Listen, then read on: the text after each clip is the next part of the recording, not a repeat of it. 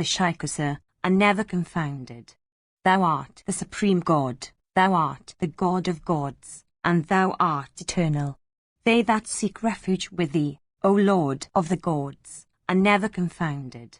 Without beginning and without death, thou art divine, the creator of all the worlds, and immutable. They that are devoted to thee, O Rishikusa, always tide over every difficulty. Thou art supreme, the ancient one, the divine being, and that which is the highest of the high. He that attaineth to that viz, thy supreme self hath ordained for him the highest prosperity. Thou art sung in the 4 Vedas. The 4 Vedas sing of thee. Beseeking thy shelter, O high-souled one, I shall enjoy unrivaled prosperity. Thou art the supreme God, thou art the God of the highest gods, thou art the Lord of winged creatures, and the Lord of all human beings. Thou art the supremest Lord of everything. I bow to thee, O best of beings. Thou art the Lord of lords, O puissant one. Prosperity to thee, O Madhava. O thou of large eyes, O universal soul, thou art the origin of all things. He, again, that is a friend of Dhananjaya or is engaged in Dhananjaya's good, obtaineth thee that art the preceptor of Dhananjaya and attaineth to happiness.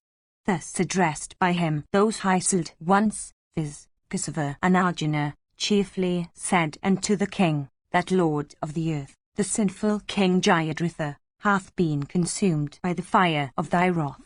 O puissant one, although the Dhritarashtra host is vast and swelleth with pride, yet, O Bharata, struck and slain, it is being exterminated. O slayer of foes, it is in consequence of thy wrath that the Kauravas are being destroyed.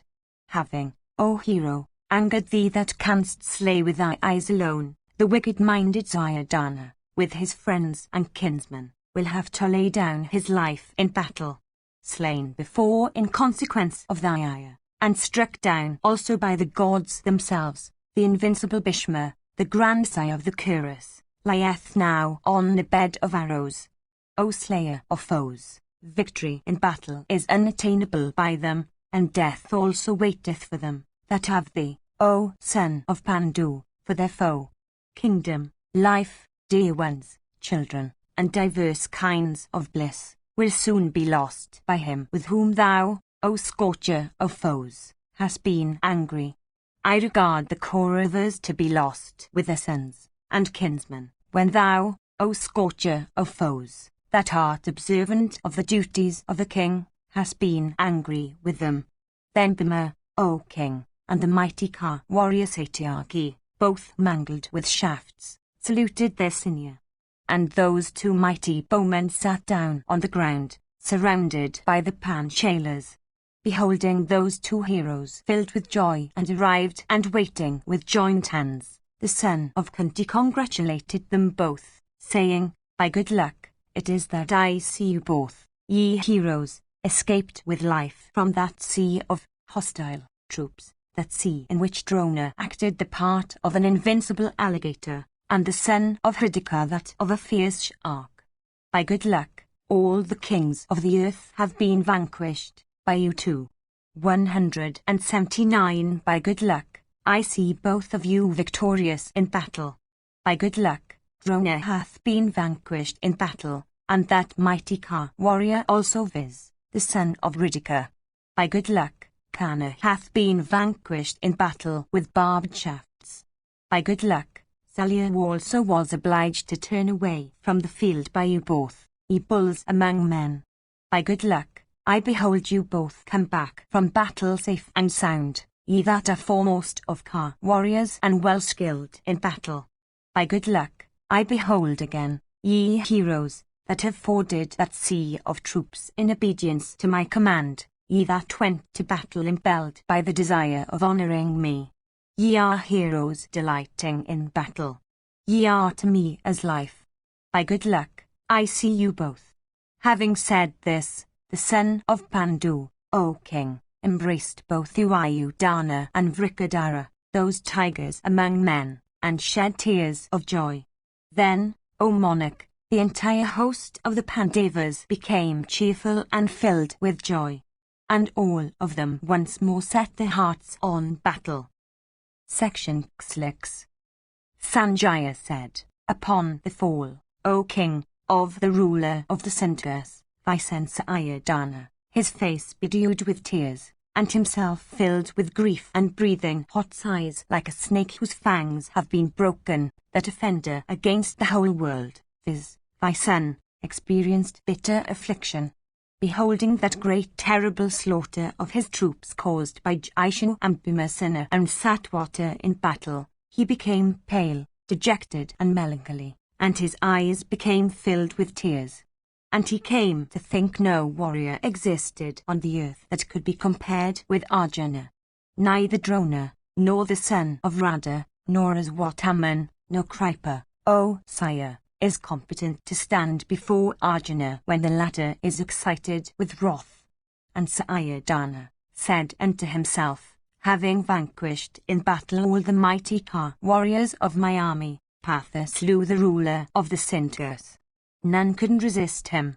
This my vast host hath almost been exterminated by the Pandavas. I think there is no one that can protect my army, no, not even Purandara himself. He, relying upon whom I have been engaged in this passage at arms in battle, alas, that Karna hath been defeated in battle and Jayadratha slain. That Karna relying upon whose energy I regarded Krishna as straw who came to sue me for peace, alas, that Karna hath been vanquished in battle. Grieving so within his heart, that offender against the whole world, O king, went to Drona, O bull of Bharata's race, for seeing him.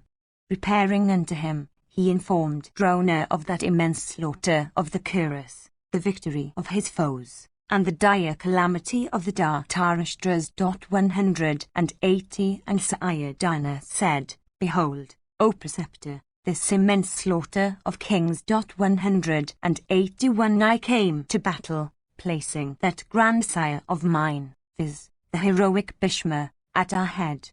Having slain him, Sikandin, his aspiration fulfilled, stayeth at the very van of all the troops, surrounded by all the Panchalas, covetous of another triumph. 182 Another disciple of thine, viz., the invincible Savyasashin, having slain 7 Akshayinis of troops, hath dispatched King Jayadratha to Yama's abode. How, O preceptor, shall I be freed from the debt I owe to those allies of mine who, desirous of victory to me and ever engaged in my good, have gone to Yama's abode? Those lords of earth who had desired the sovereignty of the earth, are now lying on the earth, abandoning all their earthly prosperity. Truly, I am a coward. Having caused such a slaughter of friends, I dare not think that I shall be sanctified by performing even 100 horse sacrifices. I am covetous and sinful and a transgressor against righteousness. Through my acts alone, these lords of earth, in their desire for victory, have gone to Yama's abode. Why, in presence of those kings, does not the earth yield me a hole to which to sink? Since I am so sinful in behavior, am such a fomenter of internecine dissensions! 183 Alas, what will the grandsire with blood-red eyes, that invincible hero who hath conquered the other world, tell me in the midst of the kings when he meets me? 184 Behold that mighty bowman, Jilasunda, slain by Satyaki. That great warrior, that hero, came proudly to battle for my sake, prepared to lay down his life. Beholding the ruler of the Kambojas slain, as also Alambashaw and many other allies of mine, what object can I have for preserving my life? Those unretreating heroes who, fighting for my sake and struggling to the utmost of their powers to vanquish my foes, have laid down their lives. I shall today, O scorcher of foes, exerting the utmost measure of my might, free myself from the debt that I owe them and gratify them with oblations of water by repairing to the Yamuna. O foremost of all bearers of arms, I tell thee truly and swear by the good acts I have performed, by the prowess I possess and by my sons, that slaying all the Panchalas with the Pandavas, I shall obtain peace of mind, or slain by them in battle I shall repair to those regions whither those allies of mine have gone. I shall certainly proceed thither whither those bulls among men, slain, while engaged in battle for my sake, by Arjuna have gone. Our allies, seeing that they are not well protected by us, no longer desire to stand by us.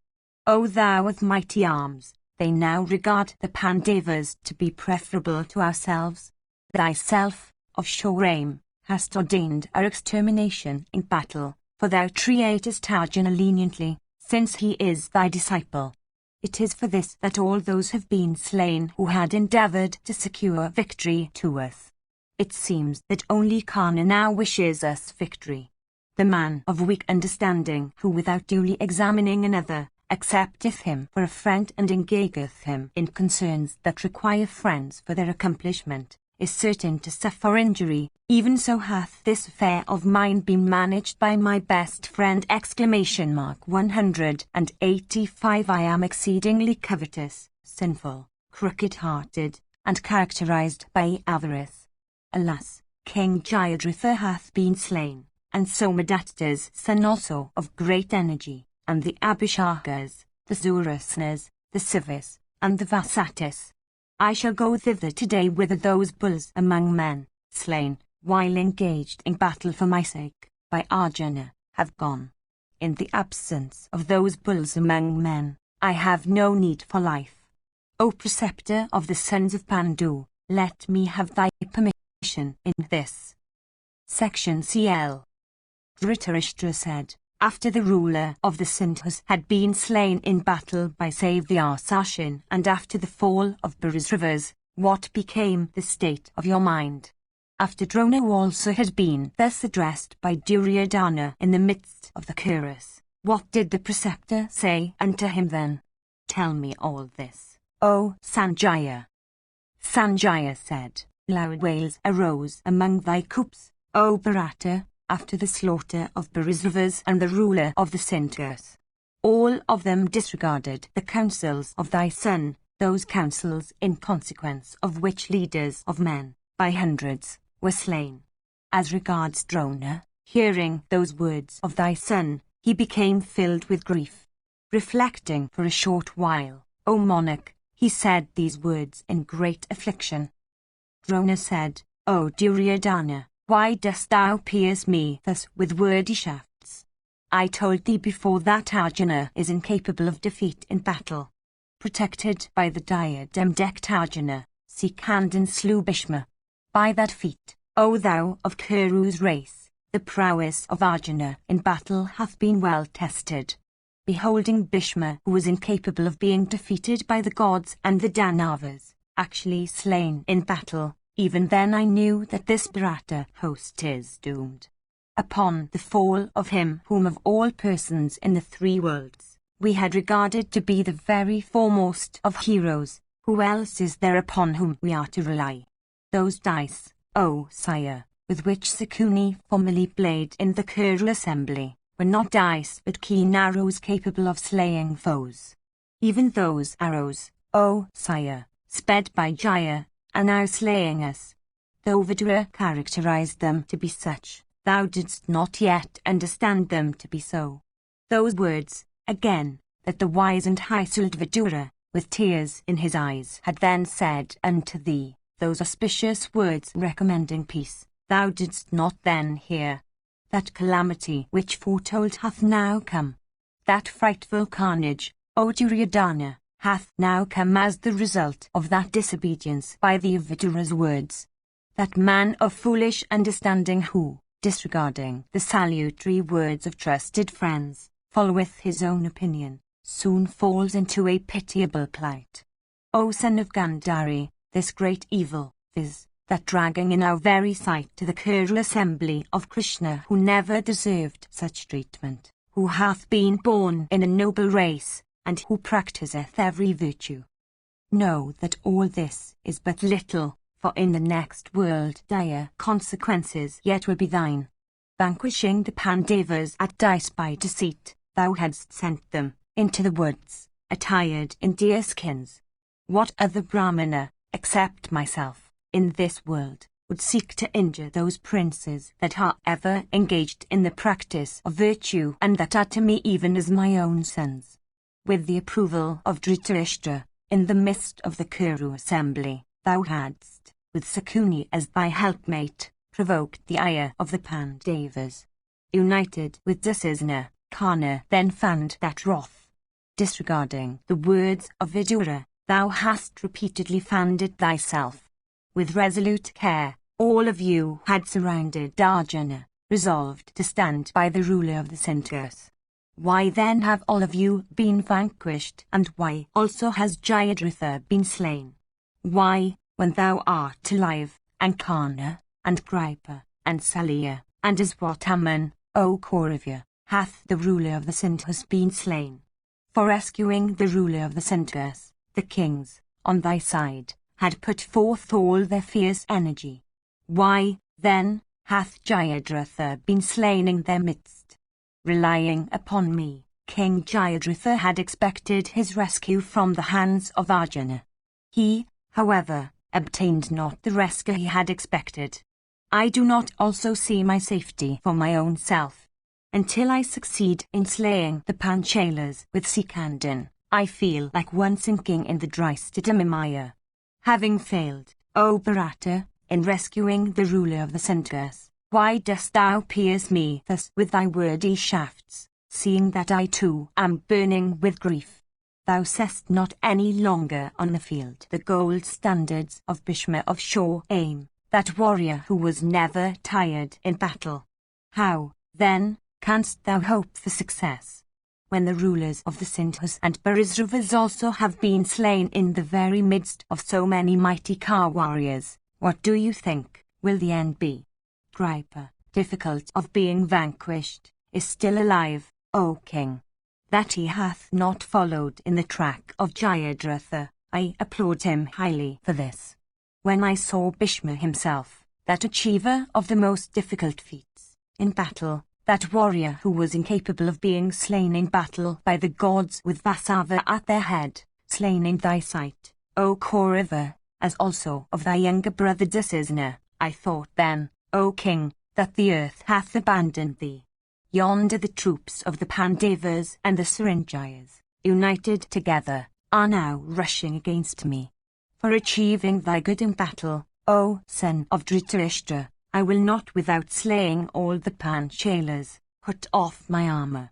O king, go and tell my son Aswathaman, who is present in battle, that even at the risk of his life he should not let the Somakas alone. 186. Thou shouldst also tell him, observe all the instructions thou hast received from thy father. Be firm in acts of humility, in self-restraint, in truth and righteousness. Observant of religion, profit, and pleasure, without neglecting religion and profit. Thou shouldst always accomplish those acts in which religion predominates. The Brahmanas should always be gratified with presents. All of them deserve thy worship. Thou shouldst never do anything that is injurious to them. They are like flames of fire. As regards myself, I will penetrate the hostile host, O slayer of foes, for doing great battle, pierced as I am by thee with thy wordy shafts. If thou canst, O Duryodhana, go and protect those troops. Both the Kurus and the Saranjayas have been angry. They will fight even during the night. Having said these words, Drona proceeded against the Pandavas and set himself to override the energy of the Kshatriyas like the sun overshadowing the light of the stars. Section CLI. Sanjaya said, thus urged by Drona, King Duryodhana, filled with rage, set his heart on battle. And thy son, Duryodhana, then said unto Karna, behold, the diadem-decked son of Pandu, with Krishna alone for helpmate, penetrated into the array formed by the preceptor, an array that the gods themselves could not pierce, and in the very sight of the illustrious Drona struggling in battle and of many other foremost of warriors, slew the ruler of the Sintirs. Behold, O son of Rada, many foremost of kings lying on the earth, slain in battle. Partha unaided by any one, in the very sight of the illustrious Drona and myself, vigorously exerting ourselves like a host of inferior animals slain by a lion. The son of Sakra hath reduced my host to a small remnant of what it was. How, indeed, could Filgana, in spite of the resistance offered by Drona in battle, accomplish his vow by slaying the ruler of the Sintirs? If Drona had not himself willed it, O hero, how could the son of Pandu, in battle, have pierced that impenetrable array, overcoming his struggling preceptor? Truly, Filgana is exceedingly dear to the illustrious preceptor. For this, the latter gave him admittance, without having fought with him. Behold my misfortune. Having in the first instance promised protection unto the ruler of the Sintirs, Drona, that scorcher of foes, gave unto the diadem-decked Arjuna admittance into the array. If he had in the beginning granted permission to the ruler of the Sintirs for his return home, without doubt, such an awful carnage would then have never occurred. Alas! Jayadratha, in hopes of saving his life, had desired to return home. Having obtained from Drona a promise of protection in battle, it was I, a fool that I was, who prevented him from going. Alas! Today my brothers, having Chitrasana for their head, have all perished in the very sight of our wretched selves. 187. Karna said, Do not blame the preceptor. That Brahmana is fighting according to the measure of his power and courage and regardless of his very life. If Arjuna, of white steeds, having transgressed him, penetrated into our array, the slightest fault does not, for that, attach to the preceptor. Filgana is accomplished in weapons, possessed of great activity, endued with youth. He is a hero who has mastered all arms. He is distinguished for the celerity of his movements. Armed with celestial weapons and mounted on his ape-bannered car, the reins of whose steeds again were in the hands of Krishna, cased in impenetrable armor, and taking his celestial bow Gandiva of unfading might, the valiant Arjuna, scattering keen arrows, and proud of the strength of his arms, transgressed Drona. There is nothing to wonder at this. The preceptor, on the other hand, is, O king, old and incapable of proceeding quickly. He is also, O king, incapable of exercising his arms long. It was for this that Filgana, of white steeds and having Krishna for his charioteer, succeeded in transgressing the preceptor. For this reason also, I do not see any fault in Drona.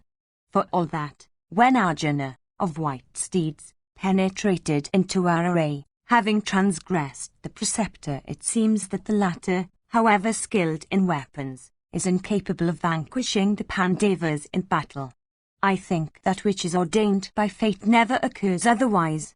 And since, O Sayadana, in spite of ourselves fighting to the utmost extent of our powers, the ruler of the Sintirs has been slain in battle, it seems that fate is all-powerful.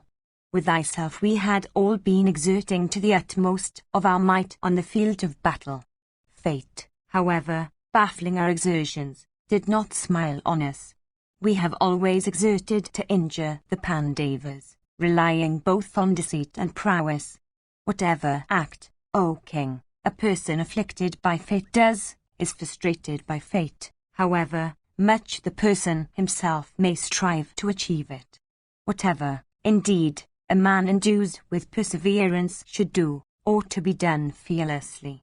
Success depends on fate. By deceit the sons of Pritha were beguiled, as also by the administration of poison, O Bharata. Burnt they were in the palace of Lak, vanquished they were at Dice. In accordance with the dictates of statecraft, they were exiled into the woods. All these, though done by us with care, have been baffled by fate. Fight with resolution, O king, setting fate at naught.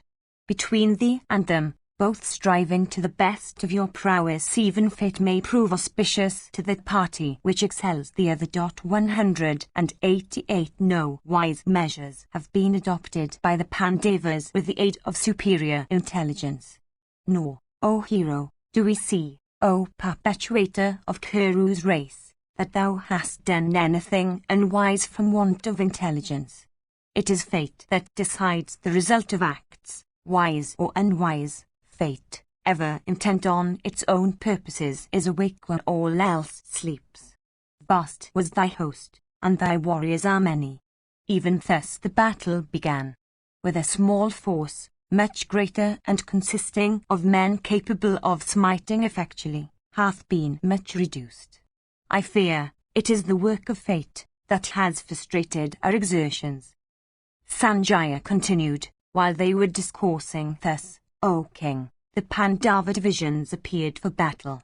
Then occurred a fierce battle between thy warriors and theirs, in which cars and elephants encountered one another. All this, however, O king, was due to thy evil policy. Section Klei. Ghatotkachabada Parva.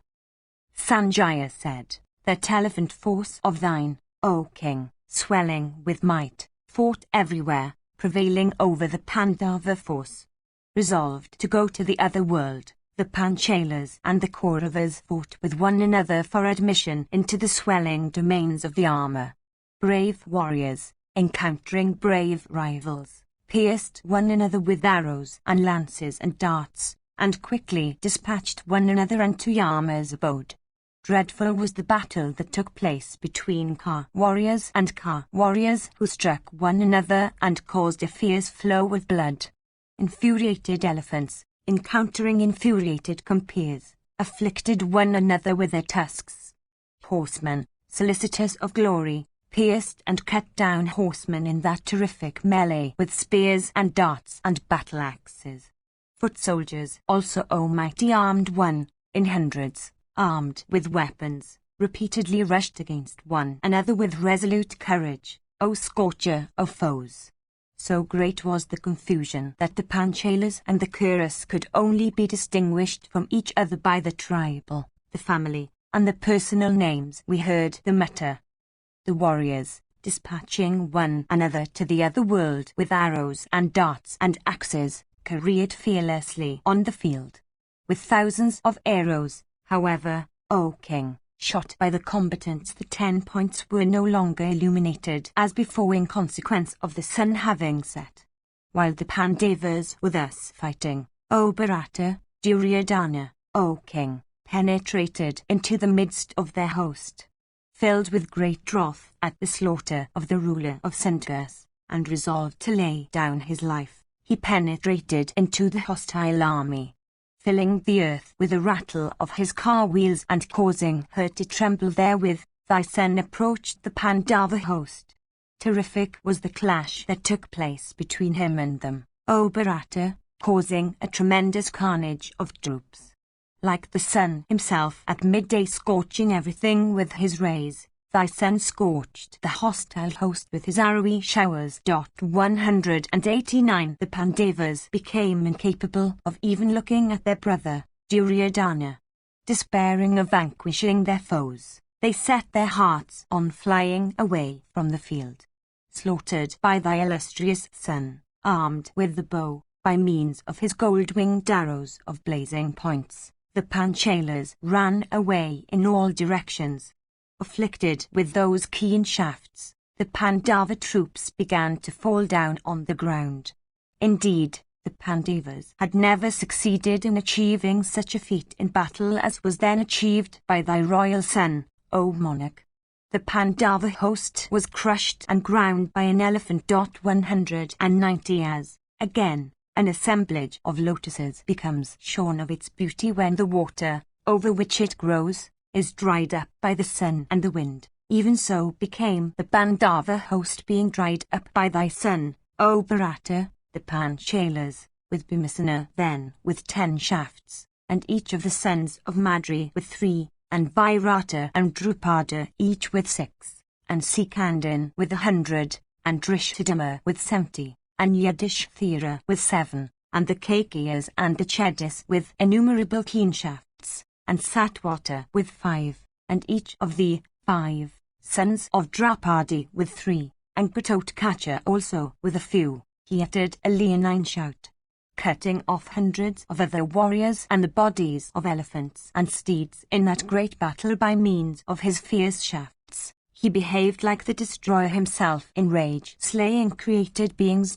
191 While engaged, however, in thus slaughtering his foes, his bow, the back of whose staff was ornamented with gold, Yudhishthira, the son of Pandu, O sire, cut off into 3 parts with a pair of broad-headed shafts. And Yudhishthira pierced Duryodhana himself with 10 keen arrows shot with great force, piercing through Duryodhana's vital limbs. Those passed out and entered the earth in a continuous line. The troops that stood around then encompassed Yudhishthira, like the celestials encompassing Purandara for the slaughter of Vritra.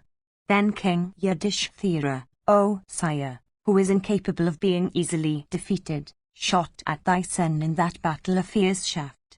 Deeply pierced therewith, Duryodhana sat down on his excellent car. Then a loud noise arose from among the Panchala troops. Even this, O monarch, was that tremendous uproar, viz., the king is slain. The fierce whiz of arrows also was heard there, O Bharata. Then Drona quickly showed himself there in that battle. Meanwhile, Duryodhana, recovering his senses, had firmly grasped the bow. He then rushed towards the royal son of Bandu, saying, "Wait, wait." Then the Panchalas, also solicitous of victory, began to advance with speed. Desirous of rescuing the Kuru prince, Drona received them all, and the preceptor began to destroy them like the bright trade maker of day destroying tempest-tossed clouds. Then, O king, there occurred a fierce battle, fraught with immense carnage, between thine and theirs, encountering one another from desire of fight. Section Cli. Dhritarashtra said, having said all those words unto my son, Duryodhana, who is ever disobedient to my commands, when that mighty bowman endued with great strength, viz., the preceptor Drona, penetrated in wrath into the Pandava host, and when that hero, stationed on his car, careered over the field, how did the Pandavas check his course? Who protected the right wheel of the preceptor's car in that dreadful battle? Who also protected his left when he fiercely slaughtered the foe? Who were those brave warriors that followed that fighting hero at his back? Who were those, then, that stood in front of that car warrior, when that unvanquished and great bowman, that foremost of all bearers of weapons, dancing along the track of his car, entered the Pandavas' host? I think his foes felt an excessive and unseasonable cold. I think they trembled like kine exposed to wintry blasts. How did that bull among car warriors, who consumed all the troops of the Panchalas like a raging conflagration, meet with his death? Sanjaya said, having slain the ruler of the Sindhus in the evening, Partha, after his meeting with Yudhishthira and the great bowman, viz., Satyaki, both proceeded towards Drona. Then Yudhishthira and Bhimasena, the son of Pandu, each with a separate division of the army, quickly proceeded against Drona. Similarly, the intelligent Nakula and the invincible Sahadeva, and Drishthadima with his own division, and Virata, and the ruler of the Salwas, with a large force, proceeded against Drona in battle. Similarly, King Drupada, the father of Drishthadima, protected by the Panchalas, proceeded, O king, against Drona. And the sons of Draupadi, and the Rakshasa Ghatotkach, accompanied by their forces, proceeded against Drona of great splendor. The Prabhadraka Panchalas, also 6,000 strong, and all effectual smiters, proceeded against Drona, placing Sikandin at their head. The foremost of men and mighty car warriors among the Pandavas, uniting together, O bull among men, proceeded against Drona.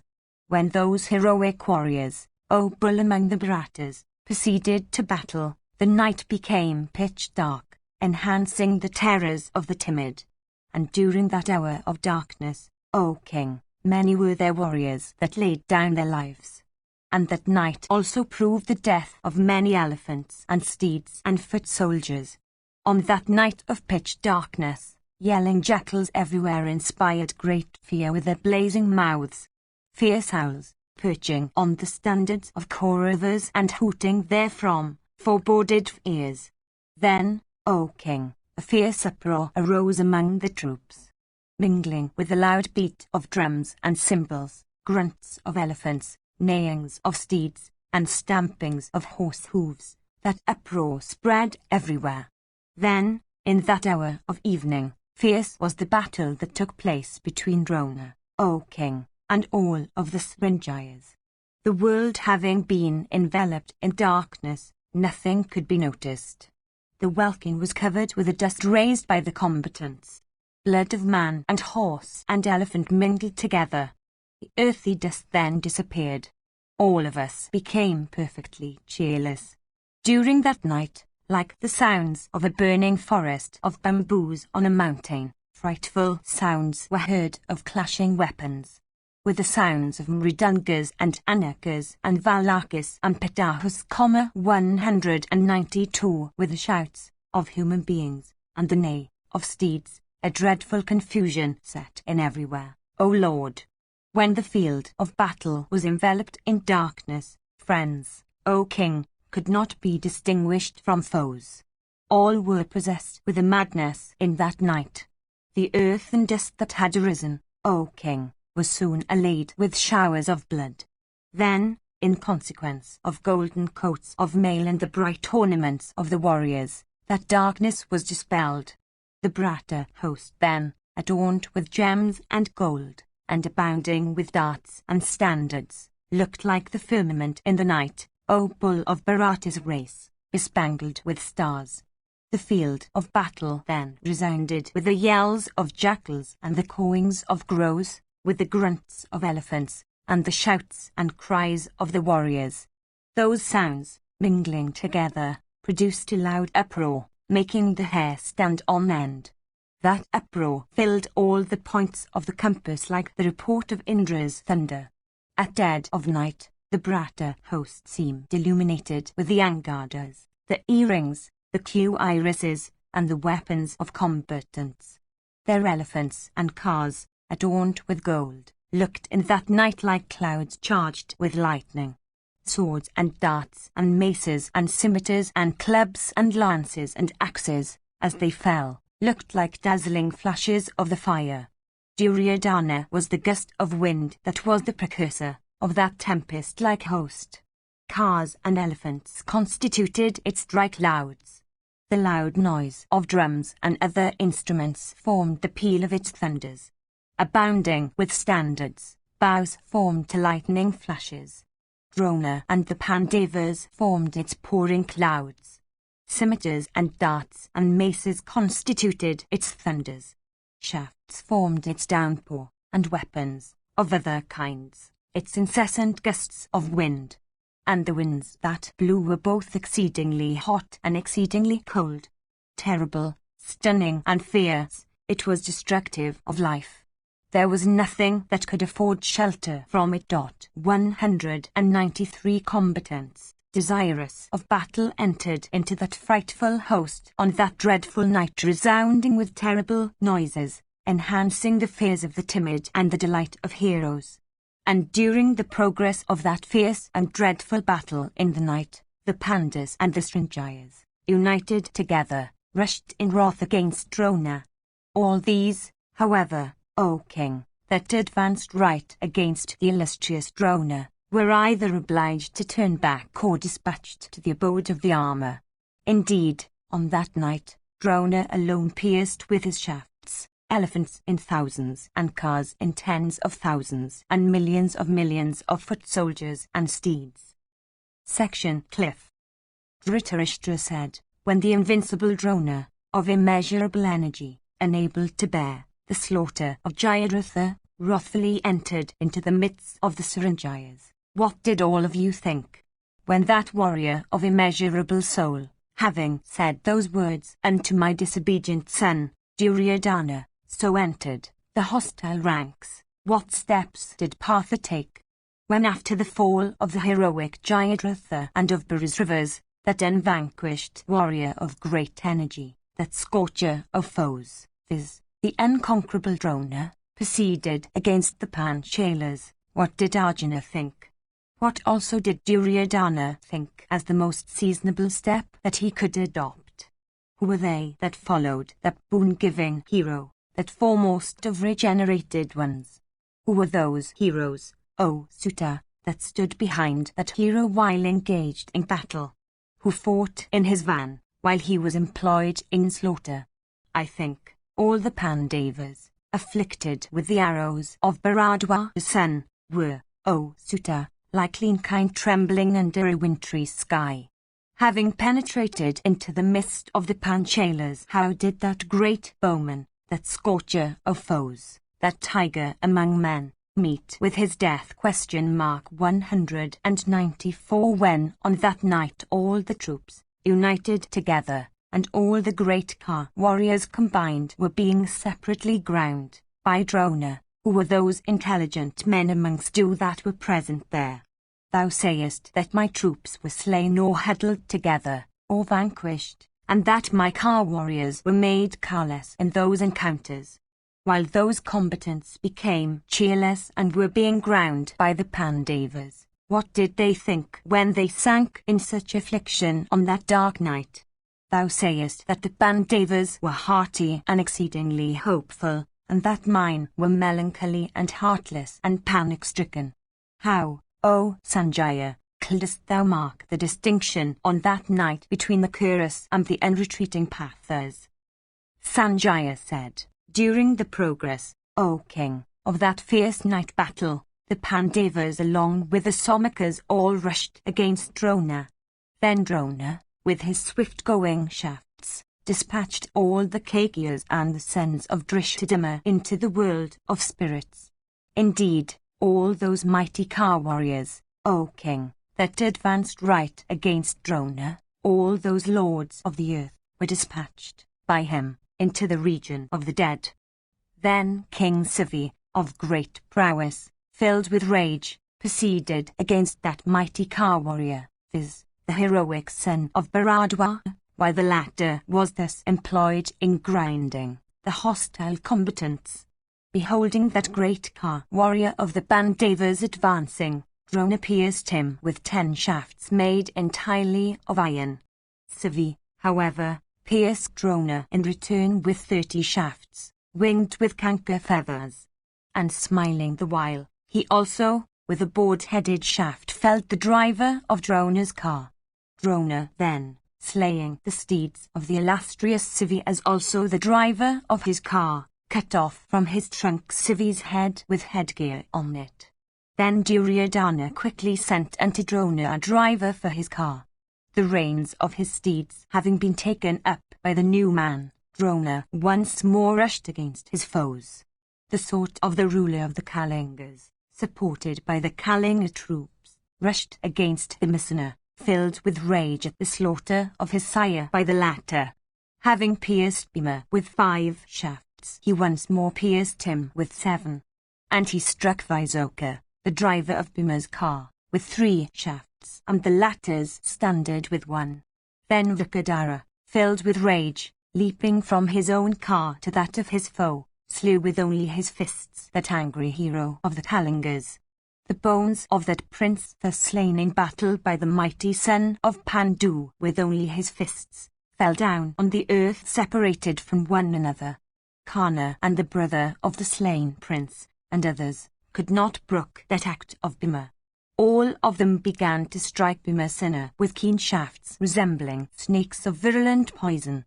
Abandoning then that car of the foe, upon which he stood, Bhima proceeded to the car of Dhruva, 195 and crushed, by a blow of his fist, that prince who had been striking him incessantly. Thus struck by the mighty son of Pandu, Dhruva fell down. Having slain him, O king, Bhimasena of great strength, proceeding to the car of Jayadratha, began to roar repeatedly like a lion, dragging Mahabharata then with his left arm, while, employed in roaring, he slew that warrior with a slap of his palm in the very sight of Karna. Then Karna hurled at the son of Pandu a dart decked with gold. The Pandava, however, smiling the while, seized with his hand that dart, and the invincible Vrikadara in that battle hurled that very dart back at Karna. Then Sakuni, with a shaft that had drunk oil, cut off that dart as it coursed towards Karna. Having achieved these mighty feats in battle, Bhima, of wonderful prowess, came back to his own car and rushed against thy troops. And while Bhima was thus advancing, slaughtering thy troops, like the destroyer himself in rage, thy sons, O monarch, attempted to resist that mighty armed hero. Indeed, those mighty Ka warriors covered him with a dense shower of arrows.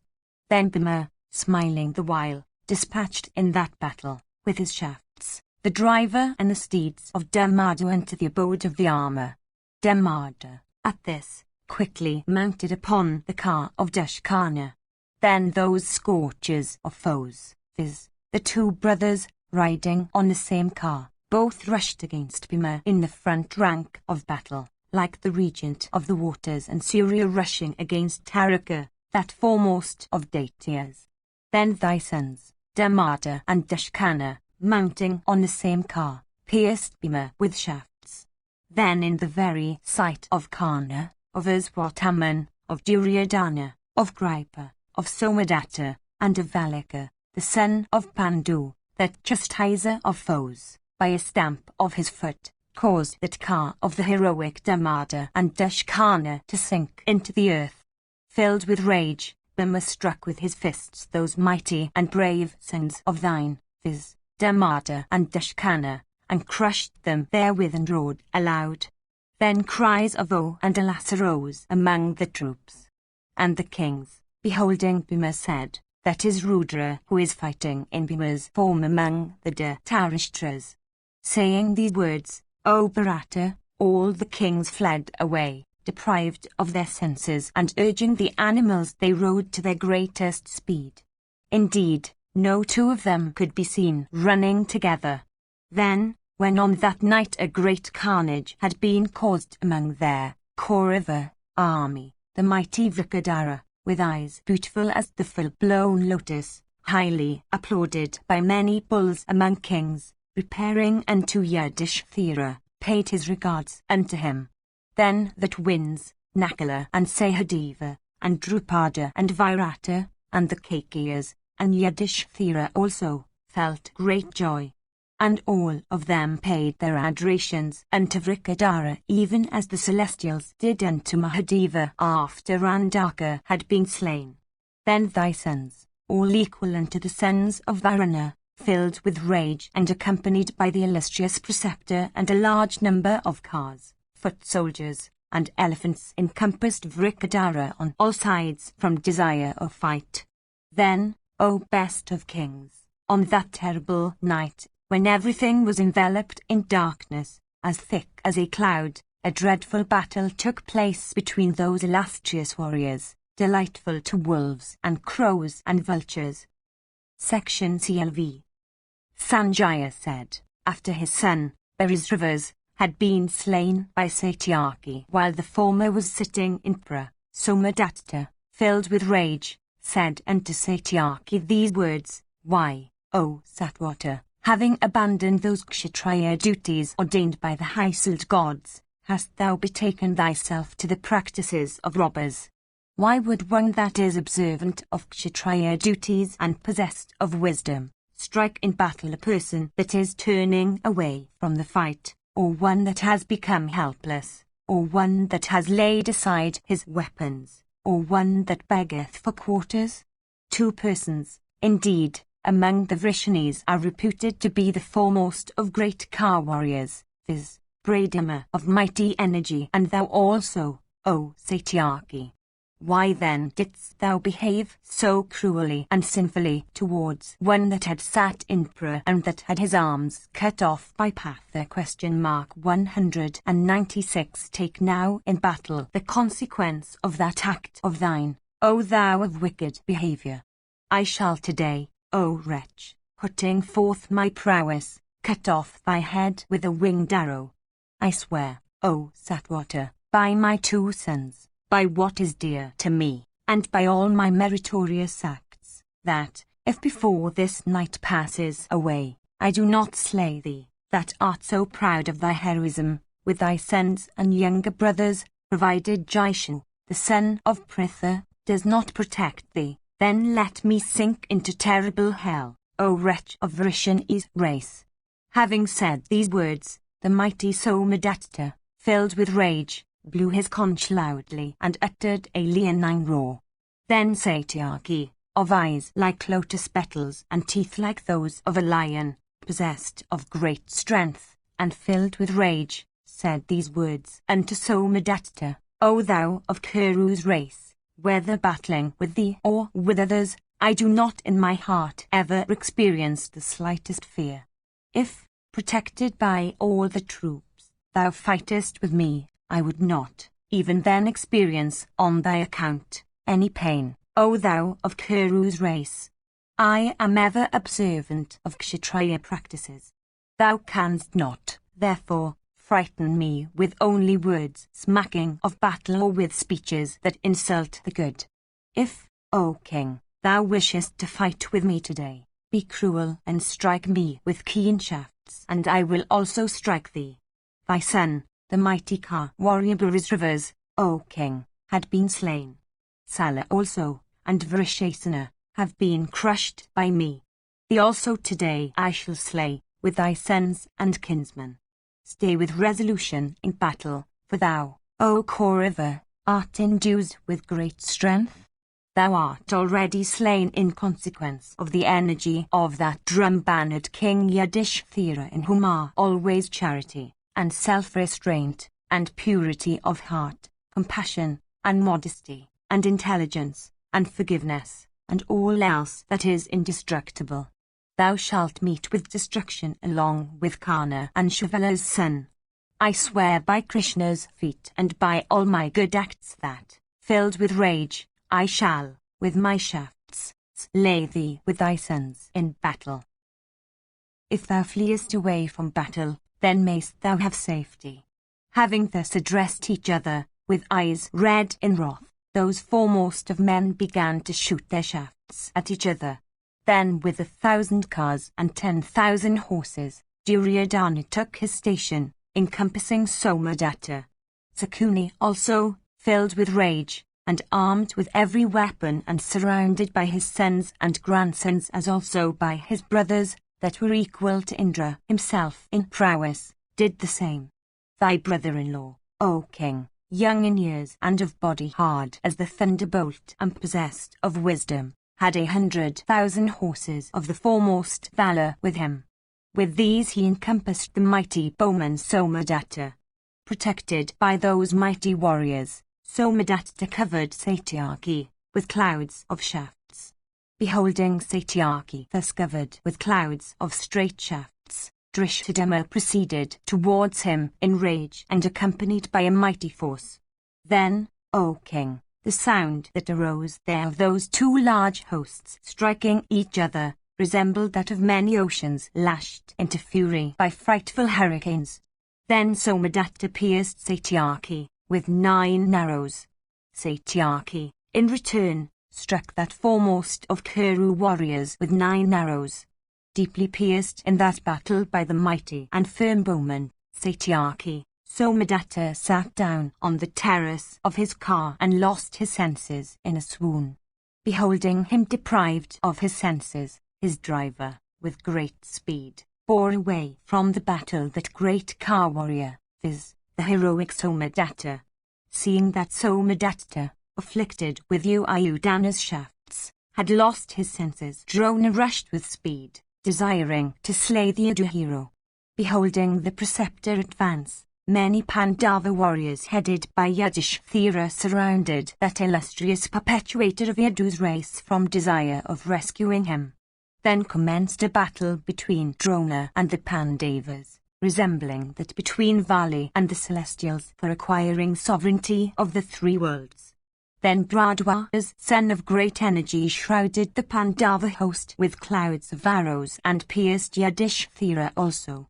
And Drona pierced Satyaki with 10 arrows, and the son of Prishata with 20.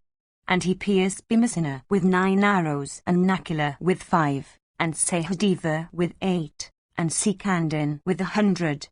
And the mighty armed hero pierced each of the 5 sons of Draupadi with 5 arrows. And he pierced Virata with 8 arrows, and Drupada with 10. And he pierced Yadamani with 3 arrows, and Uttamaujas with 6 in that encounter. And piercing many other combatants, he rushed towards Yudhishthira. The troops of Pandu's son, slaughtered by Drona, ran away in all directions, from fear, O king, with loud wails. Beholding that host slaughtered by Drona, Vulgana, the son of Pritha, with wrath excited a little, quickly proceeded towards the preceptor. Beholding then that Drona was also proceeding towards Arjuna in that battle, that host of Yudhishthira, O king, once more rallied. Then once more occurred a battle between Drona and the Pandavas. Drona, surrounded, O king, on all sides, by thy sons, began to consume the Pandava host, like fire consuming a heap of cotton.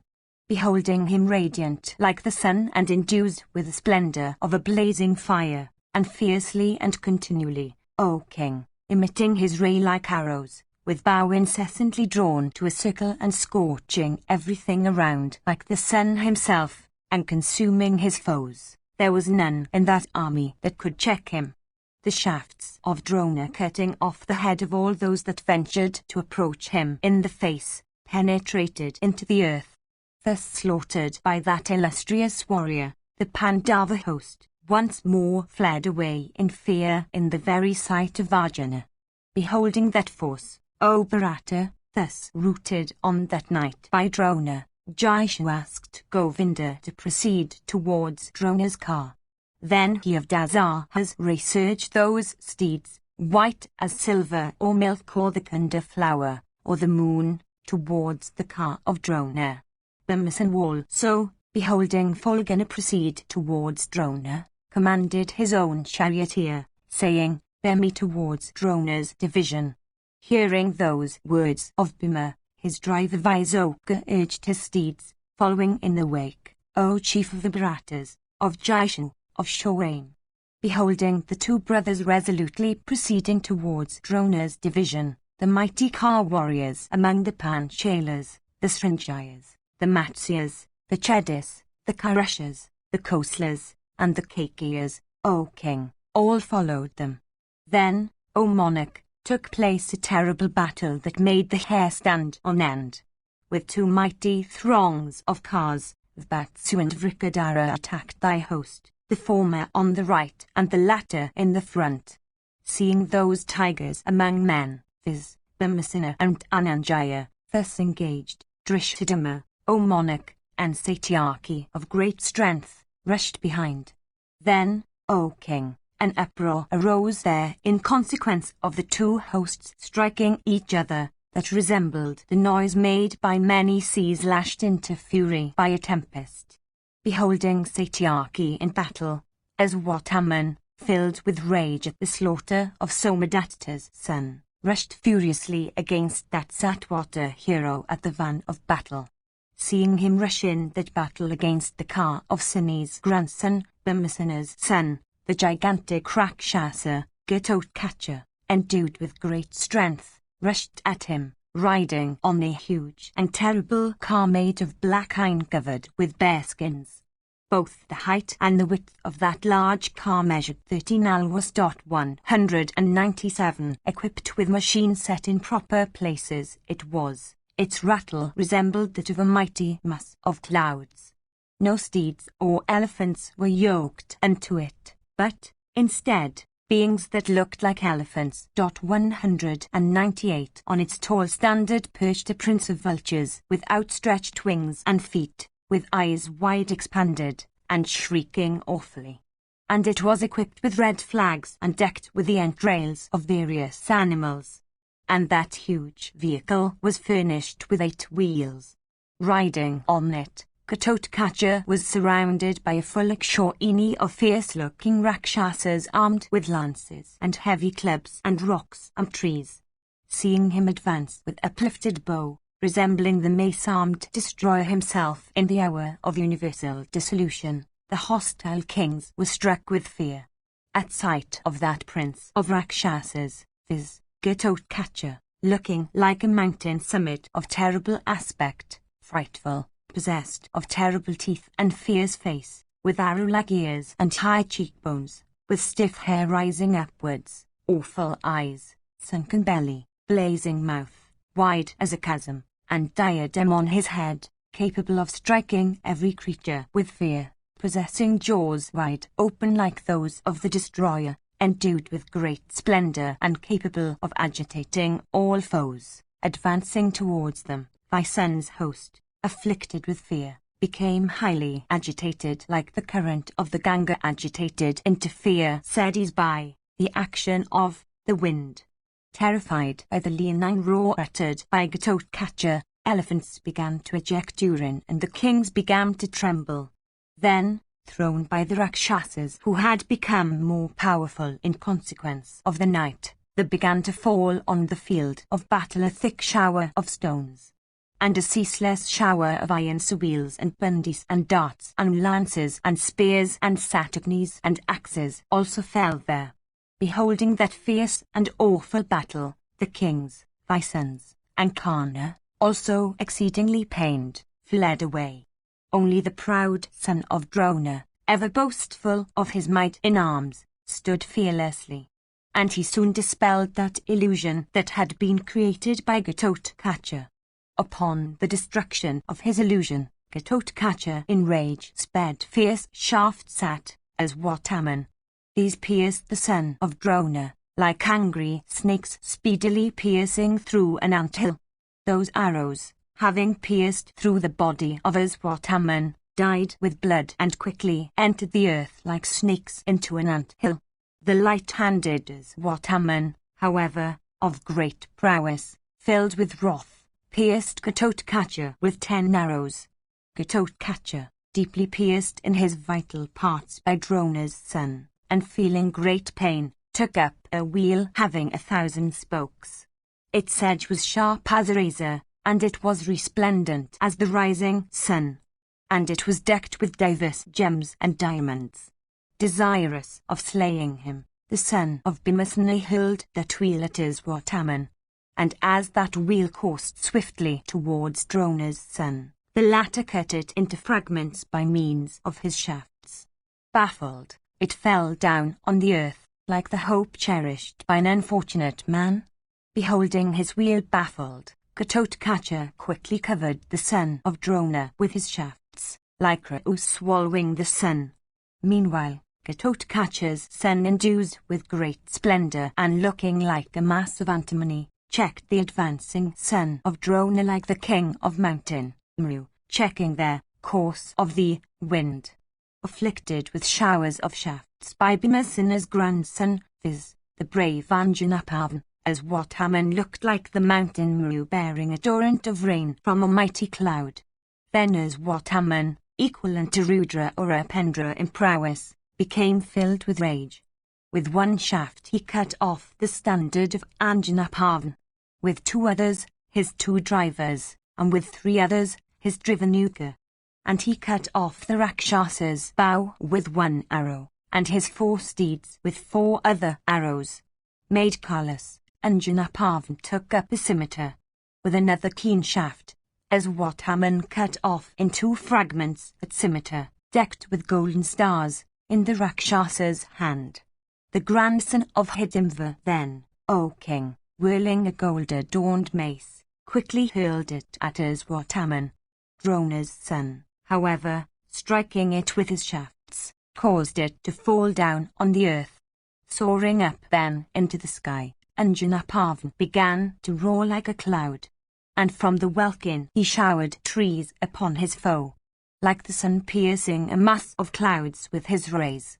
As Wataman then began to pierce with his shafts the son of Gatotkacha, that receptacle of illusions, in the welkin.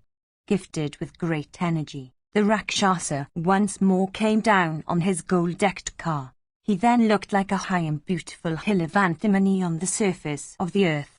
The son of Drona then slew that son of Bhima's son, viz. Anjanapavan, cased in an iron coat of mail, even as Mahadeva had slain in days of yore the Asura Andaka. Beholding his mighty son slain by Aswataman, Gatotkacha, coming unto the son of Drona, fearlessly addressed the heroic son of Saradwata's daughter, who was then consuming the Pandava troops like a raging forest conflagration, in these words. Gatotkacha said, Wait, wait, O son of Drona. Thou shalt not escape me with life. I shall slay thee today like Agni's son slaying Krauncha. As Wataman said, Go, O son, and fight with others, O thou that hast the prowess of a celestial. It is not proper, O son of Hidimva, that sire should battle with son. 199 I do not cherish any grudge against thee, O son of Hidimva. When, however, one's ire is excited, one may kill one's own self. Sanjaya continued, having heard these words, Gatotkacha, filled with grief on account of the fall of his son, and with eyes red as copper in wrath, approached Wataman and said, Am I a dastard in battle, O son of Drona, like a vulgar person, that thou dost frighten me thus with words? Thy words are improper. Verily, I have been begotten by Bhima in the celebrated race of the Kuras. I am a son of the Pandavas, those heroes that never retreat from battle. I am the king of the Rakshasas, equal to the 10-necked Ravana, in might. Wait, wait, O son of Drona. Thou shalt not escape me with life. I shall today, on the field of battle, dispel thy desire for fight. Having thus replied unto Wataman, that mighty Rakshasa with eyes red as copper in rage, rushed furiously against the son of Drona, like a lion against a prince of elephants. And Gatotkacha began to shower upon that bull among car warriors, viz. Drona's son, shafts of the measure of a kshaw of battle car, like a cloud pouring torrents of rain. Drona's son, however, with his own shafts, checked that arrowy shower before it could reach him. At that time, it seemed that another encounter was taking place in the welkin between shafts, as the combatants. The welkin, then, during the night, shone resplendent with the sparks caused by the clash of those weapons, as if with myriads of flies. Observing that his illusion was dispelled by Drona's son, proud of his prowess in battle, Gatotkacha, once more making himself invisible, created an illusion. He assumed the form of a high mountain, crowded with cliffs and trees, and possessing fountains from which ceaselessly flowed spears and lances and swords and heavy clubs. Beholding that mountain-like mass of antimony, with countless weapons falling from it, Drona's son was not at all moved. The latter invoked into existence the Vajra weapon. 200 The prince of mountains, then, struck with that weapon, was quickly destroyed. Then the Rakshasa, becoming a mass of blue clouds in the firmament, decked with rainbow, began furiously to shower upon Drona's son in that battle a downpour of stones and rocks. Then that foremost of all persons acquainted with weapons, viz. Wataman, aiming the Vajra weapon, destroyed that blue cloud which had risen on the firmament. Drona's son, that foremost of men, covering then all the points of the compass with his shafts, slew 100,000 car warriors. He then beheld Gatotkacha fearlessly coming towards him with bent bow and accompanied by a large number of Rakshasas that resembled lions or infuriated elephants of great strength, some riding on elephants, some on cars, and some on steeds. The son of Hidimva was accompanied by those fierce followers of his, with frightful faces and heads and necks. Those Rakshasas consisted of both Paulistias and Yatudanas. 201 Their prowess was equal to that of Indra himself. They were armed with diverse kinds of weapons and were cased in diverse kinds of armor. Of terrible visage, they swelled with rage. Ghatotkacha came to battle, accompanied by those Rakshasas, who were, indeed, incapable of being easily defeated in battle. Beholding them, thy son, Duryodhana, became exceedingly cheerless. And to him the son of Drona said, Wait, O Duryodhana. Thou needest have no fear. Stand aside with these thy heroic brothers and these lords of earth, endued with the prowess of Indra. I will slay thy foes. Defeat thou shalt not have. I tell thee truly. Meanwhile, assure thy troops.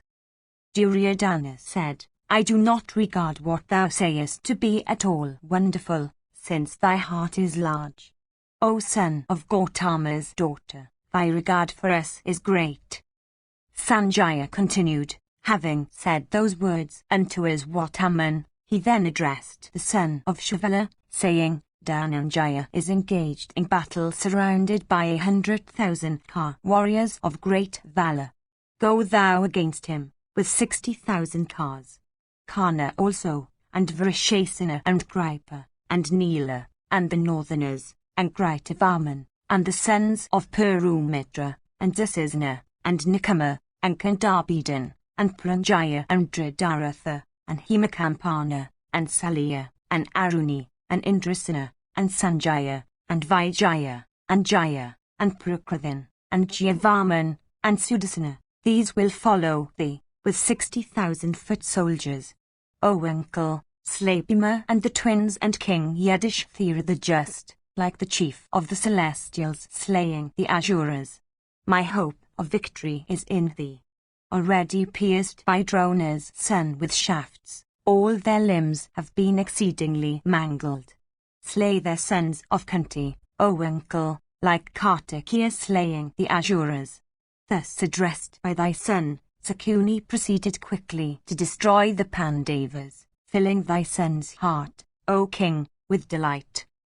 Meanwhile, O king, the battle that took place between the Rakshasas and the son of Drona on that night was exceedingly terrible, like that between Sakara and Prahlada, in days of old. Ghatotkacha, filled with rage, struck Drona's son in the chest with 10 powerful shafts fierce as poison or fire. Deeply pierced with those shafts by the son of Bhimasena, as Wataman trembled on the terrace of his car like a tall tree shaken by the tempest. Once more Ghatotkacha, with a board-headed shaft, quickly cut off the bright bow that was in the hands of Drona's son.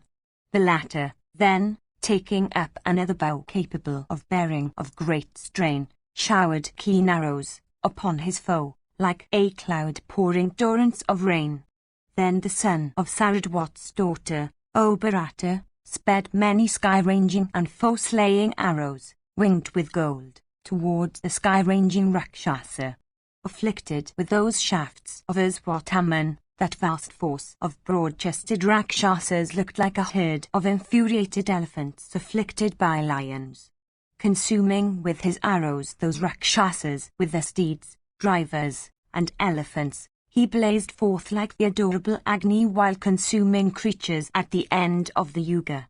Having burnt with his shafts a full Lakshmini of Rakshasa troops, as Wataman shone resplendent like the divine Maeswara in heaven after the burning of the triple city. 202 That foremost of victors, viz., Drona's son, having burnt thy foes, shone brilliantly like the blazing Yuga fire after having burnt all creatures at the end of the Yuga.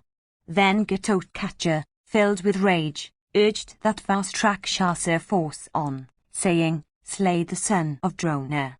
That command of Ghatotkacha was obeyed by those terrible Rakshasa of bright teeth, large faces, frightful aspects, gaping mouths, long tongues and eyes blazing with wrath. causing the earth to be filled with their loud leonine roars, and armed with diverse kinds of weapons, they rushed against the son of Drona for slaying him. Endued with fierce prowess, those Rakshasas, with eyes red in wrath, fearlessly hurled at Iswataman's head hundreds and thousands of darts, and satagnis, and spiked maces, and asanis, and long lances, and axes, and scimitars, and maces, and short arrows, and heavy clubs, and battle-axes, and spears, and swords, and lances, and polished campanas, and canopies, and hulas, and rockets, and stones, and vessels of hot treacle, and thunas made of black iron, and mallets, all of terrible forms and capable of destroying foes. Beholding that thick shower of weapons falling upon the head of Drona's son, thy warriors were much pained.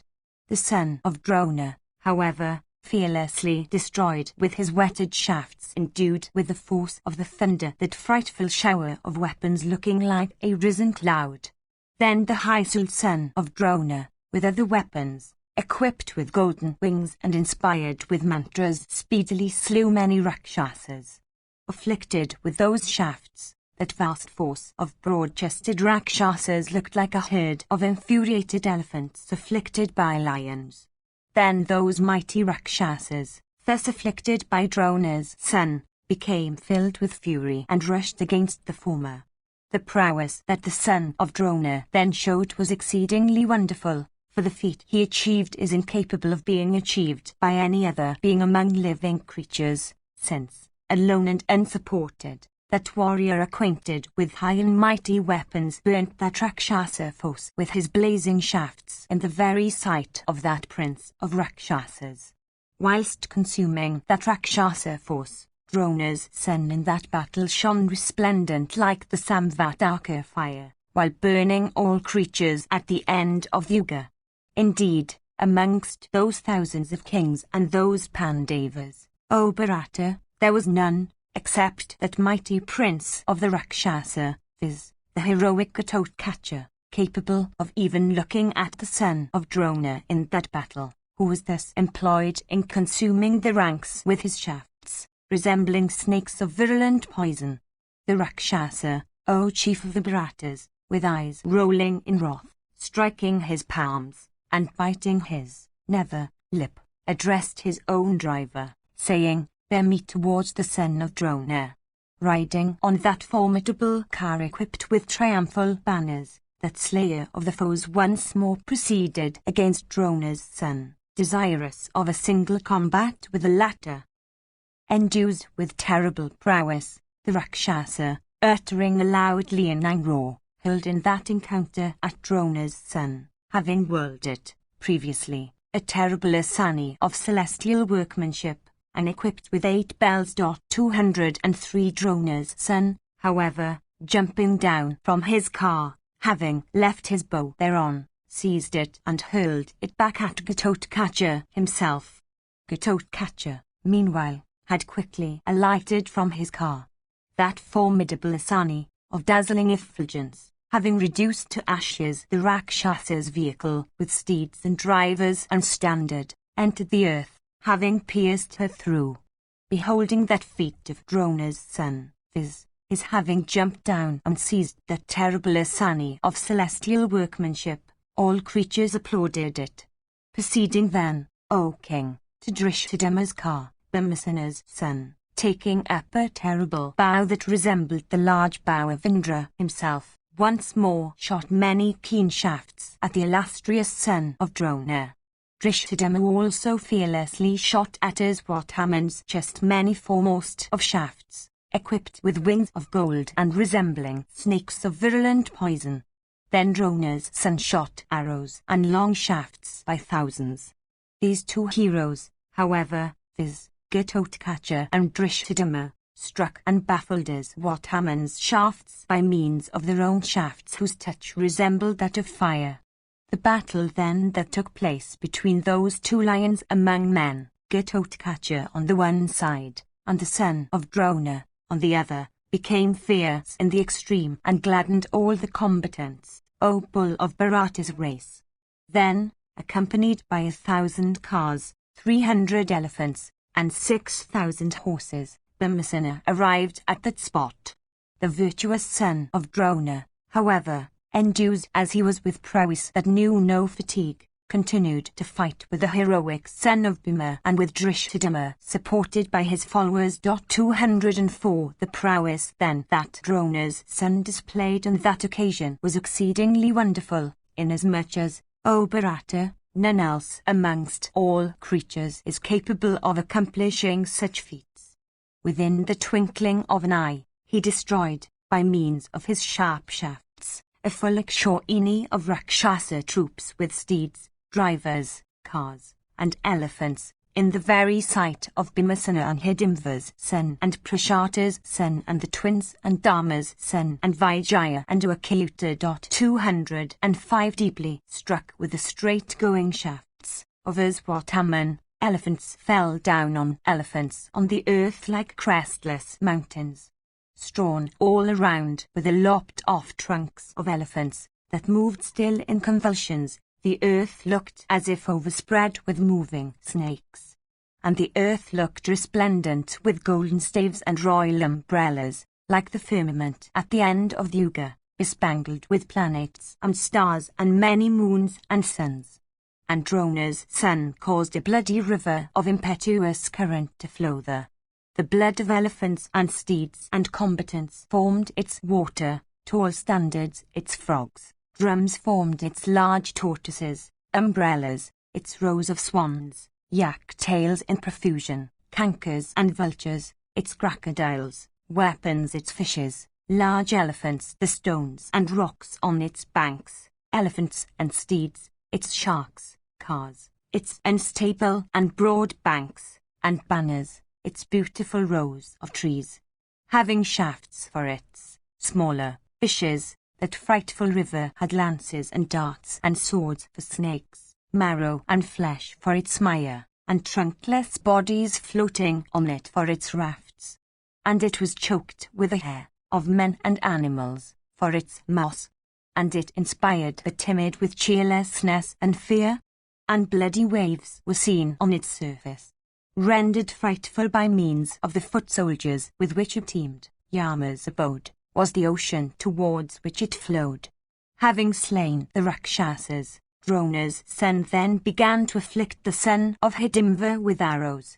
Filled once more with rage, the puissant son of Drona, having pierced those mighty car warriors, viz., the Pathas, including Vrikadara and the sons of Prishata, slew Zuritha, one of the sons of Drupada. Then he slew in that battle Zuritha's younger brother named Satranjaya. And then he slew Valanika and Jayanika and Jaya. And once more, with a keen shaft, Drona's son Nettering Alianangra, slew Prishtra, and then proud Chandrasena. And then he slew with 10 arrows the 10 sons of Kantipoa. Then, O king, Drona's son dispatched Srutayas to the abode of the armor, with 3 other keen shafts, equipped with beautiful wings and red eyes. He dispatched the mighty Satranjaya to the region of Sakra. 206 Then Aswathaman, filled with rage, fixed on his bowstring a fierce and straight arrow. Drawing the string to his ear, he quickly shot that fierce and excellent arrow resembling the rod of death himself, aiming at Gatotkacha. That mighty shaft, equipped with beautiful wings, passing through the chest of that Rakshasa, O Lord of the earth, entered the earth, piercing through it. Gatotkacha thereupon fell down on the car. Beholding him fallen down and believing him to be dead, the mighty car warrior Drishthadhyumna took him away from the presence of Drona's son and caused him to be placed upon another car. Thus, O king, that car force of Yudhishthira turned away from the fight. The heroic son of Drona, having vanquished his foes, uttered a loud roar. And he was worshipped by all men and all thy sons, O sire. 207 The earth, strewn all around with the fallen bodies of dead Rakshasas, pierced and mangled with hundreds of arrows, became fierce-looking and impassable, as if strewn with mountain summits. The Siddhas and Gandharvas and Pisachas, and nagas, and birds, and pythras and ravens, and large numbers of cannibals and ghosts, and apsaras and celestials, all combined in highly applauding the son of Drona. Section CLVI. Sanjaya said, beholding the sons of Drupada, as also those of Kuntibhoa, and Rakshasas too in thousands, slain by the son of Drona, Yudhishthira and Bhimasena, and Drishthadhyumna, the son of Prishata, and Ayudhana, uniting together, set their hearts firmly on battle. Then Somadatta, once more filled with rage upon beholding Satyaki in that battle, covered the latter, O Bharata, with a dense shower of arrows. Then took place a battle, fierce and exceedingly wonderful to behold, between thy warriors and those of the foe, both parties being solicitous of victory. Fighting on behalf of Satyaki, Bhima pierced the core of a hero with 10 shafts. Somadatta, however, in return, pierced that hero with 100 arrows. Then Satvata, filled with rage, pierced with 10 keen shafts, endued with the force of the thunder, that old warrior afflicted with grief on account of the death of his son, and who was, besides, endued with every estimable virtue like Yayati, the son of Nuashur. Having pierced him with great force, he struck him once more with 7 arrows. Then, fighting for the sake of Satyaki, Bhimasena hurled at the head of Somadatta a new, hard and terrible pariah.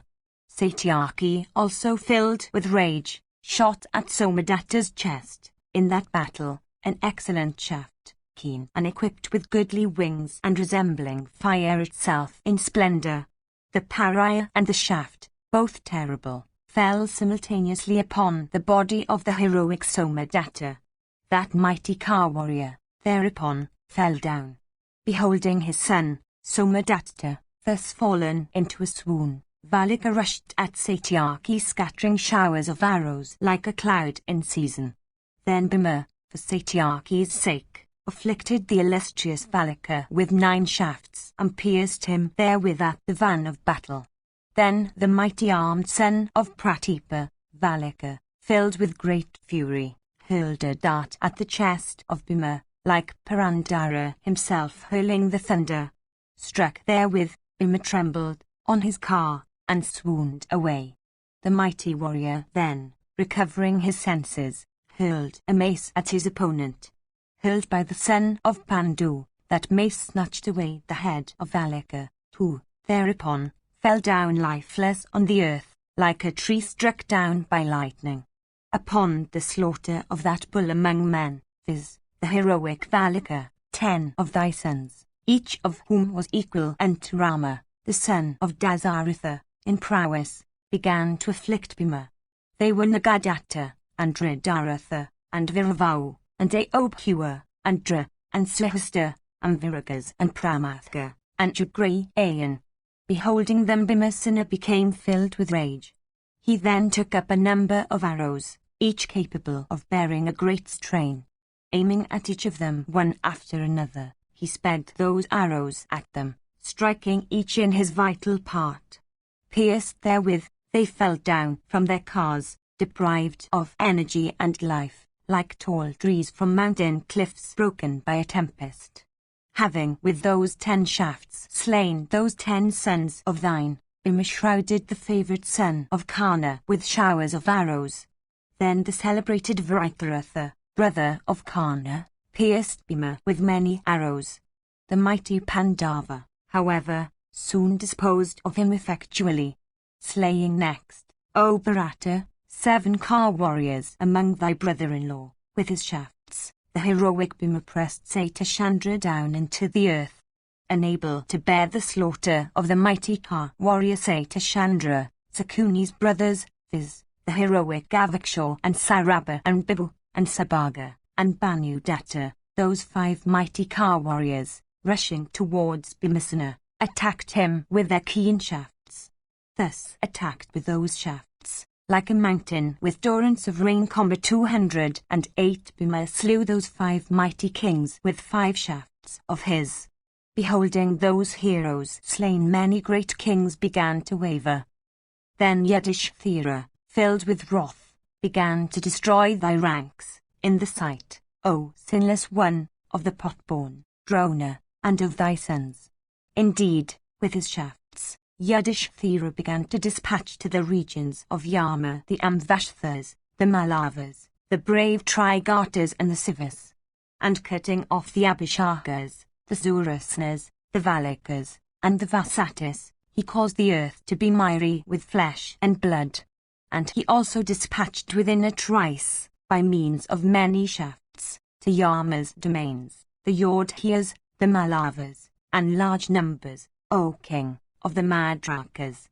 Then a loud uproar arose in the vicinity of Yudhishthira's car, a myth which was heard, slay, seize, capture, pierce, cut into pieces.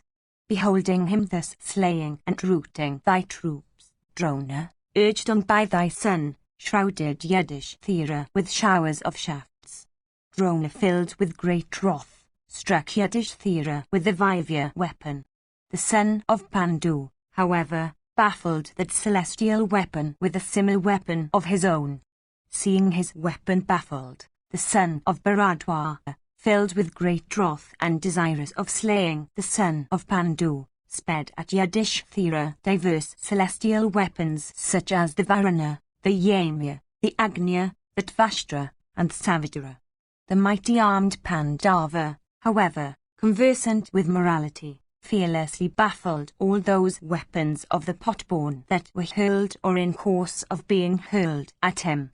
Then the pot-born, striving to accomplish his vow and desirous also for thy son's good, to slay their son of Dharma, invoked into existence, O Bharata, the Indra and the Prajapati weapons. Then that foremost one of Kuru's race, Yudhishthira, of the gate of the elephant, O the lion, of broad chest and large and red eyes, and endued with energy scarcely inferior to that of Drona, invoked into existence the Mahendra weapon. With that he baffled the weapon of Drona. Seeing all his weapons baffled, Drona, filled with wrath and desirous of accomplishing the destruction of Yudhishthira, invoked into existence the Brahma weapon. Enveloped as we then were by a thick gloom, we could not observe what passed. All creatures also, O monarch, were filled with great fright. Beholding the Brahma weapon uplifted, Kunti's son, Yudhishthira, O king, baffled it with a Brahma weapon of his own. Then, all the foremost warriors applauded those two bulls among men, viz., Drona and Yudhishthira, those great bowmen acquainted with every mode of warfare. Abandoning Yudhishthira, Drona then, with eyes red as copper in rage, began to consume the division of Drupada with the Vaivya weapon. Oppressed by Drona, the Panchalas fled away from fear, in the very sight of Bhimasena and of the illustrious Partha. Then the diadem-decked Arjuna and Bhimasena, checking that flight of their troops, suddenly encountered that hostile force with two large throngs of cars. Vatsu, attacking the right, and Vrikadara the left. Bharadwaja's son was encountered, with two mighty showers of shafts. Then the Kakiyas, the Srinjayas, and the Panchalas of great energy followed the two brothers, O king, accompanied by the Matsyas and the Satwatas. Then the Bharata host, slaughtered by the diadem-decked Arjuna, and overcome with sleep and darkness, began to break. Drona, and thy son himself, endeavoured to rally them. The combatants, however, O king, were incapable of being then checked in their flight. Section Kavya. Sanjaya said, beholding that vast host of the Pandavas swelling with rage and regarding it to be incapable of being resisted, thy son Duryodhana, addressing Karna, said these words, O thou that art devoted to friends, that hour hath now come in respect of thy friends, when thy help is most needed. O Gana, save in battle all my warriors. Our combatants are now encompassed on all sides by the Panchalas, the Kakiyas, the Matsyas, and the mighty Ka warriors of the Pandavas. all filled with rage and resembling hissing snakes. Yonder the Pandavas, solicitous of victory, are roaring in joy. The vast car force of the Panchalas is possessed of the prowess of Sakra himself. Karna replied, if Prandara himself were to come hither for saving Partha, quickly vanquishing even him, I would slay that son of Pandu. I tell thee truly. Be cheered, O Bharata. I will slay their son of Panda and all the assembled Panchalas. I will give thee victory, like Pavaka's son giving victory unto Vasava. I shall do what is agreeable to thee in this battle that has begun. Amongst all the Parthas, Fulgana is the strongest. At him I will hurl the fatal dart of Sakra's workmanship. Upon the death of that great bowman, his brothers, O giver of honour, will either surrender themselves unto thee or once more retire into the forest. When I am alive, O Kauravya, never indulge in any grief. I will vanquish in battle all the Pandavas united together and all the Panchalas, the Kakiyas, and the Vrishnis assembled together. Making porcupines of them by means of my arrowy showers, I will give thee the earth. Sanjaya continued, while Karna was uttering those words, Kripa, the mighty armed son of the Saradwat, smiling the while, addressed the suitor's son in these words, thy speech is fair, O Karna. If words alone could lead to success, then with thee, O son of Radha, as his protector, this bull among the Kurus would be considered to have the amplest measure of protection. Thou boastest much, O Karna, in the presence of the Kuru chief, but thy prowess is seldom witnessed, nor, indeed, any result of thy boastful speeches. Many a time have we seen thee encounter the sons of Pandu in battle. On every one of those occasions, O suitor's son, thou hast been vanquished by the Pandavas. While Dhritarashtra's son was being taken away, as a captive, by the Gandhavas, all the troops fought on that occasion except thy single self, who was the first to fly away. In Virata's city also, all the Kauravas, united together, including thyself and thy younger brother, were vanquished by Partha in battle. Thou art not a match for even one of the sons of Pandu, viz., Fulgana, on the field of battle. How then canst thou venture to vanquish all the sons of Pandu with Krishna at their head? Thou indulgest in too much brag, O suitor's son. Engage thyself in battle without saying anything. To put forth prowess without indulging in brag is the duty of good men. Ever roaring aloud, O suitor's son, like the dry clouds of autumn, thou showest thyself, O Karna, to be without substance. The king, however, does not understand it. Thou roarest, O son of Radha, as long as thou sayest not the son of Pritha. These thy roars disappear when thou sayest Partha near. Indeed, thou roarest as long as thou art out of the range of Fulgana's shafts. Those roars of thine disappear when thou art pierced with Partha's shafts. Kshatriyas evince their eminence by means of their arms, Brahmanas by means of speech, Arjuna evinces his by means of the bow, but Karna, by the castles he builds in the air. Who is there that will resist that Partha who gratified Rudra himself in battle? Thus railed at by Saradwat's son, Karna, that foremost of smiters, answered Kripa in the following strain: heroes always roar like clouds in the season of rains, and like steeds put in the soil, quickly yield fruits. I do not see any fault in heroes that take great burdens on their shoulders, indulging in boastful speeches on the field of battle. When a person mentally resolves to bear a burden, destiny itself aids him in the execution. Wishing in my heart to bear a great burden, I always summon sufficient resolution. If, slaying the sons of Pandu with Krishna and Satwatas in battle, I indulge in such roars, what is it to thee, O Brahmana? They that are heroes never roar fruitlessly like autumnal clouds. Conscious of their own might, the wise indulge in roars. In my heart I am determined to vanquish in battle today Krishna and Partha united together and fighting with resolution. It is for this that I roar, O son of Gautama. Behold the fruit of these my roars, O Brahmana. Slaying the son of Bandu in battle, with all their followers, Krishna and Satwatas, I will bestow on Duryodhana the whole earth without a thorn in it. Kripa said, Little do I reckon, O Suta's son, these delirious sayings of thine discovering thy thoughts, not deeds. Thou always speakest in depreciation of the two Krishnas and King Yudhishthira the just.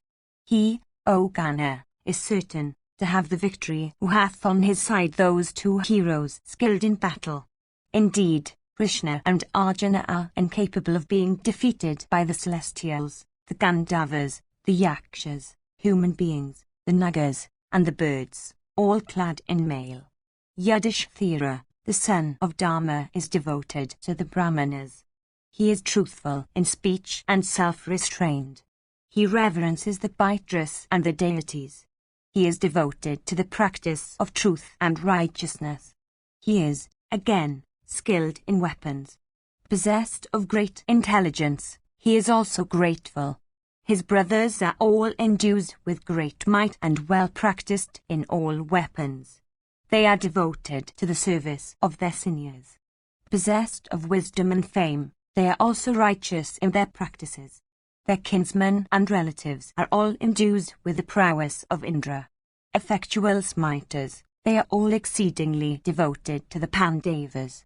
Drishthadhyumna, and Sikandin and Janamejaya, the son of Dharmaksha and Chandrasen, and Madrasan, and Gritavarman, Dhruva, and Jira and Vasachandra, and Sujana, the sons of Drupada, and Drupada himself, conversant with high and mighty weapons, and the king of the Matsyas also, with his younger brothers, all resolutely struggling for their sake, and Gajanika, and Virabhadra, and Sudasana, and Srutadwa, and Valanika, and Jayanika, and Jayapriya, and Vijaya, and Labalikshaw, and Jayaswa, and Kamaratha, and the handsome brothers of Virata, and the twins, Nakula and Sahadeva, and their 5 sons of Draupadi, and the Rakshasa Ghatotkacha, are all fighting for the Pandavas.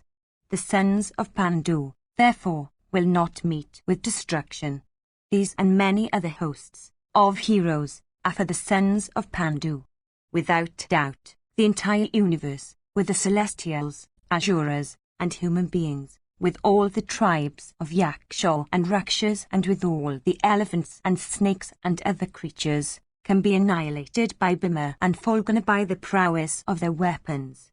As regards Yudhishthira also, he can, with angry eyes only, consume the whole world. How, O Gana, canst thou venture to vanquish those foes in battle for whom Suri of immeasurable might hath clad himself in mail? This, O Suta's son, is a great folly on thy part, since thou always venturest to contend with Suri himself in battle. Sanjaya continued, thus addressed, by Kripa, Karna the son of Radha, O bull of Bharata's race, smiling the while, said these words unto the preceptor Kripa, the son of Saradwat, the words thou hast spoken about the Pandavas, O Brahmana, are all true. These and many other virtues are to be seen in the sons of Pandu. It is true also that the Pathas are incapable of being vanquished by the very gods with Vasava at their head, and the Daityas, the Yakshas, and the Rakshasas. For all that I will vanquish the Pathas with the help of the dart given me by Vasava. Thou knowest, O Brahmana, that the dart given by Sakra is incapable of being baffled.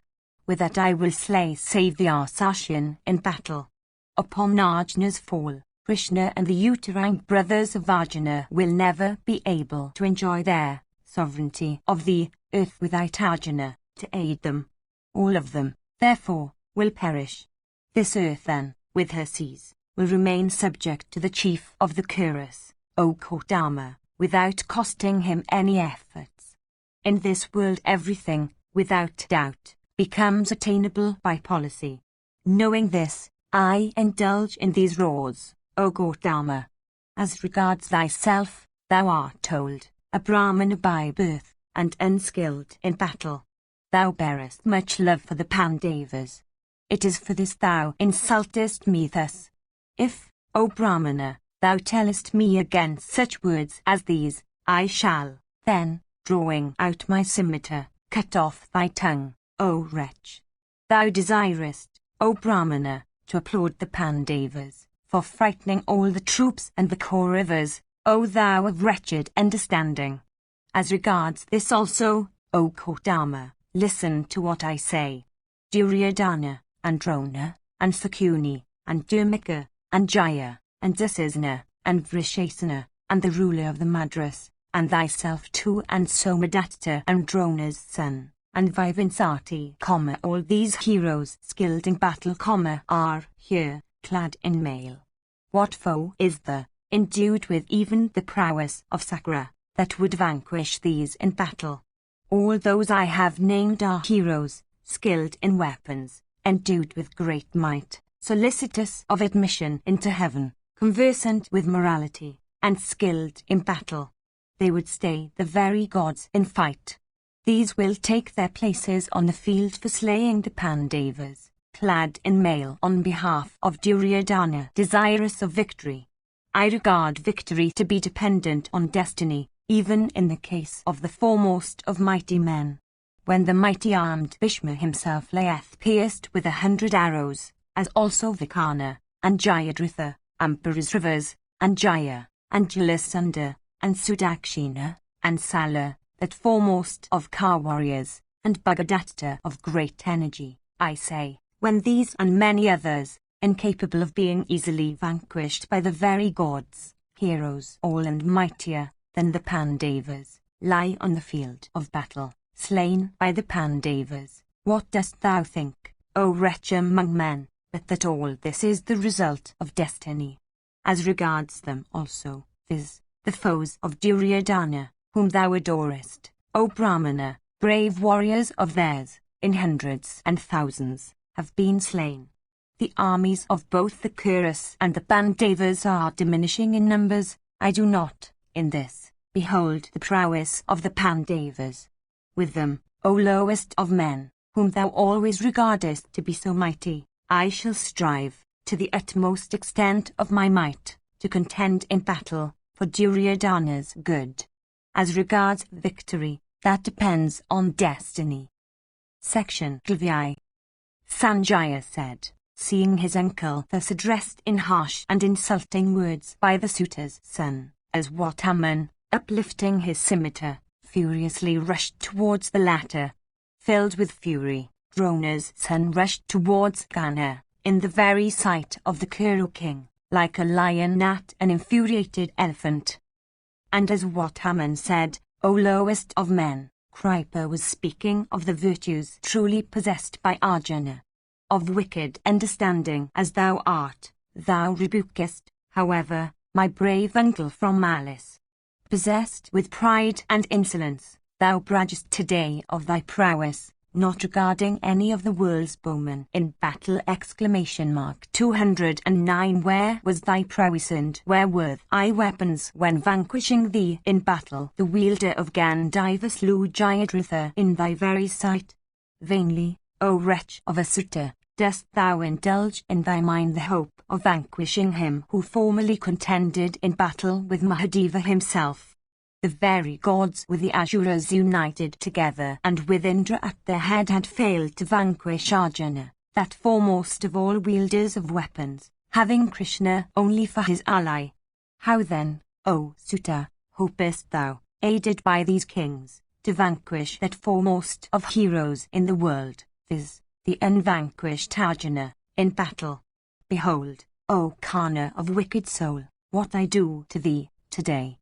O lowest of men, O thou of wretched understanding, I shall presently sever thy head from thy trunk. Sanjaya continued, thus saying, as Wataman made a furious rush at Karna. The king himself, of great energy, and Kripa, that foremost of men, held him fast. Then Karna said, of wicked understanding, This wretch of a Brahmana thinks himself brave and boasts of his prowess in battle. Set him at liberty, O chief of the Kuras. Let him come in contact with my might. As what Haman said, O son of Asuta, O thou of wicked understanding, this, thy fault, is pardoned by us. Fulgana, however, will quell this risen pride of thine. Duryodhana said, O as what Haman, quell thy wrath. It behoveth thee, O giver of honours, to forgive. Thou shouldst not, O sinless one, be angry with the suitor's son. Upon thee and Karna and Kripa and Drona and the ruler of the Madras and Shivala's son resteth a great burthen. Drive away thy wrath, O best of Brahmanas. Yonder, all the Pandava troops are approaching from desire of fight with Radha's son. Indeed, O Brahmana, yonder they come, challenging us all. Sanjaya continued, thus pacified by the king, the high-souled son of Drona, O monarch, whose ire had been excited, suppressed his wrath and forgave Karna. Then the preceptor Kripa, of noble heart, who is of a quiet disposition, O monarch, and mild temper, therefore, return soon unto him, said these words. Kripa said, O suitor's son of wicked heart, this, thy fault, is pardoned by us. Fulgana, however, will quell this thy risen pride. Sanjaya continued, then the Pandavas, O king, and the Panchalas, celebrated for their prowess, uniting together, approached in thousands, uttering loud shouts. Karna also, that foremost of car warriors, endued with great energy, surrounded by many foremost ones among the Kuru warriors and resembling Sakra in the midst of the celestials, waited, drawing his bow and relying on the might of his own arms. Then commenced a battle between Karna and the Pandavas, O king, that was exceedingly dreadful and characterized by loud leonine roars. Then Pandavas, O monarch, and the Panchalas, celebrated for their prowess, beholding the mighty armed Gana, loudly shouted, saying, There is Karna, or is Karna in this fierce battle? O thou of wicked understanding, O lowest of men, fight with us. Others, beholding the son of Radha said, with eyes expanded in wrath, Let this arrogant wretch of little understanding, this son of Asuta, be slain by the allied kings. He hath no need to live. This sinful man is always very hostile to the Pathas. Obedient to the counsels of Duryodhana, this one is the root of these evils. Slay him. Uttering such words, great Kshatriya car warriors, urged by Pandu's son, rushed towards him, covering him with a dense shower of arrows, for slaying him. Beholding all those mighty Pandavas thus advancing, the Suita's son trembled not, nor experienced any fear. Indeed, seeing that wonderful sea of troops, resembling death himself, that benefactor of thy sons, viz., the mighty and fight-handed Karna, never vanquished in battle, O bull of Bharata's race, begun, with clouds of shafts, to resist that force on all sides. The Pandavas also fought with the foe, shooting showers of shafts. Shaking their hundreds and thousands of bows, they fought with Radha's son, like the Daityas of old fighting with Sakra. The mighty Karna, however, with a dense arrowy shower of his own dispelled that downpour of arrows caused by those lords of earth on all sides. The battle that took place between them, and in which each party counteracted the feats of the other, resembled the encounter between Sakra and the Danavas in the great battle fought of yore between the gods and the Asuras. The lightness of arm that we then beheld of the Suita's son was wonderful in the extreme, inasmuch as all his foes, fighting resolutely, could not strike him in that battle. Checking the clouds of arrows shot by the hostile king, that mighty car warrior, viz., Radha's son, sped terrible arrows marked with his own name at the yokes, the shafts, the umbrellas, the cars, and the steeds of his foes. Then those kings, afflicted by Karna and losing their coolness, began to wander on the field like a herd of kine afflicted with cold.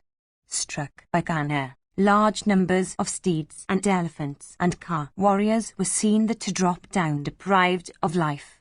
The whole field, O king, became strewn with the fallen heads and arms of unreturning heroes. With the dead, the dying, and the wailing warriors, the field of battle, O monarch, assumed the aspect of Yama's domain. Then Duryodhana, O king, witnessing the prowess of Kana, repaired to Aswathaman and addressing him, said, "Behold, Kana, clad in mail, is engaged with all their hostile kings. Behold, the hostile army, afflicted with the arrows of Kana, is being routed like the Asura army overwhelmed with the energy of Kartikeya. Seeing his army vanquished in battle by that intelligent Kana, yonder cometh Vatsu from desire of slaying the suitor's son. Let such steps, therefore, be taken as may prevent the son of Bandu from slaying that mighty Ka warrior viz, suitor's son, in the very sight of us all."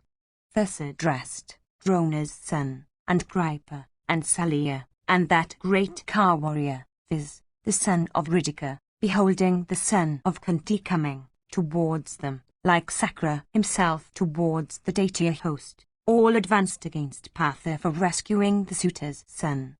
Meanwhile, Vatsu, O monarch, surrounded by the Panchalas, advanced against Kana, like Purandara proceeding against the Asura Vritra. 210. Dhritarashtra said, beholding Fulgana excited with fury and looking like the destroyer himself, as he appears at the end of the Yuga, "What, O Suta, did Vikatana's son Kana do next?" Indeed, the mighty Ka warrior Kana, the son of Vikatana, had always challenged Partha.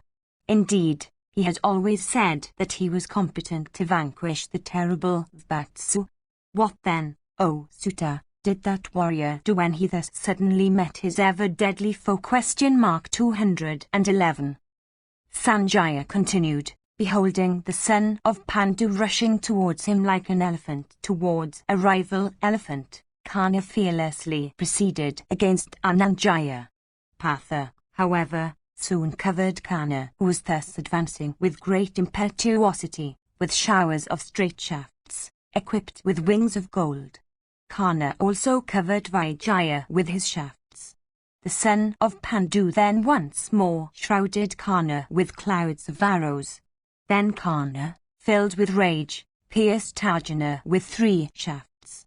The mighty Ka warrior, Arjuna, beholding Kana's lightness of hand, could not brook it. That scorcher of the foes shot at the suitor's son 30 straight shafts, whetted on stone and equipped with blazing points.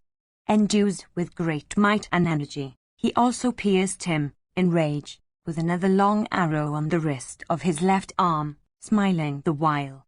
Kana's bow then dropped from that arm of his, which had thus been pierced with great force. Then the mighty Kana, taking up that bow within the twinkling of an eye, once more covered Fulgana with clouds of shafts, displaying great lightness of hand. Dhananjaya then, O Bharata, smiling the while, baffled with his own shafts, that arrowy shower shot by the suitor's son. Approaching each other, those 2 great bowmen, desirous of counteracting each other's feats, continued to cover each other with showers of shafts. The battle that took place between them, viz., Kana and the son of Pandu, became exceedingly wonderful, like that between the 2 wild elephants for the sake of a she-elephant in her season. Then the mighty bowman Partha, beholding Kana's prowess, quickly cut off the latter's bow at the handle. And he also dispatched the 4 steeds of the suitor's son to Yama's abode with a number of broad-headed shafts.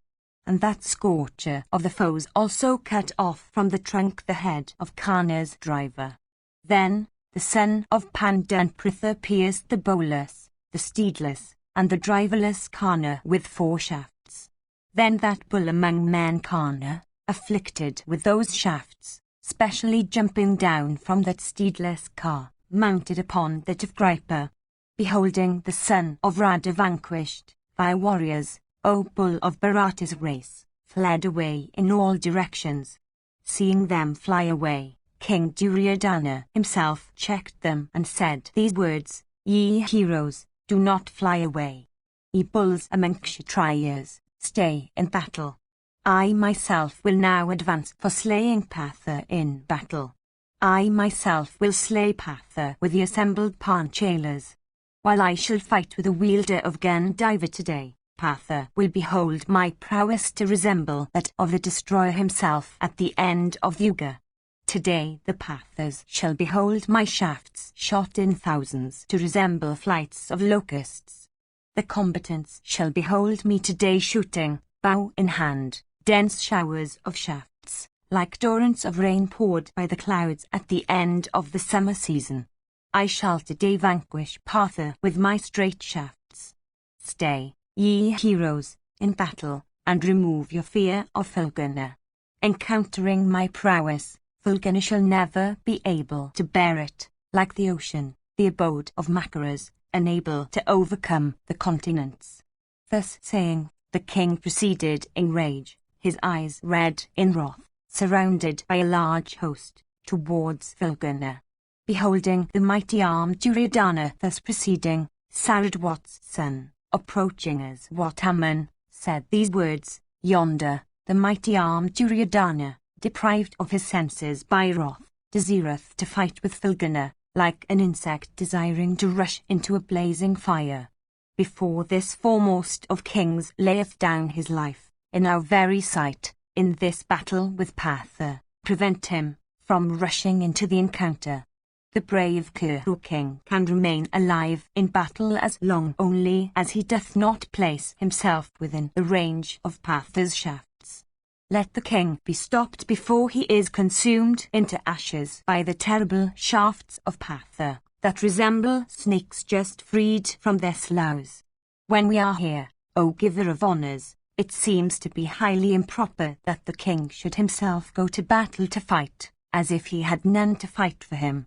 The life of this descendant of Kuru will be in great danger if he engages in battle with a diadem-decked Arjuna, like that of an elephant contending with a tiger. Thus addressed by his maternal uncle, Drona's son, that foremost of all wielders of weapons, quickly repaired unto Duryodhana and addressing him, said these words, When I am alive, O son of Gandhari, it behoveth thee not to engage thyself in battle, disregarding me, O descendant of Kuru, that am ever desirous of thy good. Thou needest not be at all anxious about vanquishing Partha. I will check Partha. Stand here, O Sayadana.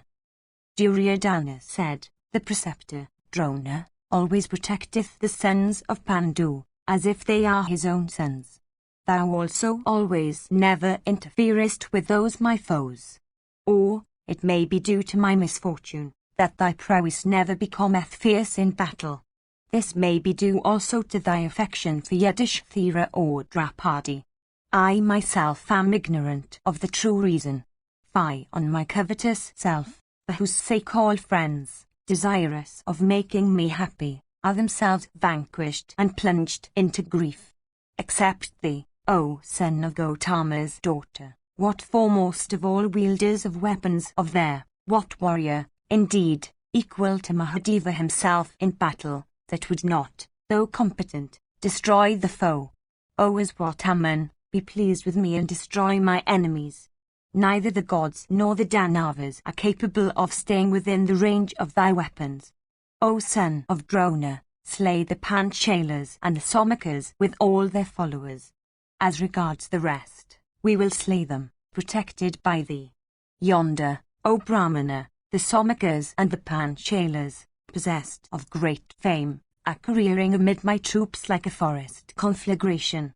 O mighty armed one, check them as also the Kakiyas, O best of men, else, protected by the diadem-decked Arjuna, they will annihilate us all. O Aswataman, O chastiser of foes, go thither with speed. Whether thou accomplishest it now or afterwards, that feat, O sire, should be accomplished by thee.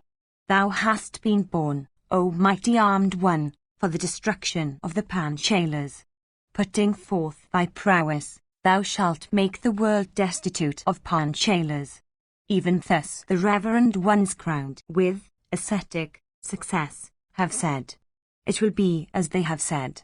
Therefore, O tiger among men, slay the Panchalars with all their followers.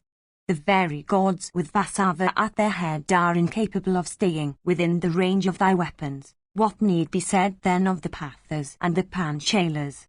These words of mine are true. I tell thee truly, O hero, that the Pandavas united with the Somakas are no match for thee in battle. Go, O mighty armed one. Let there be no delay. Behold, our army, afflicted with Patha's shafts, is breaking and flying away. Thou art competent, O mighty armed one, aided by thy own celestial energy, to afflict, O giver of honours, the Pandavas and the Panchalars. Section clicks. Sanjaya said, thus addressed by Duryodhana, Drona's son, that warrior difficult of defeat in battle, set his heart upon destroying the foe, like Indra bent upon destroying the Daityas. The mighty armed Iswataman answered thy son, saying, It is even so as thou sayest, O descendant of Kuru. The Pandavas are always dear to both myself and my father. So also are we both dear unto them. Not so, however, in battle. We will, according to the measure of our might, fearlessly contend in battle, reckless of our lives.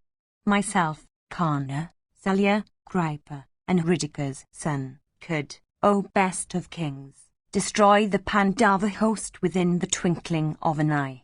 The Pandavas also, O best of the Kurus, could within the twinkling of an eye, destroy the Kaurava host, if, O mighty armed one, we were not present in battle.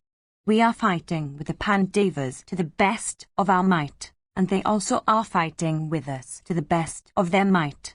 Energy, encountering energy, is being neutralized, O Bharata. The Pandava army is incapable of being vanquished as long as the sons of Pandu are alive. This that I tell thee is true. The sons of Pandu are endued with great might. They are, again, fighting for their own sake. Why should not they, O Bharata, be able to slay thy troops? Thou, however, O king, art exceedingly covetous. Thou, O Kaurava, art deceitful. Thou art vainglorious and suspicious of everything. For this, thou suspectest even us. I think, O king, thou art wicked, of sinful soul, and an embodiment of sin. Mean and of sinful thoughts, thou doubtest us and others. As regards myself, fighting with resolution for thy sake, I am prepared to lay down my life. I will presently go to battle for thy sake, O chief of the Kurus.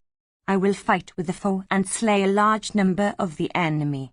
I will fight with the Panchalars, the Somakas, the Kaikiyas, and the Pandavas also, in battle, for doing what is agreeable to thee, O chastiser of foes.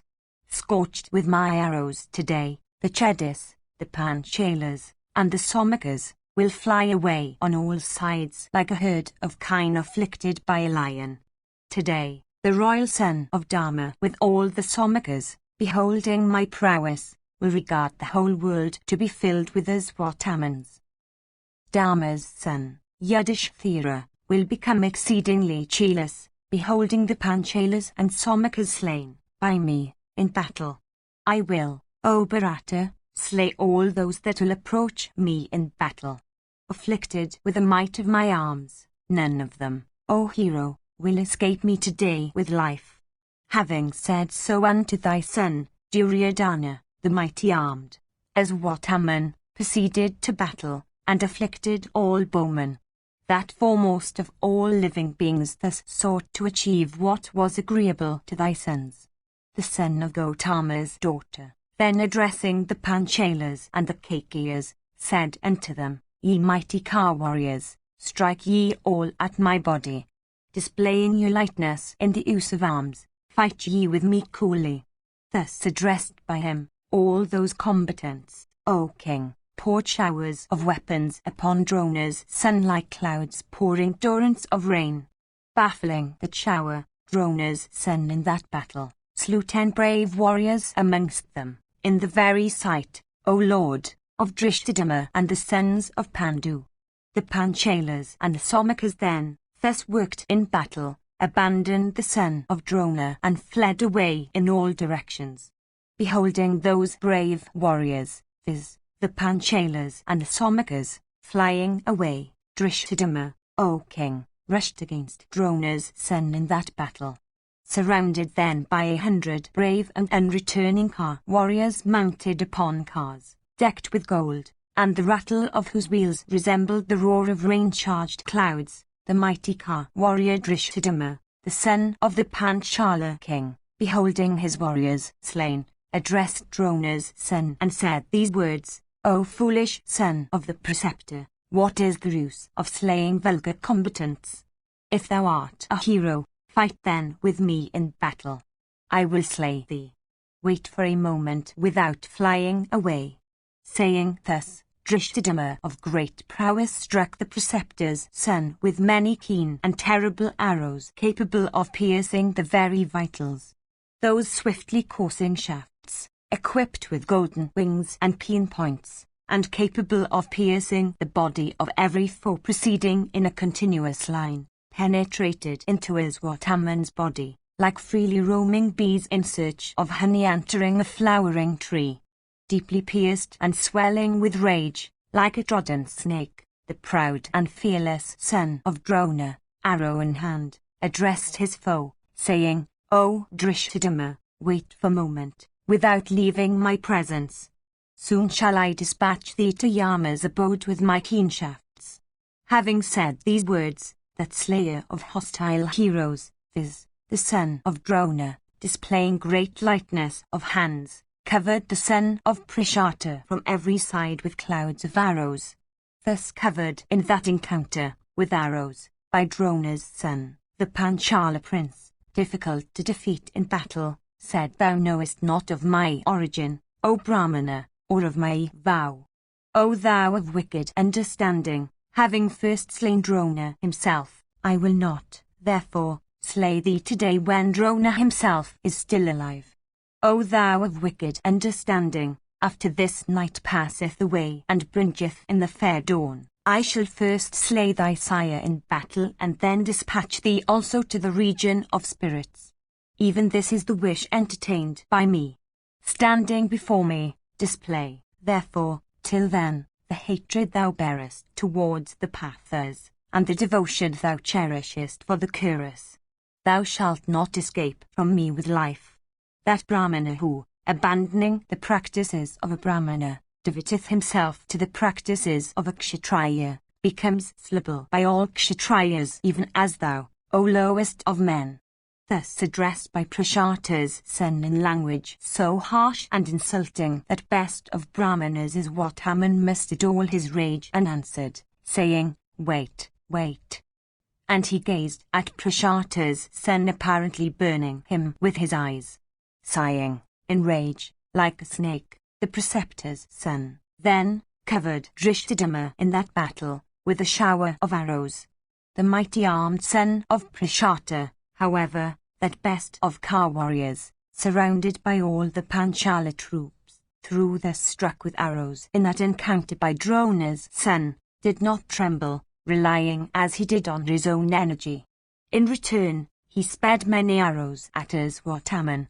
Both engaged in a gambling match in which the stake was life itself. Those heroes, unable to brook each other, resisted each other and checked each other's arrowy showers. And those great bowmen shot dense showers of shafts all around. Beholding that fierce battle, inspiring terror, between Drona's and Prishata's son, the Siddhas and Churanas and other sky-ranging beings applauded them highly. Filling the welkin and all the points of the compass with clouds of shafts, and creating a thick gloom therewith, those two warriors continued to fight with each other, unseen by any of us. As if dancing in that battle, with their bows drawn to circles, resolutely aspiring to slay each other, those mighty armed warriors, inspiring fear in every heart, fought wonderfully and with remarkable activity and skill. Applauded by thousands of foremost warriors in that battle, and thus resolutely engaged in fight like two wild elephants in the forest, both the armies, beholding them, became filled with delight. And leonine shouts were heard there, and all the combatants blew their conchs, and hundreds and thousands of musical instruments began to be sounded. That fierce fight, enhancing the terror of the timid, seemed only for a short time to be waged equally. Then Drona's son, O king, making a rush, cut off the bow, and standard, and umbrella, and the two Parshan drivers, and the principal driver, and the 4 steeds, of the Haisul son of Brishata. And that warrior of immeasurable soul then caused the Panchalers in hundreds and thousands, by means of his straight shafts, to fly away. Beholding those feats of Drona's son, resembling those of Vasava himself in battle, the Pandava host, O bull of Bharata race, began to tremble in fear. Slaying 100 Panchalers with 100 arrows, and 3 foremost of men with 3 keen arrows, in the very sight of Drupada's son and of Fulgana, that mighty car warrior, viz., the son of Drona, slew a very large number of Panchalers that stayed before him. The Panchalers then, as also the Srinjayas, thus disconcerted in battle, fled away leaving Drona's son, with their banners torn. Then that mighty car warrior, viz., the son of Drona, having vanquished his foes in battle, uttered a loud roar like that of a mass of clouds at the end of summer. Having slain a large number of foes, as what Haman looked resplendent like the blazing fire at the end of the Yuga, after having consumed all creatures. Applauded by all the Kauravas after having defeated thousands of foes in battle, the valiant son of Drona beamed forth in beauty, like the chief of the Celestials himself after vanquishing his foes. Section CLX.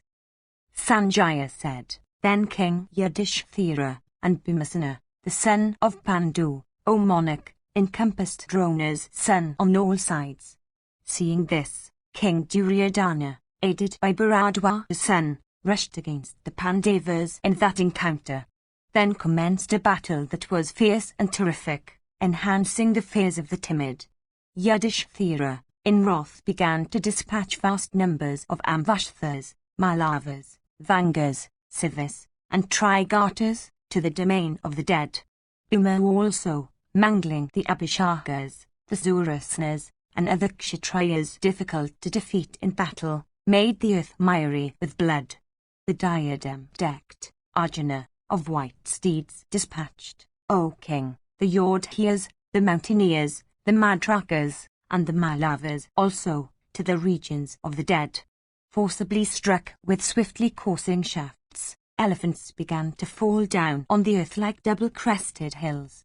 Strewn with the lopped-off trunks of elephants that still moved in convulsions, the earth seemed as if covered with moving snakes. Covered with the fallen umbrellas of kings that were adorned with gold, the field of battle looked resplendent like the firmament at the end of the Yuga, bespangled with suns, moons, and stars. About this time a fierce uproar arose near Drona's car, in the midst of which could be heard the words, slay, strike fearlessly, pierce, cut in pieces. Drona, however, filled with rage, began to destroy by means of the Vaivya weapon the foes about him, like a mighty tempest destroying gathering masses of clouds. Thus treated by Drona, the Panchalers fled away, from fear, in the very sight to Bhimasena and the Haisulpatha. Then the diadem-decked Arjuna and Bhimasena soon checked the flight of their troops and, accompanied by a large car force, attacked the vast force of Drona. The Bhatsa attacking the right and Vrikadara the left, they both poured on Bharadwaja's son 2 dense showers of arrows. The mighty car warriors among the Srinjayas and the Panchalers, with the Matsyas and the Somakas, O king, followed the 2 brothers thus engaged in that encounter with Drona. Similarly, many foremost of Ka warriors, skilled in smiting, belonging to thy son, accompanied by a large force, proceeded towards Drona's Ka, for supporting the latter. Then the Bharata host, slaughtered by the diadem-decked Arjuna, and overcome with and afflicted by the darkness, began to break. Thy son himself, and Drona, both endeavoured to rally them. Thy troops, however, O king, could not be checked in their flight. Indeed, that vast host, slaughtered by the shafts of Pandu's son, began to fly away in all directions in that hour when the world was enveloped with gloom. Many kings, abandoning the animals and vehicles they rode, fled away on all sides, O monarch, overwhelmed with fear. Section CLXI. Sanjaya said, beholding Somadatta shaking his large bow, Satyaki, addressing his driver, said, bear me towards Somadatta. I tell thee truly, O Sutta, that I shall not return from battle today without having slain that foe, viz., that worst of the Kurus, the son of Valika. Thus addressed, the charioteer then urged to battle those fleet steeds of the Sindhu breed, white as conch and capable of bearing every weapon. Those steeds endued with the speed of the wind or the mind, bore you Ayudhana to battle like the steeds of Indra, O king, bearing the latter in days of yore when he proceeded to quell the Danavas. Beholding the Satwata hero thus advancing quickly in battle, Somadatta, O king, fearlessly turned towards him, scattering showers of shafts like a cloud's pouring torrents of rain. He covered the grandson of Sini like the clouds covering the sun. Satyaki also, O bull of Bharata's race, in that encounter fearlessly covered that bull amongst the Kurus with showers of shafts. Then Somadatta pierced that hero of Madhu's race with 60 shafts in the chest. Satyaki, in turn, O king, pierced Somadatta with many whetted arrows. Mangled by each other with each other's shafts, those two warriors looked resplendent like a couple of flowering kinsukas in the season of spring. Dyed all over with blood, those illustrious warriors of the Kuru and the Vrishan races looked at each other with their glances. Riding on their cars that coursed in circles, those grinders of foes, of terrible countenances, resembled two clouds pouring torrents of rain. Their bodies mangled and pierced all over with arrows, they looked, O king, like two porcupines. Pierced with countless shafts, equipped with wings of gold, the two warriors looked resplendent, O monarch, like a couple of tall trees covered with fireflies. Their bodies looking bright with the blazing arrows sticking to them, those two mighty Ka warriors looked in that battle like two angry elephants decked with burning torches. Then, O monarch, the mighty Ka warrior, Somadatta, in that battle, cut off with a crescent-shaped arrow the large bow of Madhava. With great speed also, at a time when speed was of the utmost consequence, the Kuru hero then pierced Satyaki with 25 shafts, and once again with 10. Then Satyaki, taking up a tougher bow, quickly pierced Somadatta with 5 shafts. With another board-headed arrow, Satyaki also, O king, smiling the while, cut off the golden standard of Valika's son. Somadatta, however, beholding his standard cut down, fearlessly pierced the grandson of Sini with 25 arrows. Satwatu also, excited with rage, cut off with a razor-faced arrow the bow of Somadatta in that encounter. And he also pierced Somadatta, who then resembled a snake without fangs, with 100 straight arrows, equipped with wings of gold. The mighty Ka warrior Somadatta, then, was endued with great strength, taking up another bow, began to cover Satyaki with showers of shafts. Satyaki too, inflamed with rage, pierced Somadatta with many shafts. Somadatta, in return, afflicted Satyaki with his arrowy showers. Then Bhima coming to the encounter, and fighting on behalf of Satyaki, struck Valika's son with 10 shafts. Somadatta, however, fearlessly struck Bhimasena with many whetted arrows. Then Satyaki, inflamed with rage, aiming at Somadatta's chest, shot a new and terrible parry equipped with a golden staff and hard as the thunder. The Kuru warrior, however, smiling the while, cut off that terrible parry, advancing with speed against him in 2 parts.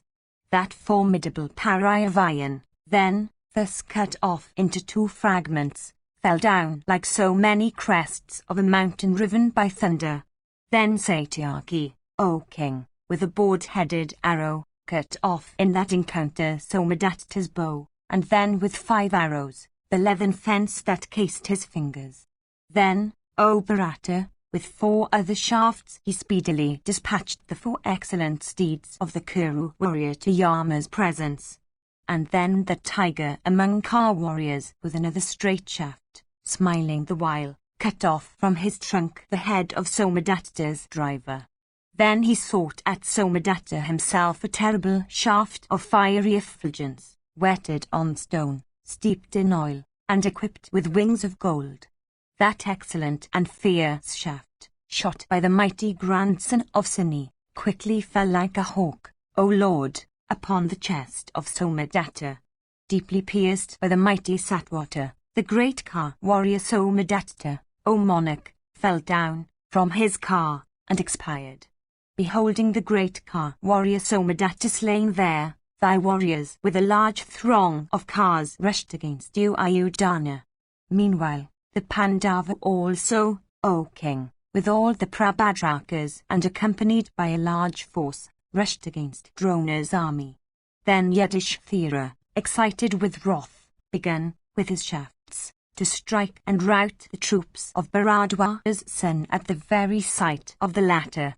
Beholding Yudhishthira thus agitating his troops, Drona, with eyes red in wrath, furiously rushed against him. The preceptor then pierced the son of Pritha with 7 keen arrows. Yudhishthira, in return, excited with wrath, pierced the preceptor with 5 arrows. Deeply pierced by the son of Pandu, the mighty bowman, Drona, licking the corners of his mouth for a moment, cut off both the standard and the bow of Yudhishthira. With great speed, at a time when speed was of the utmost consequence, that best of kings, whose bow had been cut off, shook up another bow that was sufficiently tough and hard. The son of Pandu then pierced Drona with his steeds, driver, standard, and car, with 1,000 arrows. All this seemed exceedingly wonderful. Afflicted with the strokes of those arrows and feeling great pain, Drona, that bull among Brahmanas, sat down for a while on the terrace of his car. Recovering his senses, sighing like a snake, and filled with great rage, the preceptor invoked into existence the Vaivya weapon. The valiant son of Pritha, bow in hand, fearlessly baffled that weapon with a similar weapon of his in that encounter. And the son of Bandu also cut in 2 fragments the large bow of the Brahmana. Then Drona, that grinder of Kshatriyas, shook up another bow. That bull of Kuru's race, Yudhishthira, cut off that bow also, with many keen shafts. Then Vasudeva, addressing Yudhishthira, the son of Kunti, said, Listen, O mighty armed Yudhishthira, to what I say. Cease, O best of the Bharatas, to fight with Drona. Drona always striveth to seize thee in battle. I do not think it fit that thou shouldst fight with him. He who hath been created for Drona's destruction will, without doubt, slay him. Leaving the preceptor, go where King Sayadana is. Kings should fight with kings. They should not desire to fight with such as are not kings. Surrounded, therefore, by elephants and steeds and cars, repair thou thither, O son of Kunti, where Dhananjaya with myself, aided by a small force, and Bhima also, the tiger among men, are fighting with the Kurus. Hearing these words of Vasudeva, King Yudhishthira the Just, reflecting for a moment, proceeded to that part of the field where the slayer of foes, viz., Bhima, engaged in fierce battle, was slaughtering thy troops like the destroyer himself with wide open mouth, making the earth resound with the loud rattle of his car, which resembled the roar of the clouds at the end of summer. King Yudhishthira the Just, the eldest son of Pandu, shook up the flank of Bhima, engaged in the slaughter of the foe. Drona also on that night began to consume his foes, the Panchalas. Section Klxi. Sanjaya said, during the progress of that fierce and terrible battle, when the world was enveloped with darkness and dust, O king, the combatants, as they stood on the field, could not see one another. Those foremost of Kshatriyas fought with each other, guided by conjectures and the personal and other names they uttered. And during the progress, O Lord, of that terrible carnage of car warriors and elephants and steeds and foot soldiers 212, those heroes, viz., Drona and Karna and Kripa, and Bhima and Prishata's son and Satwata, afflicted one another and the troops of either party, O bull of Bharata's race. The combatants of both armies, oppressed all around by those foremost of car warriors, during the hour of darkness, fled away on all sides. Indeed, the warriors broke and fled away in all directions with hearts perfectly cheerless. And as they fled away in all directions, they underwent a great carnage. Thousands of foremost car warriors also, O king, slaughtered one another in that battle. Unable to see anything in the dark, the combatants became deprived of their senses. All this was the result of the evil counsels of thy son. Indeed, at that hour when the world was enveloped in darkness, all creatures, O Bharata, including even the foremost of warriors, overcome with panic, were deprived of their senses in that battle. 213. Dhritarashtra said, what became the state of your mind then when, afflicted by that darkness, ye all were deprived of your energy and furiously agitated by the Pandavas? How also, O Sanjaya, when everything was enveloped in darkness, did the Pandava troops as also mine once more became visible?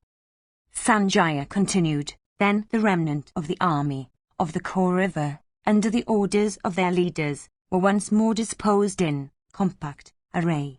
Drona placed himself at the van, and Salya at the rear.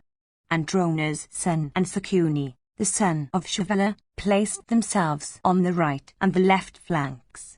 And King Duryodhana himself, O monarch, on that night, busied himself in protecting all the troops. Cheering all the foot soldiers, O king, Duryodhana said unto them, laying aside your great weapons, take ye all blazing lamps in your hands. Thus commanded by that best of kings, the foot soldiers joyfully took up burning lamps. The gods and rishis, Gandharvas and celestial rishis, and the diverse tribes of Vidyadharas and Apsaras, and Nagas and Yakshas and Duragas and Kinnaras, stationed on the welkin also joyfully took up blazing lamps. Many lamps, filled with sweet-scented oil, were seen to fall from the regions of the cardinal and the subsidiary points of the compass. For Duryodhana's sake, many such were seen to come from Narada and Parvata in especial, lighting up that darkness. The Kaurava army then, disposed in compact array, looked resplendent on that night with the light of those lamps, the costly ornaments on the persons of combatants, and the blazing celestial weapons as those were shot or hurled by it. On each car were placed 5 lamps, and on each infuriated elephant 3.214, and upon each horse was placed a large lamp. Thus was that host lighted up by the Kuru warriors. 215 set in their places within a short time. Those lamps speedily lighted up thy army. Indeed, all the troops, thus made radiant by the foot soldiers with oil-fed lamps in their hands, looked beautiful like clouds in the nocturnal sky illumined by flashes of lightning. When the Kuru host had thus been illuminated, Drona, endued with the effulgence of fire, scorching everything around, looked radiant, O king, in his golden armor, like the midday sun of blazing ray. The light of those lamps began to be reflected from the golden ornaments, the bright cuirasses and bows, and the well-tempered weapons of the combatants, and maces twined with strings, and bright pariahs, and cars and shafts and darts, as they coursed along, repeatedly created, O Ajamida, by the reflection myriads of lamps, and umbrellas and yak-tails and scimitars and blazing brands, O king, and necklaces of gold, as these were whirled or moved, reflecting that light, looked exceedingly beautiful. Illuminated by the light of those lamps and irradiated by the reflection from weapons and ornaments, that host, O king, blazed up with splendor. Well-tempered and beautiful weapons, red with blood, and whirled by heroes, created a blazing effulgence there, like flashes of lightning in the sky at the end of summer. The faces of warriors, impetuously pursuing foes for striking them down and themselves trembling in the ardor of the rush, looked beautiful like masses of clouds urged on by the wind. As the splendor of the sun becomes fierce on the occasion of the conflagration of a forest full of trees, even so on that terrible night became the splendor of that fierce and illuminated host. Beholding that host of ours illumined, the Parthas also, with great speed, stirring up the foot soldiers throughout their army, acted like ourselves. On each elephant, they placed 7 lamps, on each car, 10, and on the back of each steed they placed 2 lamps, and on the flanks and rear of their cars, and on their standard also, they placed many lamps, and on the flanks of their host, and on the rear in the van, and all around and within, many other lamps were lighted. The cuirass having done the same, both the armies were thus lighted. Throughout the host, the foot soldiers became mingled with elephants and cars and cavalry.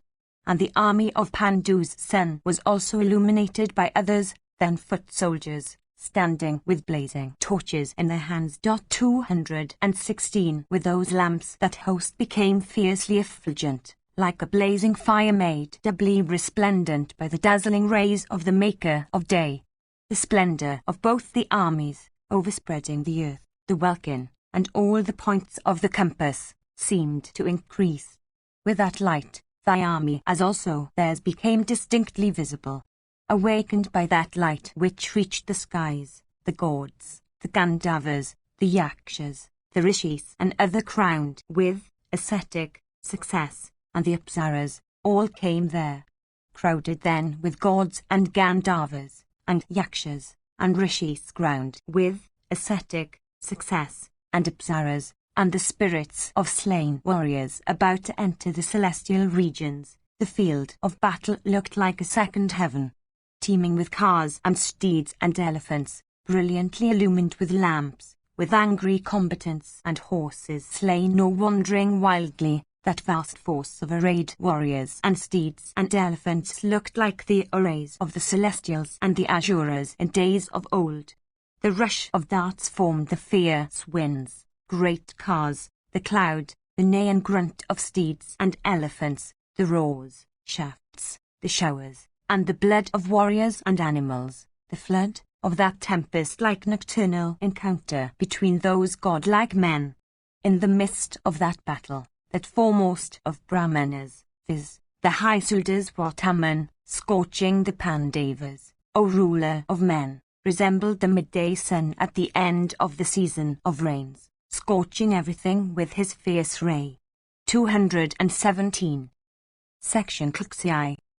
Sanjaya said, when the field of battle which had before been enveloped in darkness and dust had thus become illuminated, heroic warriors encountered one another, desirous of taking one another's life. 218 Encountering one another in battle, O king, those combatants, armed with lances and swords and other weapons, gazed at one another under the influence of rage. With thousands of lamps blazing all around and with the more blazing lamps of the gods and the Gandharvas, set upon golden stands decked with jewels, and fed with fragrant oil, the field of battle, O Bharata, looked resplendent like the firmament bespangled with stars. With hundreds upon hundreds of blazing brands, the earth looked exceedingly beautiful. Indeed, the earth seemed to be in a conflagration, like what happens at the universal destruction. 219 All the points of the compass blazed up with those lamps all around and looked like trees covered by fireflies at an evening in the season of rains. Heroic combatants, then, O king, engaged in battle with heroic rivals. Elephants engaged with elephants, and horsemen with horsemen, and car warriors with car warriors, filled with joy, on that fierce night at the command of thy son. The clash of the two armies, both consisting of 4 kinds of forces, became terrible. Then Arjuna, O monarch, began, with great speed, to destroy the core of the ranks, weakening all the kings. Dhritarashtra said, when the invincible Arjuna, excited with wrath and unable to brook the feats of the Kuras, penetrated into the army of my son, what became the state of your minds? Indeed, when that scorcher of the foes entered into their midst, what did the soldiers think? What steps also did Duryodhana think fit to be adopted then? Who were those chastisers of foes that proceeded in that battle against that hero? Indeed, when Arjuna, of white steeds, entered our army, who were they that protected Drona? Who guarded the right wheel and who the left wheel of Drona's car? Who were those heroes that protected the rear of that battling hero? Indeed, when Bhradwaja's son proceeded, slaying the foe, along his route, who were they that proceeded in his van? That mighty and invincible bowman who penetrated into the midst of the Panchalas, that tiger among men endued with great valor, who proceeded, as if dancing, along the track of his car, and consumed large throngs of Panchala cars by means of his shafts like a raging conflagration. Alas, how did that Drona meet with his death? Thou always speakest of my foes and cool and unvanquished and cheerful and swelling with might in battle. Thou dost not, however, speak of mine in such words. On the other hand, thou describest them to be slain, pale, and rooted, and thou speakest of my car warriors, as always deprived of their cars in all the battles they fight.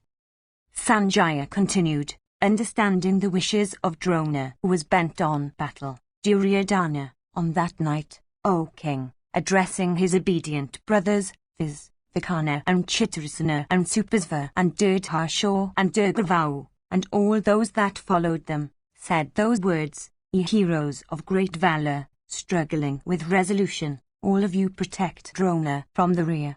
The son of Ridika will protect his right and Sala his left. Saying this, thy son then urged forward, placing them at the van, the remnant of the brave and mighty Trigataka warriors, saying, the preceptor is merciful. The Pandavas are fighting with great resolution. While engaged in slaughtering the foe in battle, protect him well, uniting together.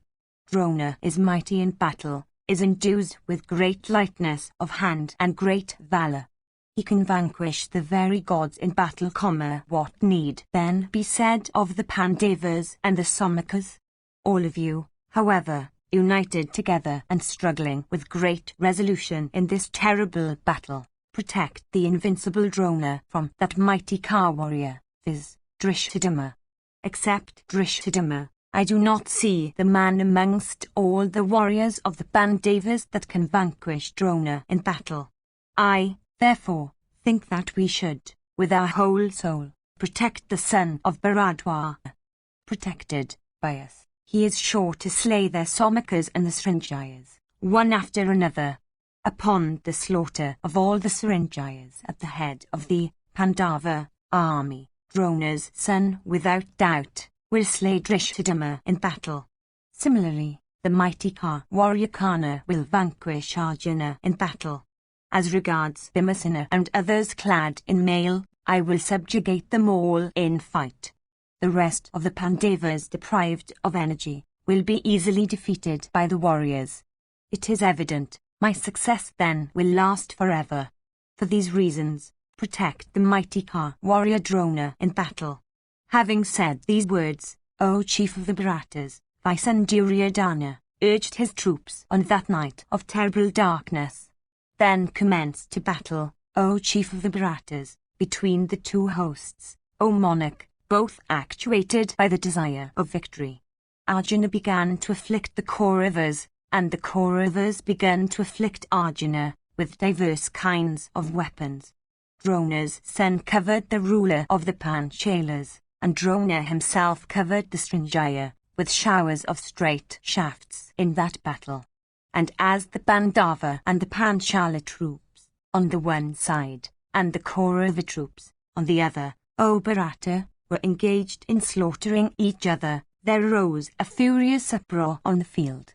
The battle that took place on that night was so terrible and fierce that its like had never been previously witnessed by ourselves or those gone before us. Section Glicksif. Sanjaya said, during the progress of that terrible nocturnal engagement, O king, which was fraught with an indiscriminate carnage, Dharma's son Yudhishthira addressed the Pandavas, the Panchalas, and the Somakas. Indeed, O king, for the destruction of men, cars, and elephants, King Yudhishthira commanded his own troops, saying, proceed ye against Drona only, for slaying him. 220 at the command of the king, O monarch, the Panchalas and the Somakas rushed against Drona alone, uttering terrible shouts. Ourselves excited with rage, and loudly roaring in return, rushed against them, to the best of our prowess, courage, and might, in battle. Kritavarman, the son of Ridika, rushed against Yudhishthira, as the latter was advancing against Drona, like an infuriated elephant against an infuriated compeer, against Sunny's grandson who advanced scattering arrowy showers all around, rushed, O king, the Kuru warrior Bari, that grinder of foes, in battle. Karna, the son of the Kardana, O king, resisted that mighty Ka warrior, viz. Pandu's son, Sahadeva, as the latter advanced forgetting at Drona. King Duryodhana, in that battle, himself rushed against that foremost of Ka warriors, viz. Bhimasena, advancing on his car like the destroyer. Sakuni, the son of Shavala, O king, proceeding quickly, resisted that foremost of warriors, viz. Nakula, who was conversant with every kind of battle. Kripa, the son of Saradwat, O king, resisted Sikandin in that battle, that foremost of Ka warriors, as the latter advanced on his car. Dusasana, O king, contending vigorously, resisted Prativindaya as the latter advanced with resolution, on his car, drawn by steeds looking like peacocks. Aswathaman, O monarch, resisted Bhimasena's son, viz. Rakshasa, Ghatotkatcha, acquainted with 100 kinds of illusion, as the latter advanced. Vrishasana in that battle resisted the mighty Drupada with his troops and followers as the latter advanced forgetting at Drona. The ruler of the Madras, O king, excited with wrath resisted Virata, O Bharata, as the latter quickly advanced for the slaughter of Drona. Chitrasana, in that battle, resisted, with great force and shooting many shafts, Nakula's son, Satnaka, as the latter advanced for slaying Drona. The prince of the Rakshasas, viz. Alambusha, O king, resisted Arjuna, that foremost of Ka warriors, as the latter advanced. Drishthadama, the prince of the Panchalas, cheerfully resisted the great bowman Drona as the latter was engaged in slaughtering the foe. As regards the mighty Ka warriors of the Pandavas, that advanced against Drona, other Ka warriors of thy army, O king, resisted them with great force. Elephant riders speedily encountering elephant riders in that dreadful battle, began to fight with each other and grind each other by thousands. At dead of night, O monarch, as the steeds rushed against each other with impetuosity, They looked like winged hills. Horsemen, O monarch, encountered horsemen, armed with lances and darts and swords, and uttering loud shouts. Large numbers of men slaughtered one another in heaps, with maces and short clubs and divers other weapons. Kritavarman, the son of Ridika, excited with wrath, resisted Dharma's son, Yudhishthira, like continents resisting the swelling sea. Yudhishthira, however, piercing Ridika's son with 5 arrows, once more pierced him with 20, and addressing him, said, "Wait, wait." Then Kritavarman, O sire, excited with wrath, cut off with a broad-headed shaft the bow of King Yudhishthira the Just, and pierced the latter with 7 arrows. Taking up another bow, that mighty car warrior, viz., Dharma's son, pierced the son of Ridika in the arms and chest with 10 arrows. Then that warrior of Madhu's race, thus pierced, O sire, by Dharma's son in that battle, trembled with rage and afflicted Yudhishthira with 7 shafts. Then Pritha's son, cutting off his enemy's bow as also the leathern fence that cased his hands, sped at him 5 keen shafts whetted on stone. Those fierce shafts, piercing through the latter's costly armor, decked with gold, entered the earth like snakes into an ant-hill. With the twinkling of an eye, Kritavarman, taking up another bow, pierced the son of Pandu with 60 arrows, and once more with 10. Of immeasurable soul, the son of Pandu, then placing his large bow on his car, sped at Kritavarman a dart resembling a snake. That dart, decked with gold, shot by the son of Pandu, piercing through Kritavarman's right arm, entered the earth. Meanwhile, Pritha's son, taking up his formidable bow, shrouded the son of Ridika with showers of straight shafts. Then brave Kritavarman, that great car warrior among the Vrishnis, within less than the twinkling of an eye, made Yudhishthira steedless and driverless and callous. Thereupon, the eldest son of Pandu took up a sword and a shield.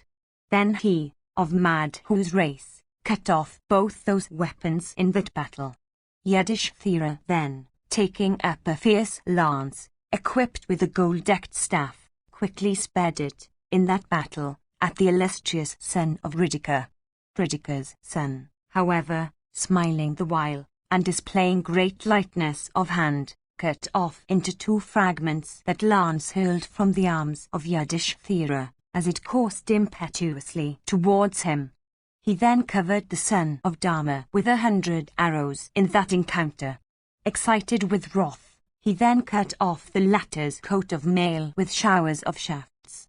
Yudhishthira's armor, decked with gold, cut off by Ridika's son with his shafts, dropped down from his body, O king, like a cluster of stars dropping down from the firmament. His armor cut off, himself deprived of car and afflicted with the shafts of Kritavarman, Dharma's son, Yudhishthira, quickly retreated from battle. The mighty car warrior Kritavarman, then, having vanquished Yudhishthira, the son of Dharma, once more began to protect the wheel of Drona's car. Section CLXV. Sanjaya said, "Ari, O king, in that battle, resisted that foremost of car warriors, viz., the grandson of Suni, who advanced like an elephant towards a lake full of water. Then Satyaki, excited with wrath, pierced his foe in chest with 5 keen shafts. At this, the latter's blood began to flow. The Kuru warrior in that encounter similarly pierced with great speed the grandson of Suni, that hero difficult of defeat in battle, with 10 shafts in the chest. Those warriors, drawing their bows to their fullest stretch, and with eyes red in wrath, began, O king, to mangle each other in that combat. The arrowy downpours of those 2 warriors, both excited with rage and resembling death himself or the sun scattering his rays, were exceedingly terrible. Shrouding each other with shafts, each stayed before the other in that battle. For a short while that battle proceeded equally. Then, O king, the grandson of Suni, excited with rage and smiling the while, cut off the bow of the illustrious Kuru warrior in that battle. Having cut off his bow, Satyaki quickly pierced him in the chest with 9 keen arrows and addressing him, said, "Wait, wait." That scorcher of foes deeply pierced his mighty foe, quickly took up another bow and pierced the Satwata warrior in return. Having pierced the Satwata hero with 3 shafts, O monarch, Hari, then, smiling the while, cut off his foe's bow with a sharp and broad-headed shaft. His bow being cut off, Satyaki, O king, maddened with rage, hurled an impetuous dart at the broad chest of Bari. Pierced with that dart, Bari fell down from his excellent car, covered with blood, like the sun dropping down from the firmament. Beholding him thus slain, the mighty Ka warrior as Wataman, O Bharata, rushed impetuously against grandson of Sini. Having addressed Satyaki, O king, saying, "Wait, wait," he shrouded him with showers of shafts, like the clouds pouring torrents of rain on the crest of Meru. Beholding him rushing towards the Ka of Sini's grandson, the mighty Ka warrior Gatotkacha, O king, uttering a loud roar, addressed saying, "Wait, wait, O son of Drona. Thou shalt not escape from me with life. I will presently slay thee like the 6-faced Kartikya, slaying the Asura Mahasha. I shall today, on the field, purge thy heart of all desire of battle."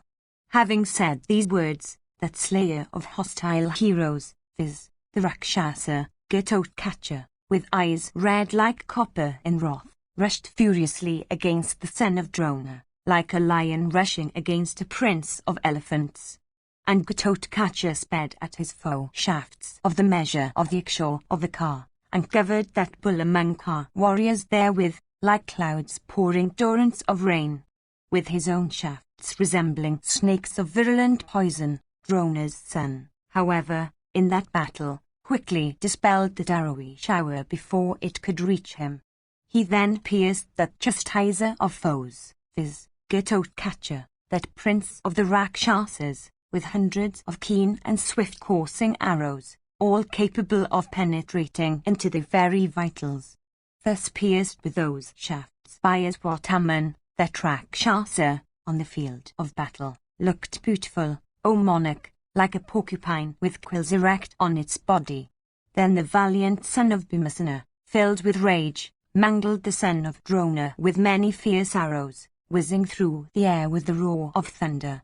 And he rained on Aswataman a perfect shower of arrows of diverse kinds, some equipped with heads like razors, some shaped as the crescent, some only pointed, some frog-faced, some with heads resembling the boar's ear, some barbed, and some of other species. 221 Like the wind dispersing mighty masses of clouds, Drona's son, O king, without his senses being agitated, destroyed with his own terrible arrows, inspired by mantras with the force of celestial weapons, that fierce, unbearable and unrivaled shower of weapons, whose sound resembled the roar of thunder, and which fell incessantly upon him.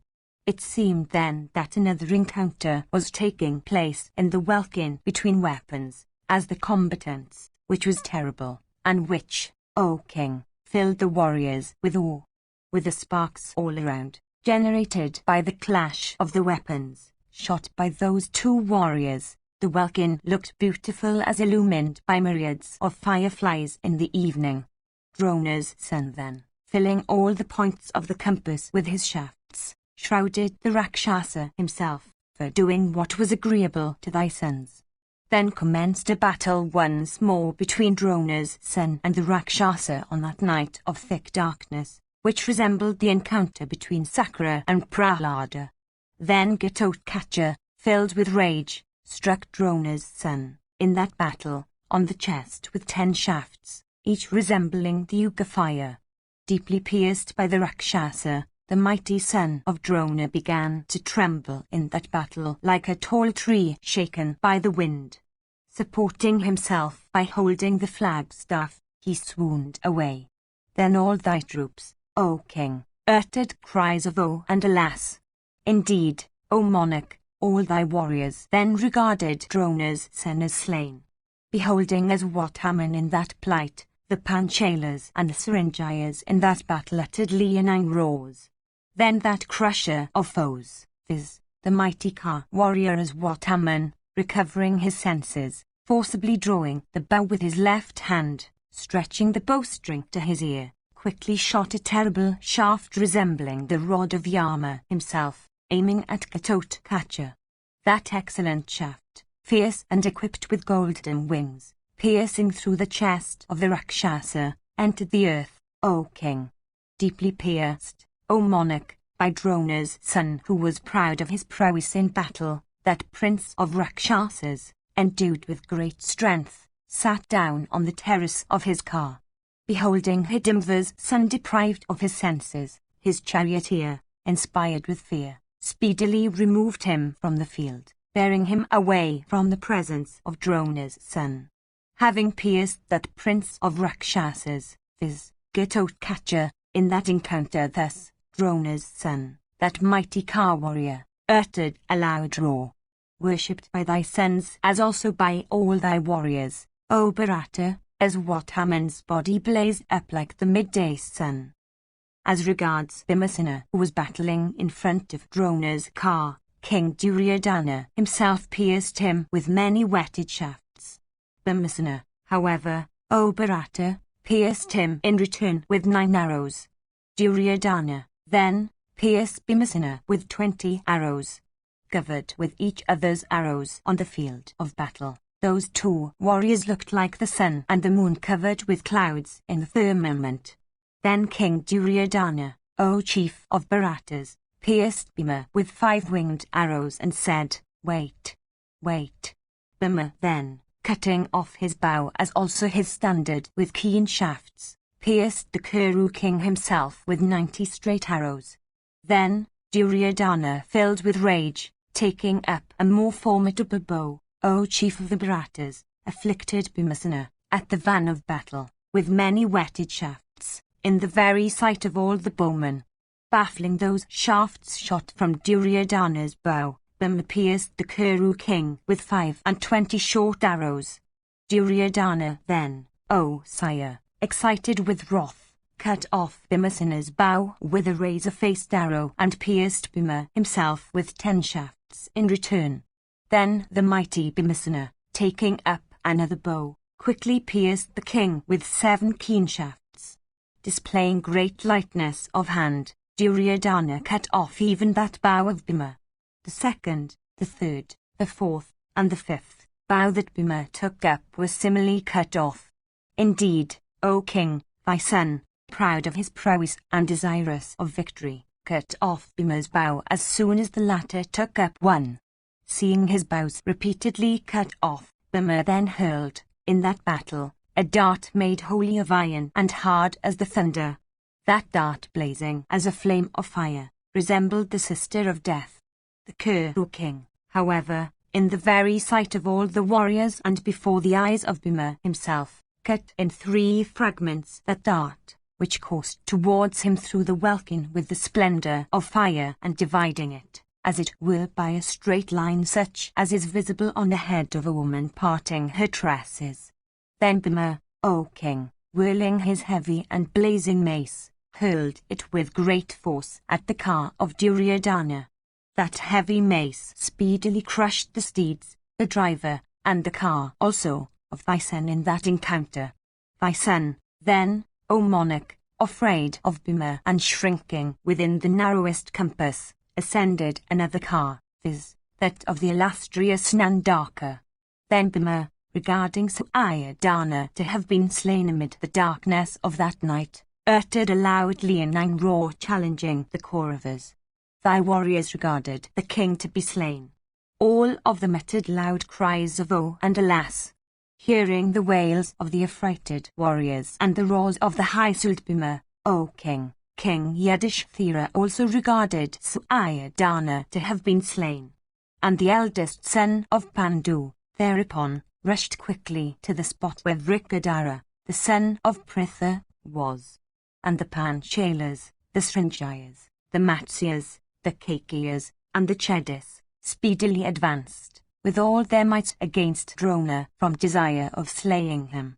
There also occurred a dreadful battle between Drona and the enemy, and the combatants of both sides were enveloped in thick gloom and struck and slew one another. Section Glxvi. Sanjaya said, Karna, the son of the Kartana, 222, O king, resisted the mighty Ka warrior Sahadeva in that battle, who advanced from desire of getting at Drona. Piercing the son of Radha with 9 shafts, Sahadeva once more pierced that warrior with 9 straight arrows. Karna then pierced Sahadeva in return with 100 straight shafts, and displaying great lightness in hand, cut off the latter's stringed bow. Then the valiant son of Madri, taking up another bow, pierced Karna with 20 arrows. This feat of his seemed exceedingly wonderful. Then Karna, slaying Sahadeva's steeds with many straight shafts, speedily dispatched the latter's driver with a broad-headed shaft to Yama's abode. This careless Sahadeva then took up a sword and a shield. Even those weapons were cut off by Karna smiling the while. Then the mighty Sahadeva, in that encounter, sped towards the car of Vikartana's son, a heavy and terrible mace decked with gold. Karna then, with his shafts, quickly cut off that mace which, hurled by Sahadeva, coursed towards him impetuously, and caused it to fall down on the earth. Beholding his mace cut off, Sahadeva quickly hurled a dart at Karna. That dart also was cut off by Karna. The son of Madri, then, quickly jumping down from his excellent car, and blazing with wrath upon beholding Karna stationed before him, took up a car-wheel and hurled it at the son of Adrita. The Suta's son, however, with many thousands of arrows, cut off that wheel coursing towards him like the uplifted wheel of death. When that wheel had been cut off, Sahadeva, O sire, aiming at Karna, hurled at him the shafts of his car, the traces of his steeds, the yokes of his cars, the limbs of elephants and steeds and dead human bodies. Karna cut off all these with his shafts. Seeing himself deprived of all weapons, Madri's son, Sahadeva, struck by Karna with many shafts, left the battle. Pursuing him for a while, the son of Radha, O bull of Bharata's race, smilingly addressed Sahadeva and said these cruel words, Do not, O hero, fight in battle with those that are superior to thee. Fight with thy equals, O son of Madri. Do not mistrust my words. Then touching him with the horn of his bow, he once more said, Yonder, Arjuna is fighting resolutely with the Kurus in battle. Go there, O son of Madri, or return home if thou likest. Having said those words, Karna, that foremost of car warriors, smilingly proceeded on his car against the troops of the king of the Panchalas, the slayer of foes. That mighty car warrior, devoted to truth, slew not the son of Madri, although he had got the opportunity, recollecting the words of Kunti. Sahadeva, then, heartless and afflicted with arrows, and pierced with the wordy darts of Karna, no longer cherished any love for life. That mighty car warrior then quickly ascended the car of Janamejaya, the illustrious prince of the Panchalas. Section Klxvi. Sanjaya said, the ruler of the Madras shrouded on all sides, with clouds of shafts, Virata with his troops, who was proceeding quickly for getting at Drona. The battle that took place between those two great bowmen resembled, O king, that between Vala and Vasava in days of yore. The ruler of the Madras, O monarch, with great activity, struck Virata, that commander of a large division, with 100 straight shafts. King Virata, in return, pierced the ruler of the Madras with 9 keen arrows, and once more with 73, and once again with 100. The ruler of the Madras, then, slaying the 4 steeds yoked into Virata's car, cut down with a couple of shafts, the latter's umbrella and standard. Quickly jumping down from that steedless car, the king stood, drawing his bow and shooting keen shafts. Beholding his brother deprived of his steeds, Satanica quickly approached him on his car in the very sight of all the troops. The ruler of the Madras, however, piercing the advancing Satanica with many shafts, dispatched him to the abode of the armor. Upon the fall of the heroic Satanica, Virata, that commander of a large division, ascended the fallen hero's car, decked with standard and garlands. 223 Opening his eyes wide, and with prowess doubled by wrath, Virata quickly covered the car of the ruler of the Madras with winged arrows. The ruler of the Madras then, excited with rage, deeply pierced Virata, that commander of a large division, in the chest, with 100 straight shafts.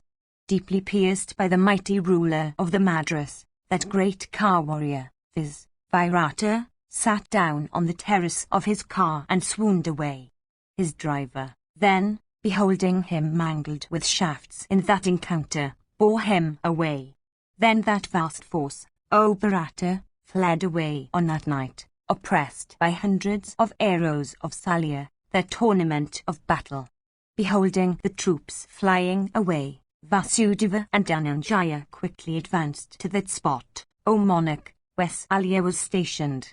Then that prince of the Rakshasas, viz. Alambashaw, O king, riding upon the foremost car, harnessed with 8 steeds, having terrible-looking pieces of equine faces yoked unto it, furnished with blood-red banners, decked with floral garlands made of black iron, covered with bearskins, and possessing a tall standard over which perched a terrible, fierce-looking, and incessantly shrieking vulture, of spotted wings and wide-open eyes, proceeded against those advancing heroes. That Rakshasa, O king, looked beautiful like a loose heap of antimony, and he withstood the advancing Arjuna, like muddy withstanding a tempest, scattering showers of arrows, O monarch, upon Arjuna's head. The battle then that commenced between the Rakshasa and that human warrior was exceedingly fierce, and it filled all the spectators there, O Bharata, with wonder, and it conduced to the joy also of vultures and crows, of ravens and owls and kankars and jackals. Arjuna struck Alambashaw with 6 shafts, and then cut off his standard with 10 sharp arrows. With a few other arrows, he cut off his driver, and with some others his trivenu, and with 1 more, his bow, and with 4 others his 4 steeds. Alambashaw strung another bow, but that also Arjuna cut off in 2 fragments. Then, O bull of Bharata's race, Partha pierced that prince of the Rakshasas with 4 keen arrows. Thus pierced, the Rakshasa fled away in fear. Having vanquished him, Arjuna quickly proceeded towards the spot where Drona was, shooting as he went, many shafts, O king, at men, elephants, and steeds. Slaughtered, O monarch, by the illustrious son of Pandu, the combatants fell down on the ground, like trees laid low by a tempest. Thus treated by the illustrious son of Pandu, all of them fled like a frightened herd of deer. Section VI. Sanjaya said, Thy son, Chitrasena, O Bharata, resisted Nakula's son, Satanica, who was engaged in scorching thy host with his keen shafts. Nakula's son pierced Chitrasena with 5 arrows. The latter then pierced the former in return with 10 whetted shafts. And once more Chitrasena, O monarch, in that battle, pierced Satanica in the chest with 9 keen shafts. Then the son of Nakula with many straight shafts cut Chitrasena's armor from off his body. This feat of his seemed exceedingly wonderful.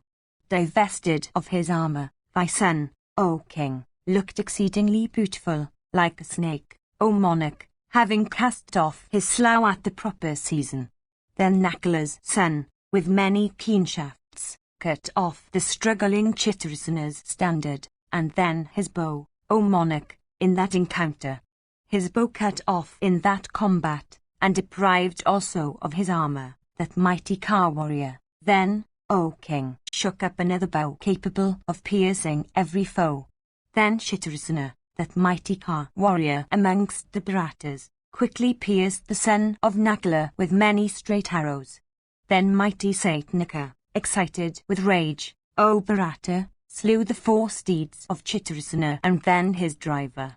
The illustrious Chitrarsana, endued with great strength, jumping down from that car, afflicted the son of Nakula with 25 arrows. Then Nakula's son with a crescent-shaped arrow cut off in that combat the gold-decked bow of Chitrarsana while the latter was engaged in thus striking him. Bowless and carless and steedless and driverless, Chitrarsana then quickly ascended the car of the illustrious son Hridika. Vrishasana, O king, rushed with great speed, scattering shafts in hundreds, against the mighty Ka warrior Drupada, advancing at the head of his troops against Drona. 224 Yajnasana, in that encounter pierced the mighty Ka warrior, viz., the son of Karna in the arms and the chest, O Lord, with 60 arrows. Vrishasana, then, excited with rage, quickly pierced Yajnasana, standing on his car, with many shafts in the center of the chest. Those 2 warriors mangled by arrows, and with shafts sticking to their bodies, looked beautiful like a couple of porcupines with their quills erect. Bathed in blood in consequence of the wounds caused by those straight arrows of keen points and golden wings, they looked exceedingly beautiful in that dreadful encounter. Indeed, the spectacle they presented was that of a couple of beautiful and radiant kalpa trees, or of a couple of kinsukas rich with their flowery burthens. Then Vrishasana, O king, having pierced Drupada with 9 arrows, once more pierced him with 70, and then again with 3 other arrows. Then shooting thousands of arrows, Karna's son, O monarch, looked beautiful in that battle, like a cloud pouring torrents of rain. Then Drupada, inflamed with wrath, cut off Vrishasana's bow into 2 fragments, with a board-headed arrow, sharp and well-tempered. Taking, then, another gold-decked bow that was new and strong, and drawing out of his quiver a strong, whetted, well-tempered, sharp and broad-headed arrow, and fixing it on his string, and carefully aiming it at Drupada, he let it off with great force, inspiring all the Somakas with fear. That arrow, piercing through the breast of Drupada, fell on the surface of the earth. The king of the Panchalas, then, thus pierced through with Vrishasana's arrow, swooned away. His driver, then, recollecting his own duty, bore him away from the field. After the retreat, O monarch, of that mighty Ka warrior of the Panchalas, the Kaurava army, on that terrible night, rushed furiously against Drupada's troops, whose coats of mail had been cut off by means of the arrows of the foe. In consequence of the blazing lamps dropped by the combatants all around, the earth, O king, looked beautiful like the cloudless firmament bespangled with planets and stars. With the fallen angadas of the combatants, the earth looked resplendent, O king, like a mass of clouds in the rainy season with flashes of lightning. Afflicted with the fear of Karna's son, the Panchalas fled away on all sides, like the Danavas from fear of Indra in the great battle of yore between the gods and the Asuras. Thus afflicted in battle by Vrishasana, the Panchalas and the Somakas, O monarch, illumined by lamps, looked exceedingly beautiful. 225 Having vanquished them in battle, Karna's son looked beautiful like the sun, O Bharata, when he reaches the meridian. Amongst all those thousands of kings of thy side and theirs, the valiant Vrishasana then seemed to be the only resplendent luminary. Having defeated in battle many heroes and all the mighty Ka warriors among the Somakas, he quickly proceeded, O king, to the spot where King Yudhishthira was stationed. Thy son Dusasana proceeded against that mighty Ka warrior, viz., Prativandaya, who was advancing against Drona, scorching his foes in battle. The encounter that took place between them, O king, looked beautiful, like that of Mercury and Venus in the cloudless firmament. Dussasana pierced Prativindaya, who was accomplishing fierce feats in battle, with 3 arrows on the forehead. Deeply pierced by that mighty bowman, thy son, Prativindaya, O monarch, looked beautiful like a crested hill. The mighty Ka warrior Prativindaya, then, piercing Dussasana with 3 arrows, once more pierced him with 7. Thy son, then, O Bharata, achieved there an exceedingly difficult feat, for he felled Prativindaya's steeds with many arrows. With another board-headed arrow he also felled the latter's driver, and then his standard. And then he cut off, O king, into 1,000 fragments the car of Prativindaya, armed with a bow. Excited with rage, O Lord, thy son also cut off, with his straight shafts, into numberless fragments the banner, the quivers, the strings, and the traces of his antagonist's car. Deprived of his car, the virtuous Prativindaya stood, bow in hand, and contended with thy son, scattering numberless arrows. Then Dussasana, displaying great lightness of hand, cut off Prativindaya's bow. And then he afflicted his bowless antagonist with 10 shafts. Beholding their brother, Prativindaya, in that plight, his brothers, almighty Ka warriors, rushed impetuously to that spot with a large force. He then ascended the resplendent car of Sutasoma. Taking up another bow, he continued, O king, to pierce thy son. Then many warriors on thy side, accompanied by a large force, rushed impetuously and surrounded thy son, for rescuing him. Then commenced a fierce battle between thy troops and theirs, O Bharata, at that dreadful hour of midnight, increasing the population of Yama's kingdom. Section 6. Sanjaya said, against Nakula, who was engaged in smiting thy host, Shivala's son, Sakuni, in wrath, rushed with great impetuosity and addressing him, said, Wait, wait. Each enraged with the other and each desirous of slaying the other, those 2 heroes struck each other with shafts sped from their bows drawn to their fullest stretch. Shivala's son in that encounter displayed the same measure of skill that Nakula displayed, O king, in shooting showers of arrows. Both pierced with arrows, O king, in that battle. They looked beautiful like a couple of porcupines with quills erect on their bodies. The armor of each cut off by means of shafts with straight points and golden wings, and each bathed in blood. Those 2 warriors looked resplendent in that dreadful battle like 2 beautiful and brilliant kalpa trees, or like 2 flowering kinsukas on the field of battle. Indeed, O king, those 2 heroes in that encounter, both pierced with arrows, looked beautiful like a couple of salmali trees with prickly thorns on them. Casting oblique glances at each other, with eyes expanded in rage, whose corners had become red, they seemed to scorch each other by those glances. Then thy brother-in-law, excited with wrath, and smiling the while, pierced Madri's son in the chest with a barbed arrow of keen point. Deeply pierced by that great bowman, viz., thy brother-in-law, Nakula sat down on the terrace of his car and swooned away. Beholding his proud foe, that mortal enemy of his in that plight, Sakuni uttered roar loud as that of the clouds at the end of summer. Recovering consciousness, Nakula, the son of Pandu, once more rushed against Shivala's son, like the destroyer himself of wide open mouth. Inflamed with rage, O bull of Bharata's race, he pierced Sakuni with 60 arrows, and more with 100 long shafts at the center of his chest. He then cut off Sakuni's bow with arrow fixed thereon, into 2 fragments, at the handle.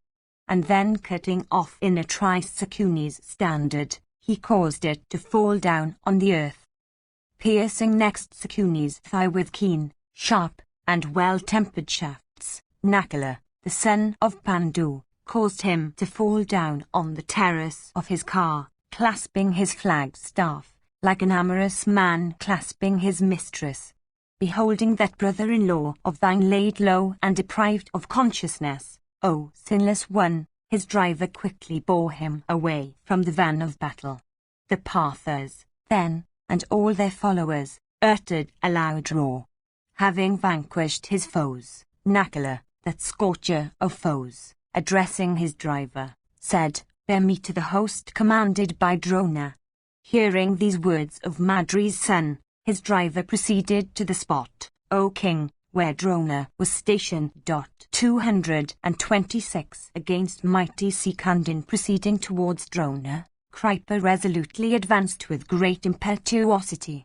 That chastiser of foes, viz. Sikandin, then, smiling the while, pierced with 9 arrows the son of Gotama, thus advancing against him towards the vicinity of Drona. Then the preceptor, Kripa, that benefactor of thy sons, piercing Sikandin first with 5 arrows, once more pierced him with 20. The combat that took place, O monarch, between them, was exceedingly dreadful, like that between Samvara and the chief of the Celestials in the battle between the gods and the Asuras. Those heroic and mighty Ka warriors, both invincible in battle, covered the welkin with their arrows, like clouds covering the welkin on the expiry or summer. Terrible of itself, that night, O chief of the Bharatas, became more terrible still to the heroic combatants engaged in battle. Indeed, of terrible aspects and inspiring all sorts of fear, that night became, as it were, death night, of all creatures. Then Sikandin, O king, cut off, with a crescent-shaped arrow, the large bow of Gotama's son and shot at the latter many whetted shafts.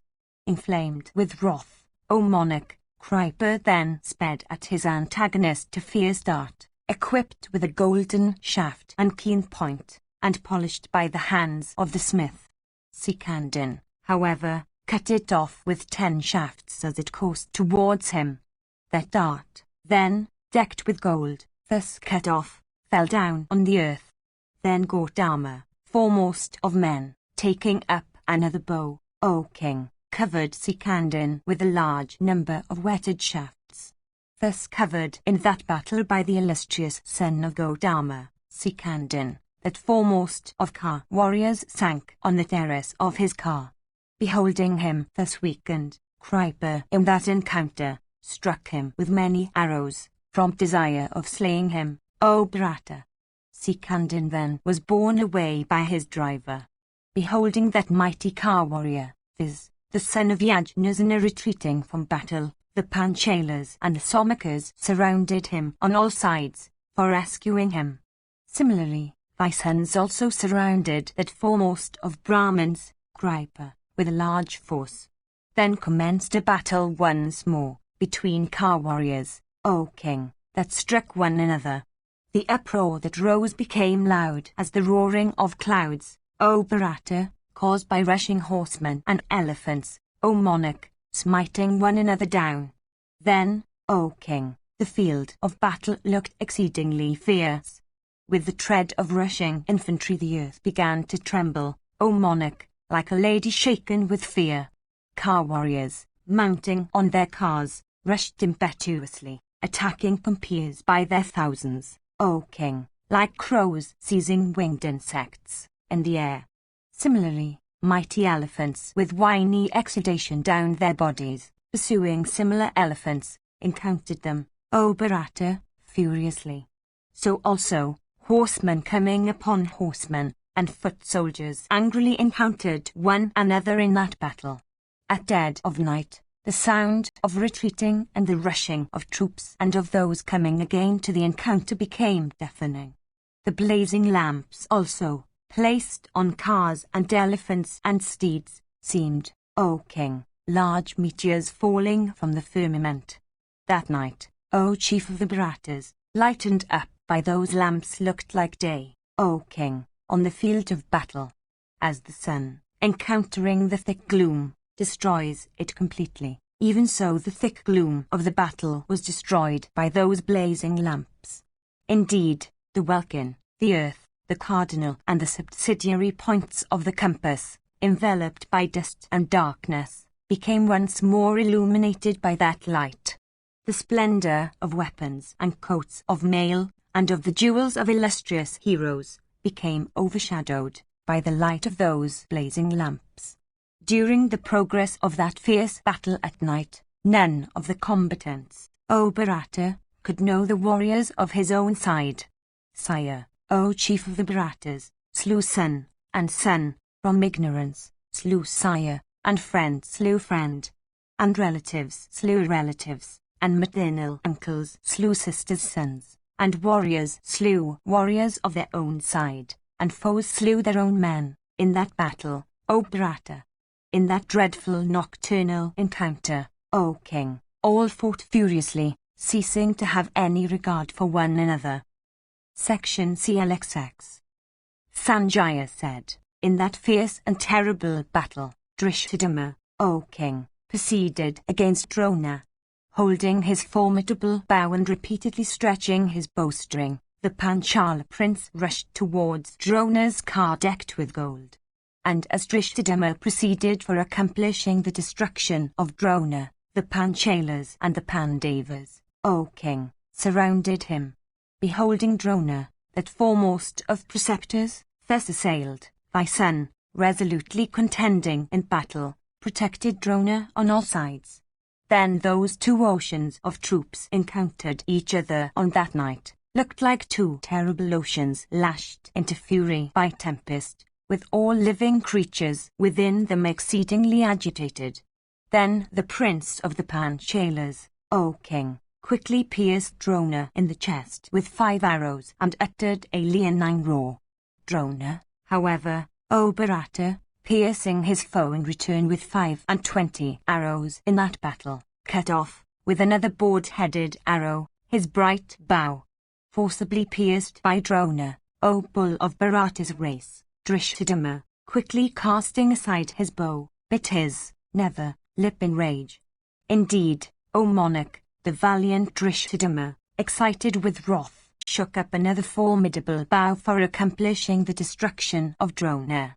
That slayer of hostile heroes, that warrior endued with great beauty, stretching that formidable bow to his ear, shot a terrible shaft capable of taking Drona's life.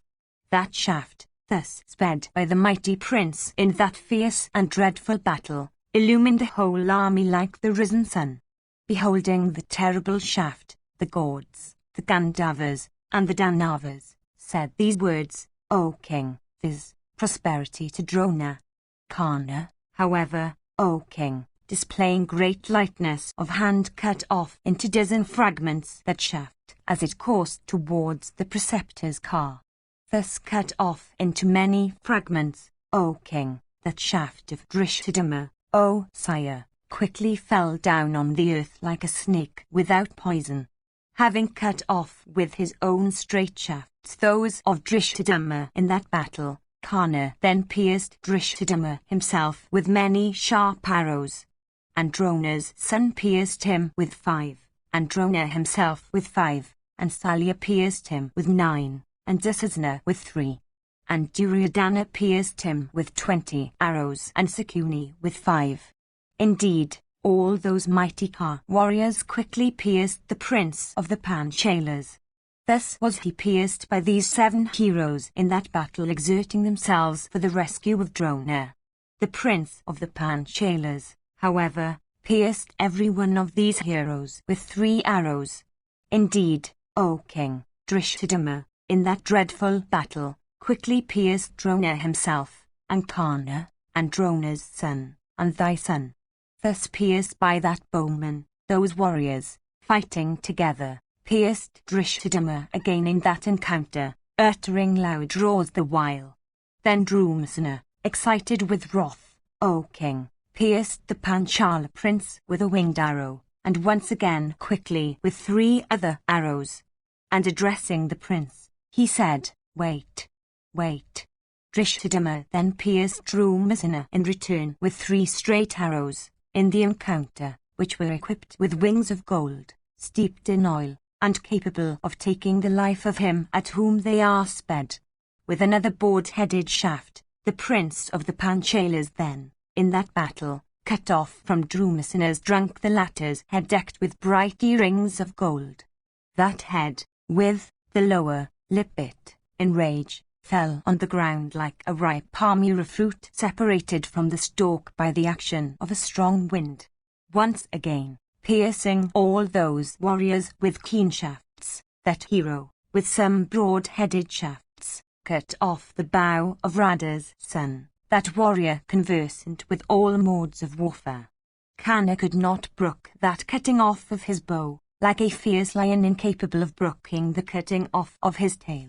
Taking up another bow, Canna, with eyes red in rage, and breathing hard, covered mighty Drishthidima with clouds of arrows.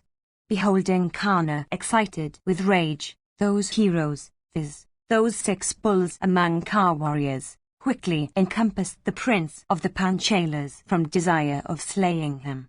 Seeing the latter in front of those 6 foremost warriors of thy side, all thy troops, O Lord, regarded him to be already within the jaws of the destroyer. Meanwhile, Satyaki, of the Dazahar race, scattering his shafts as he proceeded, reached the spot where the valiant Drishthidima was battling. Beholding that invincible warrior of the Satwata race advancing, Rada's son pierced him in that battle with 10 arrows. Satyaki, then, O king, pierced Canna with 10 shafts in the very sight of all those heroes, and addressing him, said, "Do not fly away but stay before me." The encounter then, that took place between mighty Satyaki and the industrious Canna, resembled, O king, that between Vali and Vasava, in the days of yore. That bull among Kshatriyas, viz., Satyaki, terrifying all the Kshatriyas with the rattle of his car, pierced the lotus-eyed Canna in return, with many arrows. Making the earth tremble with the twang of his bow, the mighty son of the Sutta, O monarch, contended with Satyaki. Indeed, Canna pierced the grandson of Sini in return with hundreds of long, and barbed, and pointed, and tall-toothed, and razor-headed arrows and diverse other shafts. Similarly, that foremost one of Vrishani's race, Ayudhana, in that battle, shrouded Canna with his arrows. For a time that battle proceeded equally. Then thy sons, O monarch, placing Canna at the head, all pierced Satyaki from every side with keen arrows. Resisting with his own weapons those of the moorland of Canna also, O Lord, Satyaki quickly pierced Vrishasena in the center of the chest. Pierced with that arrow, the valiant Vrishasena, of great splendor, quickly fell down on his car, casting aside his bow. Then Canna, believing that mighty car warrior, viz., Vrishasena, slain, became scorched with grief on account of the death of his son and began to afflict Satyaki with great force. Thus afflicted by Canna, the mighty car warrior Ayudhana, with great speed, repeatedly pierced Canna with many shafts. Once more piercing Canna with 10 arrows, and Vrishasena with 5, the Satwata hero cut off the leathern fences and the bows of both sire and son. Then those 2 warriors, stringing 2 other bows, capable of inspiring enemies with terror, began to pierce Ayudhana from every side with keen shafts. During the progress of that fierce conflict that was so destructive of heroes, the loud twang of Gandhiva, O king, was heard over every other sound. Hearing then the rattle of Arjuna's car as also the twang of Gandhiva, the Sutta's son, O king, said these words unto Duryodhana, slaughtering our entire army and the foremost of heroic warriors and many mighty bowmen among the Kauravas. Arjuna is loudly twanging his bow. The rattle also of his car is heard, resembling the roar of the thunder. It's evident, the son of Pandu is achieving feats worthy of his own self. This son of Pritha, O monarch, will grind our large host. Many of our troops are already breaking. No one stays in battle. Indeed, our army is being dispersed like risen mass of clouds dispersed by the wind. Encountering Arjuna, our host breaks like a boat on the ocean. The loud wails, O king, of the foremost of warriors, O monarch, flying away from the field, or falling down in consequence of the arrows sped from Gandiva, are being heard. Hear, O tiger among Ka warriors, the sound of drums and cymbals near Arjuna's car at dead of night, resembling the deep roll of thunder in the welkin. Hear also the loud wails of afflicted combatants, and the tremendous leonine shouts, and diverse are the noises in the vicinity of Arjuna's car. Hear, however, this Satyaki, this foremost one of the Satvata race, stayeth amid us. If this object of our aim can be struck down, we can then vanquish all our foes. Similarly, the son of the Panchala king is engaged with Drona. He is encompassed on all sides by many heroic and foremost of Ka warriors. If we can slay Satyaki and Drishthadhyumna, the son of Prishata, without doubt, O king, victory will be ours. Surrounding these two heroes, these two mighty Ka warriors, as we did the son of Subhadra, we will strive, O king, to slay them, viz., this son of Vrishani's race and this son of Prishata. Save the Arsashin, O Bharata, is before us, coming towards this division of Drona, knowing that Satyaki is engaged here with many chiefs among the Kurus. Let a large number of our foremost of Ka warriors proceed thither, so that Partha may not be able to come to the rescue of Satyaki, now encompassed by many. Let these great heroes speedily shoot clouds of shafts with great force, so that Satyaki of Madhu's race may be speedily dispatched to Yama's abode. Ascertaining this to be the opinion of Karna, thy son, addressing Shivala's son in the battle, like the illustrious Indra addressing Vishnu, said these words, surrounded by 10,000 and retreating elephants and 10,000 cars also, proceed against Ananjaya. Dusasana and Dervish Aha and Shavau and Dashpradashana, these will follow thee, surrounded by a large number of foot soldiers. O uncle, slay those great bowmen, viz., the two Krishnas, and Yudhishthira, and Nakula, and Sahadeva, and Bhima, the son of Pandu. My hope of victory resteth on thee, like that of the gods on their chief Indra. O uncle, slay the son of Kunti, like Kartikya, slaying the Asuras. Thus addressed and urged by thy son, Sakuni, clad in mail, proceeded against the Pathas, accompanied by a large force as also by thy sons, in order to consume the sons of Pandu. Then commenced a great battle between the warriors of thy army and the foe. When Shivala's son, O king, thus proceeded against the Pandavas, the Suta's son, accompanied by a large force, quickly advanced against Satyaki, shooting many hundreds of shafts.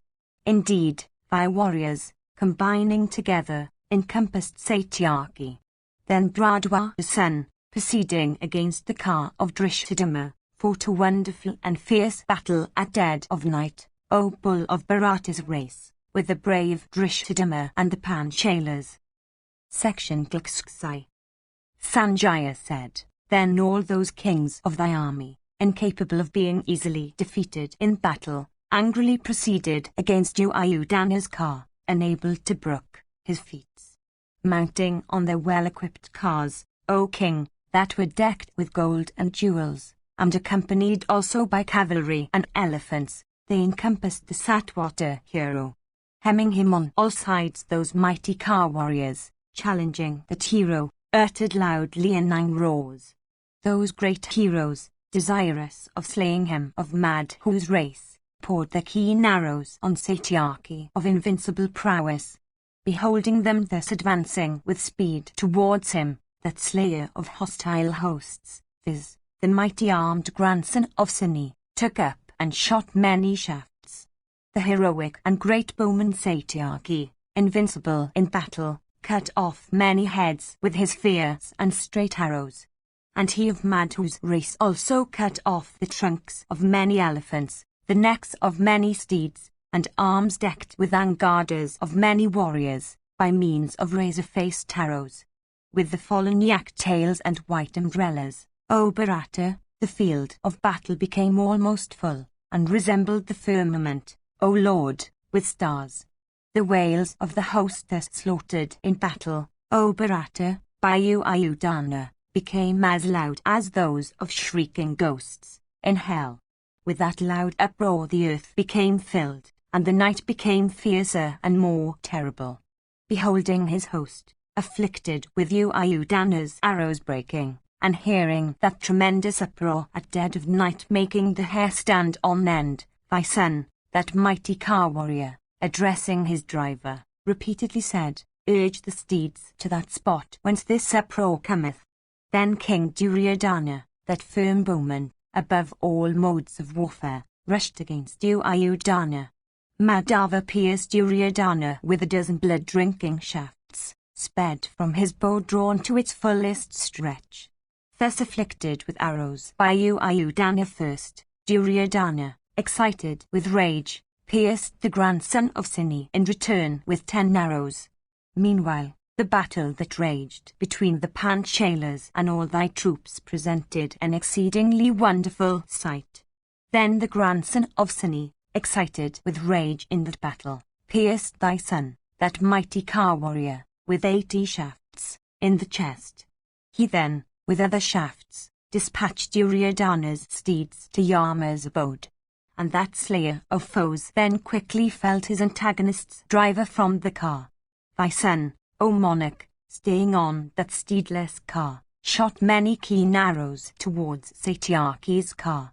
The grandson of Sini, however, displaying great lightness of hand, O king, cut off those 50 shafts sped in that battle by thy son. Then Madhava, with the board-headed shafts suddenly cut off in that encounter the formidable bow of thy son in the handle. Deprived of both his car and bow, that puissant ruler of men then mounted quickly upon the bright car of Kritavarman. Upon Duryodhana's retreat, the grandson of Sini, O monarch, afflicted and routed thy army at dead of night.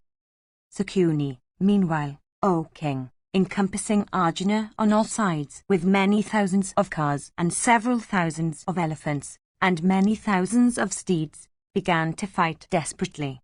Many of them hurled towards Arjuna celestial weapons of great power. Indeed, those Kshatriyas fought with Arjuna, incurring the certitude of death. Arjuna, however, excited with rage, checked those thousands of cars and elephants and steeds, and ultimately caused those foes to turn back.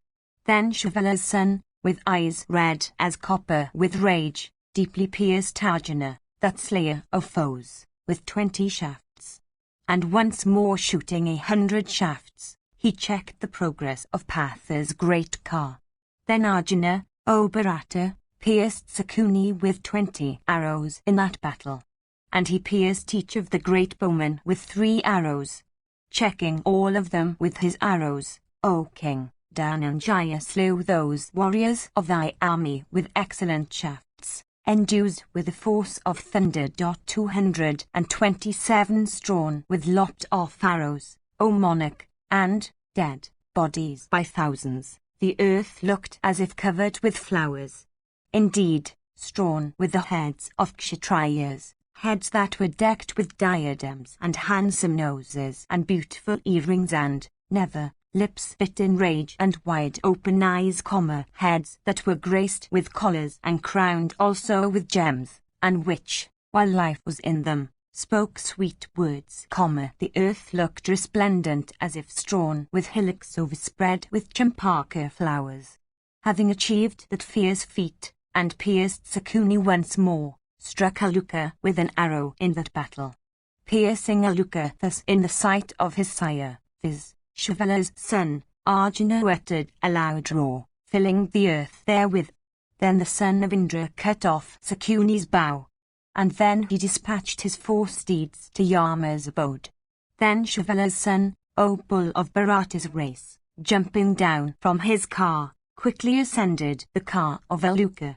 Then those 2 mighty car warriors, viz., sire and son, both riding on the same car, showered their arrows on Patha like two risen clouds pouring torrents of rain on a mountain.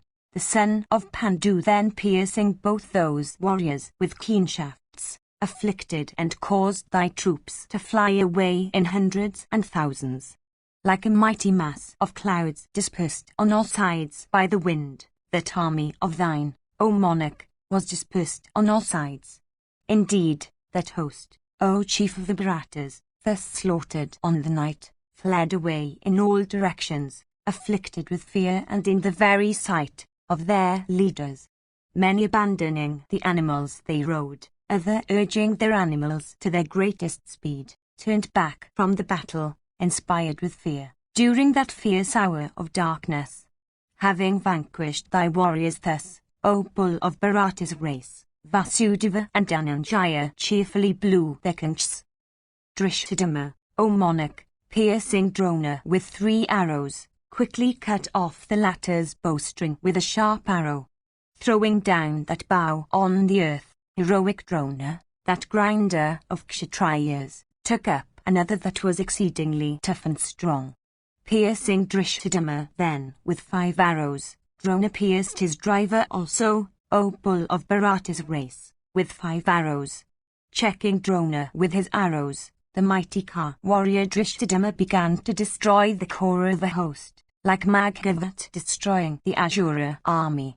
During the slaughter of thy son's army, O sire, a terrible river, having blood for its current, began to flow. And it ran between the 2 hosts, bearing away men and steeds and elephants along its current. And it resembled, O king, the Vaitrani that flows, O lord, towards the domains of the armor. Agitating and routing thy army, the valiant Drishthadhyumna, endued with great energy, blazed forth like Sakra in the midst of the celestials. Then Drishthadhyumna and Sikhandin blew their large conchs, as also the twins, Nakula and Sahadeva, and Vrikadara, the son of Pandu.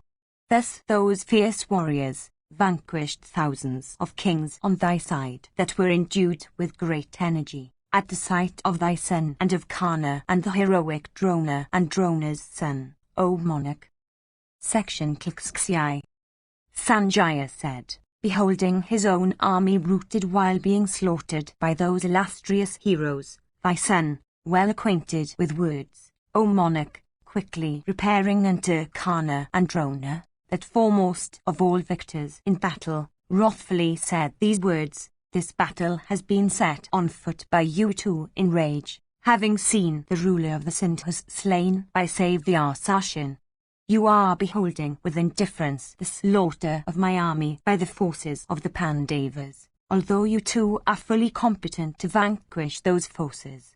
If you 2 now abandon me, you should have, in the beginning, told me of it. We 2 shall vanquish the sons of Pandu in battle. Even these were the words, ye givers of honours, that ye then said unto me. Hearing these words of yours, I sanctioned these proceedings. I would never have provoked these hostilities with the Pathas, hostilities that are so destructive of heroic combatants, if ye had told me otherwise. If I do not deserve to be abandoned by you 2, ye bulls among men, then fight according to the true measure of your prowess, ye heroes endued with great prowess. Thus pierced by the goad of speech of thy son, those 2 heroes once more engaged in battle, like 2 snakes vexed with sticks. Then those 2 foremost of Ka warriors, those 2 bowmen above all bowmen in the world, rushed with speed against the Pathas headed by the grandson of Seni and by others. Similarly, the Pathas uniting together, and accompanied by all their troops, advanced against those 2 heroes, who were roaring repeatedly. Then the great bowman, Drona, that foremost of all wielders of weapons, excited with rage, quickly pierced Satyaki, that bull amongst the Senis, with 10 arrows. And Karna pierced him with 10 arrows, and thy son with 7, and Vrishasena pierced him with 10, and Shavala's son with 7. In that impervious wall of Kauravas around the grandson of Seni, these also stationed themselves, encompassing him. beholding Drona slaughtering the Pandava army in that battle, the Somachas quickly pierced him from every side with showers of arrows. Then Drona began to take the lives of Kshatriyas, O monarch, like the sun destroying darkness around him by his rays. We then heard, O monarch, a loud uproar amongst the Panchalas, who called upon one another, while they were being slaughtered by Drona. Some abandoning sons, some sires, some brothers, some uncles, some their sisters' sons, some their relatives and kinsmen, fled away with speed, for saving their own lives. Some, again, deprived of their senses, ran against Drona himself. Indeed, many were the combatants of the Pandava army that were then dispatched to the other world.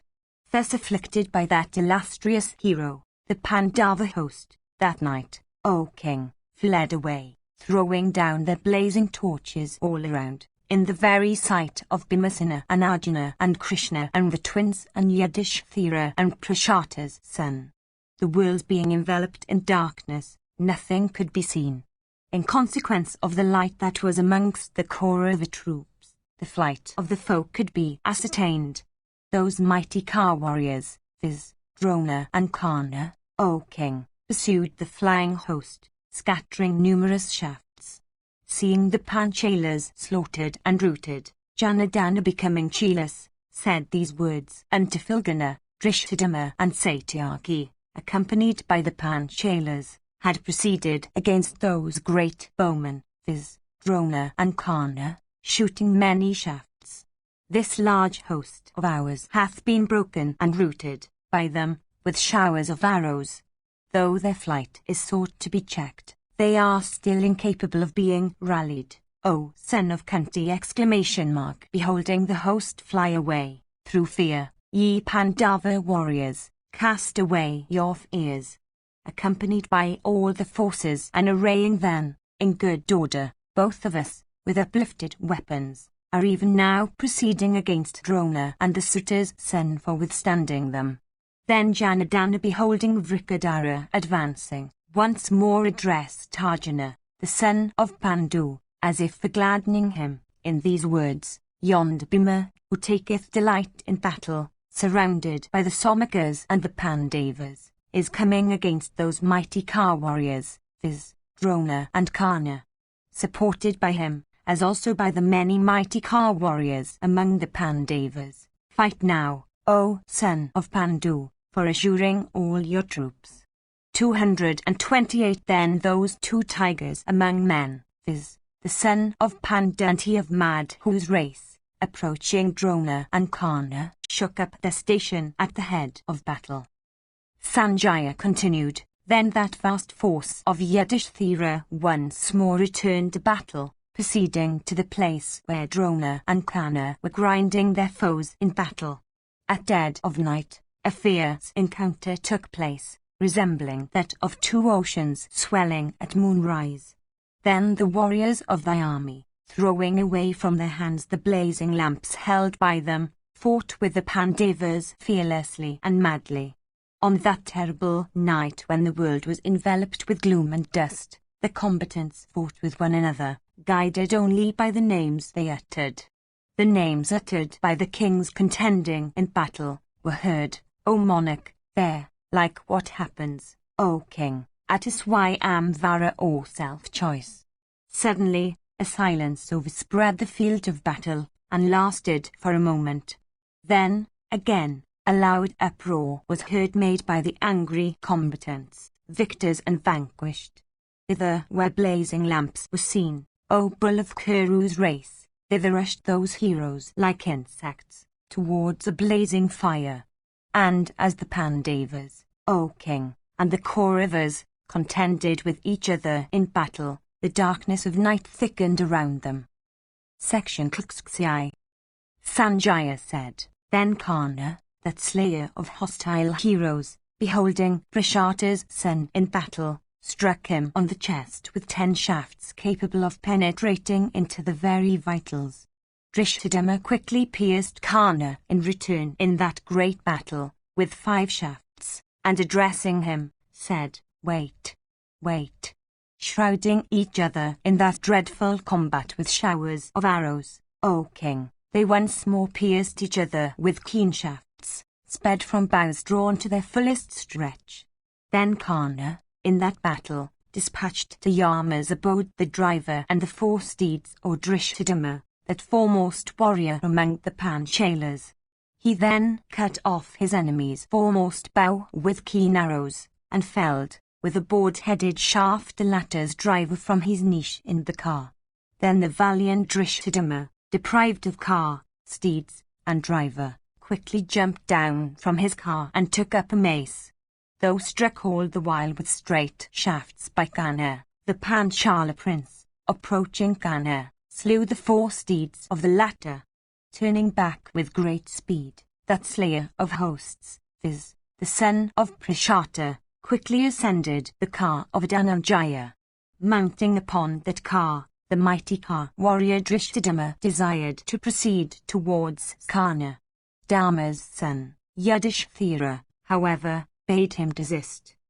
Then Kana, endued with great energy, mingling his leonine shouts with it, twanged his bow loudly and blew his conch with great force.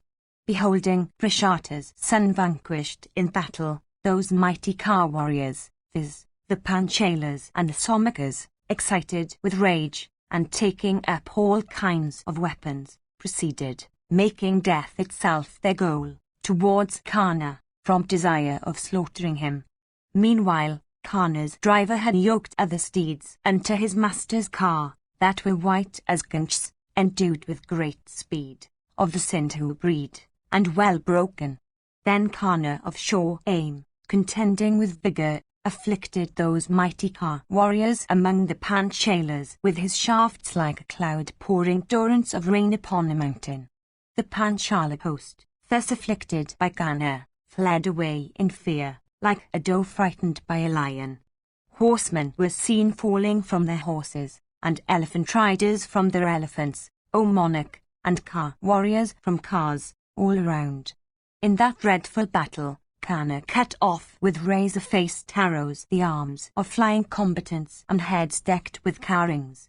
And he cut off, O king, the thighs of others that were on elephants or on the back of steeds, or on the earth, O sire. Many mighty car warriors, as they fled away, felt not their loss of limbs or the injury in their animals, in that battle. Slaughtered by terrible shafts, the Panchalers and the Saranjayas took the motion of even a straw for Kana, so great was their fright. Deprived of their senses, their warriors took their flying friends for Kana and fled away from these in fear. Kana pursued the broken and retreating host, O Bharata, shooting his shafts on all sides. Indeed, in that battle, the retreating warriors, deprived of their senses, were slaughtered with mighty weapons by that illustrious hero, Kana. Others, only looked at by Drona, fled away on all sides. Then King Yudhishthira, beholding his army flying away, and regarding retreat to be advisable, addressed Fulgana and said, Behold that mighty bowman, Kana stationed the like Rudra himself armed with his bow. Behold him scorching everything around like the blazing sun himself, at this fierce hour, this dead of night. These wails are being incessantly heard, O Patha, of thy helpless friends who are uttering them, mangled by the shafts of Kana. The manner in which Kana is aiming and letting off his shafts is such that no interval can be noticed between the 2 acts. He will, O Patha, annihilate all our friends. Do that now, Dhananjaya, about the slaughter of Kana, which, according to thy judgment, should next be done in the time for which may have come. Thus addressed, by Yudhishthira, Patha said unto Krishna, The royal son of Dharma is frightened today by the prowess of Kana. When Kana's division is thus acting towards us, repeatedly, do thou speedily adopt that course which should now be adopted. Our army is flying away, O slayer of Manu, our troops, broken and mangled with Drona's shafts and frightened by Kana, are unable to make a stand. I see Kana careering fearlessly. Our foremost of Ka warriors are flying away. Kana is scattering his keen shafts.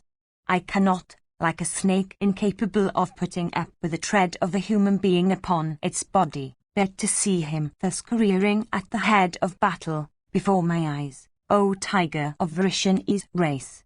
Proceed, therefore, to that spot where the mighty Ka warrior Kana is. I will either kill him, O slayer of Madhu, or let him slay me. 229. Vasudeva said, I behold Kana, O son of Kunti, that tiger among men, that warrior of superhuman prowess, careering in battle like the chief of the celestials himself. O Dhananjaya, there is none else capable of advancing against him in battle, save thee, O tiger among men, and the Rakshasa Gatotkacha.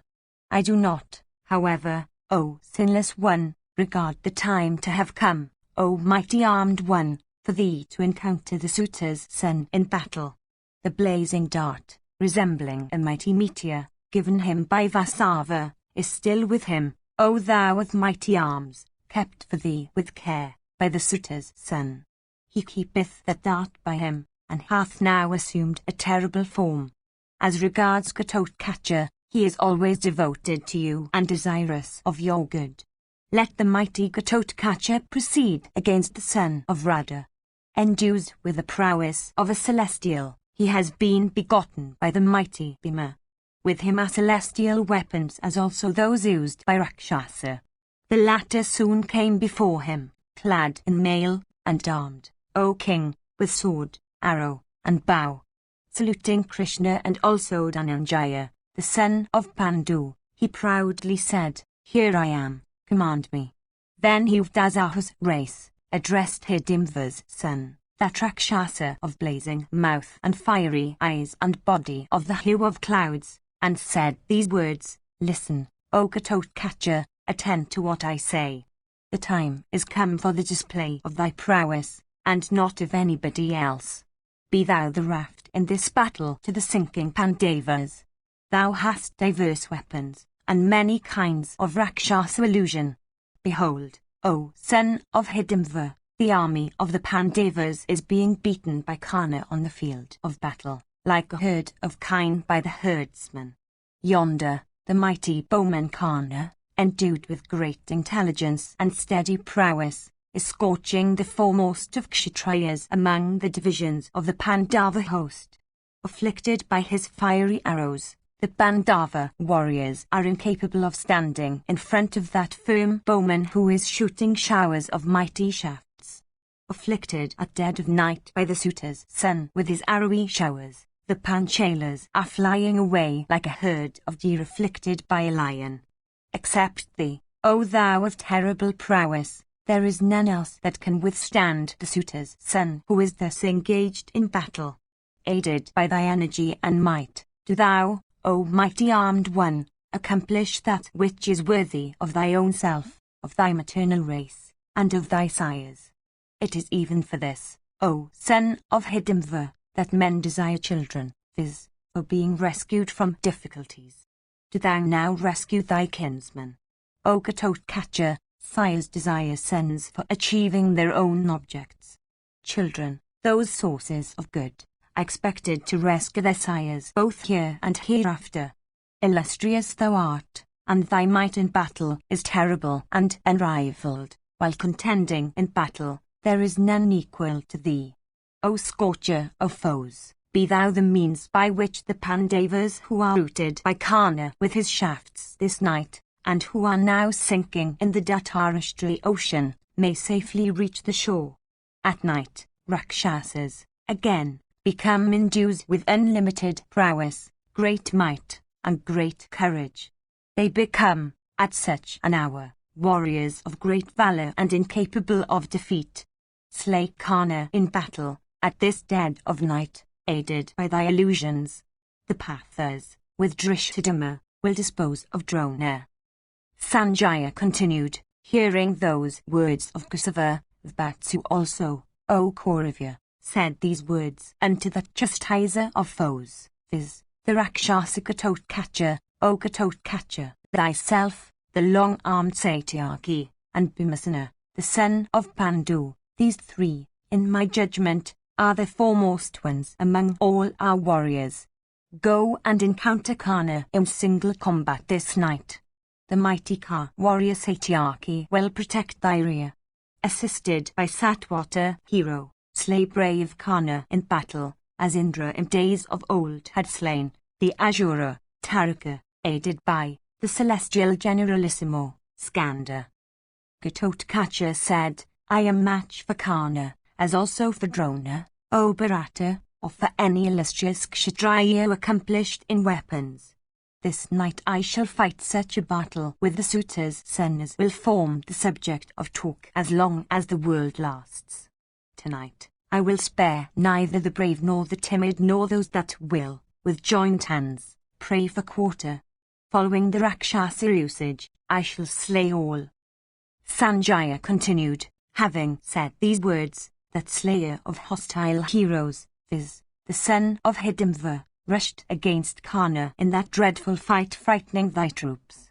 The suitor's son, that tiger among men, smilingly received that angry warrior of blazing mouth and blazing locks. The battle then that took place between Kana and that Rakshasa, both roaring against each other, O tiger among kings, resembled that between Indra and Prahlada, in days of yore.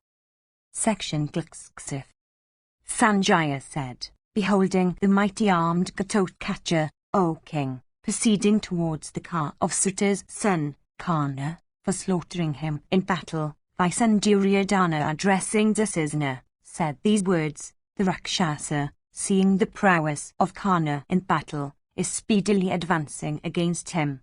Resist that mighty Ka warrior. Surrounded by a mighty force, proceed to that spot where the mighty Kana, the son of the Kardana, is contending with the Rakshasa in battle. O giver of honours, surrounded by troops and exerting thyself vigorously, protect Kana in battle. Let not the terrible Rakshasa slay Kana in consequence of our carelessness. Meanwhile, O king, Jatasura's mighty son, that foremost of smiters, approaching Duryodhana, said unto him, O Duryodhana, commanded by thee, I desire to slay, with their followers, thy foes of celebrity, viz., the Pandavas, those warriors incapable of being easily defeated in battle. My father was mighty Jatasura, that foremost of Rakshasa. Formerly, having performed some Rakshasa slaying incantations, the despicable sons of Pritha slew him. I desire to worship my dead sire by offering him the blood of his foes, and their flesh, O monarch. It behoveth thee to grant me permission. The king, thus addressed, became exceedingly delighted and said unto him repeatedly, aided by Drona and Kana and others, I am quite competent to vanquish my foes.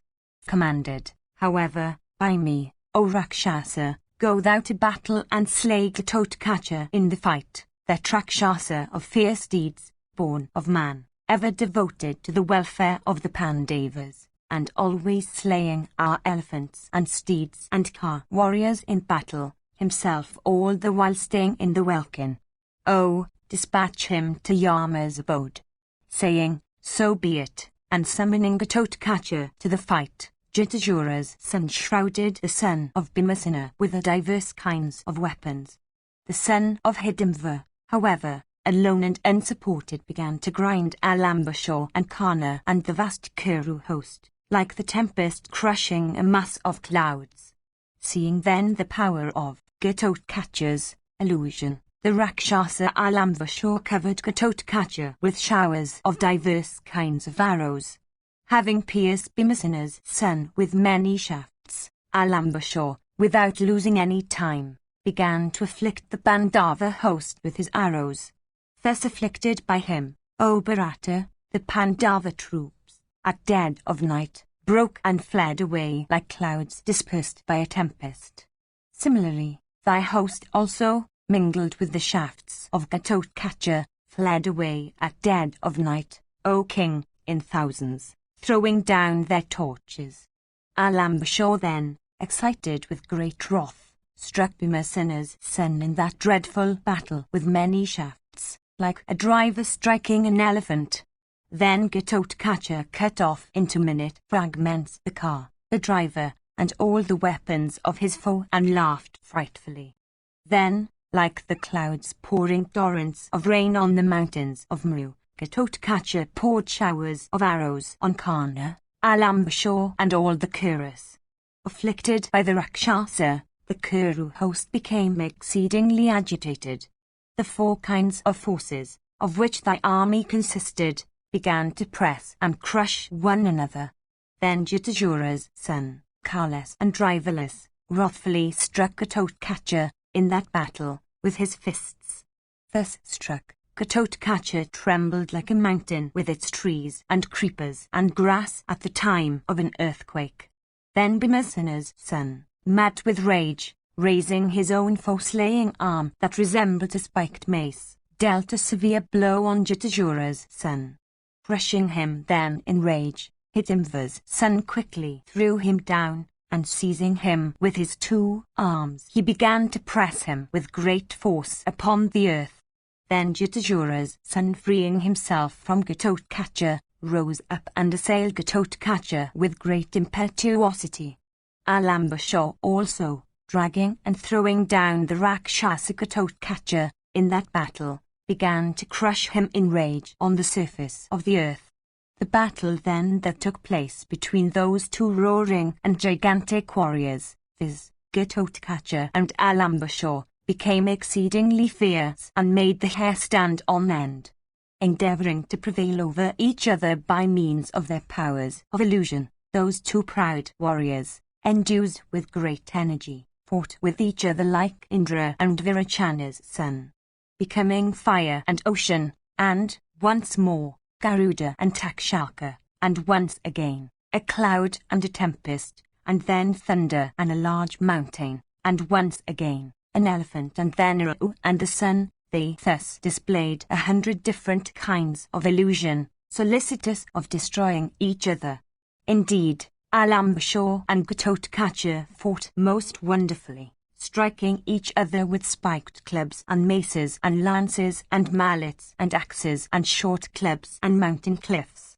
Riding on horseback or on elephants, on foot or on car, those foremost of Rakshasas, both endued with large powers of illusion, fought with each other in battle.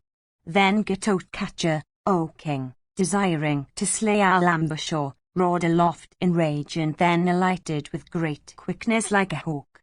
Seizing then that gigantic prince of Rakshasas, viz., Alambashur, who thus struggled with him, he pressed him down on the earth, like Vishnu slaying the Asura, Maya, in battle.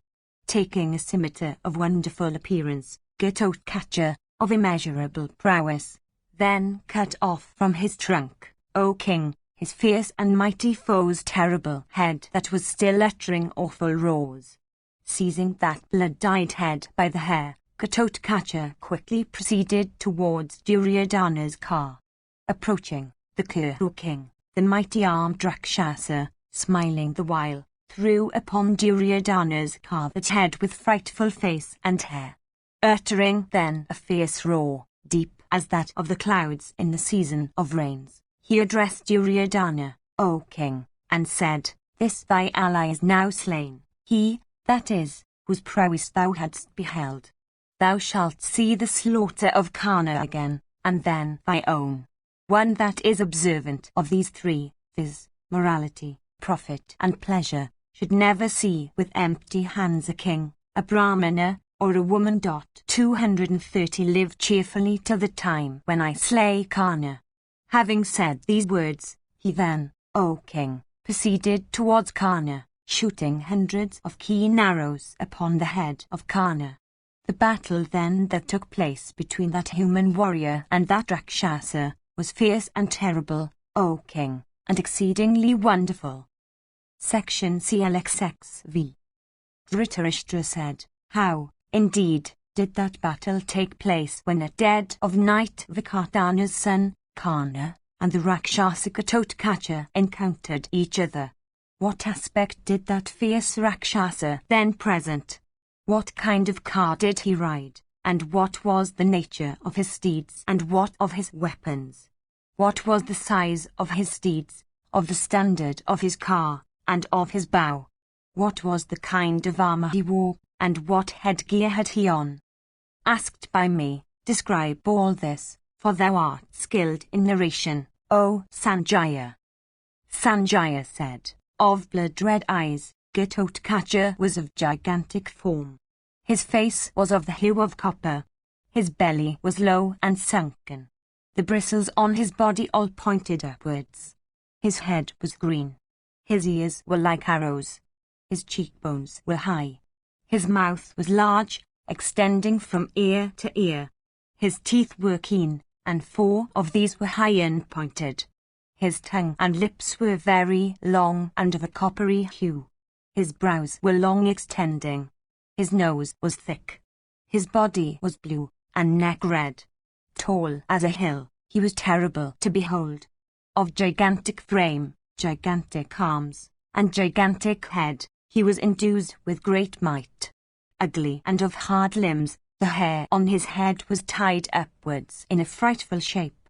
His hips were large and his navel was deep. Of gigantic frame, the circumference of his body, however, was not great.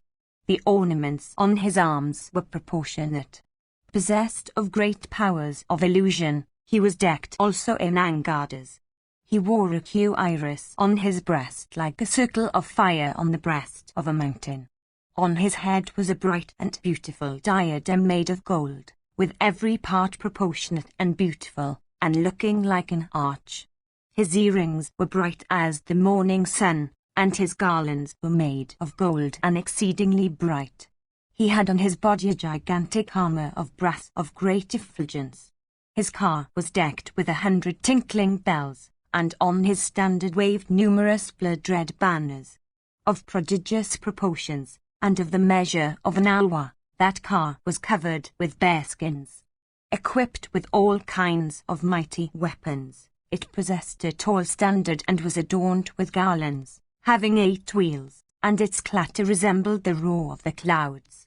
His steeds were like infuriated elephants, and possessed of red eyes, of terrible aspect. They were variegated in hue, and endued with great speed and might. Above all fatigue, and adorned with long manes and neighing repeatedly, they bore that hero to battle. A Rakshasa of terrible eyes, fiery mouth, and blazing earrings, acted as his driver, holding the reins, bright as the rays of the sun, of his steeds in battle.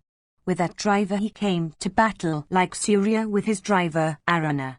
Looking like a high mountain encircled with a mighty cloud, a very tall standard, that touched the heavens, was set up on his car. A carnivorous and awful vulture of blood-red body perched on it. He came, forcibly drawing his bow whose twang resembled the thunder of Indra, and whose string was very hard, and which measured 12 cubits in length and 1 cubit in breadth. 231 filling all the points of the compass with shafts of the measure of the axle of the car. The Rakshasa rushed against Karna on that night that was so destructive of heroes. Staying proudly on his car, as he stretched his bow, the twang that was heard resembled that sound of the roaring thunder. Frightened by him, O Bharata, all thy troops trembled like the surging waves of the ocean. Beholding that frightful Rakshasa of horrible eyes advancing against him, Radha's son, as if smiling, withstood him speedily. And Karna proceeded against the smiling Rakshasa, smiting him in return from a near point, like an elephant against an elephant or the leader of a bovine herd against the leader of another herd. The collision that took place between them, that is, Karna and the Rakshasa, O king, became terrible and resembled that between Indra and Samvara. Each taking a formidable bow of loud twang, struck and covered the other with powerful shafts. With straight shafts sped from bows drawn to their fullest stretch, they mangled each other, piercing their coats of mail made of brass. With darts of the measure of akshas, and shafts also, they continued to mangle each other, like a couple of tigers or of mighty elephants with their teeth or tusks, piercing each other's body, aiming shafts at each other, scorching each other with clouds of arrows. They became incapable of being gazed at. With limbs pierced and mangled with shafts, and bathed in streams of blood, they looked like two hills of chalk with rivulets running down their breasts. Those two mighty Ka warriors, both struggling vigorously, both with limbs pierced with keen-pointed shafts, and each mangling the other, failed, however, to make each other tremble. For a long time, that nocturnal combat between Kana and the Rakshasas, in which both seemed to sport, making life itself the stake, continued equally. Aiming keen shafts and shooting them to the utmost measure of his might, the twang of Ghatotkacha's bow inspired both friends and foes with fear. 232 At that time, O king, Kana could not prevail over Ghatotkacha.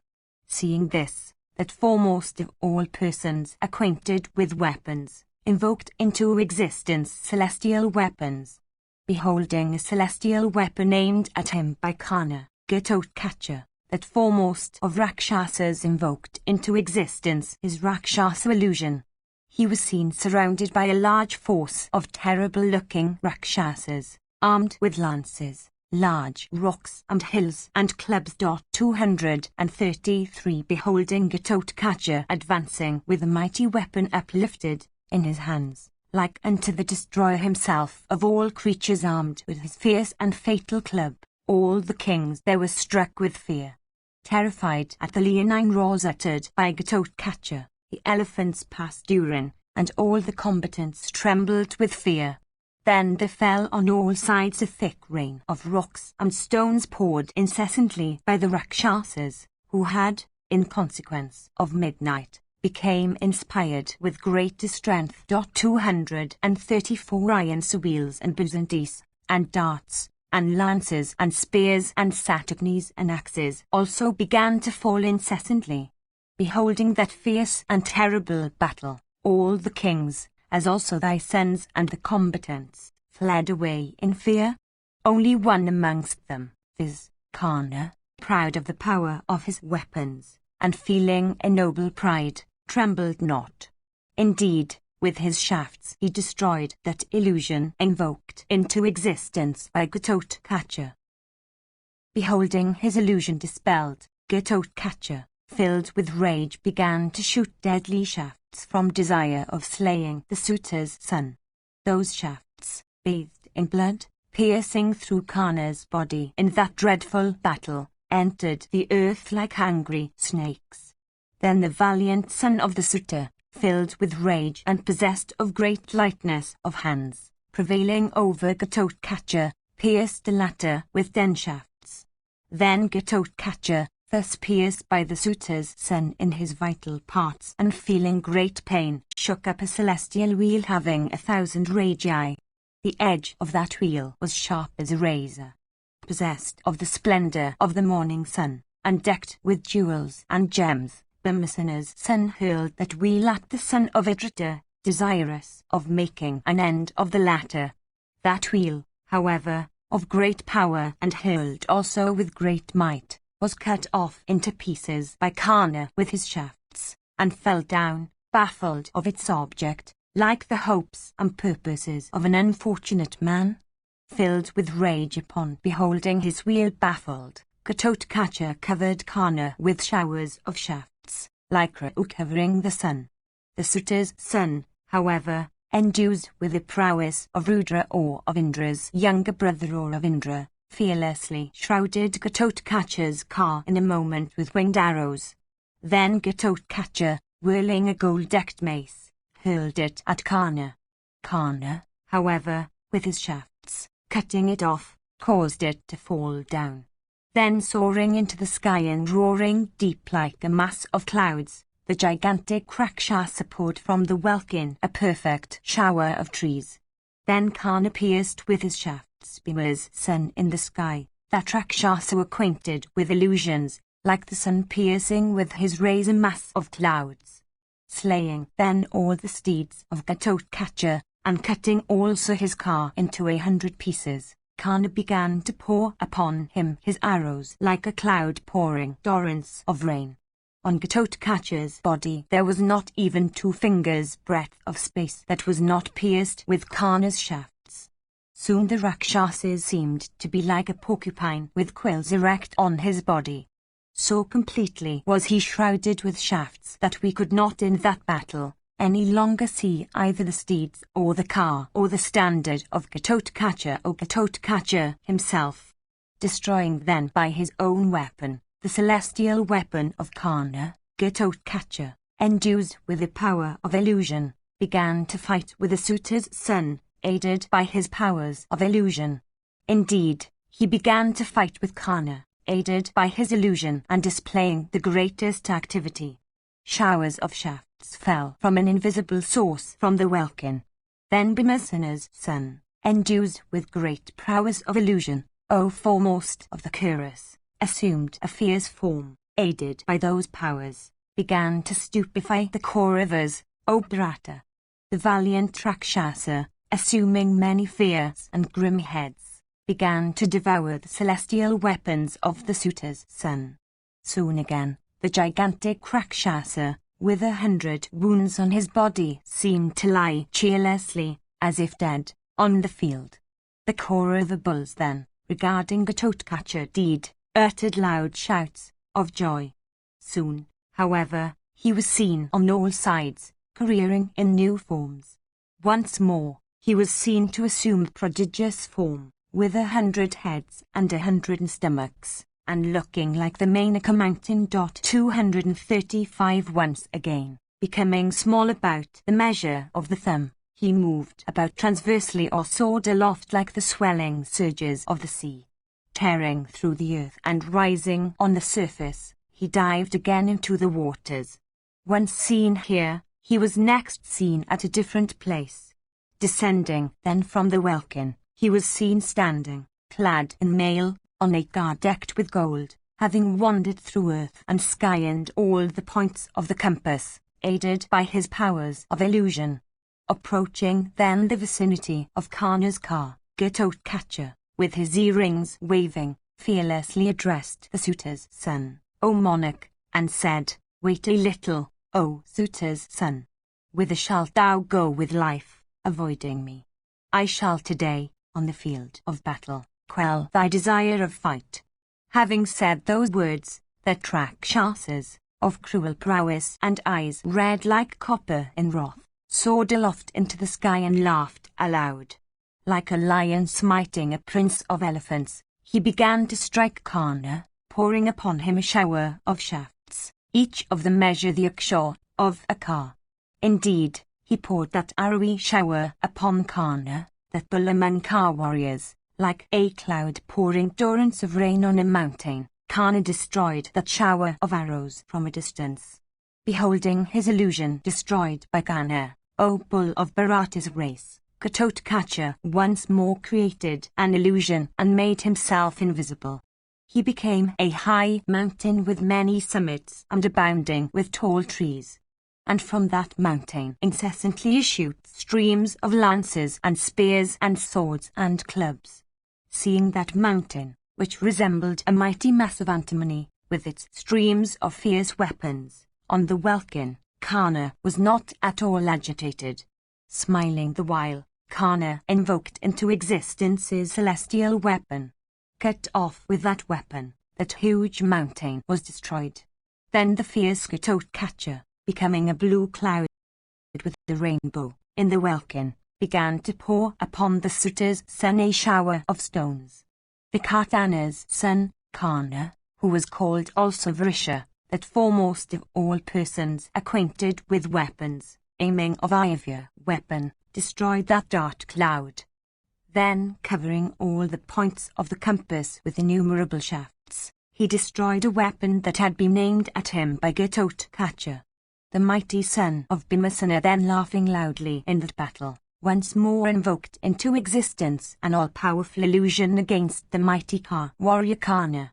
Once more beholding that foremost of warriors, viz. Gatotkacha, fearlessly approaching him, surrounded by a large number of Rakshasas that resembled lions and tigers and infuriated elephants in prowess, some riding on elephants, some on cars, and some on horseback, all armed with diverse weapons and clad in diverse kinds of mail and diverse kinds of ornaments. In fact, beholding Ghatotkacha surrounded by those fierce Rakshasas like Vasava by the Maruts, the mighty bowman Karna began to battle with him fiercely. Then Ghatotkacha, piercing Karna with 5 shafts, uttered a terrible roar, frightening all the kings. Once more shooting an Angelica weapon, Ghatotkacha quickly cut off the bow of Karna's hand along with the arrowy shower the latter had shot. Karna, then taking out another bow that was strong and capable of bearing a great strain and that was as large as Indra's bow, drew it with great force. Then Karna shot some foe-slaying shafts of golden wings at those sky-ranging Rakshasas. Afflicted with those shafts, the large foes of broad-chested Rakshasas looked agitated like a herd of wild elephants afflicted by a lion. Destroying with his shafts those Rakshasas along with their steeds and diverse elephants, the puissant Karna looked like the divine Agni consuming all creatures at the time of the universal dissolution. Having destroyed that Rakshasa host, the Suta's son looked resplendent like the god Maeswara in heaven after having consumed the triple city of the Asuras. Among those thousands of kings on the Pandava side, O sire, there was not a single one, O monarch, that could even look at Karna then, save the mighty Ghatotkacha, that prince of Rakshasas, who was endued with terrible energy and strength, and who, inflamed with rage, then looked like Yama himself. From his eyes, as he was excited with wrath, flames of fire seemed to emit, like blazing drops of oil from a couple of burning brands. Striking his palm against palm and biting his nether lip, the Rakshasa was once more seen on a car that had been created by his illusion, and into which were yoked a number of asses, looking like elephants and having the faces of Pisachas. Excited with wrath, he addressed his driver, saying, "Bear me towards the suitor's son." Then that foremost of car warriors proceeded on the terrible-looking car of his, for once more fighting a single combat with the suitor's son, O king. The Rakshasa, excited with rage, hurled at the suitor's son an asani of Rudra's workmanship, terrible and furnished with 8 wheels. Karna, placing his bow on his car, jumped down on the earth and seizing that asani hurled it back at Ghatotkacha.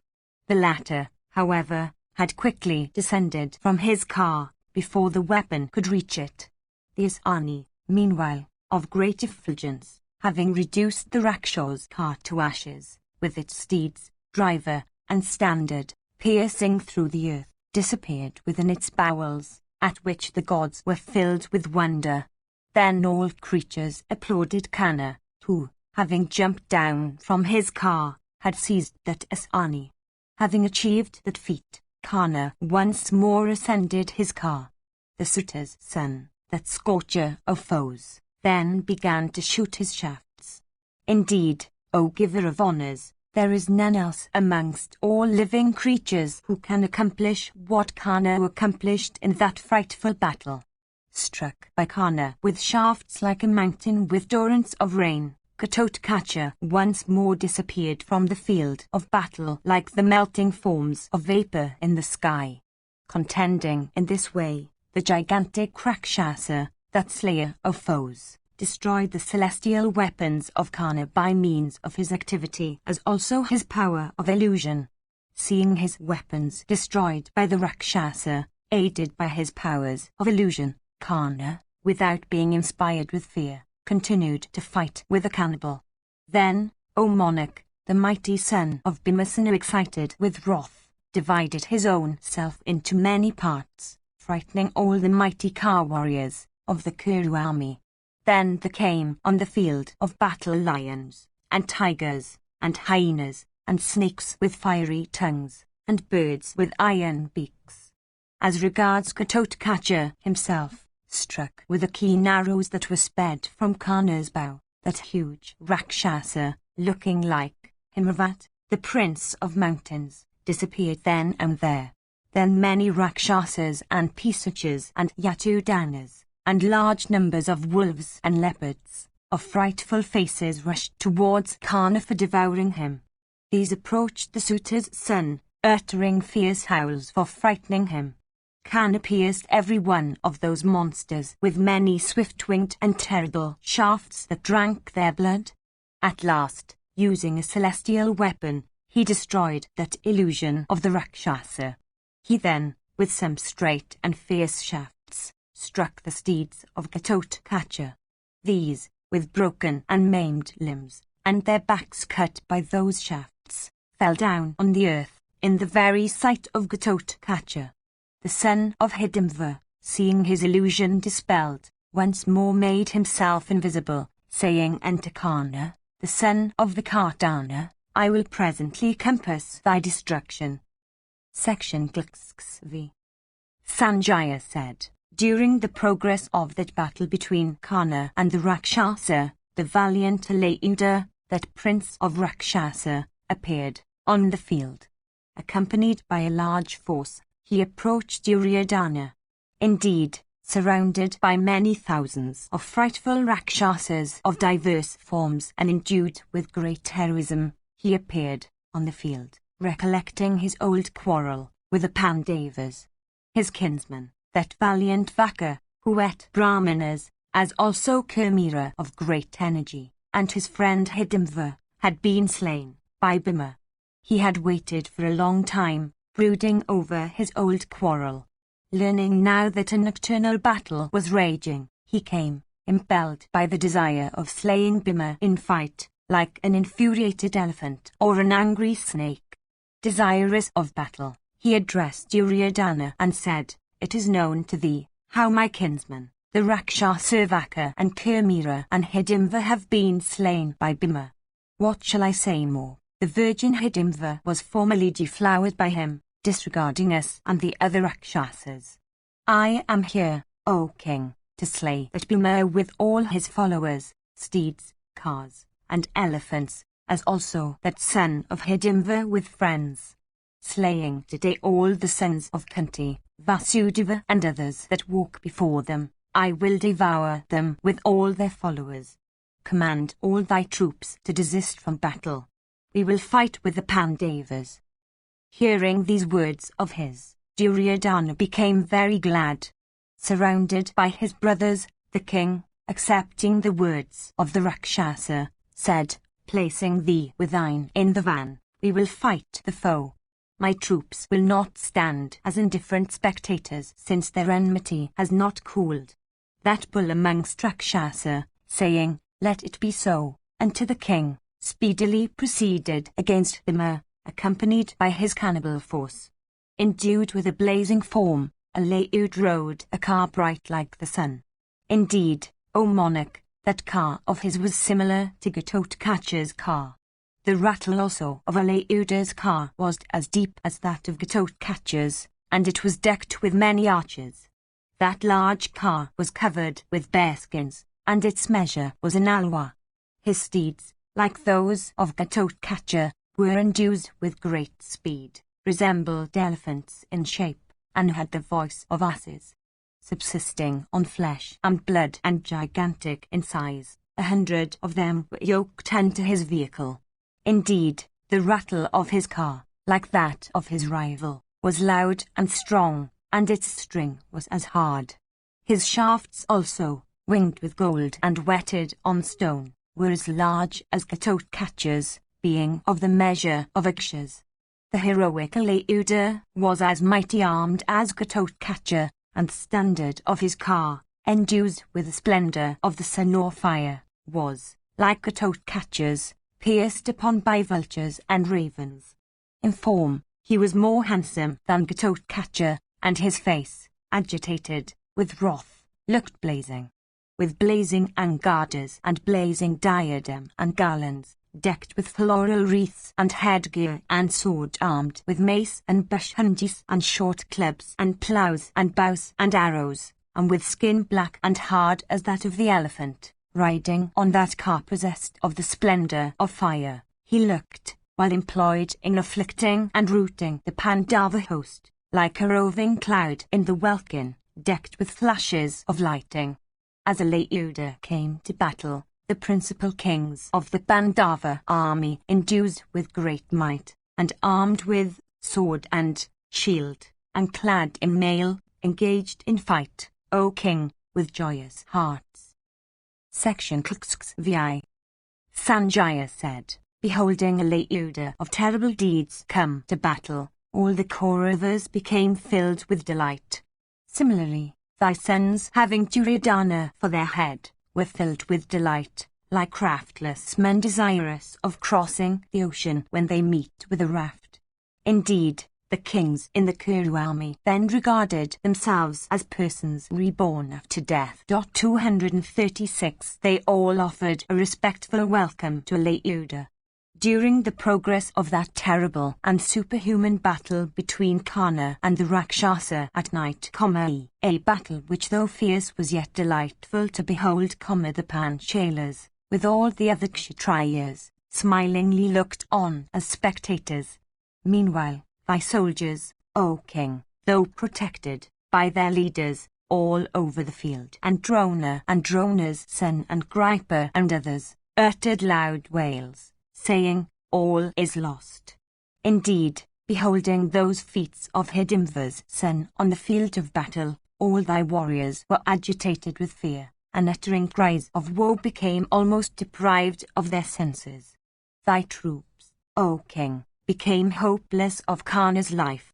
Then Duryodhana, beholding Karna fallen into great distress, summoned Alayuda and said unto him, yonder Vikatana's son, Karna, is engaged with the son of Hidimva, and is accomplishing such feats in battle as are worthy of his might and prowess. Behold those brave kings slain by the son of Bhimasena, struck with diverse kinds of weapons, and lying on the field, like trees broken by an elephant. Amongst all my royal warriors, let this be thy share in battle, allotted by me, with thy permission, O hero, displaying thy prowess, slay thou this Rakshasa. O crusher of foes, see that this wretch Ghatotkacha may not, relying on his powers of illusion, slay Karna, the son of Vikatana, before thou finishest him. Thus addressed by the king, that Rakshasa of fierce prowess and mighty arms, saying, so be it, rushed against Ghatotkacha. Then Bhimasena's son, O Lord, abandoning Karna, began to grind his advancing foe with arrows. The battle that took place then between those angry Rakshasu princes resembled that between two infuriated elephants in the forest, fighting for the sake of the same she-elephant in her season. Freed then from the Rakshasa, Karna, that foremost of car warriors, rushed against Bhimasena, riding on his car of solar refulgence. Beholding Ghatotkacha engaged with Alayuda in battle and afflicted like the leader of a bovine herd when engaged with a lion, Bhima, that foremost of smiters, disregarding the advancing Karna, rushed towards Alayuda, riding on his car of solar refulgence and scattering clouds of shafts. Seeing Bhima advance, Alayuda, O Lord, abandoning Ghatotkacha, proceeded against Bhima himself. Then Bhima, that exterminator of Rakshasas, impetuously rushed towards him, O Lord, and covered that prince of the Rakshasas with shafts.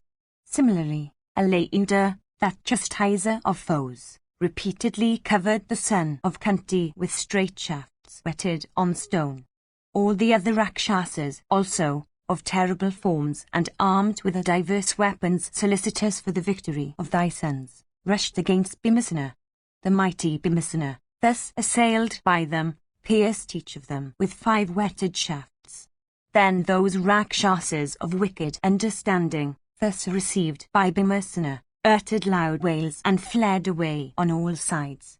The mighty Rakshasa, beholding his followers frightened by Bhima, rushed impetuously against Bhima and covered him with shafts. Then Bhimasena, in that battle, weakened his foe by means of many keen-pointed arrows.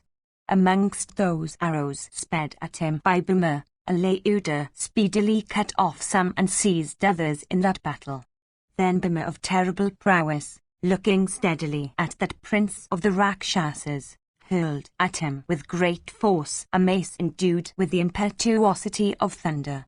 That mace coursed towards him like a flame of fire, and the cannibal struck it with a mace of his own, whereupon the latter, baffling the former, proceeded towards Bhima. Then the son of Kunti covered that prince of Rakshasas with showers of shafts. The Rakshasa, with his own keen shafts, baffled all those shafts of Bhima. Then all those Rakshasa warriors, of terrible forms, rallying and returning to battle, at the command of their leader, began to slay the elephants of Bhima's force. The Panchalas and the Srinjayas, the steeds and huge elephants of Bhima's army, exceedingly afflicted by the Rakshasas, became much agitated. Beholding that terrible battle fought between Bhima and the Rakshasa, Vasudeva, that foremost of men addressing Dhananjaya, said these words, "Behold, the mighty armed Bhima is succumbing to that prince of Rakshasas. Quickly proceed in Bhima's wake, without thinking of anything else, O son of Pandu. Meanwhile, let Drishthadhyumna and Sikandin, and Yadamanu and Uttamaujas, these mighty car warriors, uniting with the son of Draupadi, proceed against Karna.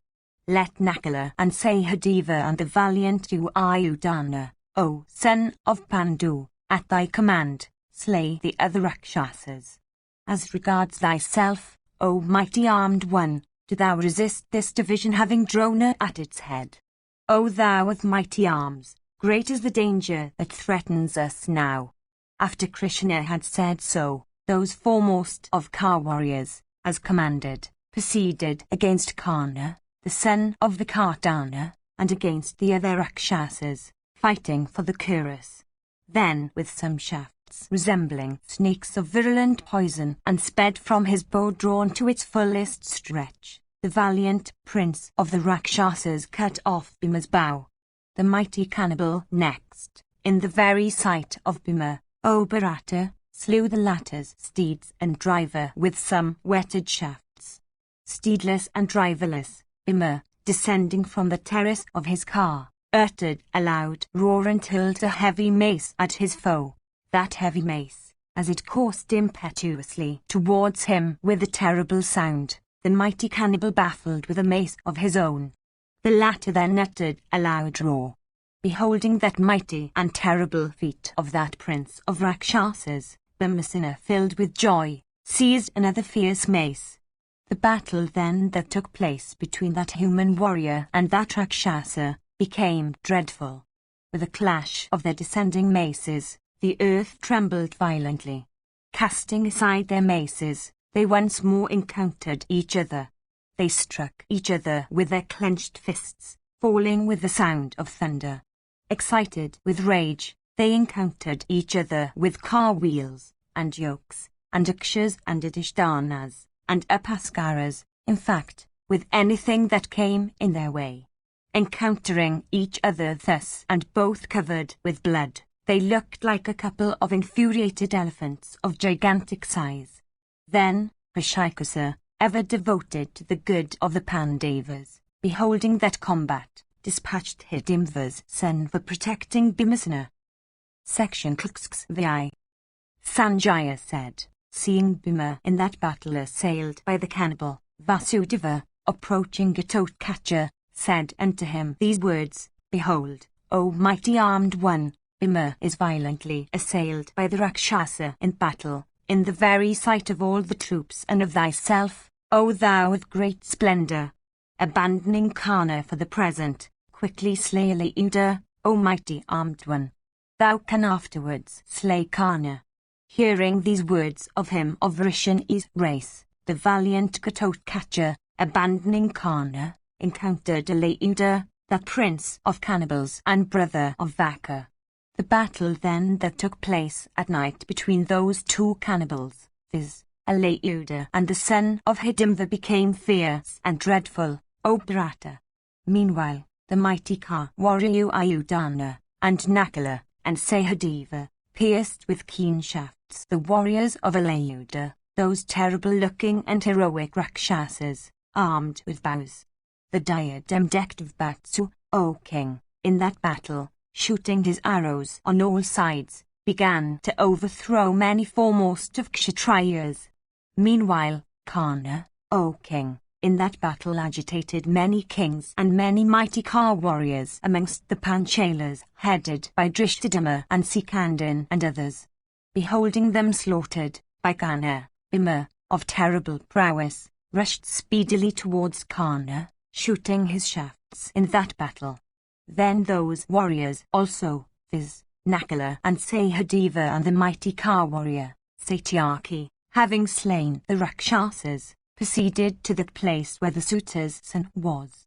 All of them, then, began to fight with Karna, while the Panchalas encountered Drona. Then Alayudha, excited with rage, struck Ghatotkacha, that chastiser of foes, on the head, with a gigantic pariah. With a stroke of that pariah, the mighty son of Bhimasena, endued with great prowess, seemed to be in a state of partial swoon and sat down motionless.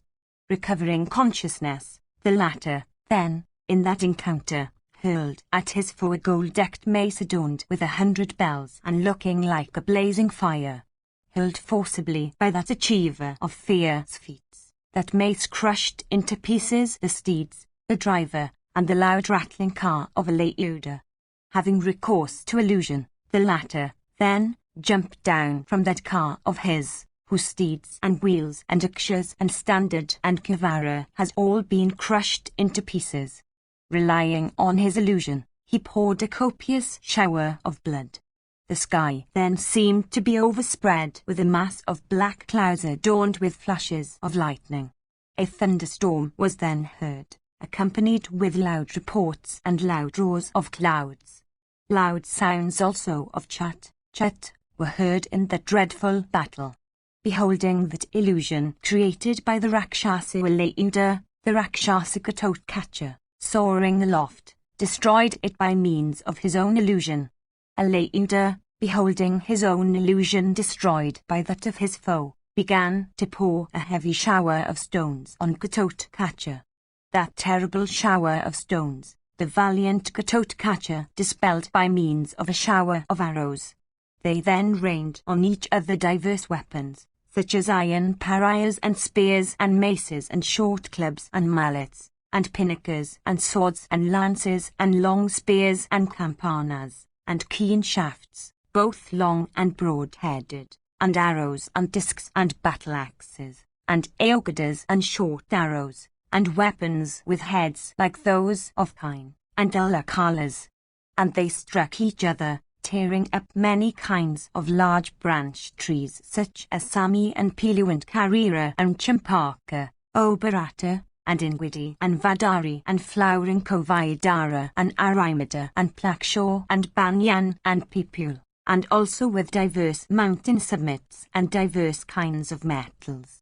The clash of those trees and mountain summits became very loud like the roar of driving thunder.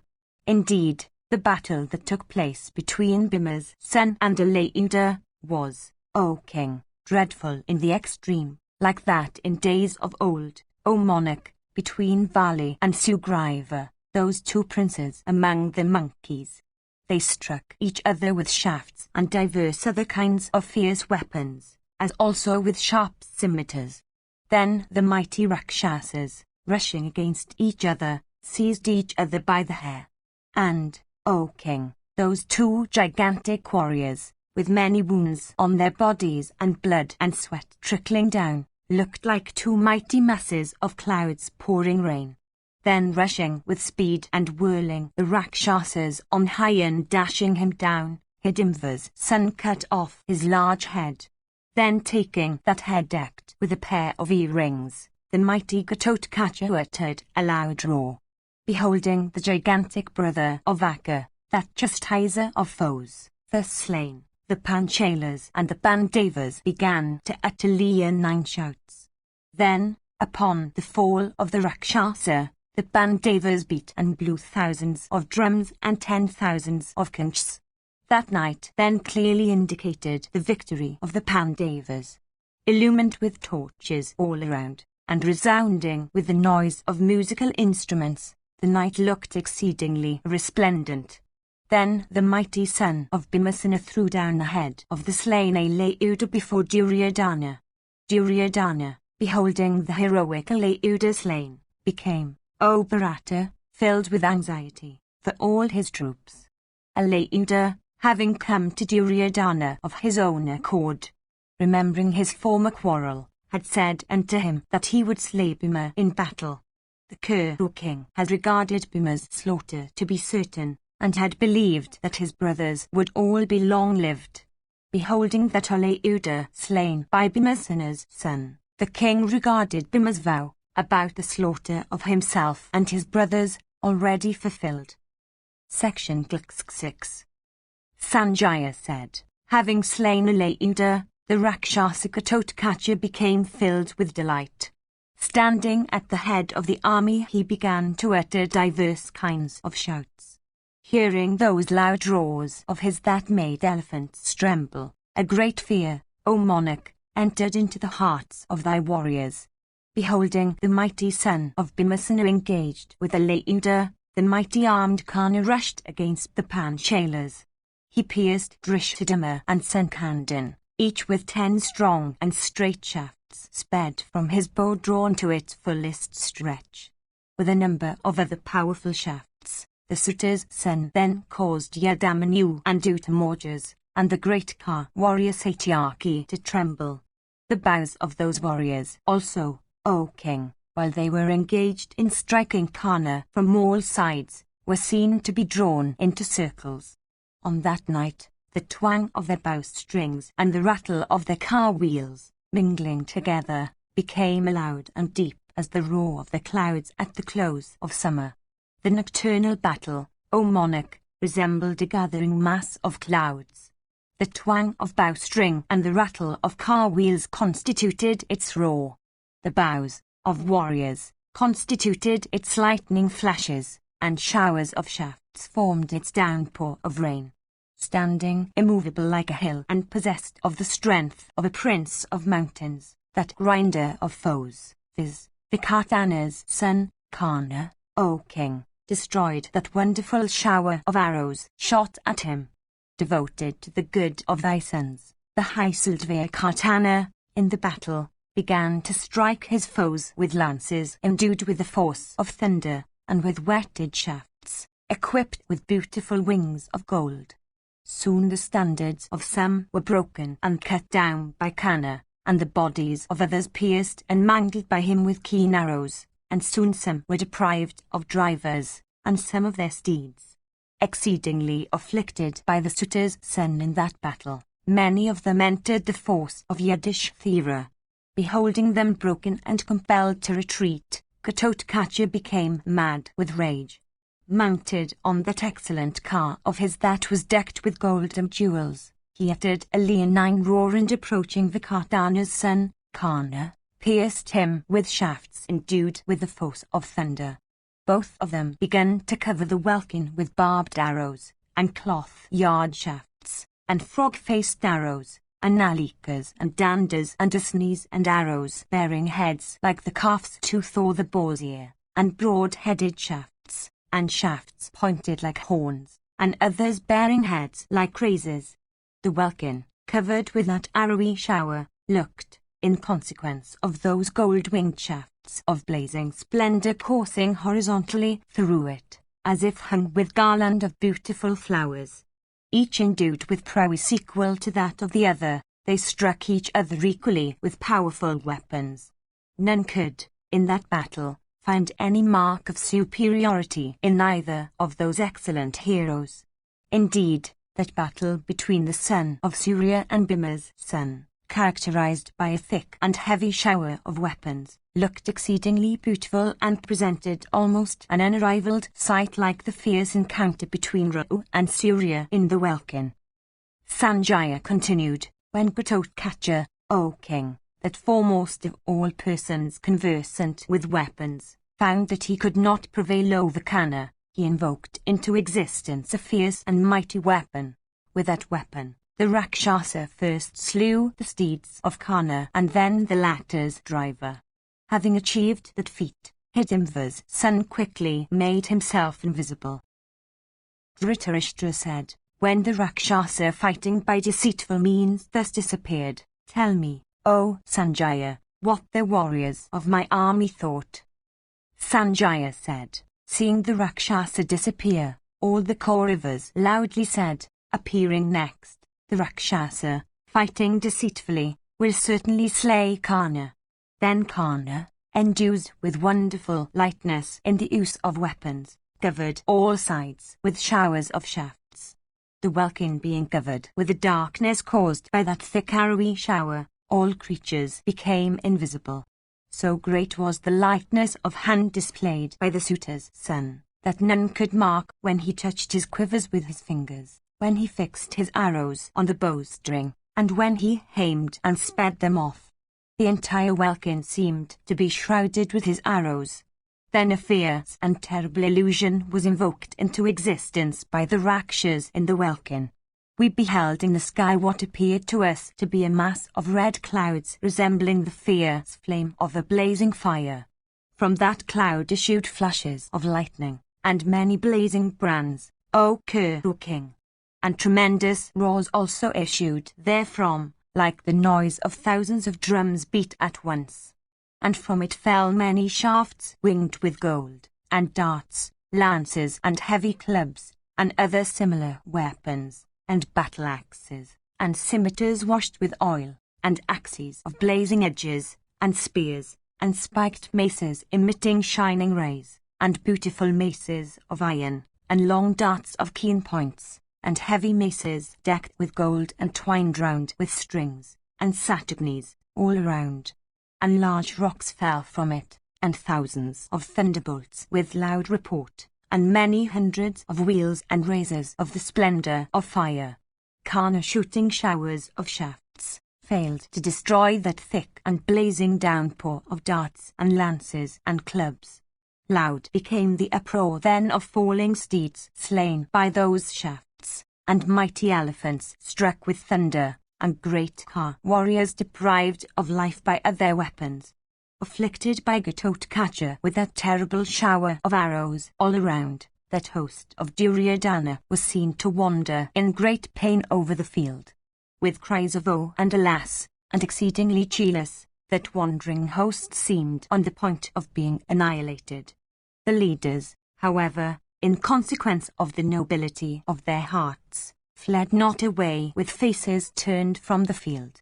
Beholding that exceedingly frightful and awful shower of mighty weapons, caused by the Rakshasas' illusion, falling upon the field, and seeing their vast army incessantly slaughtered, thy sons became inspired with great fear. Hundreds of jackals with tongues blazing like fire and terrible yells, began to cry. And, O King, the Kaurava warriors, beholding the yelling Rakshasas, became exceedingly distressed. Those terrible Rakshasas with fiery tongues and blazing mouths and sharp teeth, and with forms huge as hills, stationed in the welkin, with darts in grasp, looked like clouds pouring torrents of rain. Struck and crushed with those fierce shafts and darts and lances and maces and spiked clubs of blazing splendor, and thunderbolts and pinnacles and asanis and discs and satagnis, the Kaurava troops began to fall down. The Rakshasas began to pour upon the warriors of thy son long darts, and treacle and satagnis, and stunas made of black iron and twined with strings of jute. Then all the combatants became stunned. Brave warriors, with weapons broken or loosened from their grasp, or deprived of heads, or with fractured limbs, began to fall down on the field. And in consequence of the falling rocks, steeds and elephants and cars began to be crushed. Those Yatudanas of terrible forms created by Gatotkacha with the aid of his powers of illusion, pouring that thick shower of mighty weapons, spared neither those that were terrified nor those that begged for quarter. During that cruel carnage of Kuru heroes, brought on by death himself, during that extermination of the Kshatriyas, the Kaurava warriors suddenly broke and fled with speed, crying aloud, "Fly, ye Kauravas! All is lost. The gods Indra at the head are slaying us for the sake of the Pandavas." At that time there was none that could rescue the sinking Bharata troops. During that fierce uproar and rout and extermination of the Kauravas, the camps losing their distinctive features, the parties could not be distinguished from each other. Indeed, during that terrible rout in which the soldiers showed no regard for one another, every side of the field, when looked at, seemed to be empty. Only Karna, O king, could be seen there, drowned in that shower of weapons. Then Karna covered the welkin with his shafts, contending with that celestial illusion of the Rakshasa. The Suta's son, endued with modesty and achieving the most difficult and noble feats, did not lose his senses in that battle. Then, O king, all the Saindavas and Valikas affrightedly looked at Karna, who kept his senses in that fight. And they all worshipped him, while they looked at the triumph of the Rakshasa. Then a Satyagni equipped with wheels, hurled by Gatotkacha, slew the 4 steeds of Karna simultaneously. These dropped down on the ground, on their knees, deprived of life, teeth, eyes, and tongues. Then jumping down from his steedless car and seeing the Kauravas flying away, and beholding his own celestial weapon baffled by the Rakshasa illusion, Karna, without losing his senses, turned his mind inwards and began to reflect on what he should next do. At that time all the Kauravas, beholding Karna and that terrible illusion of the Rakshasa, cried out, saying, "O Karna, slay the Rakshasa soon with thy dart. These Kauravas and the Dhritarashtras are on the point of being annihilated. What will Bhima and Arjuna do to us? Slay this wretched Rakshasa at dead of night, who is consuming us all. They that will escape from this dreadful encounter today will fight with the Pathas in battle. Therefore, slay this terrible Rakshas now with that dart given thee by Vasava. O Karna, let not these great warriors, the Kauravas, these princes that resemble Indra himself, be all destroyed in this nocturnal battle." Then Karna, seeing the Rakshasa alive at dead of night, and the Kuru army struck with fear, and hearing also the loud wails of the latter, set his heart upon hurling his dart. Inflamed with rage like a wrathful lion and unable to brook the assaults of the Rakshasa, Karna took up that foremost of victory-giving and invincible darts, desirous of compassing the destruction of Gatotkacha. Indeed, that dart, O king, which he had kept and adored for years for achieving the slaughter of Pandu's son in battle, that foremost of darts which Sakra himself had given to the suitor's son in exchange for the latter's earrings, that blazing and terrible missile twined with strings and which seemed to thirst for blood, that fierce weapon which looked like the very tongue of the destroyer or the sister of death himself, that terrible and effulgent dart, near Katana, was now hurled at the Rakshasa. Beholding that excellent and blazing weapon capable of piercing the body of every foe, in the hands of the suitor's son, the Rakshasa began to fly away in fear, assuming a body gigantic as the foot of the Vindhya mountains. Indeed, seeing that dart in Karna's hand, all creatures in the sky, O king, uttered loud cries. Fierce winds began to blow, and thunders with loud report began to fall on the earth, destroying that blazing illusion of Gatotkacha and piercing right through his breast. That resplendent dart soared aloft in the night and entered a starry constellation in the firmament.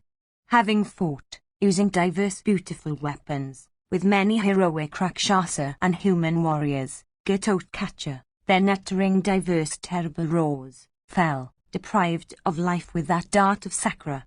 This also is another exceedingly wonderful feat that the Rakshasa accomplished for the destruction of his foes, that at a time when his heart was pierced by that dart, he shone resplendent, O king, like a mighty mountain or a mass of clouds. Indeed, having assumed the terrible and awful form, Bhimsana's son of frightful deeds fell down. When dying, O king, he fell upon the portion of thy army and pressed those troops down by the weight of his own body. Quickly falling down, the Rakshasa with his gigantic and still increasing body, desirous of benefiting the Pandavas, slew a full any of thy troops while he himself breathed his last. Then a loud uproar arose, made up of leonine shouts and blare of conchs and the beat of drums and cymbals.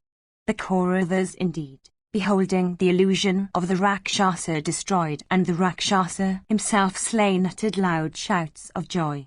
Then Karna, worshipped by the Kurus as Sakra had been by the Maruts upon the slaughter of Vritra, ascended behind the car of thy son, and becoming the observed of all, entered the Kuru host. Section CLXXX.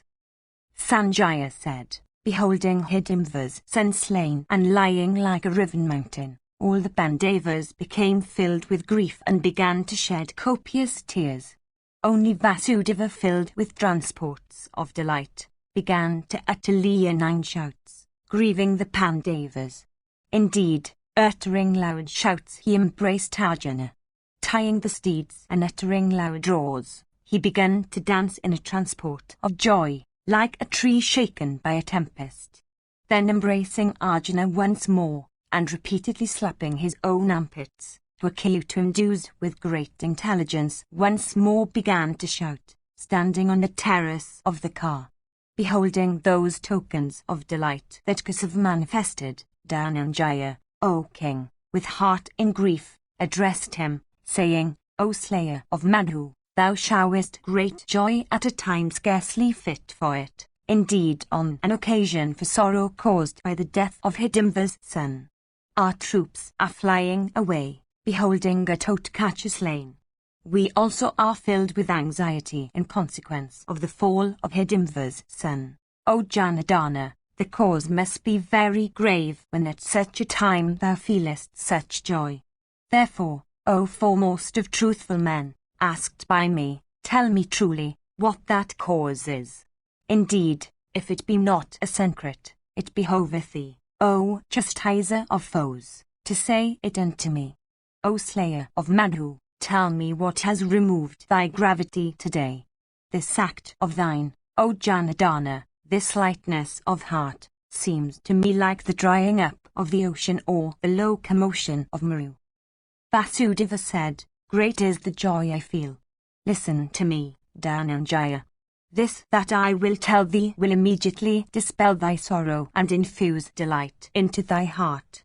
O thou of great splendor, know, O Dhananjaya, that Karna, his dart being baffled through Ghatotkacha, is already slain in battle.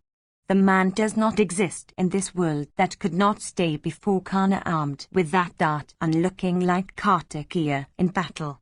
By good luck, his natural armor had been taken away. By good luck, his earrings also had been taken away. By good luck, his infallible dart also is now baffled through Ghatotkacha. Clad in natural coat of mail and decked with his natural earrings, Karna, who had his senses under control, could singly vanquish the three worlds with the very gods. Neither Vasava, nor Varuna the lord of the waters, nor Yama, could venture to approach him. Indeed, if that bull among men had his armor and earrings, neither thyself, bending the Gandhiva, nor myself, uplifting my discus, called Sudarsana, could vanquish him in battle. For thy good, Karna was divested of his earrings by Sakra with the help of an illusion. Similarly was that subjugator of hostile towns deprived of his natural armor. Indeed, because Karna, cutting off his natural armor and his brilliant earrings, gave them unto Sakra, it is for that he came to be called Vaikatana. Kana now seems to me to be like an angry snake of virulent poison stupefied by power of incantation, or like a fire of mild flames. From that time, O mighty armed one, when the high Sulsatsa gave that dart unto Kana in exchange for the latter's earrings, and celestial armor, that dart, viz., which has slain Patotkacha, from that time, Vrisha, having obtained it, has always regarded thee as slain in battle. But though deprived of the dart, O sinless one, I swear to thee that hero is still incapable of being slain by anybody else save thee. Devoted to Brahmanas, truthful in speech, engaged in penances, observant of vows, kind even unto foes, for these reasons Kana is called Vrisha.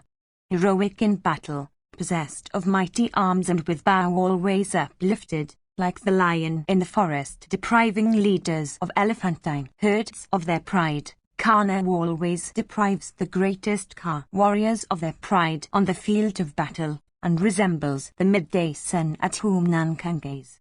Contending with all the illustrious and foremost of warriors of thy army, O tiger among men, Kana, while shooting his arrowy showers, looked like the autumnal sun with his 1,000 rays. Indeed, incessantly shooting showers of shafts like a cloud's pouring torrents of rain at the end of summer, Kana is like a pouring cloud charged with celestial weapons. He is incapable of being vanquished in battle by the gods. He would mangle them in such a way that their flesh and blood would fall copiously on the field. Deprived, however, of his armor as also of his rings, O son of Pandu, and divested also of the dart given him by Vasava, Kana is now like a man, and no longer like a god. There will occur one opportunity for his slaughter, when his car wheels will sink in the earth. Availing thyself of that opportunity, thou shouldst slay him in that distressful situation. I will make thee a sign beforehand. Warned by it, thou shouldst act. The vanquisher of valor himself, that foremost of heroes, wielding his thunder, is incapable of slaying the invincible Kana while the latter stands weapon in hand. Indeed, O Arjuna, for thy good, with the aid of diverse contrivances I have slain, one after another, Jarasandha and the illustrious ruler of the Chedis and the mighty armed Nishada of the name of Ekalavya. Other great Rakshasas having Hidimva and Kurmira and Vaka for their foremost, as also Alayuda, that grinder of hostile troops, and Patotkacha, that crusher of foes and warrior of fear steeds, have all been slain. Section Glxxxi. Arjuna said, How, O Janardana, for our good, and by what means, were those lords of the earth, viz., Jarasandha and the others, slain? Vasudeva said, If Jarasandha, and the ruler of the Chedis, and the mighty son of the Nishada king, had not been slain, they would have become terrible. Without doubt, Duryodhana would have chosen those foremost of Ka warriors, for embracing his side. They had always been hostile to us, and, accordingly, they would all have adopted the side of the Kauravas. All of them were heroes and mighty bowmen accomplished in weapons and firm in battle. Like the Celestials, in prowess, they would have protected Dhritarashtra's sons. Indeed, the Suta's son, and Jarasandha, and the ruler of the Chedis, and the son of the Nishada adopting the son of Sayodhana, would have succeeded in conquering the whole earth. Listen, O Dhananjaya, by what means they were slain. Indeed, without the employment of means, the very gods could not have conquered them in battle. Each of them, O Partha, could fight in battle with the whole celestial host protected by the regents of the world. On one occasion, assailed by Valadeva, Jarasandha, excited with wrath, hurled for our destruction a mace capable of slaying all creatures. Endued with the splendor of fire, that mace coursed towards us, dividing the welkin like the line on the head that parts the dresses of a woman, and with the impetuosity of the thunder hurled by Sakra. Beholding that mace thus coursing towards us, the son of Rohini hurled the weapon called Stunakana for baffling it. its force destroyed by the energy of the Ladiva's weapon. That mace fell down on the earth, splitting her with its might, and making the very mountains tremble. There was a terrible Rakshasa of the name Jara, endued with great prowess. She, O Prince, had united that slayer of foes, and, therefore, was the latter called Jarasandha. Jarasandha had been made up of two halves of one child, and because it was Jara that had united those two halves, it was for this that he came to be called Jarasandha. 237 That Rakshasa woman, O Partha, who was there within the earth, was slain with her son and kinsman by means of that mace and the weapon of Stunakarna.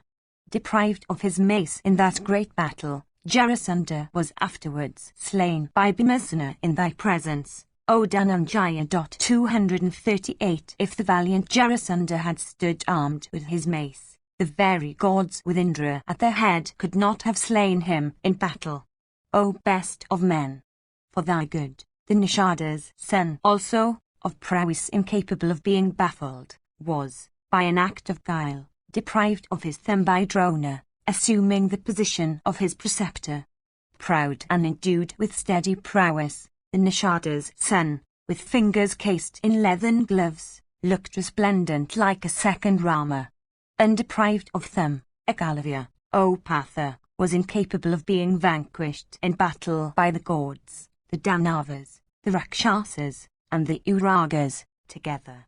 Of firm grasp, accomplished in weapons, and capable of shooting incessantly day and night, he was incapable of being looked at by mere men. For thy good, he was slain by me on the field of battle. Endued with great prowess, the ruler of the Chedis was slain by me before thy eyes. He also was incapable of being vanquished in battle by the gods and the Asuras together. I was born to slay him as also the other enemies of the gods, with thy assistance, O tiger among men, from desire of benefiting the world. Hidimva and Vaka and Kurmira have all been slain by Bhimasena. All those Rakshasas were endued with might equal to that Ravana, and all of them were destroyers of Brahmanas and sacrifices. Similarly, Alayuda, possessed of large powers of illusion, had been slain by Hidimva's son. Hidimva's son also, I have slain by the employment of means, viz., through Karna with his dart. If Karna had not slain him with his dart in great battle, I myself would have had to slay Bhima's son Gatotkacha. From desire of benefiting you, I did not slay him before. That Rakshasa was inimical to Brahmanas and sacrifices. Because he was a destroyer of sacrifices and of a sinful soul, therefore hath he been thus slain. O sinless one, by that act as a means, the dart given by Sakra, hath also been rendered futile. O son of Pandu, they that are destroyers of righteousness are all slible by me. Even that is the vow made by me, for establishing righteousness. With the Vedas and truth and self-restraint and purity and righteousness and modesty and prosperity and wisdom and forgiveness are always to be met with, thither I myself always remain. Thou needest not be at all anxious about Karna's slaughter. I will tell you the means by which you will slay him. Vrikadara also will succeed in slaying Sayadana. I will tell thee, O son of Pandu, the means by which that will have to be compassed. Meanwhile, the uproar made by the hostile army is increasing. Thy troops also are flying away on all sides. Having achieved their objects, the Kauravas are destroying thy host. Indeed, Drona, that foremost of all smiters, is scorching us in battle. Section Klxxxi. Dhritarashtra said, when the suitor's son had such a dart as was sure to slay one person, why did he not hurl it at Partha, to the exclusion of all others? Upon Partha's slaughter by means of that dart, all the Saranjayas and the Pandavas would have been slain. Indeed, upon Phalguna's death, why should not the victory have been ours? Arjuna has made a vow to the effect that summoned to battle he would never refuse to accept the challenge. The suitor's son should have, therefore summoned Falguna to battle. Tell me, O Sanjaya, why did not Vrisha then engaging Falguna in single combat, slay the latter with that dart given him by Sakra? Without doubt, my son is destitute of both intelligence and counsellors. That sinful wretch is constantly baffled by the foe. How should he then succeed in vanquishing his enemies? Indeed, that dart which was such a mighty weapon and upon which rested his victory, alas, that dart hath, by Vasudeva, been made fruitless through Gatotkacha. Indeed, it hath been snatched from Kana, like a fruit from the hand of a cripple, with a withered arm, by a strong person. Even so hath that fatal dart been rendered fruitless through Gatotkacha. As in a fight between a boar and a dog, upon the death of either, the hunter is the party profited. I think, O learned one, that even so was Vasudeva the party to profit by the battle between Karna and Hidimva's son. If Gatotkacha had slain Karna in battle, that would have been a great gain for the Pandavas. If, on the other hand, Karna had slain Gatotkacha, that too would have been a great gain to them in consequence of the loss of Karna's dart. Endued with great wisdom, that lion among men, viz., Vasudeva, reflecting in this way, and for doing what was agreeable to and good for the Pandavas, caused Gatotkacha to be slain by Karna in battle. Sanjaya said, knowing the feat that Karna desired to achieve, the slayer of Manu, the mighty armed Janardana, O king, commanded the prince of the Rakshasas, Gatotkacha of mighty energy, to engage in single combat with Karna for rendering, O monarch, the latter's fatal dart fruitless. All this, O king, is the result of thy evil policy. We would certainly have achieved success, O perpetuator of Kuru's race, if Krishna had not, thus, rescued the mighty Ka warrior Partha from Karna's hands. Indeed, Partha would have been destroyed with his steeds, standard, and car, in battle, O Dhritarashtra, if that master, that lord of Yojans, viz., Janardana, had not saved him.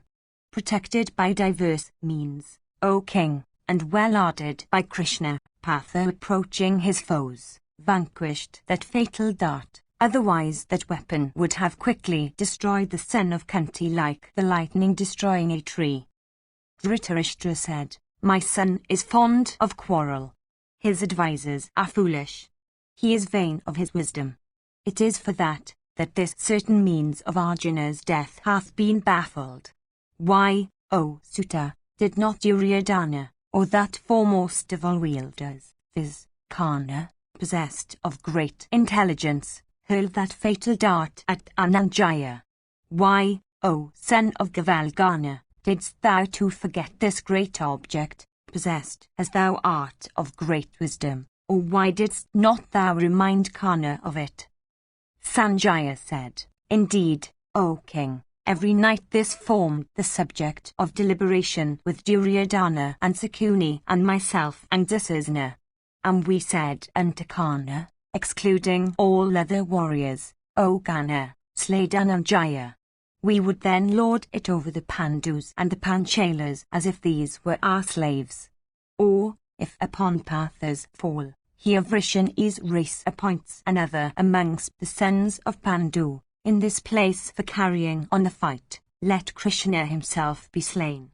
Krishna is the root of the Pandavas, and Partha is like their risen trunk. The other sons of Prithvi are like their branches, while the Panchalas may be called their leaves.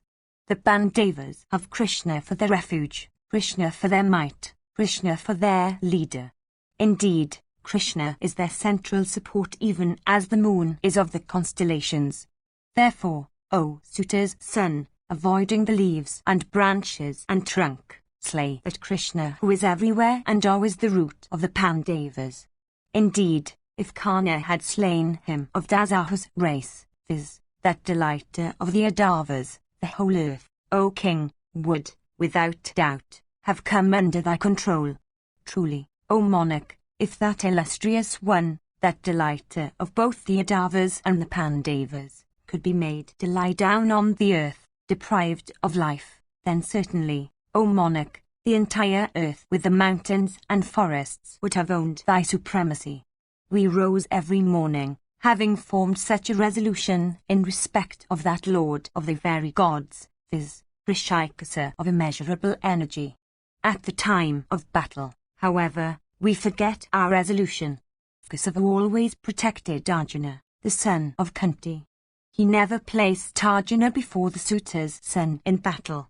Indeed, Dwakyutu always placed the foremost of car warriors before Kana, thinking how that fatal dart of ours might be made fruitless by ourselves, O Lord. When, again, the high-souled Krishna protected Partha in this manner from Kana, why, O monarch, would not that foremost of beings protect his own self? Reflecting well, I see that there is no person in the three world who is able to vanquish that chastiser of foes, viz., Janardana, that hero bearing the discus in hand. Sanjaya continued, that tiger among car warriors, viz., Satyaki of prowess incapable of being baffled, asked the mighty armed Krishna about the great car warrior, Karna, saying, O Janardana, even this had been Karna's firm resolution, viz., that he would hurl that dart of immeasurable energy at Vilgana. Why, however, did not the suitor's son actually hurl it then at him? Vasudeva said, Dusasana and Karna and Sakuni and the ruler of the Centaurs, with Duryodhana at the head, had frequently debated on this subject. Addressing Karna, they used to say, O Karna, O great bowman, O thou of immeasurable prowess in battle, O foremost of all victors, this dart should not be hurled at anyone else than that great car warrior, viz., Kunti's son, Partha Ananjaya. He is the most celebrated amongst them, like Vasava amongst the gods. He being slain, all the other Pandavas with the Saranjayas will be heartless like Phyllis Celestial's ! 239 Kana having assented to this, saying so be it, the desire of slaughtering the wielder of Gandiva, O bull amongst the Sinis, was ever present in Kana's heart. I, however, O foremost of warriors, always used to stupefy the son of Radha. It was for this that he did not hurl the dart at Pandu's son, owning white steeds. As long as I could not baffle that means of Fulgana's death, I had neither sleep nor joy in my heart, O foremost of warriors. Beholding that dart, therefore, rendered futile through Gatotkacha, O bull amongst the Sinis, I regarded Dhananjaya today to have been rescued from within the jaws of death. I do not regard my sire, my mother, yourselves, my brothers, my very life, so worthy of protection as Vatsu in battle. If there be anything more precious than the sovereignty of the three worlds, I do not, O Satwata, desire to enjoy it without Pritha's son, Dhananjaya, to share it with me. Beholding Dhananjaya, therefore, like one returned from the dead, these transports of delight, O Ayudhana, have been mine. It was for this that I had dispatched the Rakshasa to Kana for battle. None else was capable of withstanding, in the night, Kana in battle. Sanjaya continued, even thus did Devaki's son, who is ever devoted to Dhananjaya's good and to what is agreeable to him, speak unto Satyaki on that occasion. Section Kxxxi. Dhritarashtra said, I see, O sire, that this act of Kana and Duryodhana and Shivala's son, Sakuni, and of thyself, in especial, hath been very much against the dictates of policy. Indeed, when you knew that dart could always slay one person in battle, and that it was incapable of being either borne or baffled by the very gods with Vasava at their head, why then, O Sanjaya, was it not hurled by Kana at Devaki's son, or Fulgana, while he was engaged with this in battle before? Sanjaya said, returning from battle every day, O monarch, all of us, O foremost one of Kuru's race, used to debate in the night and say unto Kana, tomorrow morning, O Kana, this dart should be hurled at either Kesava or Arjuna. When, however, the morning came, O king, through destiny, both Kana and the other warriors forgot that resolution. I think destiny to be supreme, since Kana, with a dart in his hands, did not slay in battle either Pathu or Devaki's son, Krishna. Indeed, because his understanding was afflicted by destiny itself, it is for this that he did not, stupefied by the illusion of the gods, hurl that fatal dart of Vasava, though he had it in his hand, at Devaki's son, Krishna for his destruction, or at Partha endued with prowess like Indra's, O Lord. Dhritarashtra said, Ye are destroyed by destiny, by your own understanding, and by Kasava. Vasava's dart is lost, having effected the slaughter of Ghatotkacha, who was as insignificant as straw. Kana, and my sons, as all the other kings, through his highly impolitic act, have already entered the abode of Yama. Tell me now how the battle once more raged between the Kurus and the Pandavas after the fall of Hidimva's son. How did they that rushed against Drona, arrayed in order of battle and well skilled in smiting, viz., the Saranjaya and the Panchalas, fight? How, indeed, did the Pandas and Saranjaya withstand the smiting Drona, when the latter, proceeding against them, penetrated into their host, excited with wrath at the slaughter of Bharislavas and Jayadratha, reckless of his very life, and resembling a yawning tiger or the destroyer himself with wide open mouth? What also did they do in battle, O sire, viz., Drona's son and Kana and Kripa and others headed by Duryodhana that protected the preceptor? Tell me, O Sanjaya, how my warriors in that battle covered with their shafts Ananjaya and Vrikadara, who were solicitous of slaying Bharadwaja's son. How, indeed, did these excited with wrath at the death of the ruler of the Centaurs, and those at the death of Ghatotkacha, each side unable to brook their loss, fight that nocturnal battle? Sanjaya said, upon the slaughter, that night, O king, of the Rakshasa, Ghatotkacha, by Kana, thy troops, filled with joy, uttered loud shouts. In that dark hour of the night, they fell impetuously upon the Pandava troops and began to slay them. Seeing all this, King Yudhishthira became exceedingly jealous, O chastiser of foes. The mighty armed son of Pandu then addressed Bhimasena and said, O thou of mighty arms, resist the Dhritarashtra host. In consequence of the slaughter of Hidimva's son, a great stupefaction overwhelms me. Having ordered Bhimasena thus, he sat down on his car. With tearful face and sighing repeatedly, the king became exceedingly cheerless at the sight of Kana's prowess. Beholding him so afflicted, Krishna said these words, O son of Kunti, let not such grief be thine. Such cheerlessness does not become thee, O chief of the Bharatas, as it does an ordinary person. Rise, O king, and fight. Bear the heavy burden, O Lord. If cheerlessness overtakes thee, our victory becomes uncertain. Hearing these words of Krishna, Dharma's son, Yudhishthira, wiping his eyes with his hands, replied unto Krishna, saying, O thou of mighty arms, the excellent path of duty is not unknown to me. The dire consequences of a Brahmana's slaughter are his that forgets the services he receives at others' hands.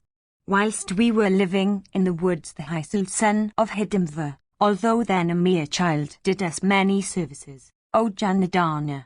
Learning that Partha, having white steeds, had departed for the acquisition of weapons, that great bowman, viz., Ghatotkacha, O Krishna, came to me at Kamyaka.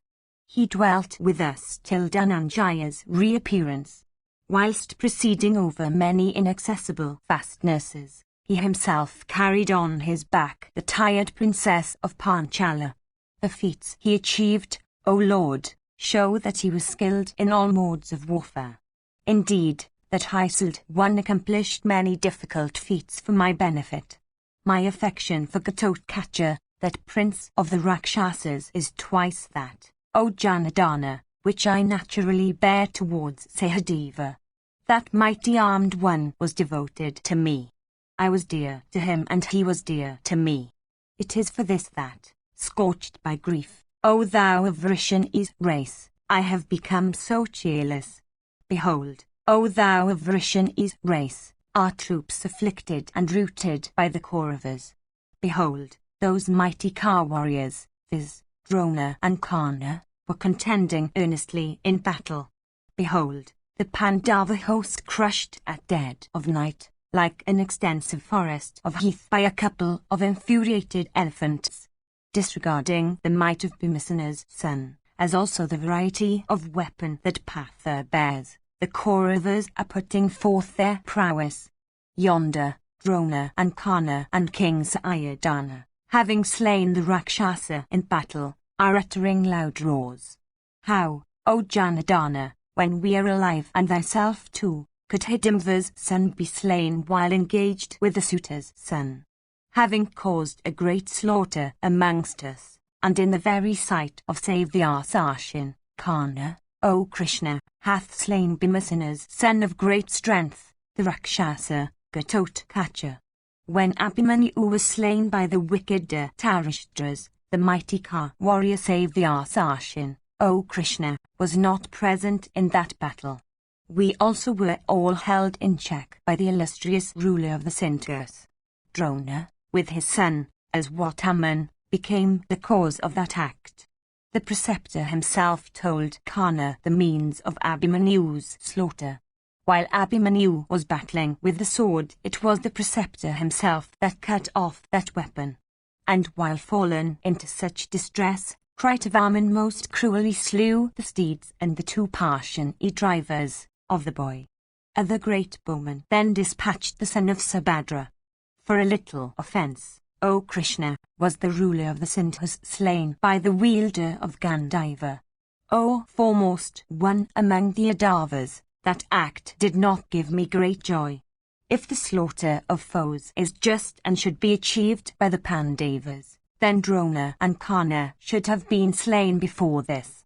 This is what I think. O bull among men, those two are the root of our woes.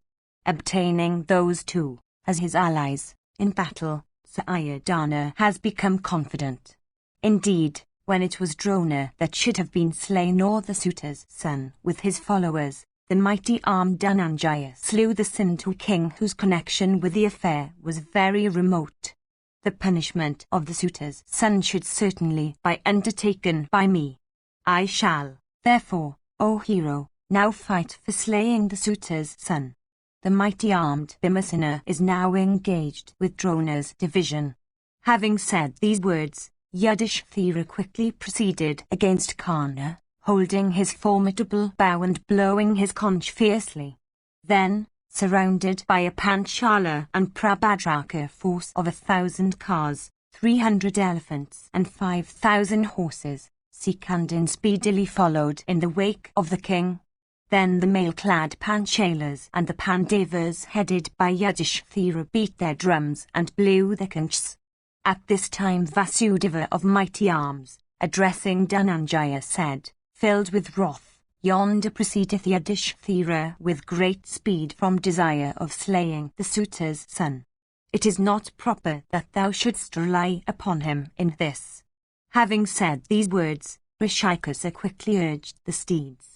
Indeed, Janardana followed in the wake of the king who was now at a distance.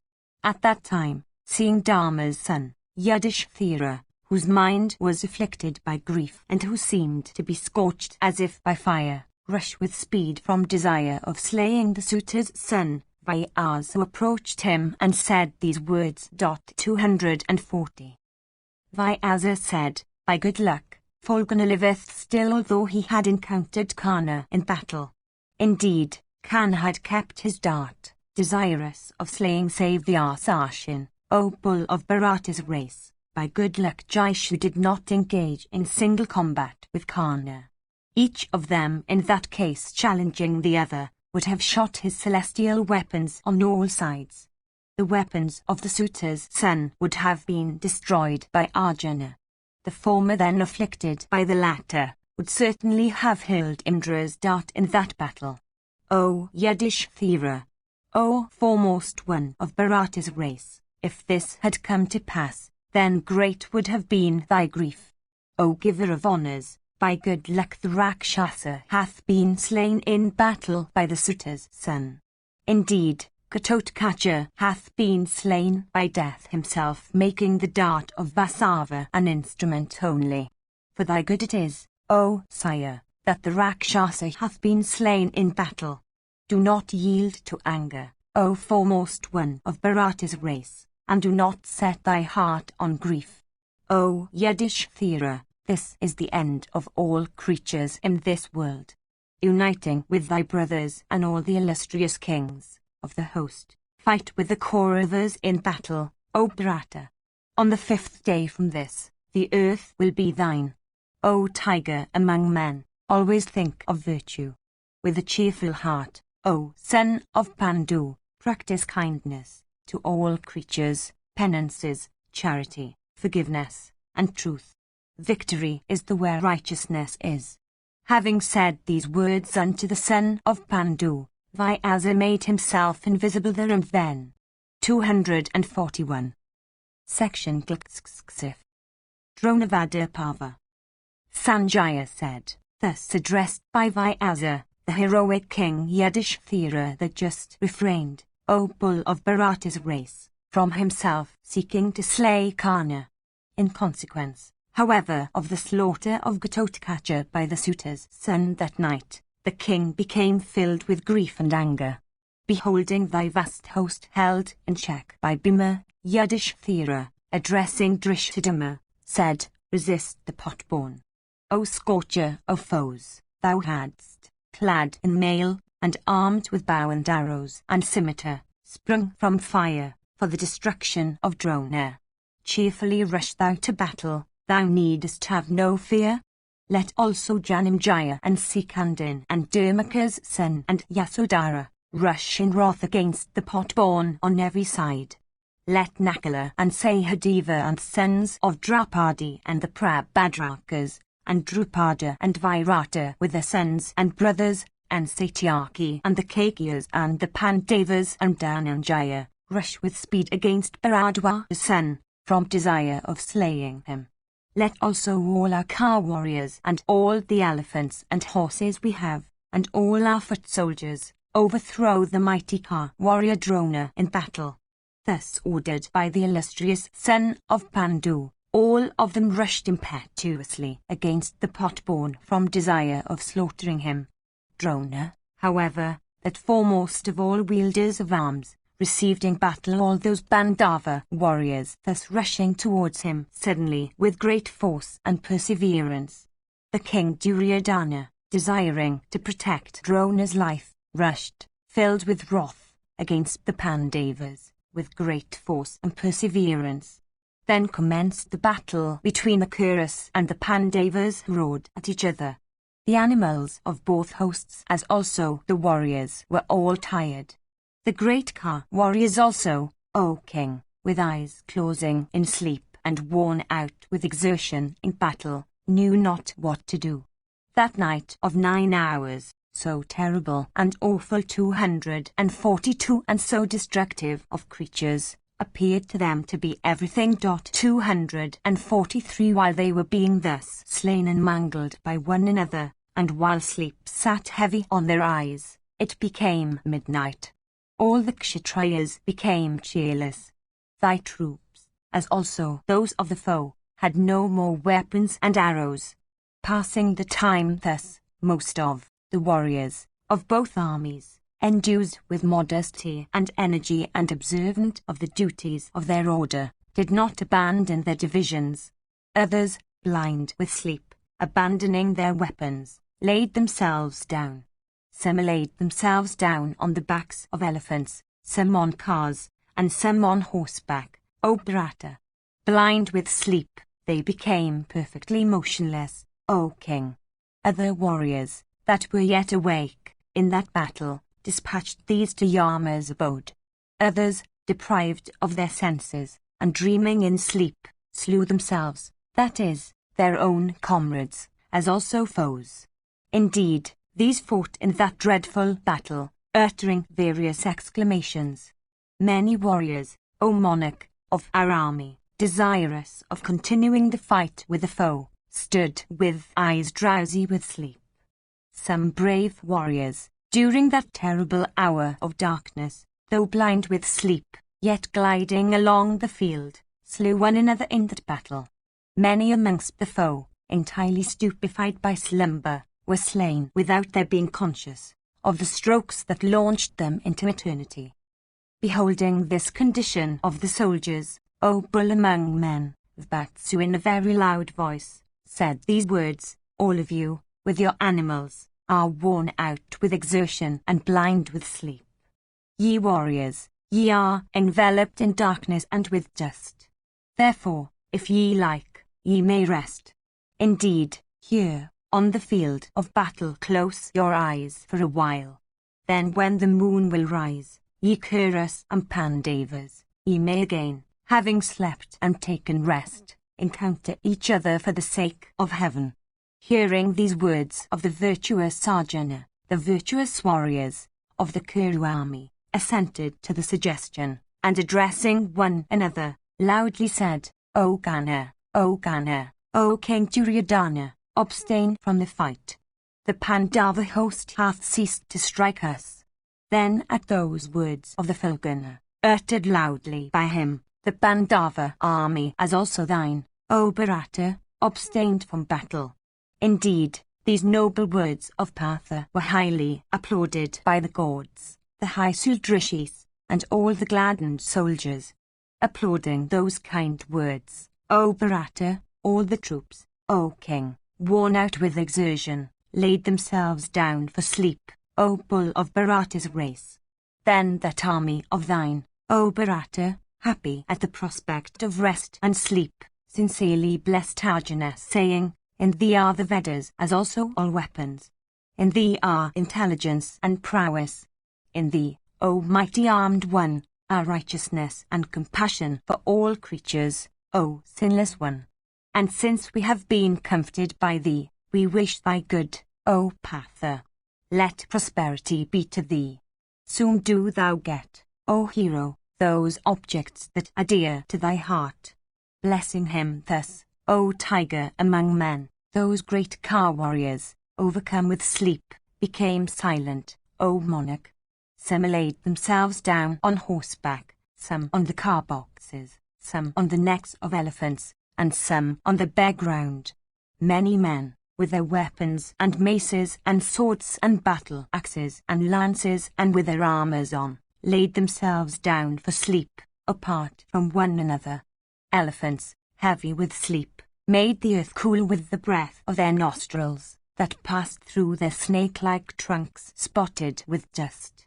Indeed, the elephants, as they breathed on the ground, looked beautiful like hills scattered on the field of battle, over whose breasts hissed gigantic snakes. Steeds, in trappings of gold and with manes mingling with their yokes, stamping their hoofs made even grounds uneven.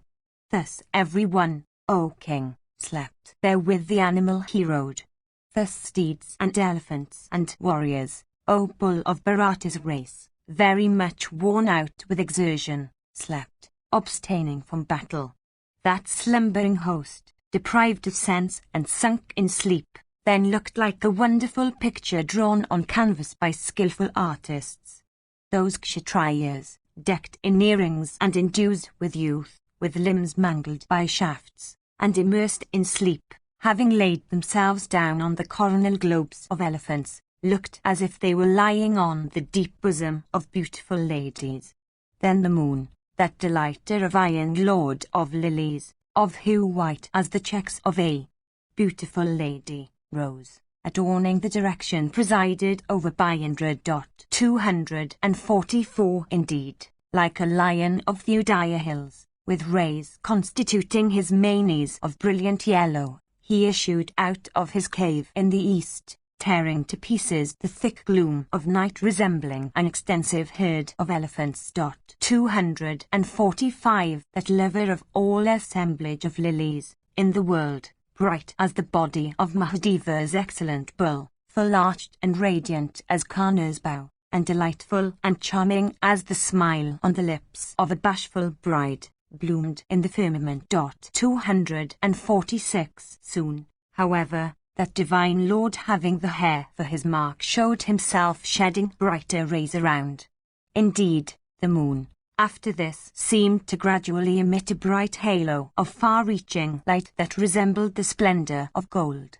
Then the rays of that luminary, dispelling the darkness by their splendor, slowly spread themselves over all the quarters, the welkin, and the earth. Soon, therefore, the world became illuminated. The unspeakable darkness that had hidden everything quickly fled away. When the world was thus illuminated into almost daylight by the moon, amongst the creatures that wander at night, some continued to roam about and some abstained. That host, O king, awakened by the rays of the sun. Indeed, that sea of troops was awakened by the rays of the moon, bloomed into life, like an assemblage of lotuses expanded by the rays of the sun. Indeed, that sea of troops was awakened by the risen moon, like the ocean swelling up in agitated surges at the rise of that luminary. Then, O king, the battle once more commenced on earth, for the destruction of the earth's population, between men that desired to attain to heaven. Section CLXXXV. Sanjaya said, at this time Duryodhana, under the influence of wrath, approached Drona and addressing him said these words, for inspiring him with joy and provoking his anger. Duryodhana said, no mercy should have been shown to our foes while they were heartless and worn out with toil and taking rest, especially when they are all of sure aim. Desirous of doing what is agreeable to thee, we showed them kindness by then letting them alone. The tired Pandavas, however, having taken rest, have become stronger. As regards ourselves, we are, in every respect, losing in energy and strength. The Pandavas, protected by thee, are constantly gaining prosperity. All weapons that are celestial and all those that appertain to Brahma exist in thee.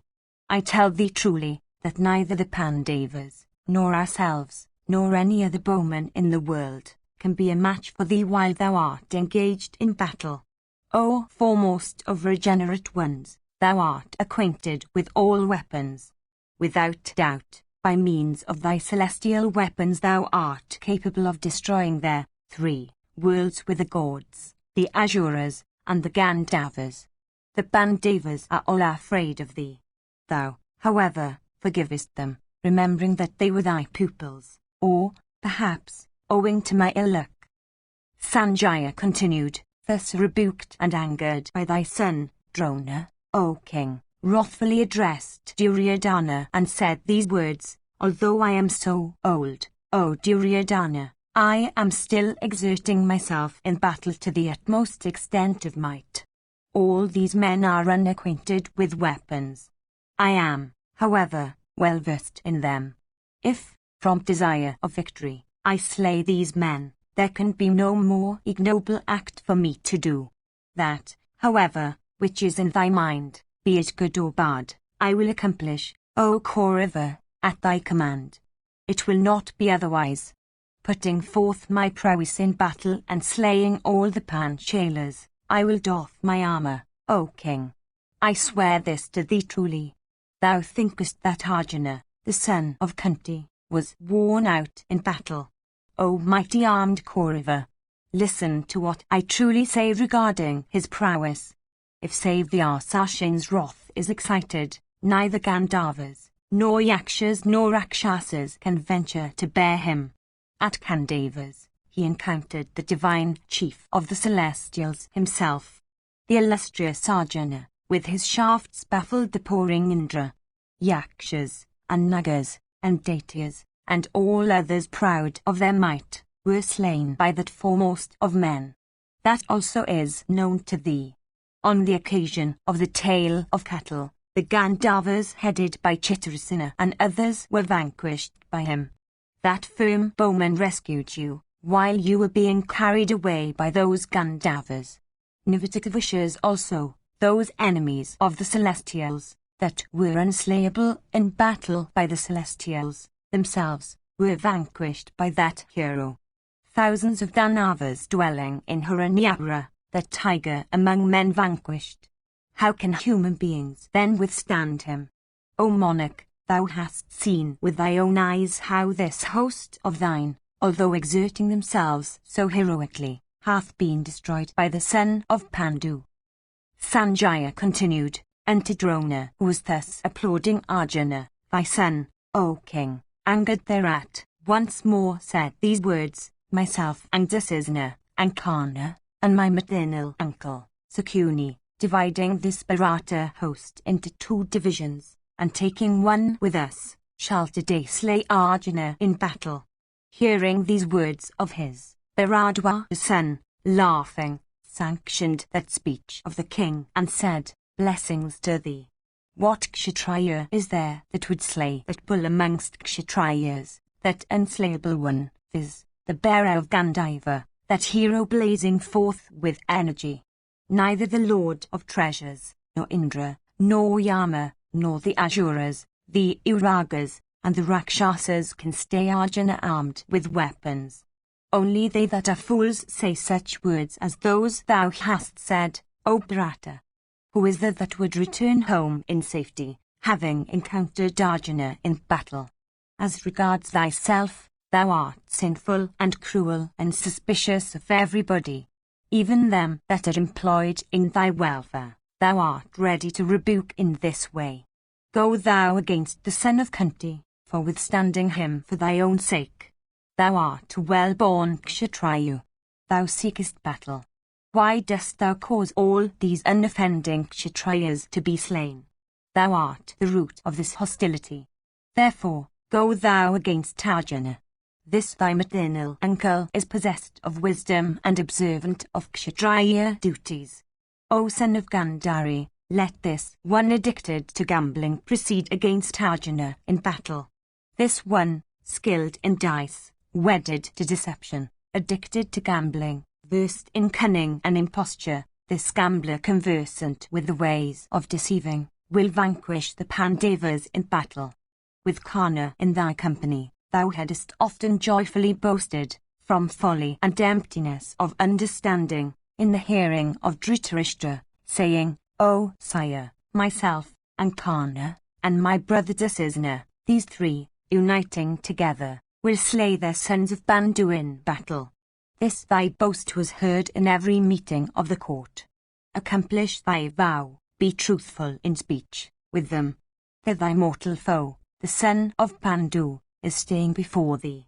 Observe the duties of a Kshatriyu. Thy slaughter at the hands of Jaya would be worthy of every praise. Thou hast practiced charity. Thou hast eaten everything ever desired by thee. Thou hast obtained wealth to the measure of thy wish. Thou hast no debts. Thou hast done all that one should do. Do not fear. Fight now with the son of Pandu. These words said, the battle commenced. Section v. Sanjaya said, when 3/4 of that night had worn away, the battle, O king, once more commenced between the Kurus and the Pandavas. Both sides were elated with joy.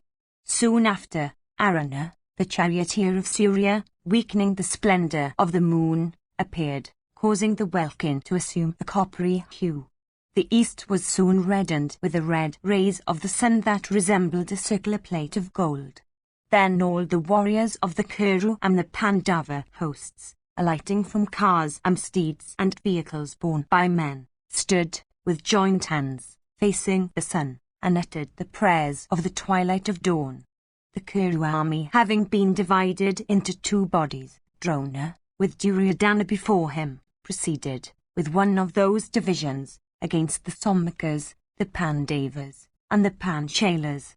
Beholding the Kuru host divided into 2 bodies, Madhava addressed Arjuna and said, keeping thy foes to thy left, place this division, commanded by Drona, to thy right. Obedient to the counsels of Madhava in respect of the Kurus, Dhananjaya moved to the left of those 2 mighty bowmen, viz., Drona and Karna. understanding the intentions of Krishna, that subjugator of hostile cities, viz. Bhimasena, addressing Partha, who was then staying at the van of battle, said these words. Bhimasena said, O Arjuna, O Vatsu, listen to these words of mine. The time for that object for which Kshatriya ladies bring forth sons has now come. If at such a time thou dost not strive to win prosperity, thou shalt then act meanly like a veritable wretch. Putting forth thy prowess, pay the debt thou owest to truth, prosperity, virtue, and fame. O foremost of warriors, pierce this division, and keep these to thy right. Sanjaya continued, thus urged by Bhima and Kusava, save the Arsashin prevailing over Drona and Karna, began to resist the foe all round. Many foremost of Kshatriyas, among the Kurus, putting forth all their prowess, failed to withstand Arjuna, who advanced at the very van of his troops, and who, like a raging conflagration, was consuming the foremost ones among his foes. Then Duryodhana and Karna, and Sakuni, the son of Shivala, covered Kunti's son, Dhananjaya, with showers of shafts.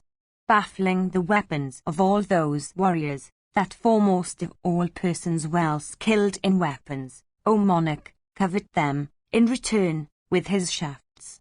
Aiming at their weapons with his, and thus baffling them all, Arjuna, endued with great lightness of hand and possessing a complete control over his senses, pierced every one of those warriors with 10 keen-pointed shafts. The welkin was then covered with dust. Thick showers of arrows fell. Darkness set in, and a loud and a terrible uproar arose. When such was the state of things, neither the welkin, nor the earth, nor the points of the compass, could any longer be seen. Stupefied by the dust, all the troops became blind. Neither the foe, O king, nor we, could distinguish each other. For this reason, the kings began to fight, guided by conjecture and the names they uttered.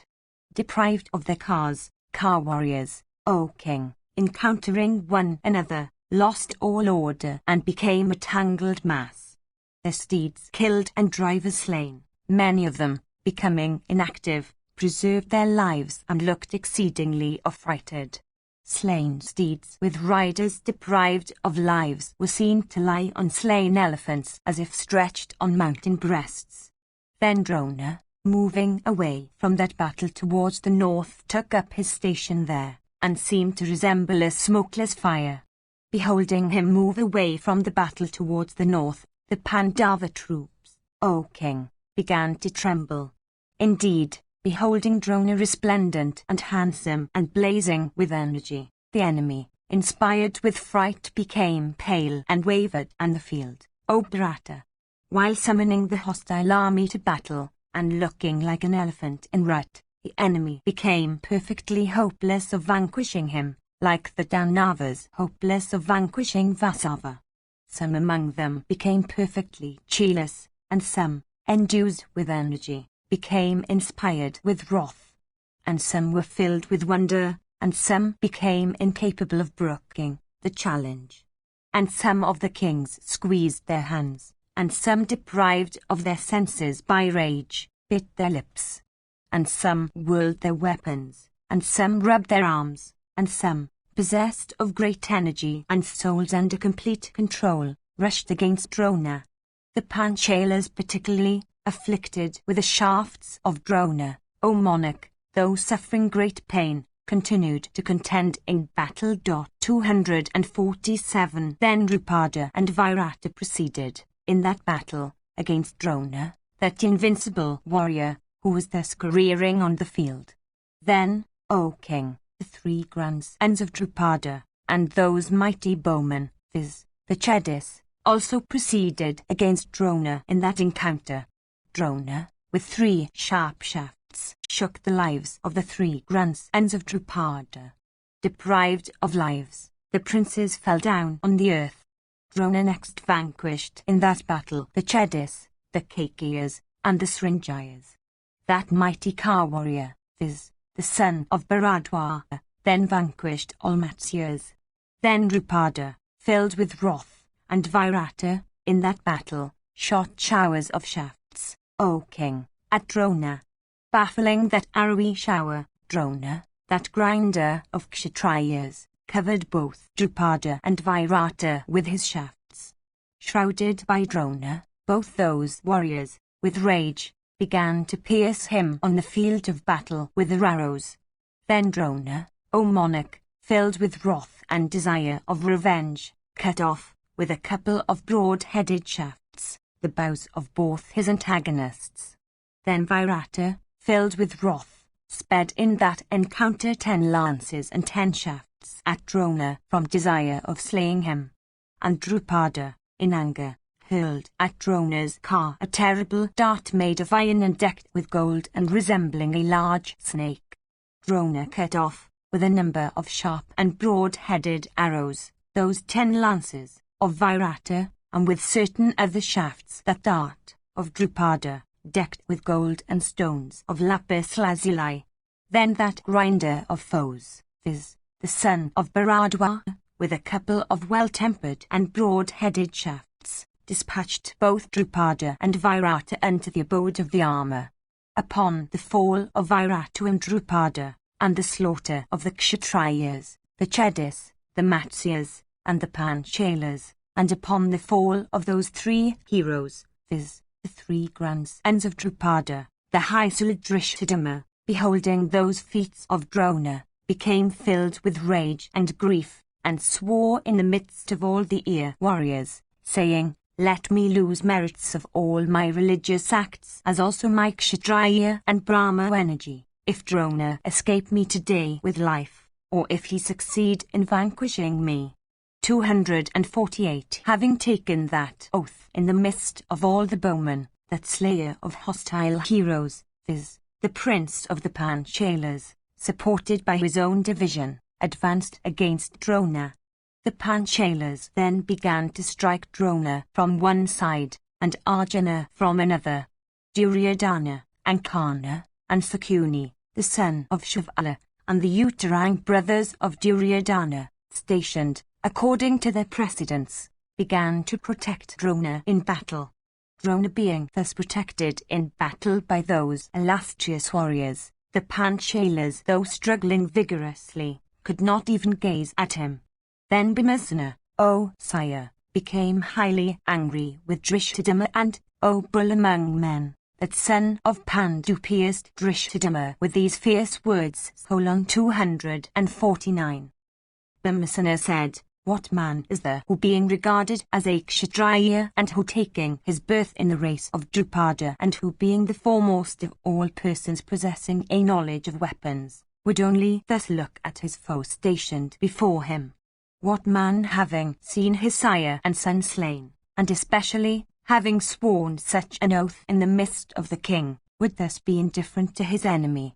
Yonder stands Drona like a fire swelling with its own energy. Indeed, with bow and arrows constituting his fuel, he is consuming with his energy all the Kshatriyas. Soon will he annihilate the Pandava army. Stand ye, as spectators, and behold my feat. Against Drona himself will I proceed. Having said these words, Vrikadara, filled with rage, penetrated into Drona's array, began to afflict and rout that host. Then the Panchala prince Drishthadumna, also, penetrating into that large host, engaged himself with Drona in battle. The battle became furious. Such a fierce encounter we had never seen or heard of before, O king, as that which now took place at sunrise of that day. The cars, O sire, were seen to be entangled with one another. The bodies of embodied creatures deprived of lives were scattered all over the field. Some, while proceeding towards another part of the field, were, on the way, assailed by others. Some, while flying away, were struck on their backs, and others on their sides. That general engagement continued to rage fiercely. Soon, however, the morning sun rose. Section VI. Sanjaya continued, their warrior, O king, thus clad in mail on the field of battle, adored the thousand-rayed Aditya as he rose at morn. When the thousand-rayed luminary, of splendor bright as burning gold, arose, and the world became illumined, the battle once more commenced. The same soldiers that were engaged with each other before the sunrise, once more fought with each other, O Bharata, after the rise of the sun.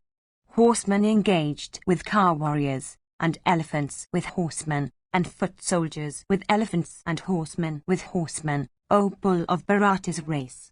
Sometimes unitedly and sometimes separately, the warriors fell upon one another in battle.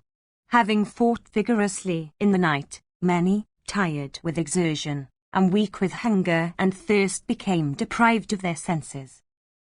The uproar made of the blare of gongs, the beat of drums, the roar of elephants, and the twang of outstretched bows drawn with force touched the very heavens, O king. The noise made also by rushing infantry and falling weapons, and neighing steeds and rolling cars, and shouting and roaring of warriors, became tremendous. That loud noise, increasing every minute, reached the heavens. The groans and wails of pain, on falling and fallen foot soldiers and car warriors and elephants, became exceedingly loud and pitiable as these were heard on the field. When the engagement became general, both sides slew each other's own men and animals. Hurled from the hands of heroes upon warriors and elephants, heaps of swords were seen on the field, resembling heaps of cloths on the washing ground. The sound, again, of uplifted and descending swords in heroic arms resembled that of cloths thrashed for Washington. That general engagement then, in which the warriors encountered one another with swords and scimitars and lances and battle-axes, became exceedingly dreadful. The heroic combatants caused a river there, that ran its course towards the regions of the dead. The blood of elephants and steeds and human beings formed its current. Weapons formed its fish in profusion. It was miry with blood and flesh. Wails of grief and pain formed its roar. Banners and cloth formed its froth. Afflicted with shafts and darts, worn with exertion, spent with toil on their previous night, and exceedingly weakened, elephants and steeds, with limbs perfectly motionless, stood on the field, with their arms in beautiful attitudes, and with their beautiful coats of mail, and heads decked with beautiful earrings. The warriors, adorned with implements of battle, looked exceedingly resplendent. 250 at that time, in consequence of the carnivorous animals and the dead and the dying, there was no path for the cows all over the field. Afflicted with shafts, steeds of the noblest breed and high mettle, resembling elephants, in size and strength, worn out with toil, were seen to tremble with great effort, as they drew vehicles whose wheels had sunk in the earth. The whole of that host, O Bharata, resembling the ocean for vastness, then became agitated and afflicted, inspired with terror, with the exception only of Drona and Arjuna. Those two became the refuge, these two became the saviours, of the warriors of their respective sides. Others, encountering these two, proceeded to the abode of the armour. Then the vast host of the Kurus became greatly agitated, and the Panchalas, huddled together, became no longer distinguishable. During that great carnage of the Kshatriyas on earth, on that field of battle, enhancing the terrors of the timid and looking like a crematorium, neither Gana, nor Drona, nor Arjuna, nor Yudhishthira, nor Bhimasena, nor the twins, nor the Panchala prince, nor Satyaki, nor Dusasana, nor Drona's son, nor Duryodhana, nor Shavala's son, nor Kripa, nor the ruler of the Madras, nor Kritavarman, nor others, nor my own self, nor the earth, nor points of the compass, could be seen, O king, for all of them, mingled with the troops, were shrouded by clouds of dust. During the progress of that fierce and terrible battle, when that dusty cloud arose, all thought that night had once more come over the scene. Neither the Kauravas, nor the Panchalas, nor the Pandavas, could be distinguished, nor the points of the compass, nor the welkin, nor the earth, nor even land nor uneven land. The warriors, desirous of victory, slew foes and friends, in fact, all whom they could perceive by the touch of their hands. The earthly dust that had arisen was soon dispelled by the winds that blew, and drenched by the blood that was shed. Elephants and steeds and car warriors and foot soldiers, bathed in blood, looked beautiful like their celestial forest of Parijata. Then Duryodhana, Karna, Drona and Dusasana, these 4 Kauravas, warriors, engaged in battle with 4 of the Pandava warriors. Duryodhana and his brothers encountered the twins, Nakula and Sahadeva. And Radha's son engaged himself with Vrikadara, and Arjuna with the son of Bharadwa. All the troops, from every side, looked on that terrible encounter.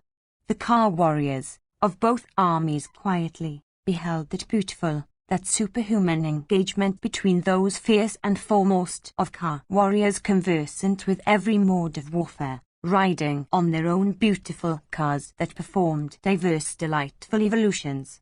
Endued with great prowess, struggling vigorously, and each solicitous of vanquishing the other, they covered each other with showers of shafts, like the clouds at the close of summer, pouring torrents of rain. Those bulls among men, riding on their cars of solar refulgence, looked beautiful like congregated masses of clouds in the autumnal sky. Then those warriors, O monarch, filled with wrath and desire of revenge, mighty bowmen all, challenging, rushed at one another with great vigor like infuriated leaders of elephantine herds.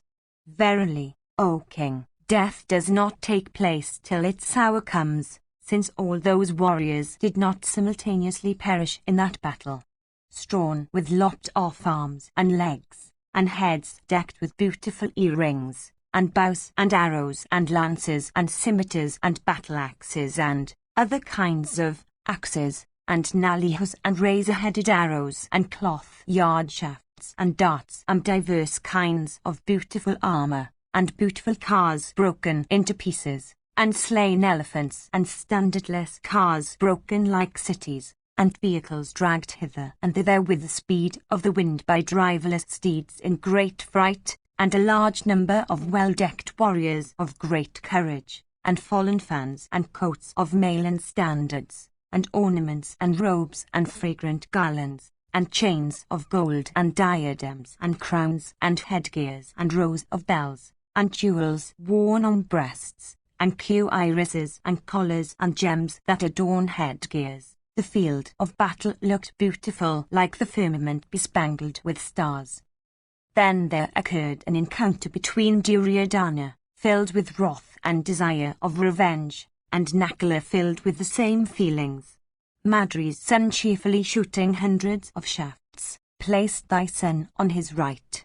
At this loud cheers were bestowed upon him. Placed on the right by his cousin brother in wrath, thy son King Duryodhana, filled with rage, began, in battle, to wonderfully counteract Nakula from that very side. Thereupon, Nakula, endued with great energy and acquainted with a diverse course, in which a car may be conducted, began to resist thy son who was engaged in counteracting him from his right.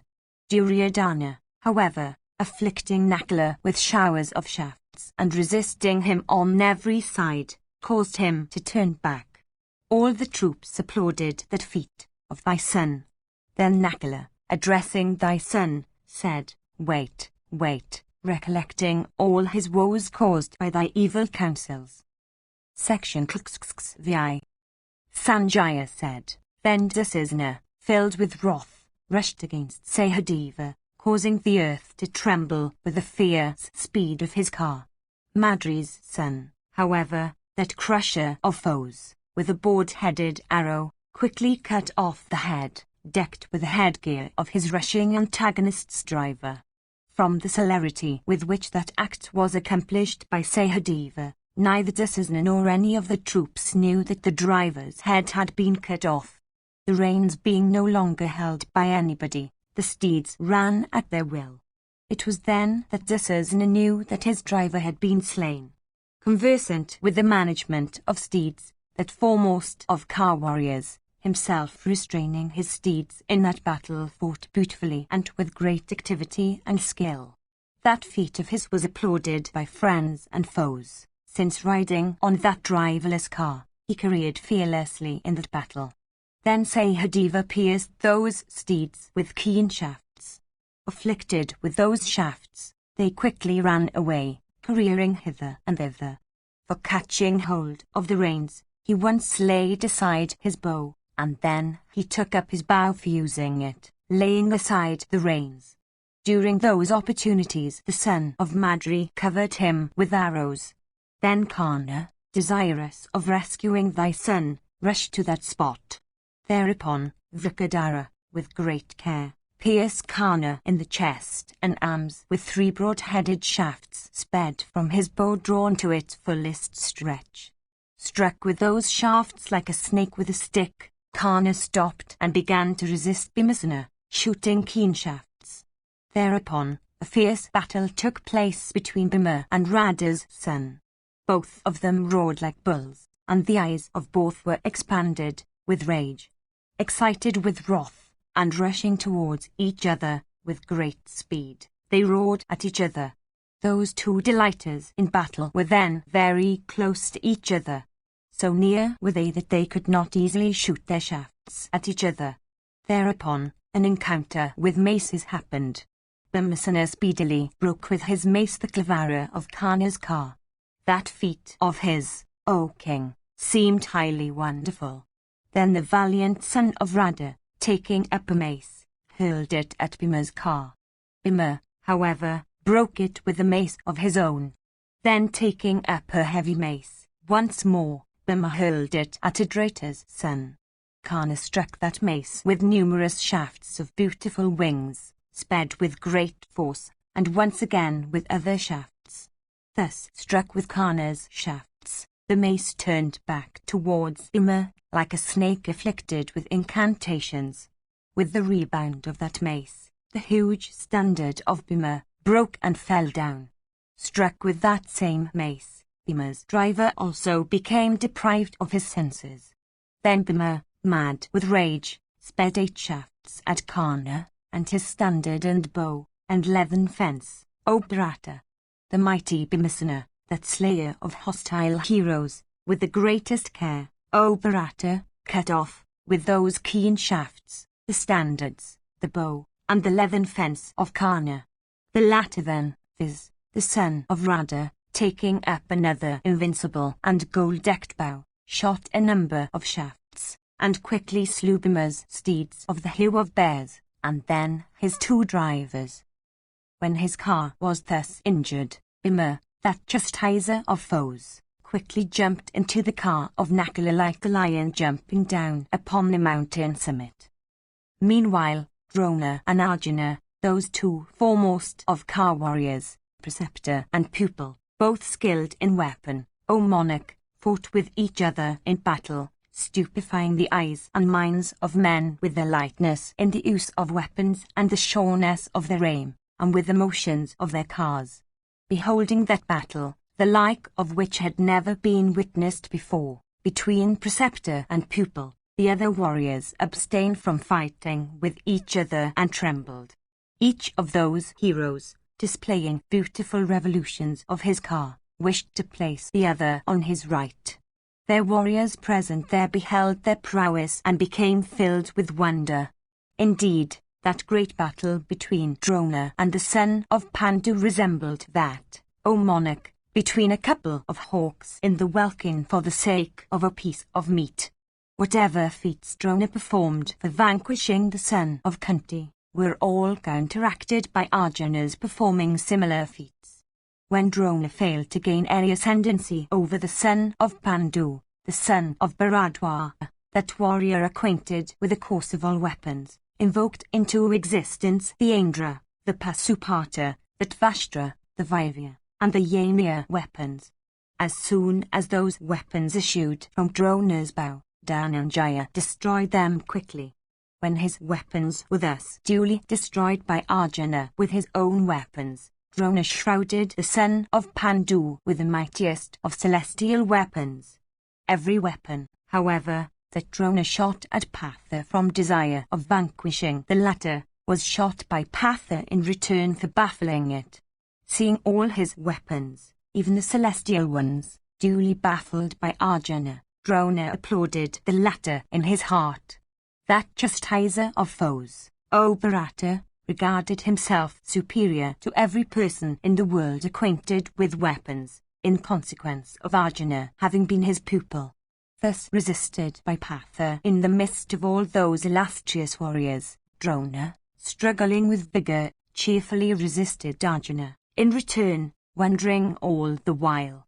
Then the celestials and Gandharvas in thousands, and rishis and bodies of siddhas, were seen on all sides in the welkin, filled with, those as also with, apsaras and yakshas and rakshasas. It once more seemed that the welkin was darkened by gathering clouds.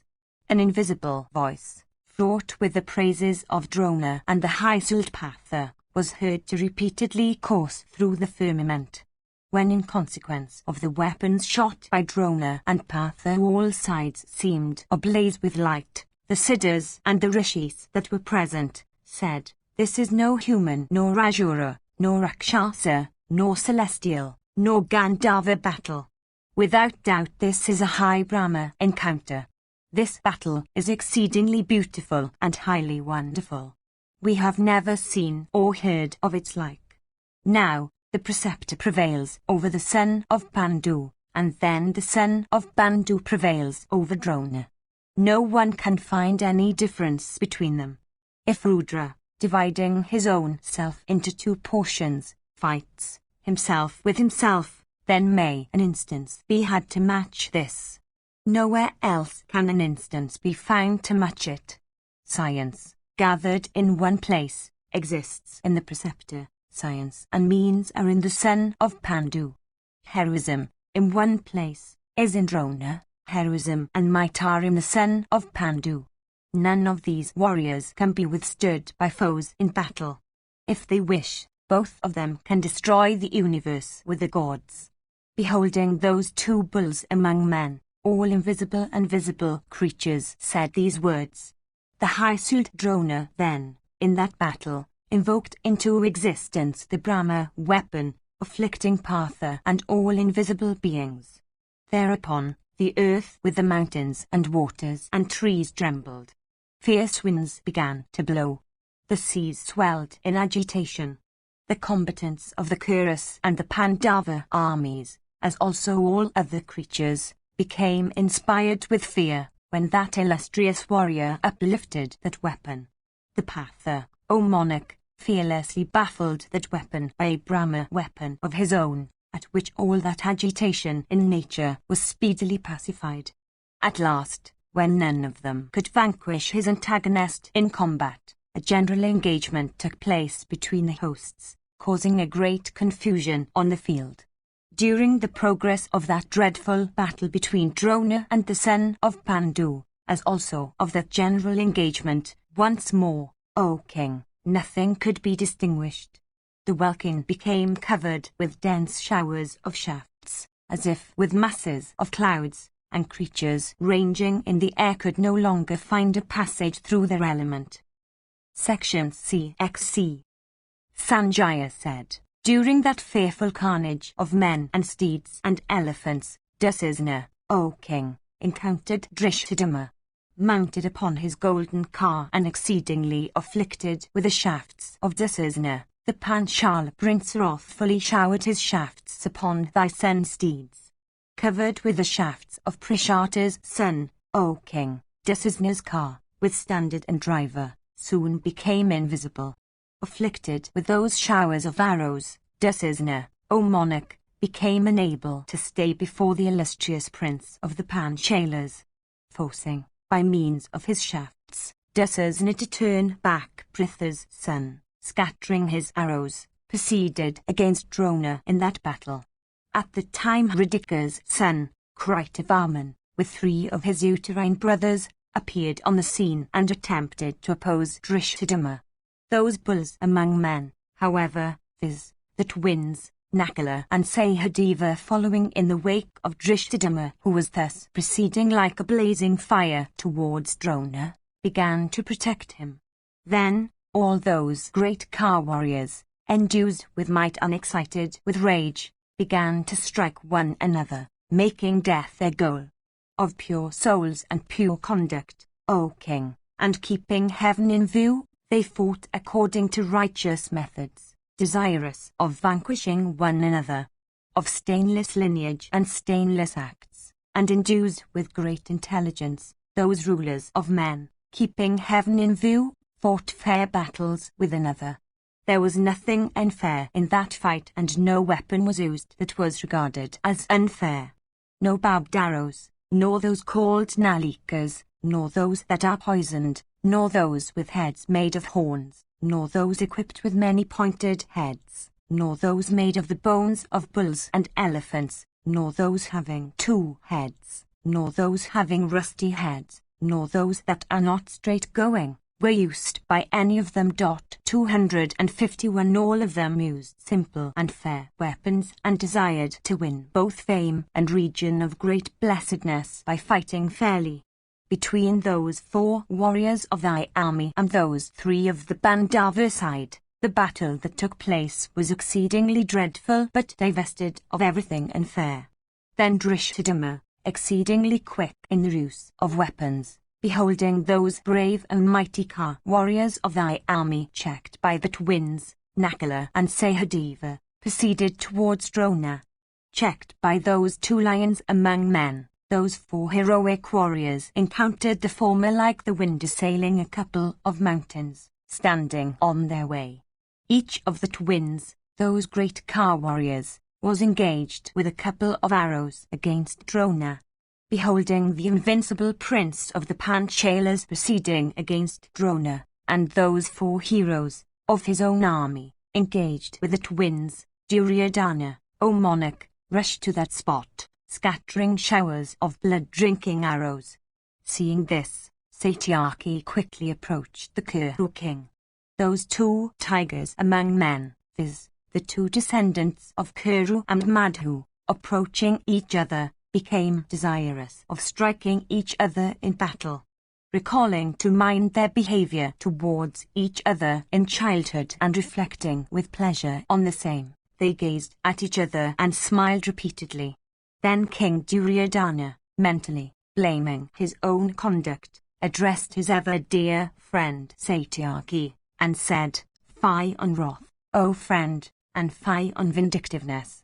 Fie on Kshatriya usage, and fie on might and prowess, since thou aimest thy weapons at me, and I too am aiming at thee, O bull of Sini's race. In those days thou wert dearer to me than life itself, and I also was such to thee. Alas, all those acts of childhood that I remember, of both thyself and mine, became quite insignificant in the field of battle. Alas, moved by wrath and covetousness, we are here today for fighting against each other, O thou of the Satwata race."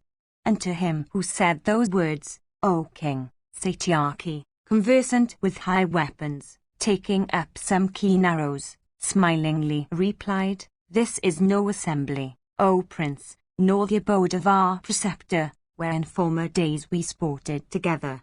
Duryodhana answered, "Where have those sports of our childhood gone, O bull of Sini's race, and, alas, how has this battle now come upon us? It seems that the influence of time is irresistible. Urged though we are, by desire of wealth, what use, however, have we of wealth that, assembled together, we are now engaged in battle, moved by the avarice of wealth?"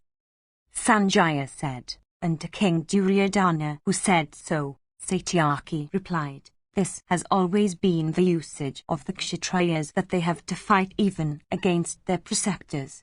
If I am dear to thee, O king, then slay me without any delay.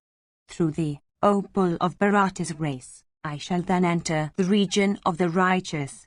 Exhibit, without delay, all thy might and prowess. I do not desire to witness this great calamity of friends." Having replied and reasoned thus, Satyaki, O monarch, fearlessly and in utter disregard of life, quickly advanced against Duryodhana. Beholding him advance, thy son received him. Indeed, O king, thy son poured on him of Sini's race a perfect shower of arrows. Then commenced a terrible battle between those lions of Kuru's and Madhu's races, resembling an encounter between an elephant and a lion. Then Duryodhana, filled with wrath, pierced the invincible Satyaki with many keen arrows, shot from his bow drawn to its fullest stretch. Satyaki quickly pierced the Kuru prince in return with 50 keen shafts in that battle, and once more with 20, and again with 10 shafts. Then, in that encounter, O king, thy son, smiling the while, pierced Satyaki in return with 30 arrows shot from his bowstring drawn to his ear. Shooting then a razor-headed arrow, he cut off in twain the bow, with arrow fixed thereon, of Satyaki. Endued with great lightness of hand, the latter then, taking up a tougher bow, shot showers of shafts at thy son. As those lines of arrows advanced for compassing the death of Duryodhana, the latter, O king, cut them in pieces, at which the troops shouted loudly.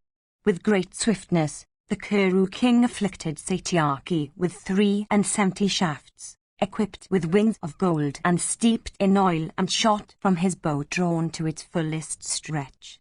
All those arrows of Duryodhana, as also his bow, with arrow fixed thereon, Satyaki quickly cut off. The Satwata hero then poured showers of shafts on his antagonist.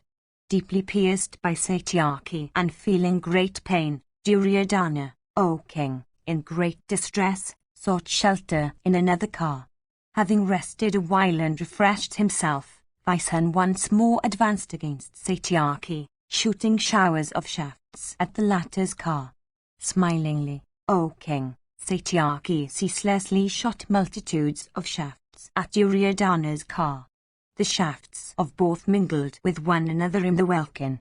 In consequence of those arrows thus shot by both, falling fast on every side, loud sounds, like those of a raging fire consuming a mighty forest, arose there. With thousands of arrows shot by both, the earth was densely covered. The welkin also became filled therewith. Beholding then that foremost of car warriors, viz., that hero of Madhu's race, to be mightier than Duryodhana, Karna rushed to that spot, desirous of rescuing thy son. Mighty Bhimasena, however, could not brook that attempt of Karna. He, therefore, quickly proceeded against Karna, shooting innumerable shafts. Cutting off all those shafts of Bhima with the greatest ease, Karna cut off Bhima's bow, arrows, and driver also, with his own shafts. Then, Pandu's son, Bhima, filled with rage, took up a mace and crushed the bow, standard, and driver of his antagonist in that encounter. The mighty Bhima also broke one of the wheels of Karna's car. Karna, however, stood on that car of his, which had one of his wheels broken, immovable as Maru, the king of mountains. That beautiful car of his, which had now only one wheel, was borne by his steeds, like the single-wheeled car of Surya, drawn by the 7 celestial steeds. Incapable of brooking the feats of Bhimasena, Karna continued to fight with the latter, using diverse kinds of shafts in profusion and diverse kinds of other weapons in that encounter.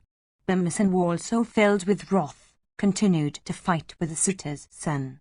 When the engagement became general and confused, Yudhishthira, the son of Dharma, addressing all the foremost of warriors among the Panchalas and the Matsyas, said, "They that are our life, they that are our heads, they amongst us that are endued with great strength, those bulls among men are all engaged with the Dhritarashtras. Why do ye then stand thus, as if stupefied and deprived of your senses? Proceed thither where those warriors of my army are fighting, driving away your fears and keeping in view the duties of Kshatriyas. Engage in fight, for then conquering or slain you will gain desirable goals. If you prove victors, You may perform diverse sacrifices with profuse gifts to Brahmanas. If, on the other hand, you are slain, becoming then equals of the celestials, you will win many regions of blessedness. Thus urged by the king, those heroic and mighty Ka warriors engaged in battle, observant of Kshatriya duties, quickly proceeded against Drona. The Panchalas then, from one side, assailed Drona with innumerable arrows, while others headed by Bhimasena began to resist him from another side. The Pandavas had 3 crooked-minded mighty Ka warriors amongst them. They were Bhimasena and the twins, Nakula and Sahadeva. These addressed Dhananjaya loudly and said, "Rush, O Arjuna, with speed and drive away the Kuras from Drona's vicinity. If the preceptor can be deprived of his protectors, the Panchalas may then slay him easily." Thus addressed, Partha suddenly rushed against the Kauravas, while Drona rushed against the Panchalas headed by Drishadima. Indeed, on that the 5th day of Drona's command, those heroic combatants, O Bharata, were grounded and crushed with great celerity by Bhradwaja's son. Section CXCI. Sanjaya said, Then Drona caused a great carnage among the Panchalas, like the slaughter caused by Sakra himself in rage amongst the Danavas in the days of yore. The great Ka warriors of the Pandava army, endued with might and energy, though slaughtered, O king, by Drona's weapons, were not yet afraid of Drona in that battle. Indeed, O monarch, those mighty Ka warriors, viz., the Panchalas and the Srinjayas, all rushed against Drona himself, for fighting with him. Loud and fierce were the yells they uttered as they rushed towards Drona for encompassing him on all sides and were slaughtered by him with shafts and darts. Beholding the slaughter of the Panchalas in that battle by the illustrious Drona, and seeing his weapons overwhelm all sides, fear entered the hearts of the Pandavas. Beholding that dreadful carnage of steeds and human beings in that battle, the Pandavas, O monarch, became hopeless of victory. They began to say unto each other, Is it not evident that Drona, that warrior conversant with the mightiest of weapons, will consume us all like a raging conflagration consuming a heap of straw in the season of spring? There is none competent to even look at him in battle. Conversant with the ways of morality, Arjuna, who alone is a match for him, will not fight with him. Beholding the sons of Kunti afflicted with the shafts of Drona and inspired with fear, Kesava, endued with great intelligence and devoted to their welfare, addressed Arjuna and said, This foremost of all bowmen is incapable of being ever vanquished by force in battle, by the very gods with Vasava at their head. When, however, he lays aside his weapons, he becomes capable of being slain on the field even by human beings. Casting aside virtue, ye sons of Pandu, adopt now some contrivance for gaining the victory, so that Drona of the golden car may not slay us all in battle. Upon the fall of his son, as Wataman he will cease to fight, I think. Let some man, therefore, tell him that as Wataman hath been slain in battle. This advice, however, O king, was not approved by Kunti's son, Dhananjaya. Others approved of it, but Yudhishthira accepted it with great difficulty. Then the mighty armed Bhima, O king, slew with a mace a foe-crushing, terrible and huge elephant named Swataman, of his own army, belonging to Indravarman, the chief of the Mallavas. Approaching Drona then in that battle with some bashfulness, Bhimasena began to exclaim aloud, As Wataman hath been slain. That elephant named Swataman having been thus slain, Bhima spoke of as Wataman's slaughter. Keeping the true fact within his mind, he said what was untrue.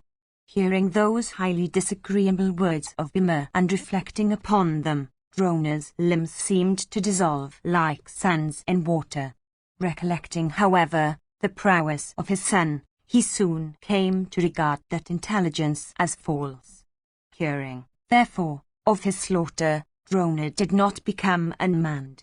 Indeed, Soon recovering his senses, he became comforted, remembering that his son was incapable of being resisted by foes. Rushing towards the son of Prashata and desirous of slaying that hero who had been ordained as his slayer, he covered him with 1,000 keen shafts, equipped with canker feathers. Then 20,000 Panchalaka warriors of great energy covered him, while he was thus careering in battle, with their shafts. Completely shrouded with those shafts, we could not any longer see that great Ka warrior who then resembled, O monarch, the sun, covered with clouds in the season of rains. Filled with wrath and desirous of compassing the destruction of those brave Panchalas, that mighty Ka warrior, that scorcher of foes, viz. Drona, dispelling all those shafts of the Panchalas, then invoked into existence the Brahma weapon. At that time, Drona looked resplendent like a smokeless, blazing fire. Once more filled with rage, the valiant son of Bharadwaj, slaughtering all the Somakas, seemed to be invested with great splendor.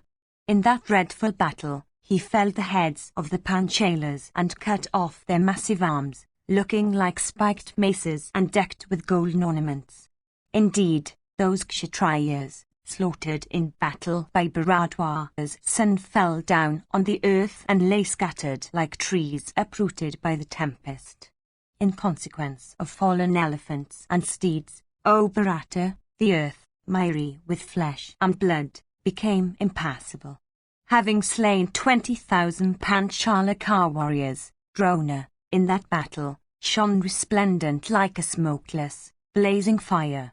Once more filled with rage, the valiant son of Bharadwaj cut off, with a board-headed arrow, the head of Vasudhana from his trunk. Once more slaying 500 Matsyas, and 6,000 elephants, he slew 10,000 steeds. Beholding Drona stationed on the field for the extermination of the Kshatriya race, the Rishis viz. Vamitra, and Jamadani, and Bharadwaj, and Kodama, and Vasishta, and Kasyapa, and Atri, and the Strakatas, the Pranis, Garga, the Volkilyas, the Marichas, the descendants of Brug and Angiras, and diverse other sages of subtle forms quickly came thither, with the bearer of sacrificial libations at the head, and, desirous of taking Drona unto the region of Brahman, addressed Drona, their tournament of battle, and said, Thou art fighting unrighteously. The hour of thy death is come. Laying aside thy weapons in battle, O Drona, behold us stationed here. After this, it behoveth thee not to perpetrate such exceedingly cruel deeds. Thou art versed in the Vedas and their branches. Thou art devoted to the duties enjoined by truth, especially, thou art a Brahmana. Such acts do not become thee. Lay aside thy weapons.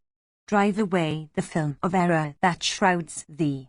Adhere now to the eternal path. The period for which thou art to dwell in the world of men is now full. Thou hast, with the Brahma weapon, burnt man on earth that are unacquainted with weapons. This act that thou hast perpetrated, O regenerate one, is not righteous. Lay aside thy weapons in battle without delay, O Drona, do not wait longer on earth. Do not, O regenerate one, perpetrate such a sinful act. Hearing these words of theirs as also those spoken by Bhimasena, and beholding Drishthadhyumna before him, Drona became exceedingly cheerless in battle. Burning with grief and exceedingly afflicted, he inquired of Kunti's son Yudhishthira as to whether his son, Aswatthama, had been slain or not.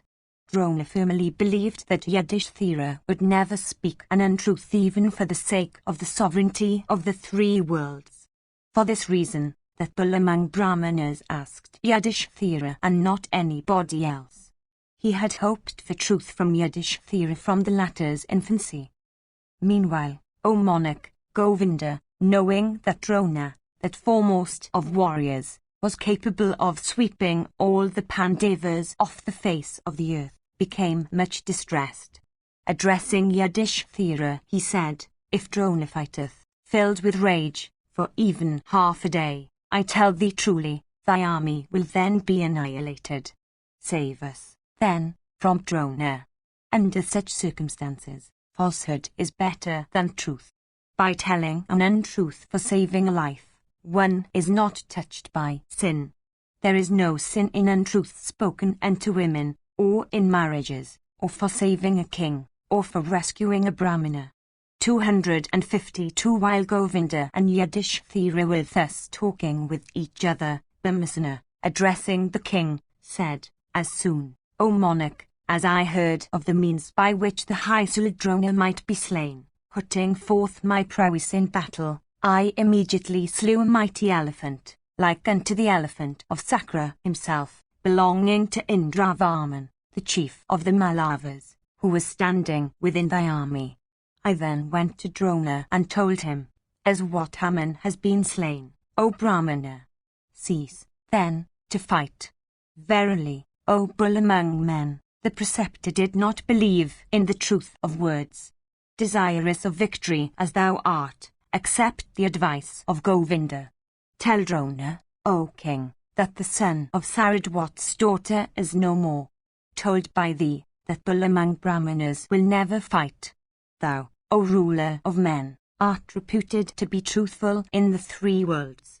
Hearing those words of Bhima and induced by the counsels of Krishna, and owing also to the inevitability of destiny, O monarch, Yudhishthira made up his mind to say what he desired.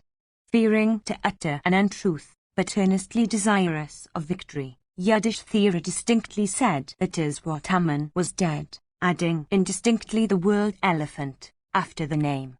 Before this, Yudhishthira's car had stayed at a height of 4 fingers' breadth from the surface of the earth. After, however, he had said that untruth, his vehicle and animals touched the earth. Hearing those words from Yudhishthira, the mighty car warrior Drona, afflicted with grief for the supposed death of his son, yielded to the influence of despair. By the words, again, of the rishis, he regarded himself a great offender against the high-souled Pandavas. Hearing now about the death of his son, he became perfectly cheerless and filled with anxiety, upon beholding Drishthadhyumna, O king, that chastiser of foes could not fight as before. Section XI. Sanjaya said, beholding Drona filled with great anxiety and almost deprived of his senses by grief, Drishthadhyumna, the son of the Panchala king, rushed at him. That hero had, for the destruction of Drona, been obtained by Drupada, that ruler of men, at a great sacrifice, from the bearer of sacrificial libations. Desirous of slaying Drona, he now took up a victory-giving and formidable bow whose twang resembled the roll of the clouds, whose string was possessed of great strength, and which was irrefragable and celestial. And he fixed on it a fierce arrow, resembling a snake of virulent poison and possessed of the splendor of fire. That arrow, resembling a fire of fierce flame, while within the circle of his bow, looked like the autumnal sun of great splendor within a radiant circle. Beholding that blazing bow bent with force by Prashata's son, the troops regarded that to be the last hour of the world. Seeing that arrow aimed at him, the valiant son of Bharadwaja thought that the last hour of his body had come. The preceptor prepared with care to baffle that shaft. The weapons, however, of that high-souled one, O monarch, no longer appeared at his bidding. 253 His weapons had not been exhausted, although he had shot them ceaselessly for 4 days and 1 night. On the expiry, however, of the 3rd part of that of the 5th day, his arrows became exhausted. Seeing the exhaustion of his arrows and afflicted with grief on account of his son's death, and in consequence also of the unwillingness of the celestial weapons to appear at his binding, he desired to lay aside his weapons, as requested by the words of the rishis also. Though filled with great energy, he could not, however, fight as before. Then taking up another celestial bow that Angiras had given him, and certain arrows that resembled a Brahmana's curse, he continued to fight with Drishthadumna. He covered the Panchala prince with a thick shower of arrows, and filled with rage, mangled his angry antagonist. With his own keen shafts he cut off in 100 fragments those of the prince as also the latter's standard and bow. He then killed his antagonist's driver. Then Drishthadumna, smiling, shook up another bow, and pierced Drona with a keen shaft in the center of the chest. Deeply pierced therewith and losing his self-possession in that encounter, that mighty bowman, then, with a sharp and broad-headed arrow, once more cut off Drishthadumna's bow. Indeed, the invincible Drona then cut off all the weapons, O king, and all the bows that his antagonist had, with the exception only of his mace and sword. Filled with rage, he then pierced the angry Drishthadumna, O chastiser of foes, with 9 keen arrows, capable of taking the life of every foe. Then the mighty Ka warrior Drishthadumna, of immeasurable soul, invoking into existence the Brahma weapon, caused the steeds of his own car to be mingled with those of his foes. Endued with the speed of the wind, those steeds that were red and of the hue of pigeons, O bull of Bharata's race, thus mingled together, looked exceedingly beautiful. Indeed, O king, those steeds thus mingled together on the field of battle, looked beautiful like roaring clouds in the season of rains, charged with lightning. Then that twice-born one of immeasurable soul cut off the shaft joints, the wheel joints, and other car joints of Drishthadumna. Deprived of his bow, and made carless and steedless and driverless, the heroic Drishthadumna, fallen into great distress, grasped a mace. Filled with rage, the mighty car warrior, Drona, of unbaffled prowess, by means of a number of keen shafts, cut off that mace, while it was on the point of being hurled at him. Beholding his mace cut off by Drona with arrows, that tiger among men, viz., the Panchala prince, shook up a spotless sword and a bright shield decked with 100 moons. Without doubt, under those circumstances, the Panchala prince determined to make an end of that foremost of preceptors, that high-souled warrior. Sometimes sheltering himself in his car box and sometimes riding on his car shafts, the prince moved about, uplifting his swords and whirling his bright shield. The mighty car warrior Drishthadumna, desirous of achieving, from folly, a difficult feat, hoped to pierce the chest of Bharadwaja's son in that battle. Sometimes he stayed upon the yoke, and sometimes under the haunches of Drona's red steeds. These movements of his were highly applauded by all the troops. Indeed, while he stayed amid the trappings of the yoke or behind those red steeds, Drona found no opportunity to strike him. All this seemed exceedingly wonderful. The movements of both Drona and Prishata's son in that battle resembled the fight of hawk careering through the welkin for a piece of meat. Then Drona, by means of a dart, pierced the white steeds of his antagonist, one after another, not striking, however, the red ones amongst them, that belonged to himself 254. Deprived of life, those steeds of Drishthadumna fell down upon the earth. Thereupon, the red steeds of Drona himself, O king, were freed from the entanglements of Drishthadumna's car. Beholding his steed slain by that foremost of Brahmanas, Prishata's son, that mighty car warrior, that foremost of fighters, could not brook it. Though deprived of his car, still that foremost of all swordsmen, armed with his sword, sprang towards Drona, O monarch, like Vinata's son, Garuda, making a swoop at a snake. The form, O king, of Drishthadumna at that time, when he sought to slay their son of Bharadwaja, resembled the form of Vishnu himself in days of yore when at the point of slaying Hiranyakasipu. He performed diverse evolutions, in fact. O Kauravya, the son of Prishata, careering in that battle, exhibited the well-known 21 different kinds of motion. Armed with a sword, and shield in hand, Prishata's son wheeled about and whirled his sword on high, and made side thrusts, and rushed forward, and ran sideways, and leapt high, and assailed the flanks of his antagonists, and receded backwards, and closed with his foes, and pressed them hard. Having practiced them well, he also showed the evolutions called Bharata, Kausika Satwata, as he careened in that battle for compassing the destruction of Drona. Beholding those beautiful evolutions of Drishthadhyumna, as he careered on the field, sword and shield in hand, all the warriors, as also the celestials assembled there, were filled with wonder.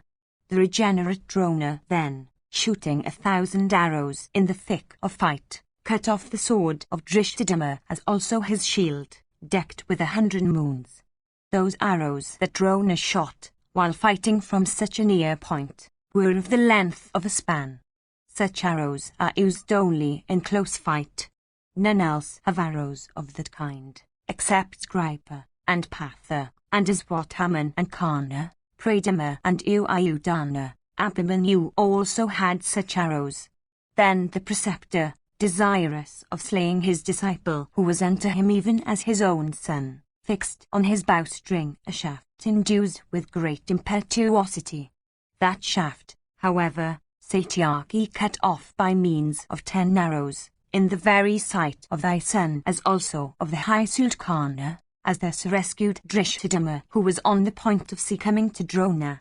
Then Kesava and Dhananjaya beheld Satyaki of prowess incapable of being baffled, who, O Bharata, was thus careering in the car tracks of the Kuru warriors, and within the range of the shafts of Drona and Karna and Kripa, saying, "Excellent, excellent."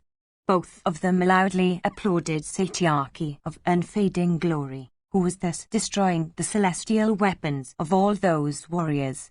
Then Kesava and Dhananjaya rushed towards the Kurus. Addressing Krishna, Dhananjaya said, "Behold, O Kesava, that perpetuator of mad whose race, viz., Satyaki of true prowess, sporting before the preceptor and those mighty Ka warriors, and gladdening me and the twins and Bhima and King Yudhishthira. With skill acquired by practice and without insolence, behold that enhancer of the fame of the Vrishnis, viz., Satyaki, careering in battle, sporting the while with those mighty Ka warriors. All these troops, as also the Siddhas, in the welkin, beholding him invincible in battle, are filled with wonder, and applauding him, saying, "Excellent, excellent." Indeed, O king, their warriors of both armies all applauded the Satwata hero for his feats. Section XI. Sanjaya said, beholding those feats of the Satwata hero, Duryodhana and others, filled with rage, quickly encompassed the grandson of Sini on all sides. Kripa and Karna, and also thy sons, O sire, in that battle, quickly approaching the grandson of Sini, began to strike him with keen arrows. Then King Yudhishthira, and the 2 other Pandavas, viz., the 2 sons of Madri and Bhimasena of great might, surrounded Satyaki, for protecting him. Karna, and the mighty Ka warrior Kripa, and Duryodhana and others, all resisted Satyaki, pouring showers of arrows on him. The grandson of Sini, however, contending with all those Ka warriors, baffled, O monarch, that terrible downpour of arrows, so suddenly created by his foes. Indeed, in that dreadful battle, Satyaki, by means of his own celestial weapons, duly resisted all those celestial weapons aimed at him by those illustrious warriors. The field of battle became full of many cruel sights upon that encounter of those royal combatants, resembling that scene of yore when Rudra, filled with rage, has destroyed all creatures, human arms and heads and bows, O Bharata, and umbrellas displaced from cars and yak-tails were seen lying in heaps on the field of battle. The earth became quickly strewn with broken wheels and cars, and massive arms lopped off from trunks, and brave horsemen deprived of life. And, O foremost one among the Kurus, a large number of warriors, mangled with falling arrows, were seen in that great battle to roll and writhe on the ground in agony of the last spasms of death. During the progress of that terrible battle, resembling the encounter in days of old between the Celestials and the Asuras, King Yudhishthira the Just, addressing his warriors, said, "Putting forth all your vigor, rush, ye great car warriors, against the pot-born." Yonder the heroic son of Prishata is engaged with Drona. He is endeavouring to the utmost of his might to slay their son of Bharadwaj. Judging from the aspect he is presenting in this great battle, it is evident that filled with rage, he will today overthrow Drona. Uniting together, all of you fight with the pot-born. Thus ordered by Yudhishthira, the mighty car warriors of the Sarangias all rushed with great vigour to slay their son of Bharadwaj. That mighty car warrior, viz. Bharadwaj's son, quickly rushed against those advancing warriors, knowing for certain that he would die. When Drona, of Shoraim, thus proceeded, the earth trembled violently. Fierce winds began to blow, inspiring their hostile ranks with fear. Large meteors fell, seemingly issuing out of the sun, blazing fiercely as they fell and foreboding great terrors. The weapons of Drona, O sire, seemed to blaze forth. Cars seemed to produce loud rattles, and steeds to shed tears. The mighty car warrior, Drona, seemed to be divested of his energy. His left eye and left hand began to twitch. Beholding Prishata's son, again, before him, and bearing in mind the words of the rishis about his leaving the world for heaven, he became cheerless. He then desired to give up life by fighting fairly. Encompassed on all sides by the troops of Drupada's son, Drona began to career in battle, consuming large numbers of Kshatriyas. That grinder of foes, having slain 24,000 Kshatriyas, then dispatched to Yama's abode 10 times 10,000, by means of his shafts of keen points. Exerting himself with care, he seemed to stand in that battle like a smokeless fire. For the extermination of the Kshatriya race, he then had recourse to the Brahma weapon. Then the mighty Bhima, beholding the illustrious and irresistible prince of the Panchalas carless and weaponless, quickly proceeded towards him. Beholding him striking at Drona from a near point, that grinder of foes took up Drishthadhyumna on his own car and said unto him, "Save thee, there is no other man that can venture to fight with the preceptor.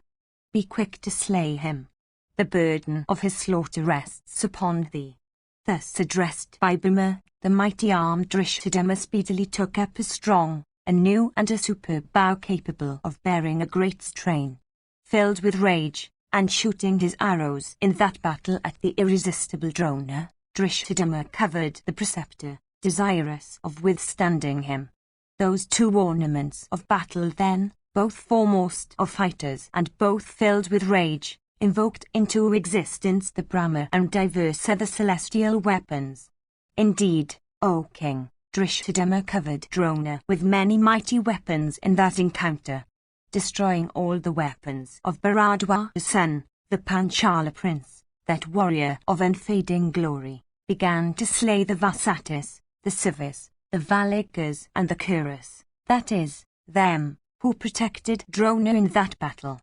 Indeed, O king, shooting showers of arrows on all sides, Drishthadhyumna at that time looked resplendent like the sun himself shedding his thousands of rays. Drona, however, once more cut off the prince's bow and pierced the vitals of the prince himself with many arrows. Thus pierced, the prince felt great pain.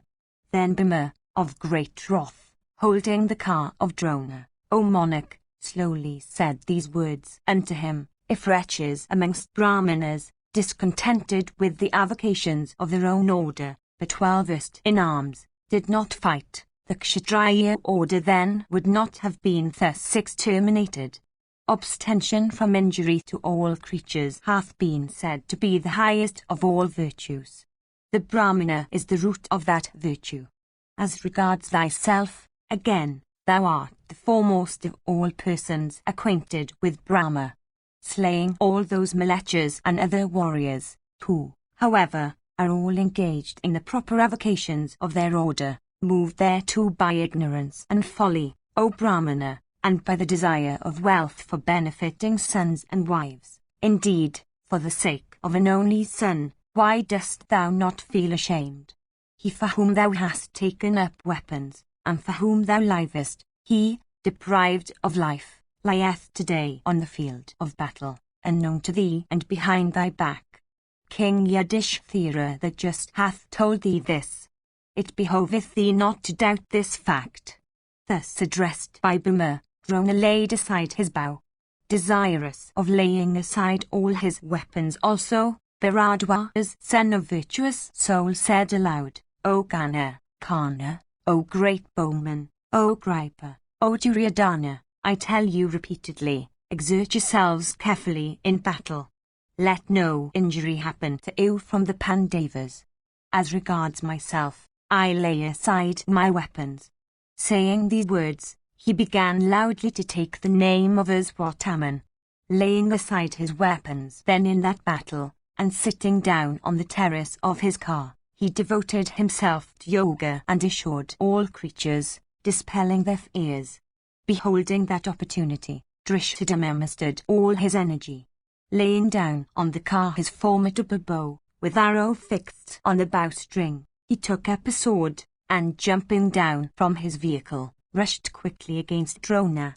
All creatures, human beings and others, uttered exclamation of woe, beholding Drona thus brought under Drishthadhyumna's power. Loud cries of woe and alas were uttered, as also those of woe and fie. As regards Drona himself, abandoning his weapons, he was then in a supremely tranquil state. Having said those words, he had devoted himself to yoga. Endued with great effulgence and possessed of high ascetic merit, he had fixed his heart on that supreme and ancient being, viz., Vishnu. Bending his face slightly down, and heaving his breast forward, and closing his eyes, and resting on the quality of goodness, and disposing his heart to contemplation, and thinking on the monosyllable Om, representing Brahma, and remembering the puissant, supreme, and indestructible God of gods, the radiant Drona of high ascetic merit, the preceptor of the Kurus and the Pandavas, repaired to heaven that is so difficult of being attained even by the pious. Indeed, when Drona thus proceeded to heaven, it seemed to us that there were then two suns in the firmament. The whole welkin was ablaze and seemed to be one vast expanse of equal light when the sun like Bharadwaja, of solar refulgence, disappeared. Confused sounds of joy were heard, uttered by the delighted celestials. When Drona thus repaired to the region of Brahman, Drishthadhyumna stood, unconscious of it all, beside him. Only we five amongst men beheld the high soul Drona wrapped in yoga proceed to the highest region of blessedness. These five were myself, Dhananjaya, the son of Pritha, and Drona's son, Aswathaman, and Vasudeva of Vrishani's race, and King Yudhishthira the just, the son of Pandu. Nobody else, O king, could see that glory of the wise Drona, devoted to yoga, while passing out of the world. In fact, all human beings were unconscious of the fact that the preceptor attained to the supreme region of Brahman, a region mysterious to the very gods, and one that is the highest of all. Indeed, none of them could see the preceptor, that chastiser of foes, proceed to the region of Brahman, devoted to yoga in the company of the foremost of rishis, his body mangled with arrows and bathed in blood, after he had laid aside his weapons. As regards Prishata's son, though everybody cried fie on him, yet casting his eyes on the lifeless Drona's head, he began to drag it with his sword. Then he lopped off from his foe's trunk that head, his foe remained speechless the while. Having slain Bharadwaja's son, Drishthadhyumna was filled with great joy, and uttered leonine shouts, whirling his sword. Of a dark complexion, with white locks hanging down to his ears, that old man of 85 years of age, used, for thy sake only, to career on the field of battle with the activity of a youth of 16. The mighty armed Dhananjaya, the son of Kunti, before Drona's head was cut off, had said, O son of Drupada, bring the preceptor alive, do not slay him. He should not be slain. Even thus all the troops also had cried out. Arjuna, in particular, melted with pity, had cried out repeatedly. Disregarding, however, the cries of Arjuna as also these of all the kings, Drishthadhyumna slew Drona, that bull among men, on the terrace of his car.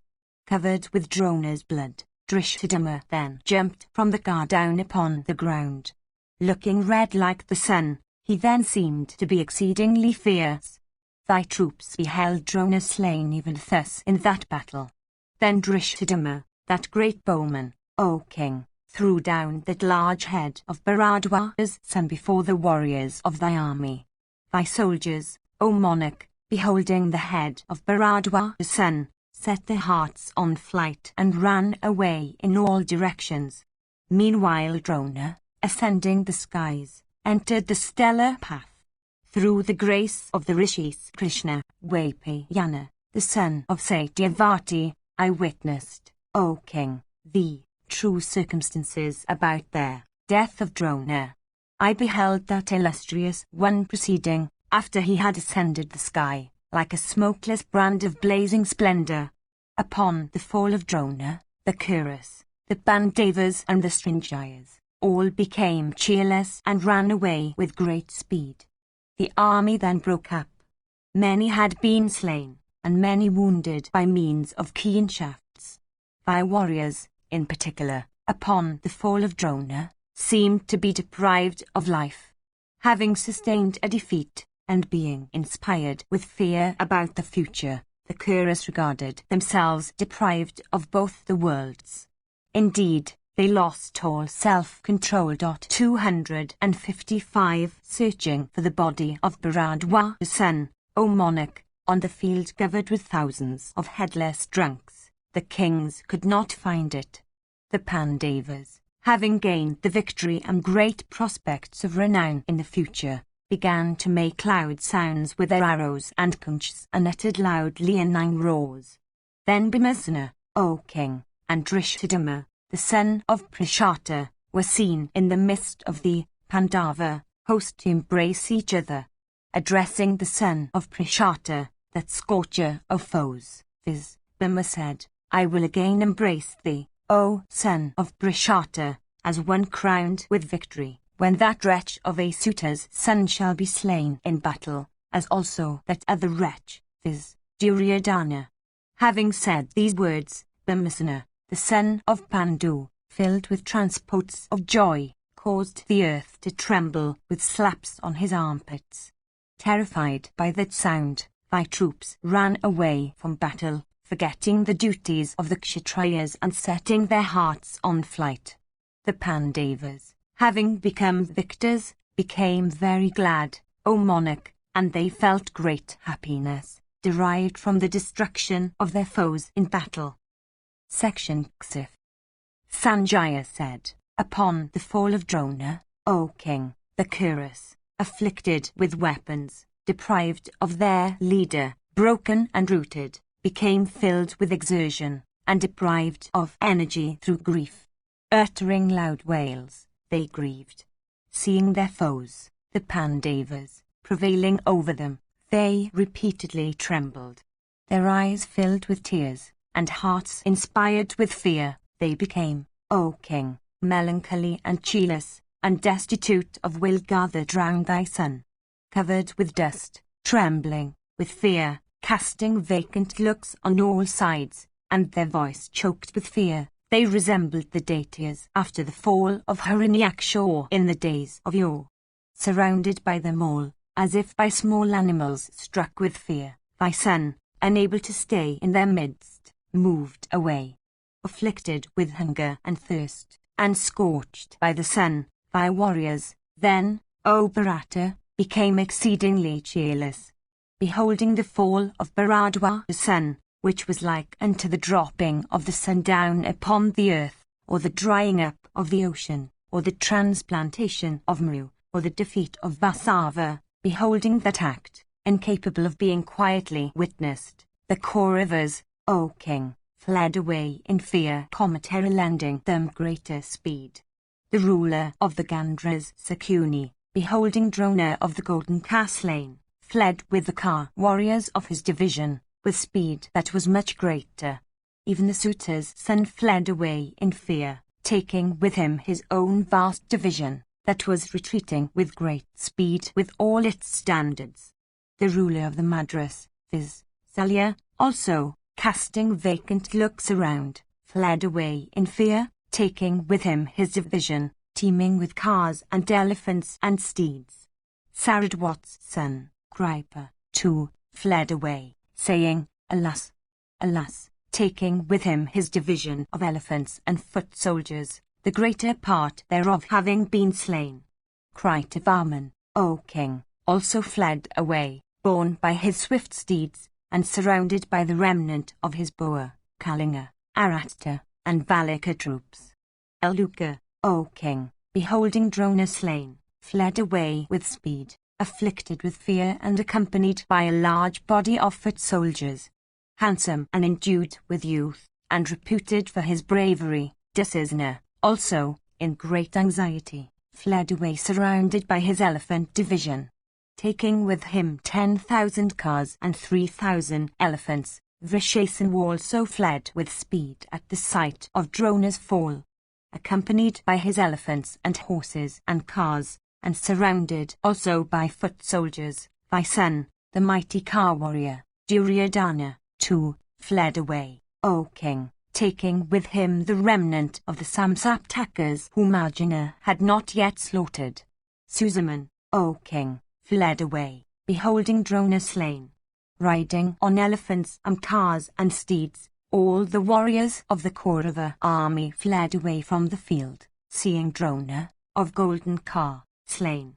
Some urging their sires on, some their brothers, some their maternal uncles, some their sons, some their friends, the Kauravas fled away.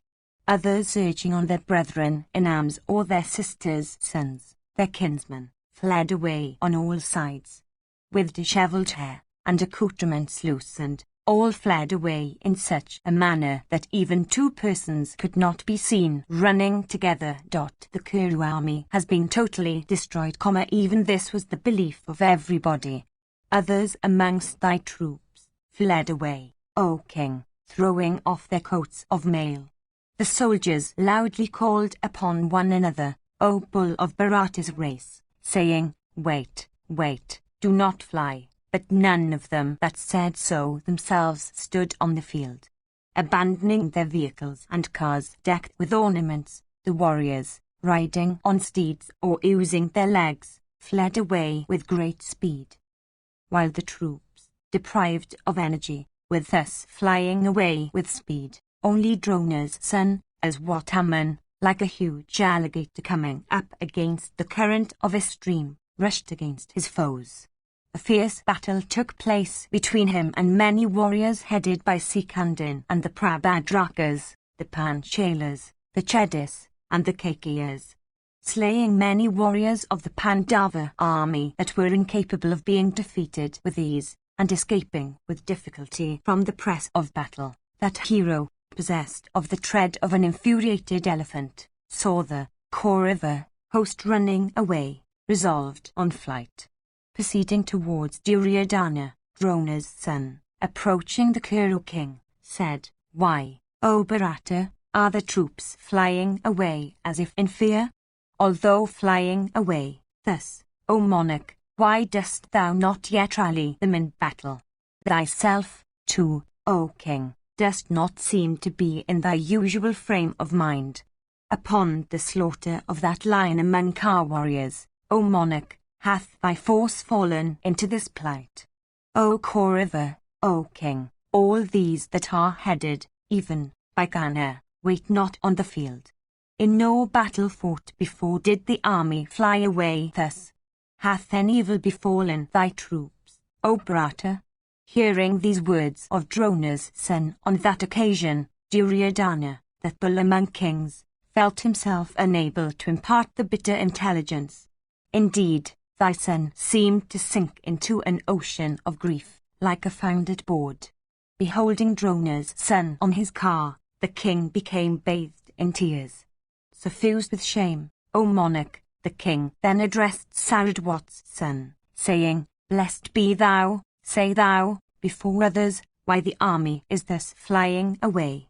Then Saradwat's son, O king, repeatedly feeling great anguish, told Drona's son how his sire had been slain.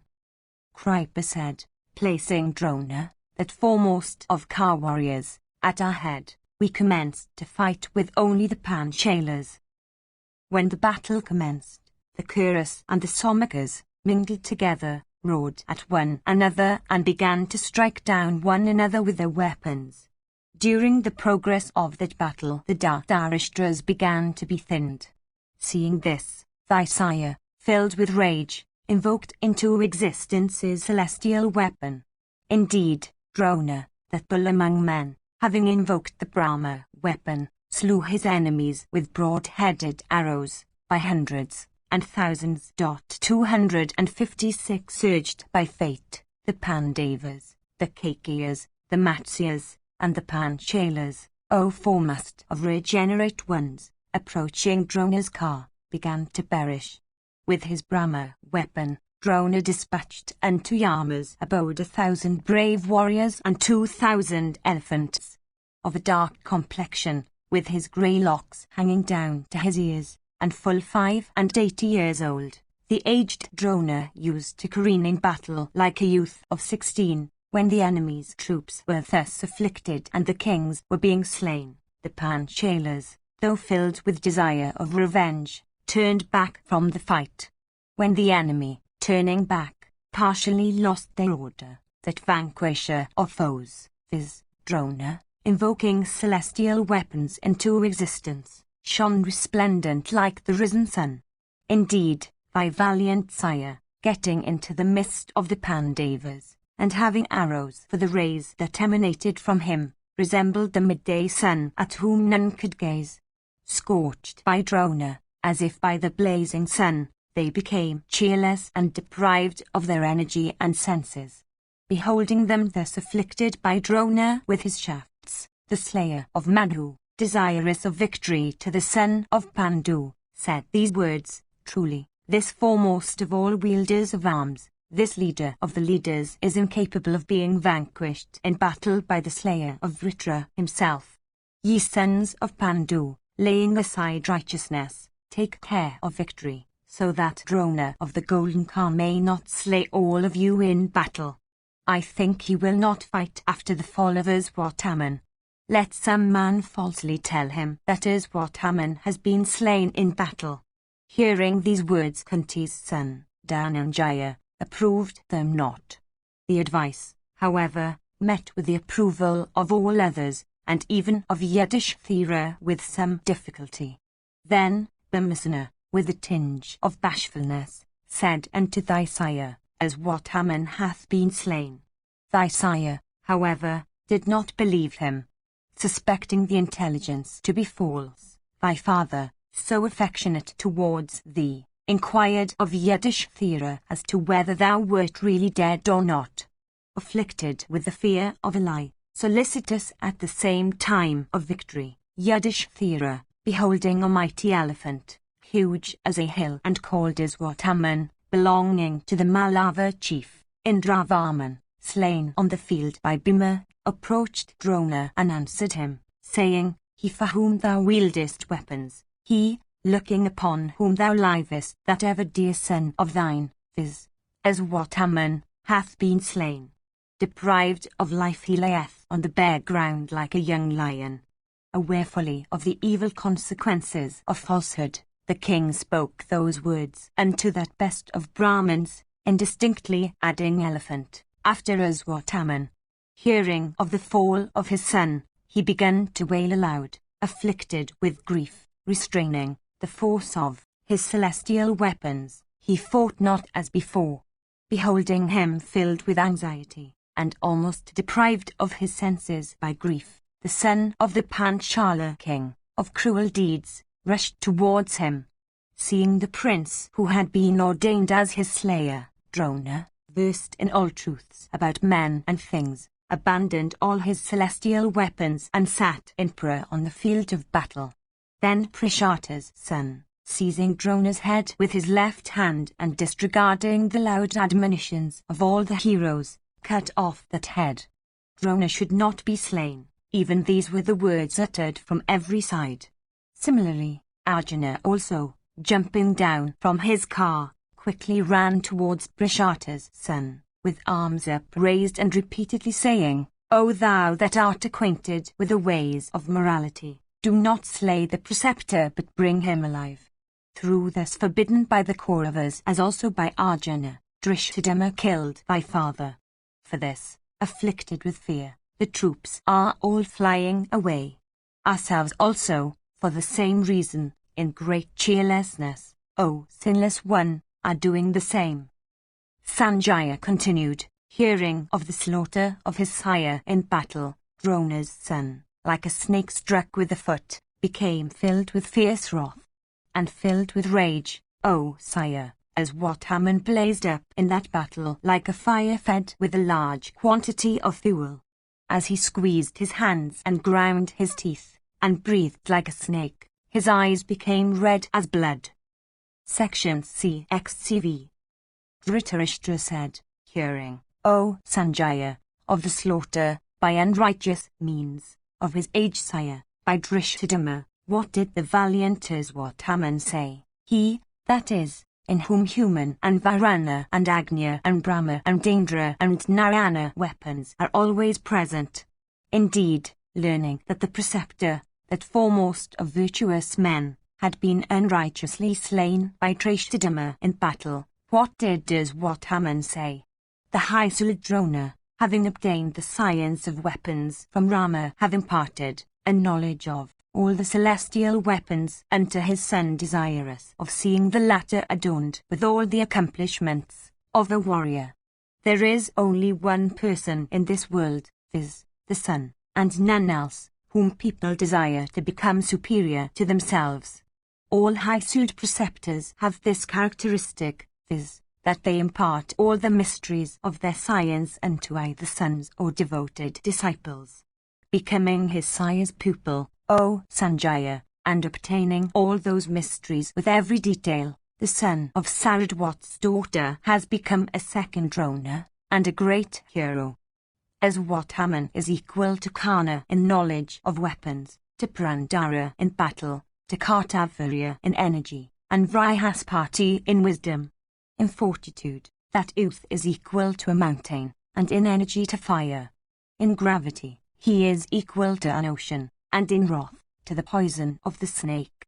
He is the foremost of all warriors in battle, a firm bowman, and above all fatigue. In speed he is equal to the wind itself, and he careens in the thick of fight like Yama in rage. While he is engaged in shooting arrows in battle, the very earth becomes afflicted. Of prowess incapable of being baffled, that hero is never fatigued by exertions. Purified by the Vedas and by vows, he is a thorough master of the science of arms, like Rama, the son of Dasaratha. He is like the ocean, incapable of being agitated. Hearing that the preceptor, that foremost of righteous persons, had been unrighteously slain in battle by Drishthadhyumna, what, indeed, did Haman say? Haman hath been ordained to be the slayer of Drishthadhyumna, even as Yajnasana's son, the prince of the Panchalas, was ordained to be the slayer of Drona. What, O Sutta, did Haman say, hearing that his sire, the preceptor, had been slain by the cruel, sinful, and mean Drishthadhyumna of little foresight? Section XXV. Sanjaya said, hearing of the slaughter of his sire by Drishthadhyumna, of sinful deeds, Drona's son was filled with grief and rage, O bull among men. Filled with rage, O king, his body seems to blaze forth like that of the destroyer while engaged in slaughtering creatures at the end of Yuga. repeatedly wiping his tearful eyes, and breathing hot sighs in rage, he said unto Duryodhana, I have now learnt how my sire has been slain by those low wretches after he laid aside his weapons, and how also has a sinful act been perpetrated by Yudhishthira disguised in the garb of virtue! 257 I have now heard of that unrighteous and exceedingly cruel act of Dharma's son. Indeed, to those engaged in battle, either of the two things must happen, viz., victory or defeat. Death in battle is always to be applauded. That death, in battle, of a person engaged in fight, which takes place under circumstances of righteousness, is not deserving of grief, as has been observed by the sages. Without doubt, my sire has gone to the region of heroes. He having met with such a death, I should not grieve for him. The humiliation, however, of a seizure of his locks, that he sustained in the very sight of all the troops, while he was righteously engaged in battle, is tearing the very core of my heart. Myself alive, my sire's locks were seized. Why should sonless people then entertain a desire of offspring? 258 People perpetrate unrighteous acts or humiliate others, moved by lust or wrath or folly or hatred or levity. The cruel and wicked son of Prishata hath perpetrated this exceedingly sinful act in total disregard of me. Drishthadhyumna, therefore, shall surely suffer the dreadful consequence of that act, as also the false-speeched son of Pandu, that has acted so wrongly. Today, the earth shall certainly drink the blood of that king Yudhishthira the just, who caused the preceptor, by an act of deceit, to lay aside his weapons. I swear by truth, O Kauravya, as also by my religious acts, that I shall never bear the burden of life if I fail to exterminate the Panchalas. By every means I contend with the Panchalas in dreadful strife. I shall certainly slay in battle Drishthadhyumna, that perpetrator of unrighteous deeds. Mild or violent, let the means be what they will, I shall effect the destruction of all the Panchalas before peace becomes mine. O Kaurava! O tiger among men, persons desire children so that obtaining them they may be rescued from great fears both here and hereafter. My sire, however, fell into that plight, like a friendless creature, although myself am alive, his disciple and son, resembling a mountain, in might. Fie on my celestial weapons! Fie on my arms! Fie on my prowess! Since Drona, although he had a son in me, had his locks seized. I shall, therefore, O chief of the Bharatas, now achieve that by which I may be freed from the debt I owe to my sire, now gone to the other world. He that is good never indulges in self-praise. Unable, however, to brook the slaughter of my sire, I speak of my prowess. Let the Pandavas, with Janardana among them, behold my energy today, while I grind all their troops, achieving what is done by the destroyer himself, at the end of the Yuga.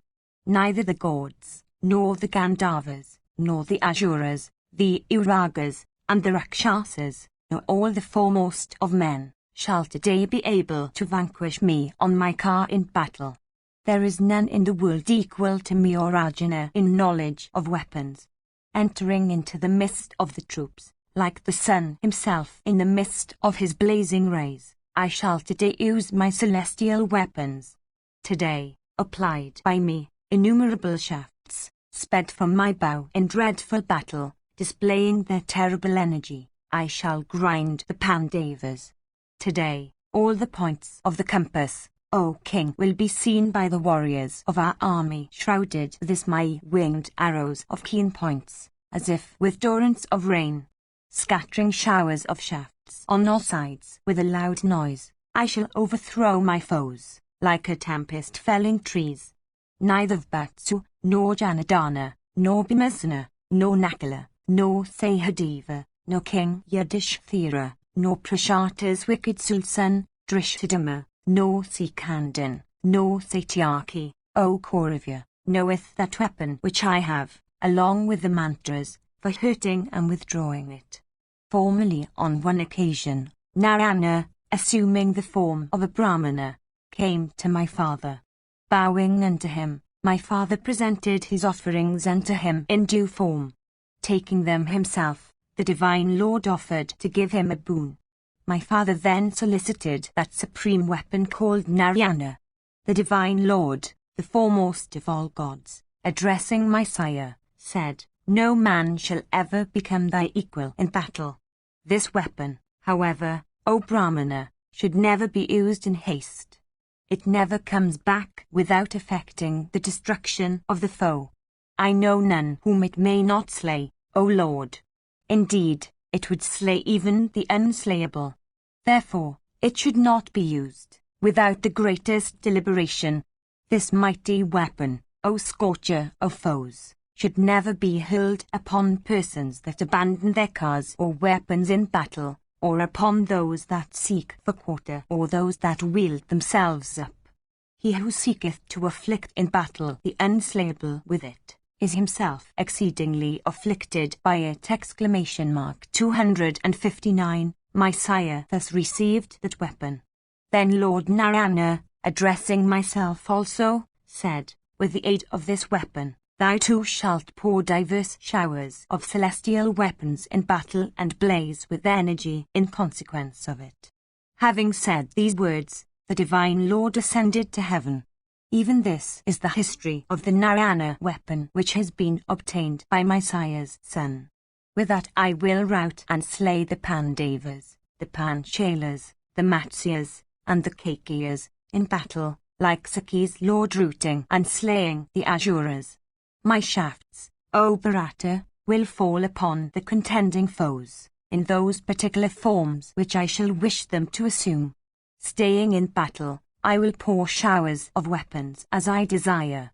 I will rout and slay all the foremost of Ka warriors with sky-ranging arrows of iron points. Without doubt, I will shower innumerable battle axes upon the foe. With a mighty Narayana weapon, a scorcher of foes that I am, I will destroy the Pandavas, causing an immense carnage amongst them.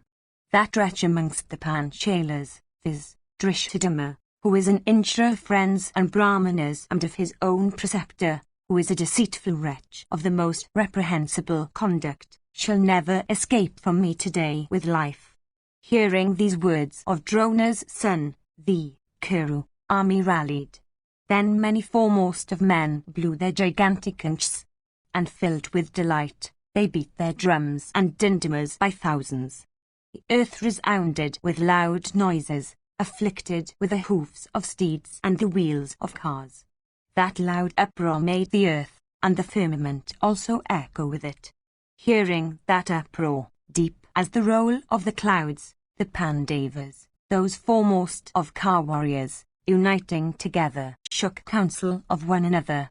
Meanwhile, Drona's son, having said those words, O Bharata, touched water and invoked the celestial weapon called the Narayana. Section XVII. Sanjaya said, when the weapon called Narayana was invoked, violent winds began to blow with showers of rain, and peals of thunder were heard although the sky was cloudless. The earth trembled, and the seas swelled up in agitation. The rivers began to run in a contrary course. The summits of mountains, O Bharata, began to split. Diverse animals began to pass by the left side of the Pandavas. 260 Darkness set in, the sun became obscure. Diverse kinds of carnivorous creatures began to alight on the field in joy. The gods, the Danavas, and the Gandharvas, O monarch, all became inspired with fear. Beholding that tremendous agitation in nature, all began to ask one another loudly about its cause. Indeed, seeing that fierce and terrible weapon invoked by Drona's son, all the kings, inspired with fear, felt great pain. Dhritarashtra said, Tell me, O Sanjaya, what counsel was adopted by the Pandavas for the protection of Drishtadama when they saw the Kauravas once more advance to battle, rallied by Drona's son, who was scorched by grief and unable to brook the slaughter of his sire.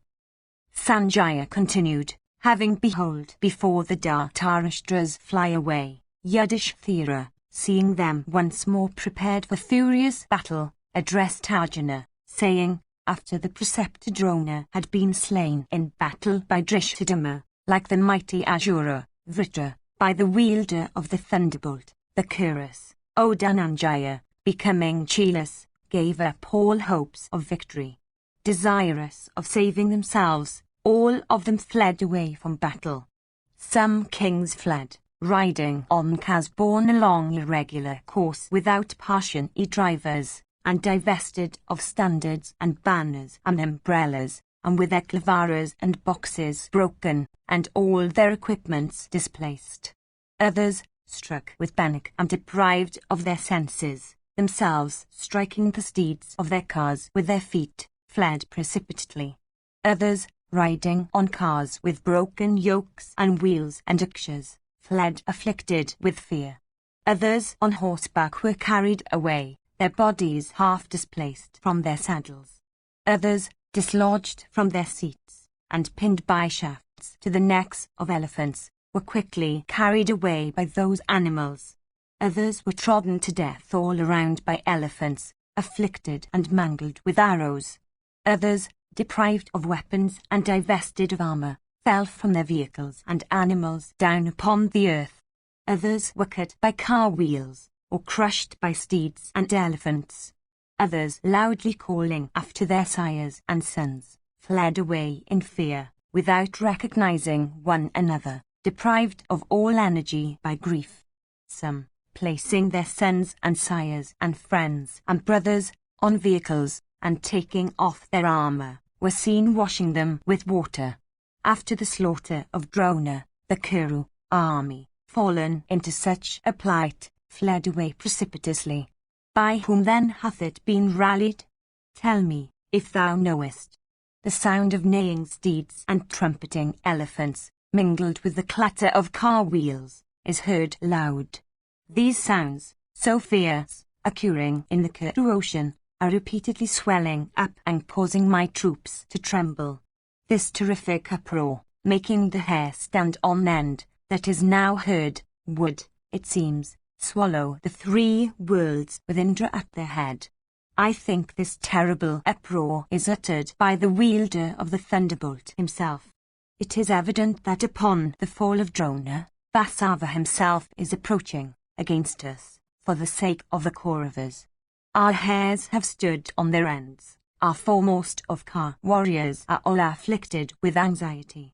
O Dhananjaya, hearing this loud and terrible noise, I ask thee, who is that mighty Ka warrior, like the Lord of the Celestials himself, that rallying this terrible and swelling host, is causing it to return? Arjuna said, he, relying upon whose energy the Kauravas, having addressed themselves to the accomplishment of fierce feats, are blowing their conchs and staying with patience, he about whom thou hast thy doubts, O king, as to who he may be that is roaring so loud, having rallied the Dhritarashtras after the fall of the disarmed preceptor. He, who is endued with modesty, possessed of mighty arms, has the tread of an infuriated elephant, owns a face like that of a tiger, always achieves fierce feats, and dispels the fears of the Kuras. He upon whose birth Drona gave away 1,000 kine and to Brahmanas of high worth, he, O king, that is roaring so loud, is as Vataman. As soon as he was born, that hero neighed like Indra's steed and caused the three worlds to tremble at that sound. Hearing that sound, an invisible being, O Lord, speaking audibly, bestowed upon him the name of Aswataman, the hoarse-voiced. That hero, O son of Pandu, is roaring today. Prishata's son, by an exceedingly cruel act, assailed Drona and took his life as if the latter was without a preceptor. Yonder stayeth the preceptor of that Drona. Since the prince of the Panchalas seized my preceptor by the hair, Aswataman, confident of his own prowess, will never forgive him. Thou, O monarch, hath told thy preceptor a falsehood for the sake of kingdom. Although thou art acquainted with the dictates of righteousness, thou hast yet perpetrated a very sinful act. Thy ill fame, in consequence of the slaughter of Drona, will be eternal in the three worlds with their mobile and immobile creatures, like Ramas in consequence of the slaughter of Bali! 261 About thyself, Drona had thought, the son of Pandu is possessed of every virtue. He is, besides, my disciple. He will never speak an untruth to me. Thinking so, he gave credence to what thou hadst said. Although in speaking of Aswataman's death thou hadst added the word elephant, yet thy answer to the preceptor was, after all, an untruth in the garb of truth. Thus told by thee, the puissant Drona laid aside his weapons and, as thou sawest, became indifferent to everything, exceedingly agitated, and almost deprived of his senses. It was even a disciple who, abandoning all morality, thus slew his own preceptor, full of affection for his son, while, indeed, that preceptor was filled with grief and unwilling to fight. Having caused him, who had laid his weapons to be unrighteously slain, protect the son of Prashata if thou canst, with all thy counsellors. All of us, uniting together, shall not be able to protect Prashata's son today, who will be assailed by the preceptor's son in wrath and grief. That superhuman being who is in that habit of displaying his friendship for all creatures, that hero, hearing of the seizure of his sire's locks, will certainly consume us all in battle today. Although I cried repeatedly at the top of my voice for saving the preceptor's life, yet, disregarding my cries and abandoning mortality, a disciple took the life of that preceptor. All of us have passed the greater part of our lives. The days that remain to us are limited. This exceedingly unrighteous act that we have perpetrated has stained that remnant. In consequence of the affection he bore to us, he was a sire unto us. According to the dictates of the scriptures also, he was a sire unto us. Yet he, that preceptor of ours, has been slain by us for the sake of short-lived sovereignty. Dhritarashtra, O king, had given unto Bhishma and Drona the whole earth, and what was still more valuable, all his children.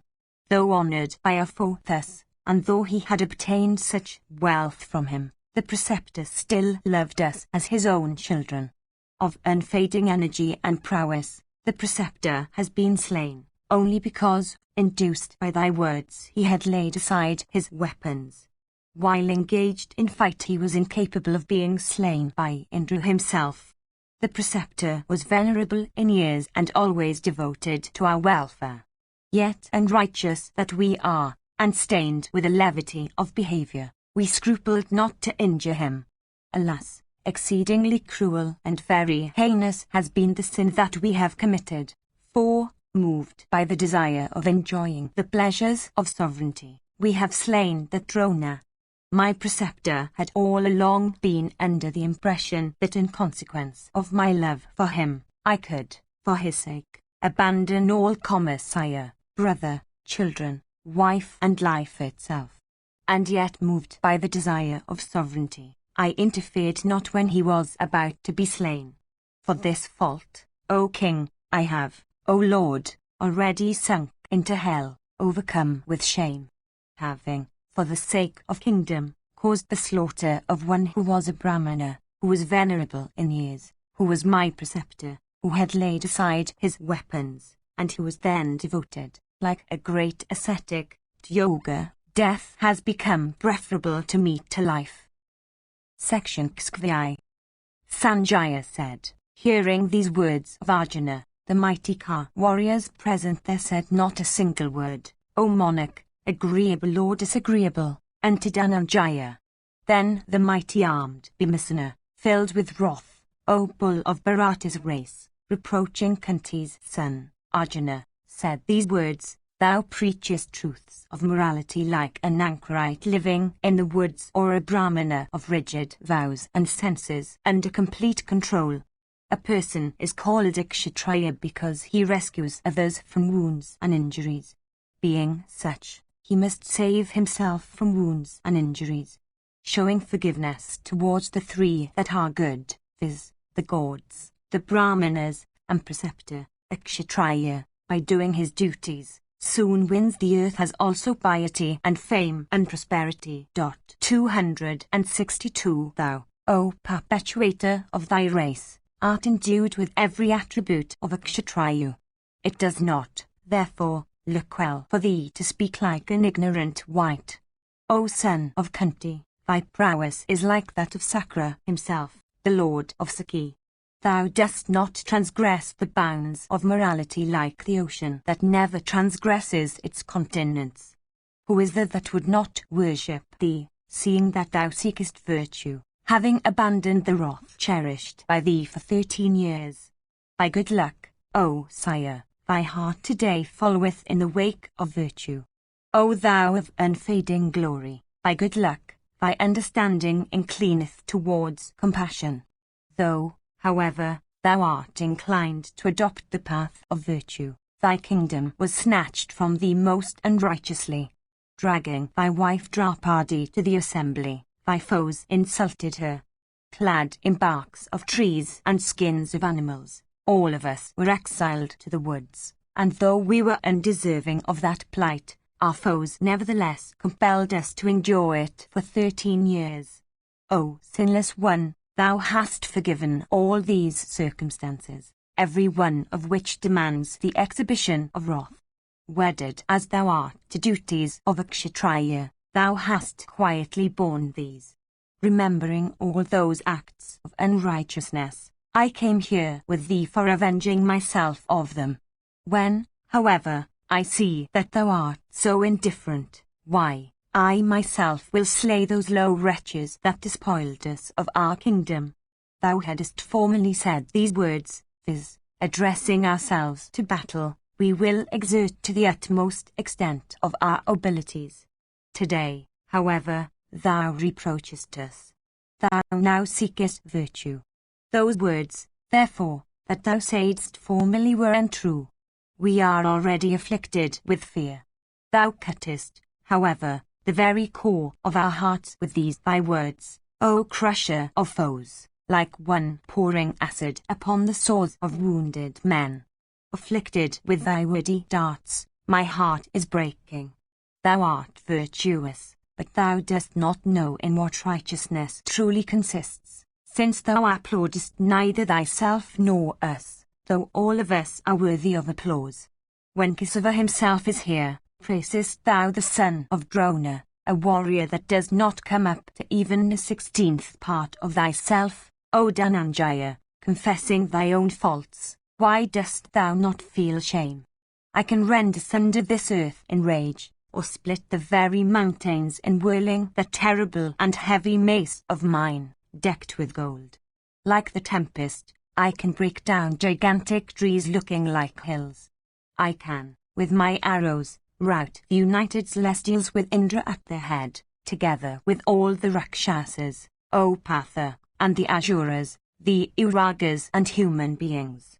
Knowing me, thy brother, to be such, O bull among men, it behoveth thee not, O thou of immeasurable prowess, to entertain any fear about Drona's son. Or, O Vatsu, stand thou here, with all these bulls amongst men. Alone and unsupported, I shall, armed with my mace, vanquish this one in great battle. After Bhima has ended, the son of the Panchala king, addressing Partha, said these words, like Hiranyakasipu, the leader of the Daityas, and to the enraged and roaring Vishnukama 263 O Vatsu, the sages have ordained these to be the duties of Brahmanas, viz., assisting at sacrifices, teaching, giving away, performance of sacrifices, receiving of gifts, and study as the 6th. To which of these 6 was that Drona devoted who has been slain by me? Fallen off from the duties of his own order and practicing those of the Kshatriya order, that achiever of wicked deeds used to slay us by means of superhuman weapons. Professing himself to be a Brahmana, he was in the habit of using irresistible illusion. By an illusion itself hath he been slain today. O Partha, what is that is improper in this? Drona having been thus punished by me, if his son, from rage, uttereth loud roars, what do you lose by that? I do not think it at all wonderful that Drona's son, urging the Kauravas to battle, will cause them to be slain, unable to protect them himself. Thou art acquainted with morality. Why then dost thou say that I am a slayer of my preceptor? It was for this that I was born as a son to the king of the Panchalas, having sprung from their sacrificial fire. How, O Dhananjaya, you call him a Brahmana or Kshatriya, with whom, while engaged in battle, all acts, proper and improper, were the same. O foremost of men, why should not he be slain, by any means in our power, who, deprived of his senses in wrath, used to slay with the Brahma weapons even those that were unacquainted with weapons? He that is unrighteous is said by those that are righteous to be equal to poison. Knowing this, O thou that art well versed with the truths of morality, why dost thou, O Arjuna, reproach me? That cruel warrior was seized and slain by me. I have done nothing that is worthy of reproach. Why then, O Vatsu, dost thou not congratulate me? O Partha, I have cut off that terrible head, like unto the blazing sun or virulent poison or the all-destroying Yuga fire of Drona. Why then dost thou not applaud an act that is worthy of applause? He had slain in battle only my kinsmen and not those of anyone else. I say that having only cut off his head, the fever of my heart hath not abated. The very core of my heart is being pierced for my not having thrown that head within the dominion of the Nishadas, like that of Jayadratha! 264 It hath been heard, O Arjuna, that one incurreth sin by not slaying his foes. Even this is the duty of a Kshatriya, viz., to slay or be slain. Drona was my foe. He hath been righteously slain by me in battle, O son of Pandu, even as thou hast slain the brave Bhagadatta, thy friend. Having slain thy grandsire in battle, thou regardest that act to be righteous. Why then shouldst thou regard it unrighteous in me for my having slain my wretched foe? In consequence of our relationship, O Partha, I cannot raise my head in thy presence and am like a prostrate elephant with a ladder against his body, for helping puny creatures to get on his back. It, therefore, behoveth thee not to reproach me. I forgive all the faults of thy speech, O Arjuna, for the sake of Draupadi and Draupadi's children and not for any other reason. It is well known that my hostility with the preceptor has descended from sire to son. All persons in this world know it. Ye sons of Pandu, are ye not acquainted with it? The eldest son of Pandu hath not been untruthful in speech. I myself, O Arjuna, am not sinful. The wretched Drona was a hater of his disciples. Fight now. Victory will be thine. Section 6.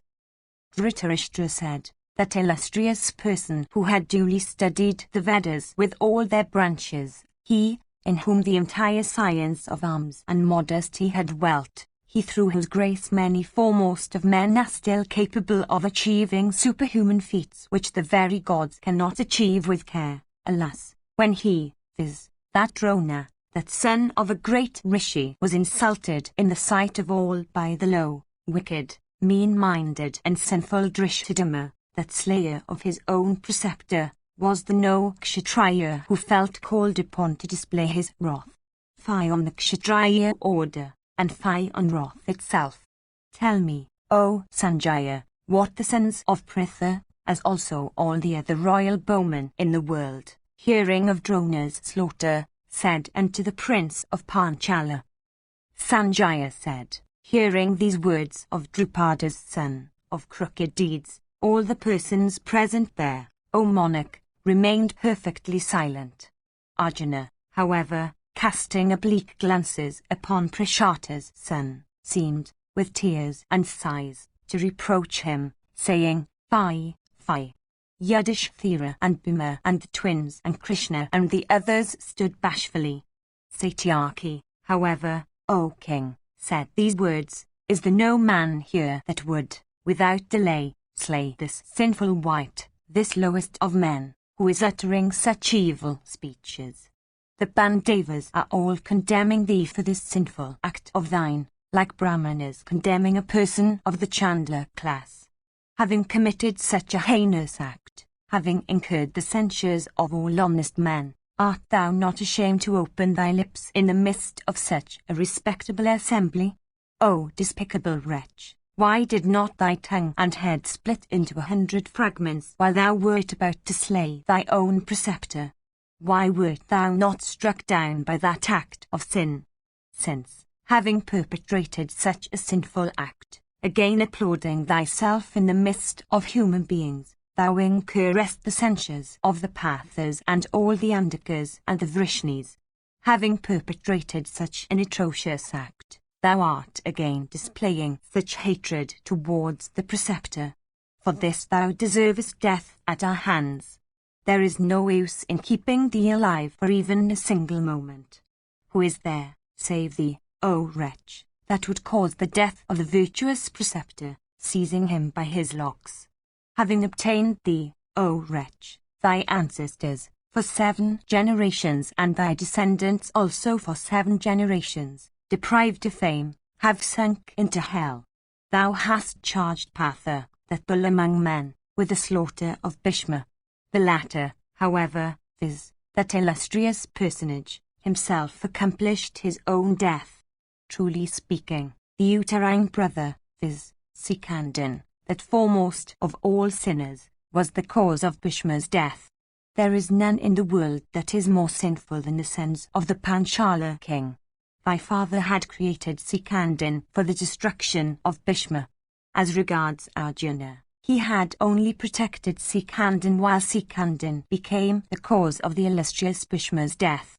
Having got thee that is condemned by all righteous men, and thy brother, amongst them, the Panchalas have fallen off from righteousness, and stained with meanness, have become haters of friends and preceptors.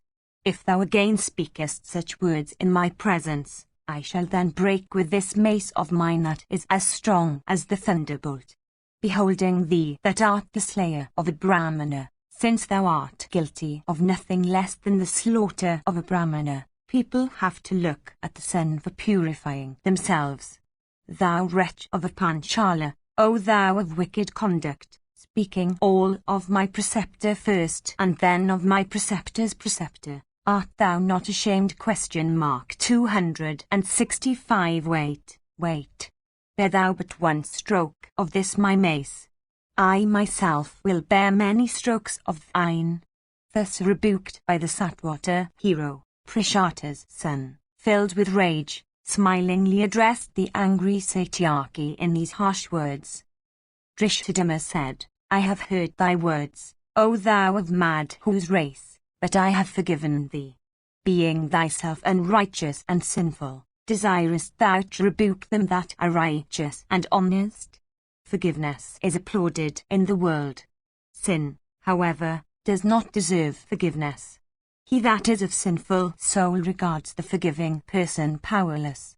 Thou art a wretch in thy behavior. Thou art of sinful soul. Thou art wedded to unrighteousness. Thou art censurable in every respect, from the tip of thy toe to the end of their hair. Desirest thou still to speak ill of others? What can be more sinful than that act of thine, viz., thy slaughter of the armless Varisravas while sitting in prayer, although thou wert with the aid of celestial weapons? He had laid aside his weapons and I slew him. O thou of crooked heart, what is there in that act that is improper? How can he, O Satyaki, blame such an act who himself has in prayer like an ascetic, and whose arms had been cut off by another? That valiant enemy of thine had displayed his prowess, having struck thee with his foot and thrown thee down on the earth. Why didst thou not then slay him? showing thy manliness. When Patha, however, had already vanquished him, it was then that thou, acting most unrighteously, didst kill the brave and valiant Somadatta's son. When Drona had sought to rout the forces of the Pandavas, then I proceeded, shooting thousands of arrows. Having thyself acted in such a way, like a Chandler, and having thyself become worthy of reproach, desirest thou to reproach me in such harsh words?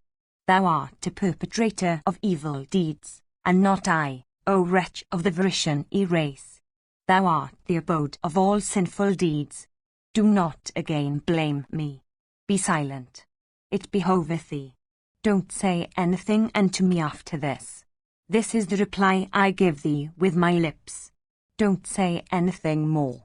If, from folly, thou repeatest such harsh words, I shall then, in battle, dispatch thee, with my arrows, to Yama's abode. By righteousness alone, O fool, one cannot vanquish his enemies. Listen now to the unrighteous acts of the Kurus also. Pandu's son, Yudhishthira, was some time back unrighteously deceived by them. O Satyaki, Draupadi also was persecuted by them unrighteously. The Pandavas, with Krishna in their company, were also exiled, and they were robbed of their all, O fool, most unrighteously.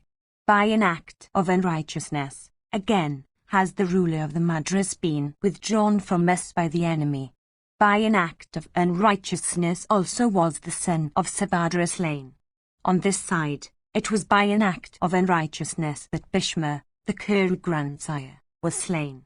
Berisravas, too, was, by an act of unrighteousness, slain by thee that art so acquainted with righteousness. Even thus have the enemy, as also the Pandavas, acted in this battle. Possessed of courage and acquainted with morality, all of them, O Satwata, have acted thus, for gaining victory. High morality is difficult of ascertainment. Similarly, immorality also can with difficulty be comprehended. Fight now with the Kauravas, without returning to the home of thy fathers. Sanjaya continued, hearing these harsh and cruel words from Drishtadyumna's lips, the blessed Satyaki began to tremble from head to foot. With rage his eyes assumed the hue of copper. Keeping his bow then upon his car, he grasped his mace, sighing like a snake. Rushing, then, towards the prince of the Panchalas, he said unto him in great wrath, I will not speak harshly to thee, but I will slay thee, deserving as thou art of slaughter. Seeing the mighty Satyaki rushing, from wrath and desire of revenge, at the Panchala prince, like Yama against one like his own self, the mighty Bhima, urged by Vasudeva, quickly jumped down from his car and seized him with his arms. Endued with great strength, Satyaki, who was rushing in great wrath, proceeded for a few steps, forcibly dragging after him the mighty son of Pandu who was endeavouring to hold him back. Then Bhima, firmly planting his feet, stopped at the sixth step, that foremost of strong men, viz., that bull of Sini's race. Then Sahadeva, O king, jumping down from his own car, addressed Satyaki, thus held fast by the strong arms of Bhima, in these words, O tiger among men, O thou of mad whose race, I have no friends dearer to us than the Andakas, the Vrishnis and the Panchalas. So also the Andakas and the Vrishnis, particularly Krishna, cannot have any friends dearer than ourselves. The Panchalas, also, O thou of Vrishni's race, even if they search the whole world to the confines of the sea, have no friends dearer to them than the Pandavas and the Vrishnis. Thou art even such a friend to this prince, and he also is a similar friend to thee. Ye all are to us even as we are to you. Acquainted as thou art with all duties, remembering now the duties thou owest to friends, restrain this wrath of thine, that has the prince of the Panchalas for its subject. Be calm, O foremost one of the Sini's race. Forgive the son of Prishata, and let Prishata's son also forgive thee. Ourselves also will practice forgiveness. What is there that is better than forgiveness? While the scion of Sini, O sire, was thus being pacified by Sahadeva, the son of the Panchala king, smiling, said these words, "Release Sini's grandson, O Bhima, who was so proud of his prowess in battle. Let him come at me like the wind assailing the mountains, till, with my keen arrows, O son of Kunti, I quell his rage and desire for battle and take his life. Yonder come the Kauravas. I shall, after slaying Satyaki, achieve this great task of the Pandavas that has presented itself. Or let Fulgana resist all the enemies in battle. As regards myself, I will fell this one's head with my arrows. He taketh me for the armorless Varisravas in battle. Release him. Either I will slay him or he will slay me." Hearing these words of the Panchala prince, the mighty Satyaki held fast in Bhima's clasp, sighing like a snake, began to tremble. Both of them, endued with great might and possessed of powerful arms, began to roar like a couple of bulls. Then Vasudeva, O sire, and King Yudhishthira the Just, with great effort, succeeded in pacifying those heroes. Having pacified those two great bowmen, those two heroes, whose eyes had become blood-red with rage, all the Kshatriyas of the Pandava army proceeded against the warriors of the hostile army for battle. Section CC. Sanjaya said, "Then Drona's son began to cause a great carnage amongst his foes in that battle, like the destroyer himself at the end of the Yuga, slaying his enemies by means of his broad-headed arrows, as Wataman soon piled a mountain there of the dead. The standards of cars formed its trees, and weapons its pointed summits. The lifeless elephants formed its large rocks, the steeds, its kimpurashas, and bows, its creepers and plants. And it resounded with the cries of all carnivorous creatures that constituted its feathery population, and the spirits that walked the formed its yakshas 266. Then roaring aloud, O bull of Bharata's race, as Wataman once more repeated his vow in the hearing of thy son, thus, since Kunti's son, Yudhishthira, assuming only the outward garb of virtue, had caused the preceptor who was, righteously, engaged in battle to lay aside his weapons, I shall, in his very sight, rout and destroy his army. Having mangled all his troops, I shall, then, slay the sinful prince of the Panchalas. Indeed, I shall slay all of them, if they contend with me in battle. I tell thee truly, therefore, rally thou thy troops." Hearing these words of Wataman, thy son rallied the troops, having dispelled their fears with a loud leonine roar. The encounter, then, O king, that once more took place between the Kuru and the Pandava armies, became as terrible as that of two oceans at full tide. The terrified Kauravas had their fears dispelled by Drona's son. The Pandus and the Panchalas had become fierce in consequence of Drona's slaughter. Great was the violence of that collision on the field of battle between those warriors, all of whom were cheerful and filled with rage and inspired with certain hopes of victory. Like a mountain striking against a mountain, or an ocean against an ocean, O monarch, was that collision between the Kurus and the Pandavas. Filled with joy, the Kuru and the Pandava warriors beat thousands of drums. The loud and stunning uproar that arose from among those troops resembled that of the ocean itself while churned, of old, by the gods and the Danavas. Then Drona's son, aiming at the host of the Pandavas and the Panchalas, invoked the weapon called Narayana. Then thousands of arrows with blazing mouths appeared in the welkin, resembling snakes of fiery mouths, that continued to agitate the Pandavas. In that dreadful battle, those shafts, O king, like the very rays of the sun in a moment, shrouded all the points of the compass, the welkin, and the troops. Innumerable iron balls also, O king, then appeared, like resplendent luminaries in the clear firmament. Satagnis, some equipped with 4 and some with 2 wheels, and innumerable maces, and discs, with edges sharp as razor and resplendent like the sun, also appeared there. Beholding the welkin densely shrouded with those weapons, O bull of Bharata's race, the Pandavas, the Panchalas, and the Srinjayas, became exceedingly agitated. In all those places, O ruler of men, where the great warriors of the Pandavas contended in battle, that weapon became exceedingly powerful. Slaughtered by the Narayana weapon, as if consumed by a conflagration, the Pandava troops were exceedingly afflicted all over the field in that battle. Indeed, O Lord, as fire consumeth a heap of dry grass in summer, even so did that weapon consume the army of the Pandus. Beholding that weapon filling every side, seeing his own troops destroyed in large numbers, King Yudhishthira the Just, O Lord, became inspired with great fright. Seeing his army in course of flight and deprived of its senses, and beholding Parthas standing indifferent, Dharma's son said these words, O Drishthadhyumna, fly away with your Panchala troops. O Satyaki, you also go away, surrounded by the Vrishnis and the Andakas. Of virtuous soul, Vasudeva will himself seek the means of his own safety.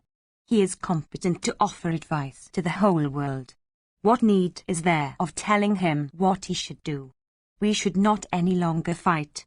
I say so unto all the troops. As regards myself, I will, with all my brothers, ascend a funeral pile. Having crossed the Bhishma and the Drona oceans in this battle, that are incapable of being crossed by the timid, shall I sink with all my followers in the vestige, represented by Drona's son, of a cow's hoof. Let the wishes of King Duryodhana be crowned with success today, for I have today slain in battle the preceptor, that always cherished such friendly feelings towards us, that preceptor, who, without protecting, caused the child unacquainted with battle, viz., the son of Subhadra, to be slain by a multitude of wicked warriors, that preceptor, who with his son, sat indifferently, without answering, when Krishna in such distress, dragged into the assembly and sought to be made a slave, asked him to say the truth, that preceptor, who, while all the other warriors were fatigued, cased Duryodhana in invulnerable armor when the latter desired to slay Falguna, and who, having cased him so, appointed him to protect Jayadratha, who, being acquainted with a Brahma weapon, scrupled not to exterminate the Panchalas, headed by Satyajit, that had exerted themselves for my victory, that preceptor, who, whilst we were being unrighteously exiled from our kingdom, freely told us to go into the woods, although he had been solicited by our friends to withhold his permission. 267. Alas, that great friend of ours hath been slain. For his sake, I will, with my friends, lay down my life. After Kunti's son, Yudhishthira had said this, he of Dasahu's race, viz., Kesava, quickly forbidding the troops, by motion of his arms, to fly away, said these words, speedily lay down your weapons, all of you, and alight from your vehicles. Even this is the means ordained by the illustrious one, viz., Narayana himself, for baffling this weapon. Come down on the earth, all of you, from your elephants and steeds and cars. If you stand weaponless on the earth, this weapon will not slay you. In those places where you will fight for quelling the force of this weapon, the Kauravas will become more powerful than you. Those men, however, that will throw down their weapons and alight from their vehicles, will not in this battle be slain by this weapon. They, however, that will, even in imagination, contend against this weapon, will all be slain even if they seek refuge deep beneath the earth. Their warriors of the Pandava army, hearing, O Bharata, these words of Vasudeva, threw their weapons and drove away from their hearts all desire of battle. Then Bhimasena, the son of Pandu, beholding the warriors about to abandon their weapons, said these words, O king, gladdening them all, none should lay down his weapons here. I shall, with my shafts, oppose this weapon of Drona's son. With this heavy mace of mine, that is decked with gold, I shall career in this battle like the destroyer himself, quelling this weapon of Drona's son. There is no man here that is equal to me in prowess, even as there is no luminary in the firmament that is equal to the sun. Beholding these two strong arms of mine like unto the trunks of a couple of mighty elephants, capable of pulling down the mountain of Himravat, I am the one person here that possesses the might of the 1,000 elephants. I am without a peer, even as Sakra is known to be in heaven among the celestials. Let people witness today the prowess of these two arms of my broad-chested self, while engaged in baffling the bright and blazing weapon of Drona's son. If there be none else capable of contending against the Narayana weapon, even I shall contend against it today in the very sight of all the Kuras and the Pandavas. O Arjuna, O Vatsu, thou shouldst not lay Gandiva aside. A stain will then attach to thee like that of the moon. Thus addressed by Bhima, Arjuna said, O Bhima, even this is my great vow, viz., that my Gandiva shall not be used against the Narayana weapon, kine, and Brahmanas. Thus answered by Arjuna, Bhima, that chastiser of foes, riding on his car of solar refulgence, whose rattle, besides, resembled the roar of the clouds, rushed against the son of Drona. Endued with great energy and prowess, the son of Kunti, in consequence of his extreme lightness of hand, within the twinkling of an eye, covered as Haman with a shower of weapons. Then Drona's son, smiling at the rushing Bhima and addressing him, in proper words, covered him with arrows, inspired with mantras and equipped with blazing points. Shrouded with those shafts that vomited fire and resembled snakes of blazing mouths, as if covered with sparks of gold, the form, O king, of Bhimasena in that battle looked like that of a mountain in the evening when covered with fire. That weapon of Drona's son, directed against Bhimasena, increased in energy and might, O king, like a conflagration assisted by the wind. Beholding that weapon of terrible energy thus increasing in might, a panic entered the hearts of all the combatants of the Pandava army with the exception of Bhima. Then all of them, throwing down their weapons on the earth, alighted from their cars and steeds. After they had thrown their weapons and alighted from their vehicles, that weapon of exceeding energy fell upon the head of Bhima. All creatures, especially the Pandavas, uttered cries of woe and alas, beholding Bhimasena overwhelmed by the energy of that weapon. Section CCI. Sanjaya said, beholding Bhimasena overwhelmed by that weapon, Dhananjaya, for baffling its energy, covered him with the Varuna weapon. In consequence of the lightness of Arjuna's arms, and owing also to the fiery force that shrouded Bhima, none could see that the latter had been covered with the Varuna weapon. Shrouded with the weapon of Drona's son, Bhima, his steeds, driver, and car became incapable of being gazed at, like a fire of blazing flame in the midst of another fire. As at the close of the night, O king, all the luminaries run towards the Asta hill, even so the fiery shafts of Haman all began to proceed towards Bhimasena's car. Indeed, Bhima himself, his car, steeds, and driver, O sire, thus shrouded by Drona's son, seemed to be in the midst of a conflagration. As the Yuga, fire consuming the entire universe with its mobile and immobile creatures when the hour of dissolution comes, at last enters the mouth of the Creator, even so as the weapon of Drona's son began to enter the body of Bhimasena. As one cannot perceive a fire if it penetrates into the sun, nor the sun if it enters into a fire, even so none could perceive that energy which penetrated into Bhima's body. Beholding that weapon thus investing Bhima all around, and seeing Drona's son swelling with energy and might, the latter being then without an antagonist, and observing also that all the warriors of the Pandava army had laid down their weapons, and that all the mighty warriors of that host headed by Yudhishthira had turned away their faces from the foe, those two heroes, viz., Arjuna and Vasudeva, both endued with great splendour, quickly alighting from their car, ran towards Bhima. Those two mighty men, diving into that energy born of the might of Aswathaman's weapon, had resorted to the power of illusion. The fire of that weapon consumed them not, in consequence of their having laid aside their weapons, as also in consequence of the force of the Varuna weapon, and owing also to the energy possessed by themselves. Then Nara and Narayana, for the pacification of Narayana weapon, began forcibly to drag Bhima and all his weapons. Thus dragged by them, Kunti's son, that mighty warrior, began to roar aloud. Thereupon, that terrible and invincible weapon of Drona's son began to increase, in might and energy.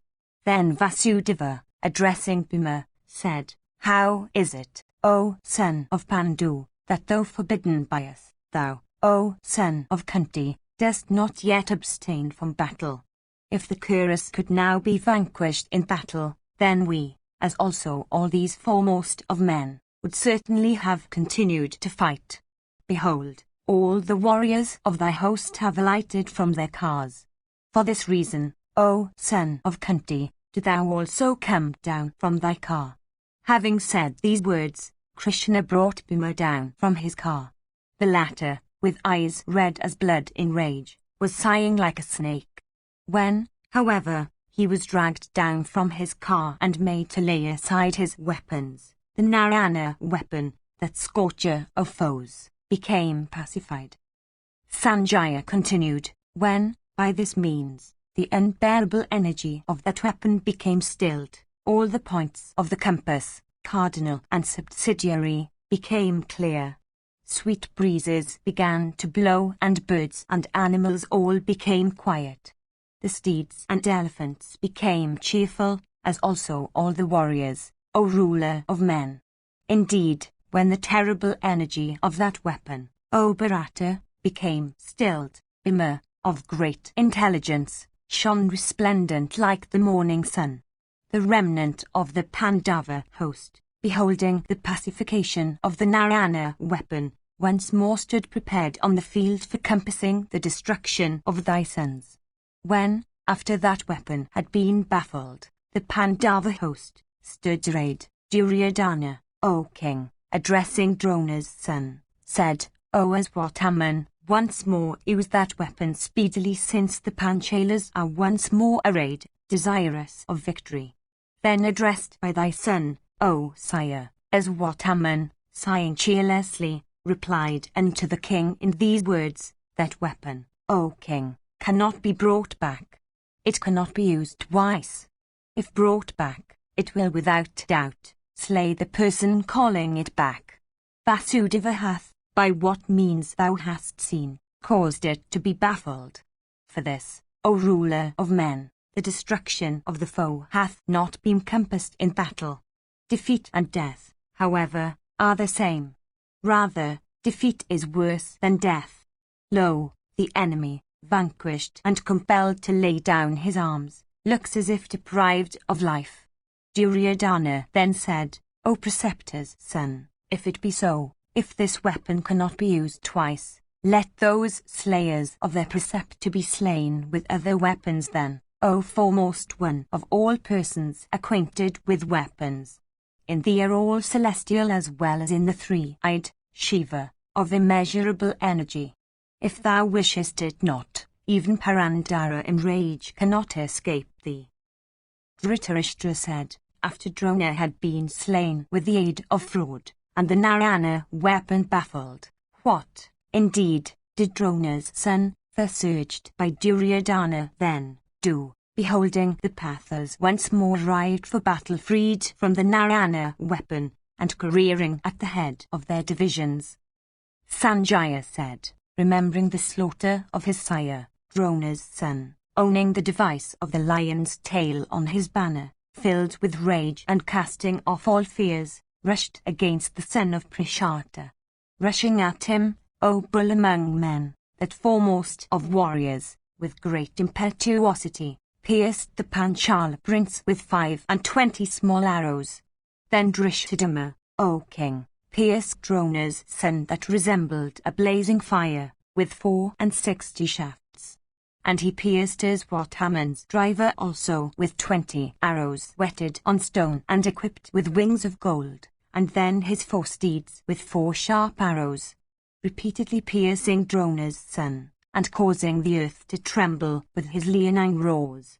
Drishthadhyumna then seemed to be employed in taking the lives of creatures in the world in dreadful battle, making death itself his goal. The mighty son of Prishata, O king, accomplished in weapons and endued with sureness of aim, then rushed against Drona's son alone, of immeasurable soul, that foremost of car warriors, viz., the prince of Panchala, poured upon Haman's head a shower of arrows.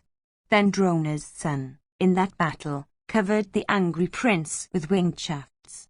And once more, he pierced the latter with 10 shafts, remembering the slaughter of his father.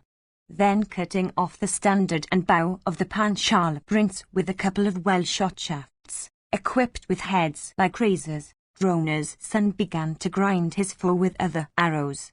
In that dreadful battle, Haman made his antagonist steedless and driverless and carless, and covered his followers also with thick showers of shafts. At this, the Panchala troops, O king, mangled by means of those arrowy showers, fled away in fear and great affliction. Beholding the troops turning away from battle and Drishthadhyumna exceedingly afflicted, the grandson of Sini quickly urged his car against that of Drona's son.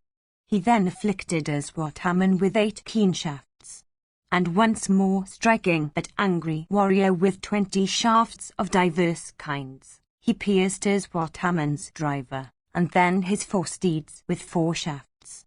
With great deliberations and displaying a wonderful lightness of hand, he cut off Haman's bow and standard. Satyaki then cut into fragments the gold-decked car of this foe together with its steeds.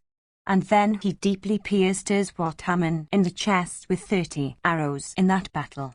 Thus afflicted, O king, by Satyaki, and shrouded with arrows, the mighty Haman knew not what to do. When the preceptor's son had fallen into that plight, thy son, that car warrior, accompanied by Kripa and Kana and others, began to cover the Satwata hero with arrows. All of them began quickly to pierce Satyaki from every side with keen shafts. Duryodhana pierced him with 20, Saradwat's son, Kripa, with 3, and Kritavarman pierced him with 10, and Kana with 50, and Dussasana pierced him with 100 arrows, and Vrishasana with 7. Satyaki, however, O king, soon made all those great car warriors fly away from the field, deprived of their cars. Meanwhile, Haman, O bull of Bharata's race, recovering consciousness, and sighing repeatedly in sorrow, began to think of what he should do. Riding then upon another car, that scorcher of foes, viz., the son of Drona, began to resist Satyaki, shooting hundreds of arrows. Beholding Haman once more approaching him in battle, the mighty car warrior, Satyaki, once more made him carless and caused him to turn back. Then the Pandavas, O king, beholding the prowess of Satyaki, blew their conchs with great force and uttered loud leonine roars. Having deprived Haman of his car thus, Satyaki, of unbaffled prowess, then slew 3,000 mighty car warriors of Vrishasana's division. And then he slew 15,000 elephants of Kripa's force and 50,000 horses of Sakuni. Then, the valiant son of Drona, O monarch, riding upon another car, and highly enraged with Satyaki, proceeded against the latter, desirous of slaying him. Beholding him approach again, the grandson of Suni, that chastiser of foes, once more pierced and mangled him with keen shafts, fiercer than those he had used before. deeply pierced with those arrows of diverse forms by Uyudana, that great bowman, viz., the angry son of Drona, smilingly addressed his foe and said, O grandson of Suni, I know thy partiality for Drishthadhyumna, that slayer of his preceptor, but thou shalt not be able to rescue him or your own self when attacked by me. I swear to thee, O grandson of Suni, by truth and by my ascetic austerities, that I shall know no peace till I slay all the Panchalas. You may unite the forces of the Pandavas and those of the Vrishanis together, but I shall still slay their Somakas. Saying this, the son of Drona shot at Satyaki an excellent and straight arrow possessed of the effulgence of the sun, even as Sakra had hurled in days of yore his thunder of the azure of Ritara. Thus shot by Aswathaman, that arrow, piercing through the armor of Satyaki, and passing through his body, entered the earth like a hissing snake entering its hole. His armor pierced through, the heroic Satyaki, like an elephant deeply struck with the hook, became bathed in blood that flowed from his wound. His bow, with arrow fixed thereon, being then loosened from his grasp, he sat down on the terrace of his car strengthless and covered all over with blood. Seeing this, his driver speedily bore him away from Drona's son, with another shaft, perfectly straight and equipped with goodly wings that scorcher of foes, viz., Aswathaman, struck Drishthadhyumna between his eyebrows. The Panchala prince had before this been much pierced, therefore, deeply wounded by that arrow, he became exceedingly weak and supported himself by seizing his flagstaff. Beholding Drishthadhyumna thus afflicted by Aswathaman, like an infuriated elephant by a lion, 5 heroic warriors of the Pandava army, viz., Kirutin, Bhimasena, Vrihakshitra of Puru's race, the youthful prince of the Chedis, and Sudasana, the chief of the Mallavas, quickly rushed against Aswathaman. Armed with bows, all these rushed with cries "Oh and alas!" and those heroes quickly encompassed the son of Drona on all sides. Advancing 20 paces, all of them, with great care, simultaneously struck the angry son of the preceptor with 25 arrows. Drona's son, however, with 25 shafts, resembling snakes of virulent poison, cut off, almost at the same time, those 25 arrows shot at him. Then Aswathaman afflicted the Purava prince with 7 sharp shafts, and he afflicted the chief of the Mallavas with 3, Partha with 1, and Vrikadara with 6 shafts. Then all those great warriors, O king, pierced Drona's son unitedly and separately with many shafts, whetted on stone equipped with wings of gold. The youthful prince of the Chedis pierced Drona's son with 20, and Partha pierced him with 3. Then Drona's son struck Arjuna with 6 arrows, and Vasudeva with 6, and Bhima with 5, and each of the other 2, viz., the Mallava and the Purava, with 2 arrows. Piercing next the driver of Bhima's car with 6 arrows, Aswathaman cut off Bhimasena's bow and stunned it with a couple of arrows. Then piercing Partha once more with a shower of arrows, Drona's son uttered a leonine roar. With the sharp, well-tempered, and terrible arrows shot by Drona's son, the earth, the sky, the firmament, and the points of the compass, cardinal and subsidiary, all became entirely shrouded both in his front and rear. Endued with fierce energy and equal to Indra himself in prowess, Aswathaman with 3 arrows, almost simultaneously cut off the 2 arms, like unto Indra's poles, and the head of Sudasana, as the latter was seated on his car.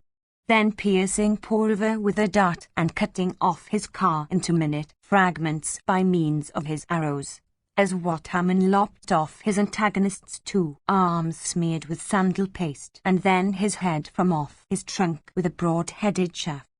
Possessed of great activity, he then pierced with many arrows resembling blazing flames of fire in energy, the youthful and mighty prince of the Chedis, who was of the hue of the dark lotus, and dispatched him to Yama's abode with his driver and steeds. Beholding the chief of the Mallavas, the descendant of Peru, and the youthful ruler of the Chedas slain in his very sight by the son of Drona, Bhimasena, the mighty armed son of Pandu, became filled with rage.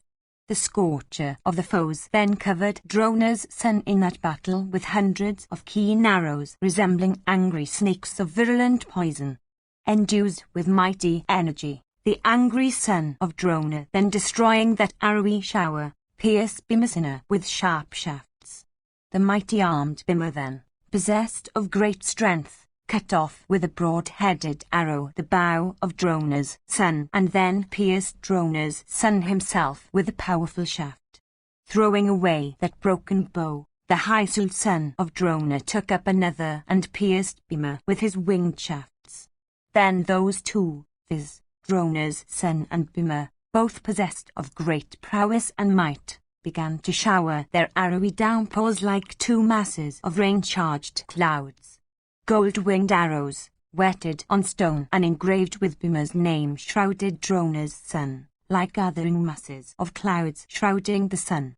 Similarly, Bhima was soon shrouded with hundreds and thousands of strong arrows shot by Drona's son.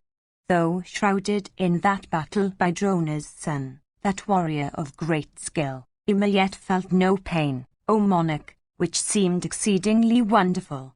Then the mighty armed Bhima sped 10 gold-decked arrows, of great keenness and resembling the darts of Yama himself, at his foe.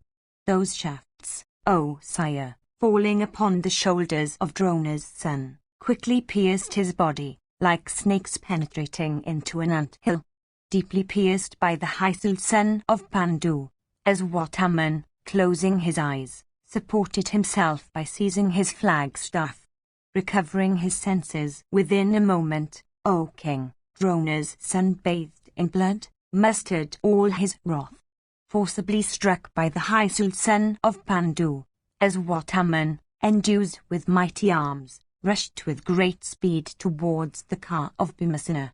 And then, O Bharata, he sped at Bhimasena, from his bow drawn to its fullest stretch, 100 arrows of fierce energy, all looking like snakes of virulent poison. Pandu's son Bhima also, proud of his prowess in battle, disregarding as Wataman's energy, speedily showered upon him a dense arrowy downpour. Then Drona's son, O king, cutting off Bhima's bow by means of his arrows, and filled with rage, struck the Pandava in the chest with many keen shafts. Incapable of brooking that feat, Bhimasena took up another bow and pierced Drona's son in that battle with 5 keen shafts. Indeed, showering upon each other their arrowy downpours like 2 masses of clouds at the close of summer, 2 warriors, with eyes red as copper in rage, completely covered each other in that battle with their shafts. Frightening each other with the terrible sounds they made by their palms, they continued to fight with each other, each counteracting the feats of the other. Then, bending his formidable bow adorned with gold, Drona's son began to gaze steadfastly at Bhima, who was thus shooting his shafts at him. At that time, as Wataman looked like the meridian sun of blazing rays in an autumnal day, so quickly then did he shoot his shafts that people could not see when he took them out of his quiver, when he fixed them on the bowstring, when he drew the string, and when he let them off. Indeed, when employed in shooting his arrows, his bow, O monarch, seemed to be incessantly drawn to fiery circle. Shafts in 100,000s, shot from his bow, seemed to course through the welkin like a flight of locusts. Indeed, those terrible shafts adorned with gold, shot from the bow of Drona's son, coursed incessantly towards Bhima's car. The prowess, O Bharata, that we then beheld of Bhimasena, and his might, energy, and spirit, were exceedingly wonderful, for, regarding that terrible shower of arrows thick as a gathering mass of clouds, falling around him to be nothing more than the downpour of rain at the close of summer, Bhima of terrible prowess, desirous of slaying the son of Drona, in return poured his arrows upon the latter like a cloud in the season of rains. Bhima's large and formidable bow of golden back, incessantly drawn in that battle, looked resplendent like a second bow of Indra. Shafts in hundreds and thousands, issuing from it, shrouded Drona's son, their tournament of battle in that encounter. The showers of shafts, shot by both of them, were so dense, O sire, that the very wind, O king, could not find room for coursing through them. Then Drona's son, O king, desirous of slaying Bhima, sped at him many gold-decked arrows of keen points steeped in oil. Showing his superiority to Drona's son, Bhimasena cut off each of those arrows into 3 fragments before they could come at him. The son of Pandu then said, "Wait, wait." And once more, the mighty son of Pandu, filled with rage, and desirous of slaying the son of Drona, shot at him a terrible shower of fierce arrows. Then Drona's son, that warrior acquainted with the highest weapons, quickly destroying that arrowy shower by the illusion of his own weapons, cut off Bhima's bow in that encounter. Filled with rage, he then pierced Bhima himself with innumerable shafts in that battle.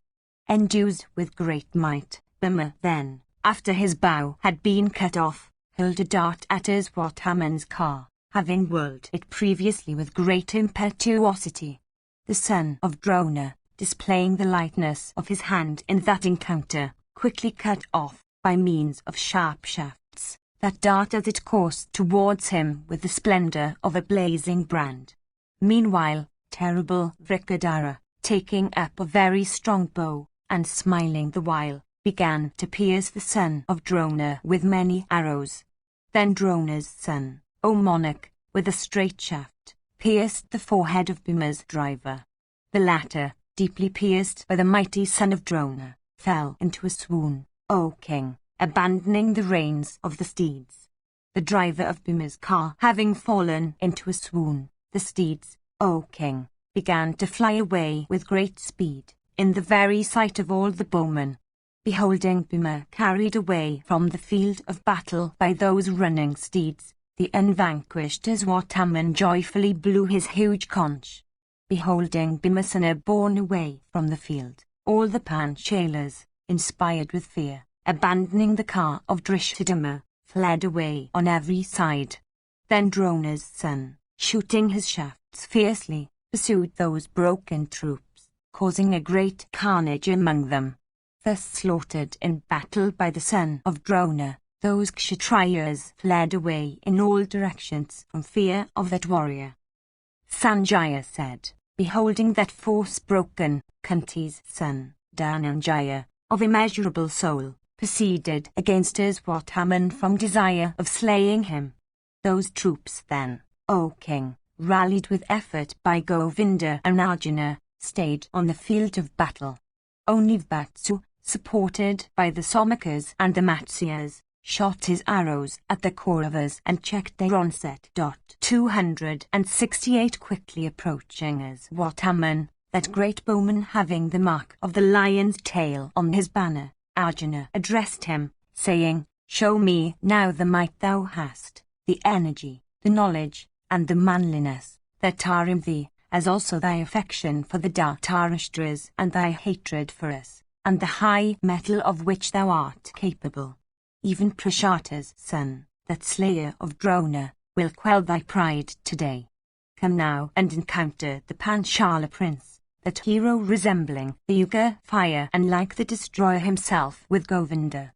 Thou hast displayed thy pride in battle, but I shall quell that pride of thine." Dhritarashtra said, "The preceptor's son, O Sanjaya, is possessed of might unworthy of respect. He beareth great love to Dhananjaya, and the high soul Dhananjaya also loveth him in return." Vatsa had never addressed Drona's son before in this way. Why then did the son of Kunti address his friend in such words? Apostrophe. Sanjaya said, upon the fall of the youthful prince of the Chedis, of Vrihakshatra of Puru's race, and of Sudarsana, the chief of the Mallavas, who was well accomplished in the science of arms, and upon the defeat of Drishthadumna and Satyaki and Bhima, and feeling great pain and touched to the quick by those words of Yudhishthira, and remembering all his former woes, O Lord, Vatsu, in consequence of his grief, felt such wrath rise within him the like of which he had never experienced before. It was for this that, like a vulgar person, he addressed the preceptor's son, who was worthy of every respect, in such unworthy, indecent, bitter, and harsh language. Addressed, from wrath, in such harsh and cruel words by Partha, O king, Drona's son, that foremost of all mighty bowmen, became highly angry with Partha and especially with Krishna. The valiant Iswataman, then, staying resolutely on his car, touched water and invoked the Agni, a weapon incapable of being resisted by the very gods. Aiming at all his visible and invisible foes, the preceptor's son, that slayer of hostile heroes, inspired with mantras, a blazing shaft possessed of the effulgence of a smokeless fire, and let it off on all sides, filled with rage. Dense showers of arrows then issued from it in the welkin. Endued with fiery flames, those arrows encompassed Partha on all sides.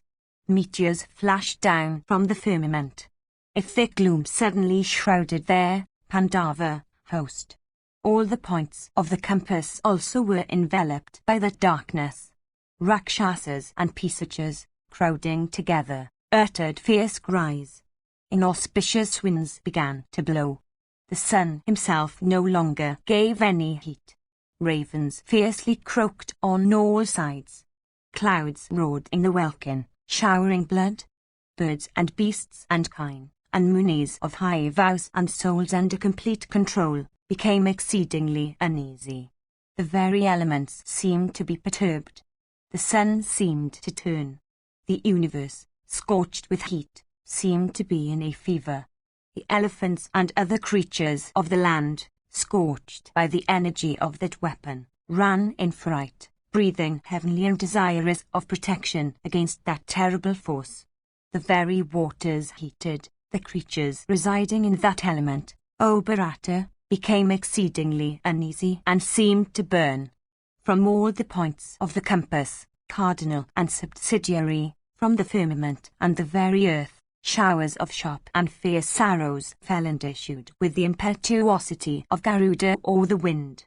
Struck and burnt by those shafts of Iswataman that were all endued with the impetuosity of the thunder, the hostile warriors fell down like trees burnt down by raging fire. Huge elephants, burnt by that weapon, fell down on the earth all around, uttering fierce cries loud as the rumblings of the clouds. Other huge elephants, scorched by that fire, ran hither and thither, and roared aloud in fear, as if in the midst of a forest conflagration. The steeds, O king, and the cars also, burnt by the energy of that weapon, looked, O sire, like the tops of trees burnt in a forest fire. Thousands of cars fell down on all sides. Indeed, O Bharata, it seemed that the divine Lord Agni burnt their Pandava host in that battle, like the Samvata fire consuming everything at the end of the Yuga. Beholding the Pandava army thus burning in that dreadful battle, thy soldiers, O king, filled with joy, uttered leonine shouts. Indeed, the combatants, desirous of victory and filled with joy, speedily blew thousands of trumpets, O Bharata, of diverse kinds. Darkness having enveloped the world during that fierce battle, the entire Pandava army, with save the Arsashin, the son of Panda, could not be seen. We had never before, O king, heard of or seen the like of that weapon which Drona's son created in wrath on that occasion. Then Arjuna, O king, invoked into existence the Brahma weapon, capable of baffling every other weapon, as ordained by the lotus-born Brahma himself. Within a moment that darkness was dispelled, cool winds began to blow, and all the points of the compass became clear and bright. We then beheld a wonderful sight, viz., a full Akshauhini of the Pandava troops, laid low. burnt by the energy of his Wataman's weapon. The forms of the slain could not be distinguished. Then those two heroic and mighty bowmen, viz., Kesava and Arjuna, freed from that darkness, were seen together, like the sun and the moon in the firmament. Indeed, the wielder of Gandiva and Kesava were both unwounded.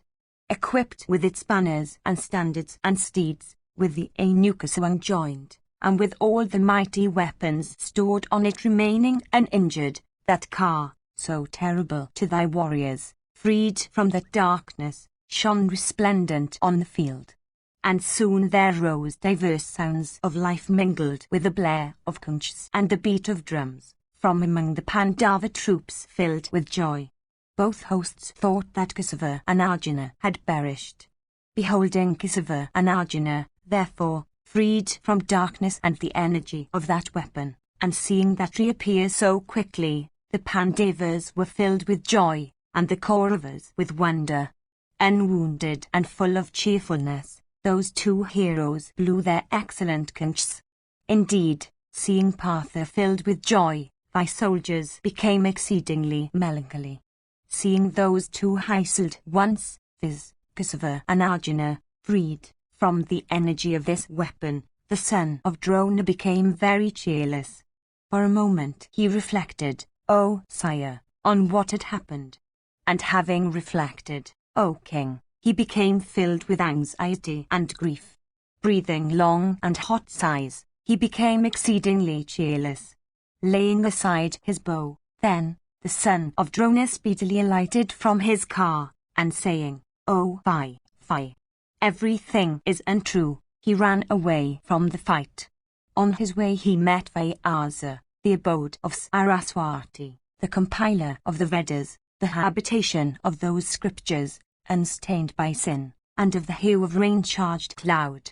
Beholding him, that perpetuator of Kuru's race, standing on his way, the son of Drona with voice choked in grief, and like one exceedingly cheerless, saluted him and said, O sire, is this an illusion, or is it a caprice, on the part of the weapon? I do not know what it is. Why, indeed, hath my weapon become fruitless? What breach has there been in the method of invocation? Or, is it something abnormal, or, is it a victory over nature, achieved by the two Krishnas, since they are yet alive? It seems that time is irresistible. Neither Asuras, nor Gandharvas, nor Pisachas, nor Rakshasas, nor Uragas, Yakshas, and birds, and all human beings, can venture to baffle this weapon shot by me. This fiery weapon, however, having slain only one Akshauhini of troops, hath been pacified. This exceedingly fierce weapon shot by me is capable of slaying all creatures. For what reason then could it not slay Kesava and Arjuna, both of whom are endued with the attributes of humanity? Asked by me, O Holy One, answer me truly. O great Muni, I desire to hear all this in detail. Vyasa said, O highly significant is this matter that thou inquirest of me from surprise. I will tell thee everything, listen attentively. He that is called Narayana is older than the oldest ones. For accomplishing some purpose, that creator of the universe took his birth as the son of Dharma. On the mountain of Himavat he underwent the severest ascetic austerities.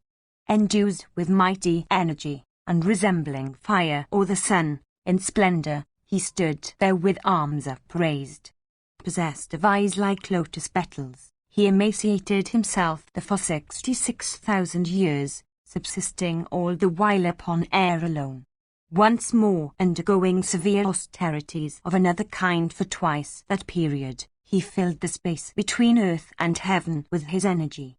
When by those austerities, O sire, he became like Brahma 269, he then beheld the master, origin, and guardian of the universe, the lord of all the gods, the supreme deity, who is exceedingly difficult of being gazed at, who is minuter than the minutest and larger than the largest, who is called Rudra, 270, who is the lord of all the superior ones, who is called Hara and Sambu, who has matted locks on his head, who is the infuser of life into every form, who is the first cause of all immobile and mobile things, who is irresistible and of frightful aspect, who is of fierce wrath and great soul, who is the all-destroyer, and of large heart, who beareth the celestial bow and a couple of quivers, who is cased in golden armor, and whose energy is infinite, who holdeth Pinnaker, who is armed with thunderbolt, a blazing trident,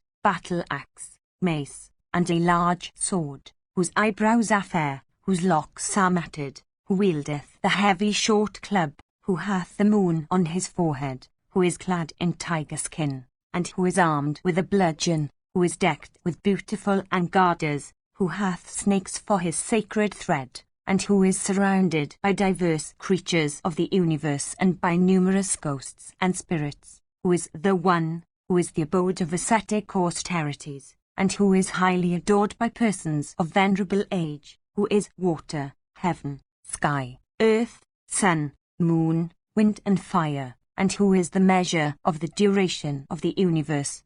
Persons of wicked behavior can never obtain a sight of that unborn one, that slayer of all haters of Brahmanas, that giver of emancipation. 271 Only Brahmanas of righteous conduct, when cleansed of their sins and freed from the control of grief, behold him with their mind's eye. In consequence of his ascetic austerities, Narayana obtained a sight of that unfading one, that embodiment of righteousness, that adorable one, that being having the universe for his form. Beholding that supreme abode of all kinds of splendor, that God with a garland of akshas round his neck, Vasudeva, with gratified soul, became filled with delight which he sought to express by words, heart, understanding, and body. Then Narayana worshipped that divine Lord, that first cause of the universe, that giver of boons, that puissant one sporting with the fair-limbed Parvati, that high-souled being surrounded by large bands of ghosts, spirits, that unborn one, that supreme Lord, that embodiment of the unmanifest, that essence of all causes, that one of unfading power. Having saluted Rudra, that destroyer of the Asura and Darka, the lotus-eyed Narayana, with emotion filling his heart, began to praise the three-eyed one, in these words, O adorable one, O first of all the gods, the creator of everything, viz., the Prajapatis, who are the regents of the world, and who having entered the earth, thy first work, had, O Lord, protected it before, have all sprung from thee. Gods, Asuras, Nagas, Rakshasas, Pisachas, human beings, birds, Gandharvas, Yakshas and other creatures, with the entire universe, we know, have all sprung from thee. Everything that is done for propitiating Indra, and Yama, and Varuna, and Kuvara, and Baitris, and Tvashtri, and Soma, is really offered to thee. Form and light, sound and sky, wind and touch, taste and water, scent and earth, 272 time. Brahma himself, the Vedas, the Brahmanas and all these mobile objects, have sprung from thee. Vapors rising from diverse receptacles of water, becoming raindrops, which falling upon the earth, are separated from one another.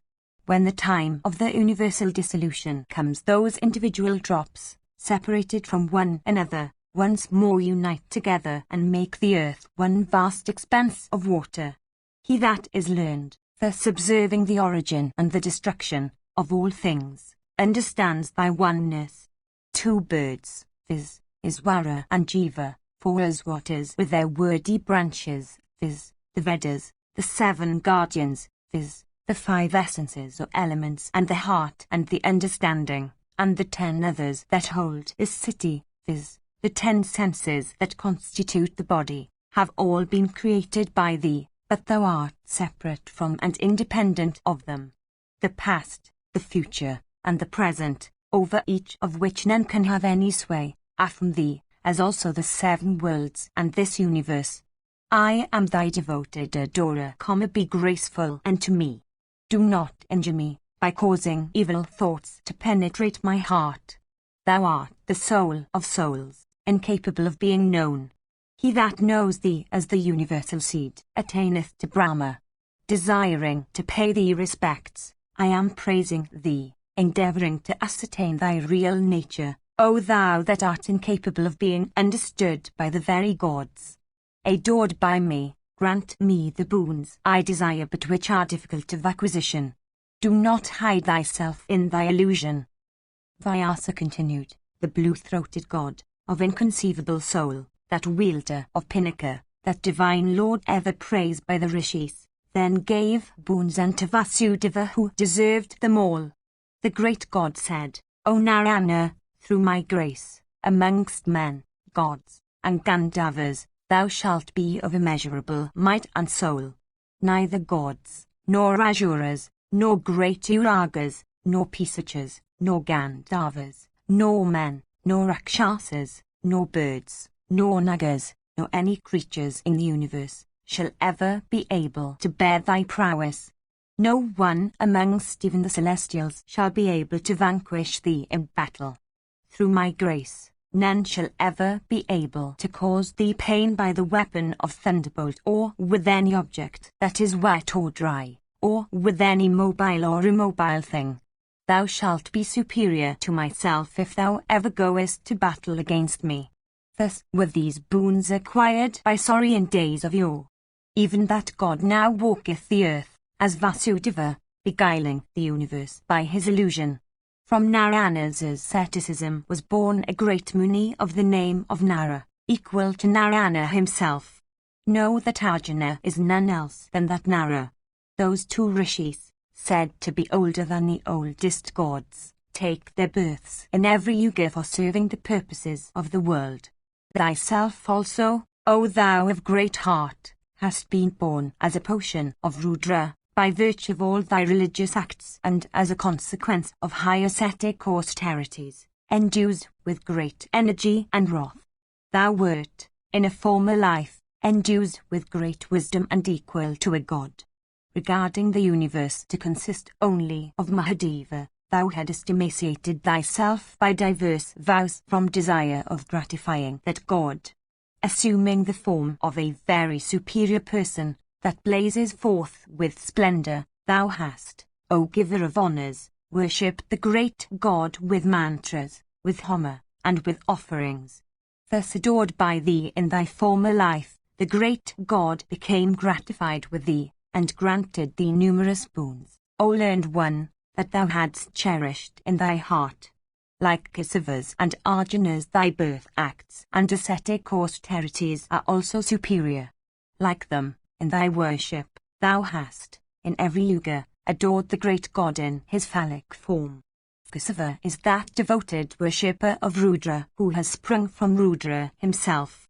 Kesava always worshipped the Lord Shiva, regarding his phallic emblem to be the origin of the universe.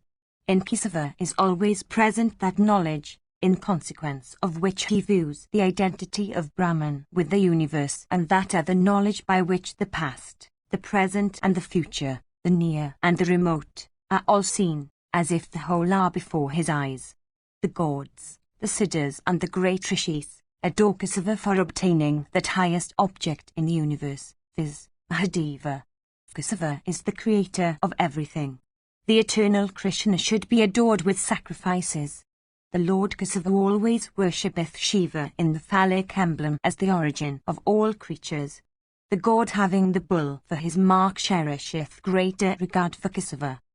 Sanjaya continued, hearing these words of Vyasa, Drona's son, that mighty car warrior, bowed unto Rudra and regarded Kesava as worthy of the highest regards. Having his soul under complete control, he became filled with delight. The marks whereof appeared on his body. Bowing unto the great Rishi, as Wataman then, casting his eyes on their Kuru army, caused it to be withdrawn for nightly rest.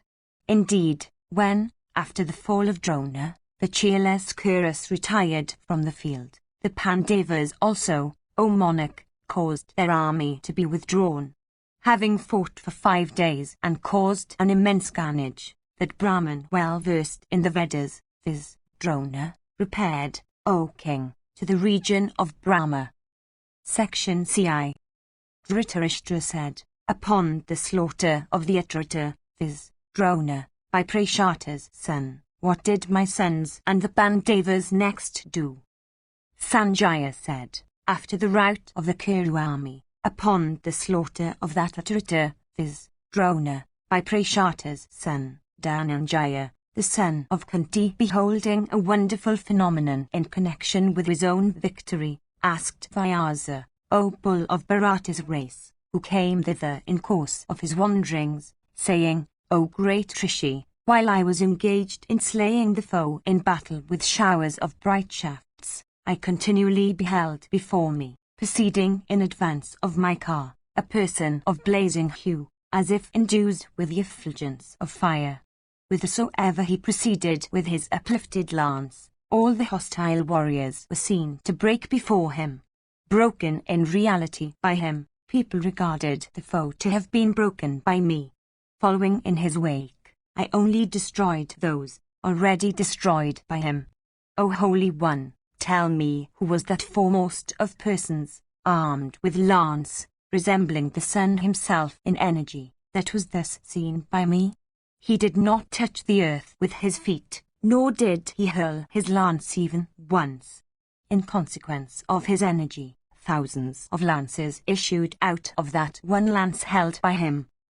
Vyasa said, Thou hast, O Arjuna, seen Sankara, that first cause from which have sprung the Prajapatis, that puissant being endued with great energy, he that is the embodiment of heaven, earth and sky, the divine Lord, the protector of the universe, the great master, the giver of boons, called also Isana. O, seek the protection of that boon-giving deity, that Lord of the universe. He is called Mahadeva, the supreme deity, of supreme soul, the one only Lord, with matted locks, on head, the abode of auspiciousness. Of 3 eyes and mighty arms, he is called Rudra, with his locks tied in the shape of a crown, and his body attired in skins. That boon-giving Lord of the universe, that supreme deity, is also called Hara and Sthanu. He is the foremost of every being in the universe. He is incapable of being vanquished. He is the delighter of the universe and its supreme ruler. The first cause, the light and refuge of the universe. He is ever victorious. The soul and the creator of the universe, and having the universe for his form, he is possessed of great fame. The Lord of the universe, and its great ruler, that puissant one, is also the master of all actions. Called also Sambhu, he is self-born. He is the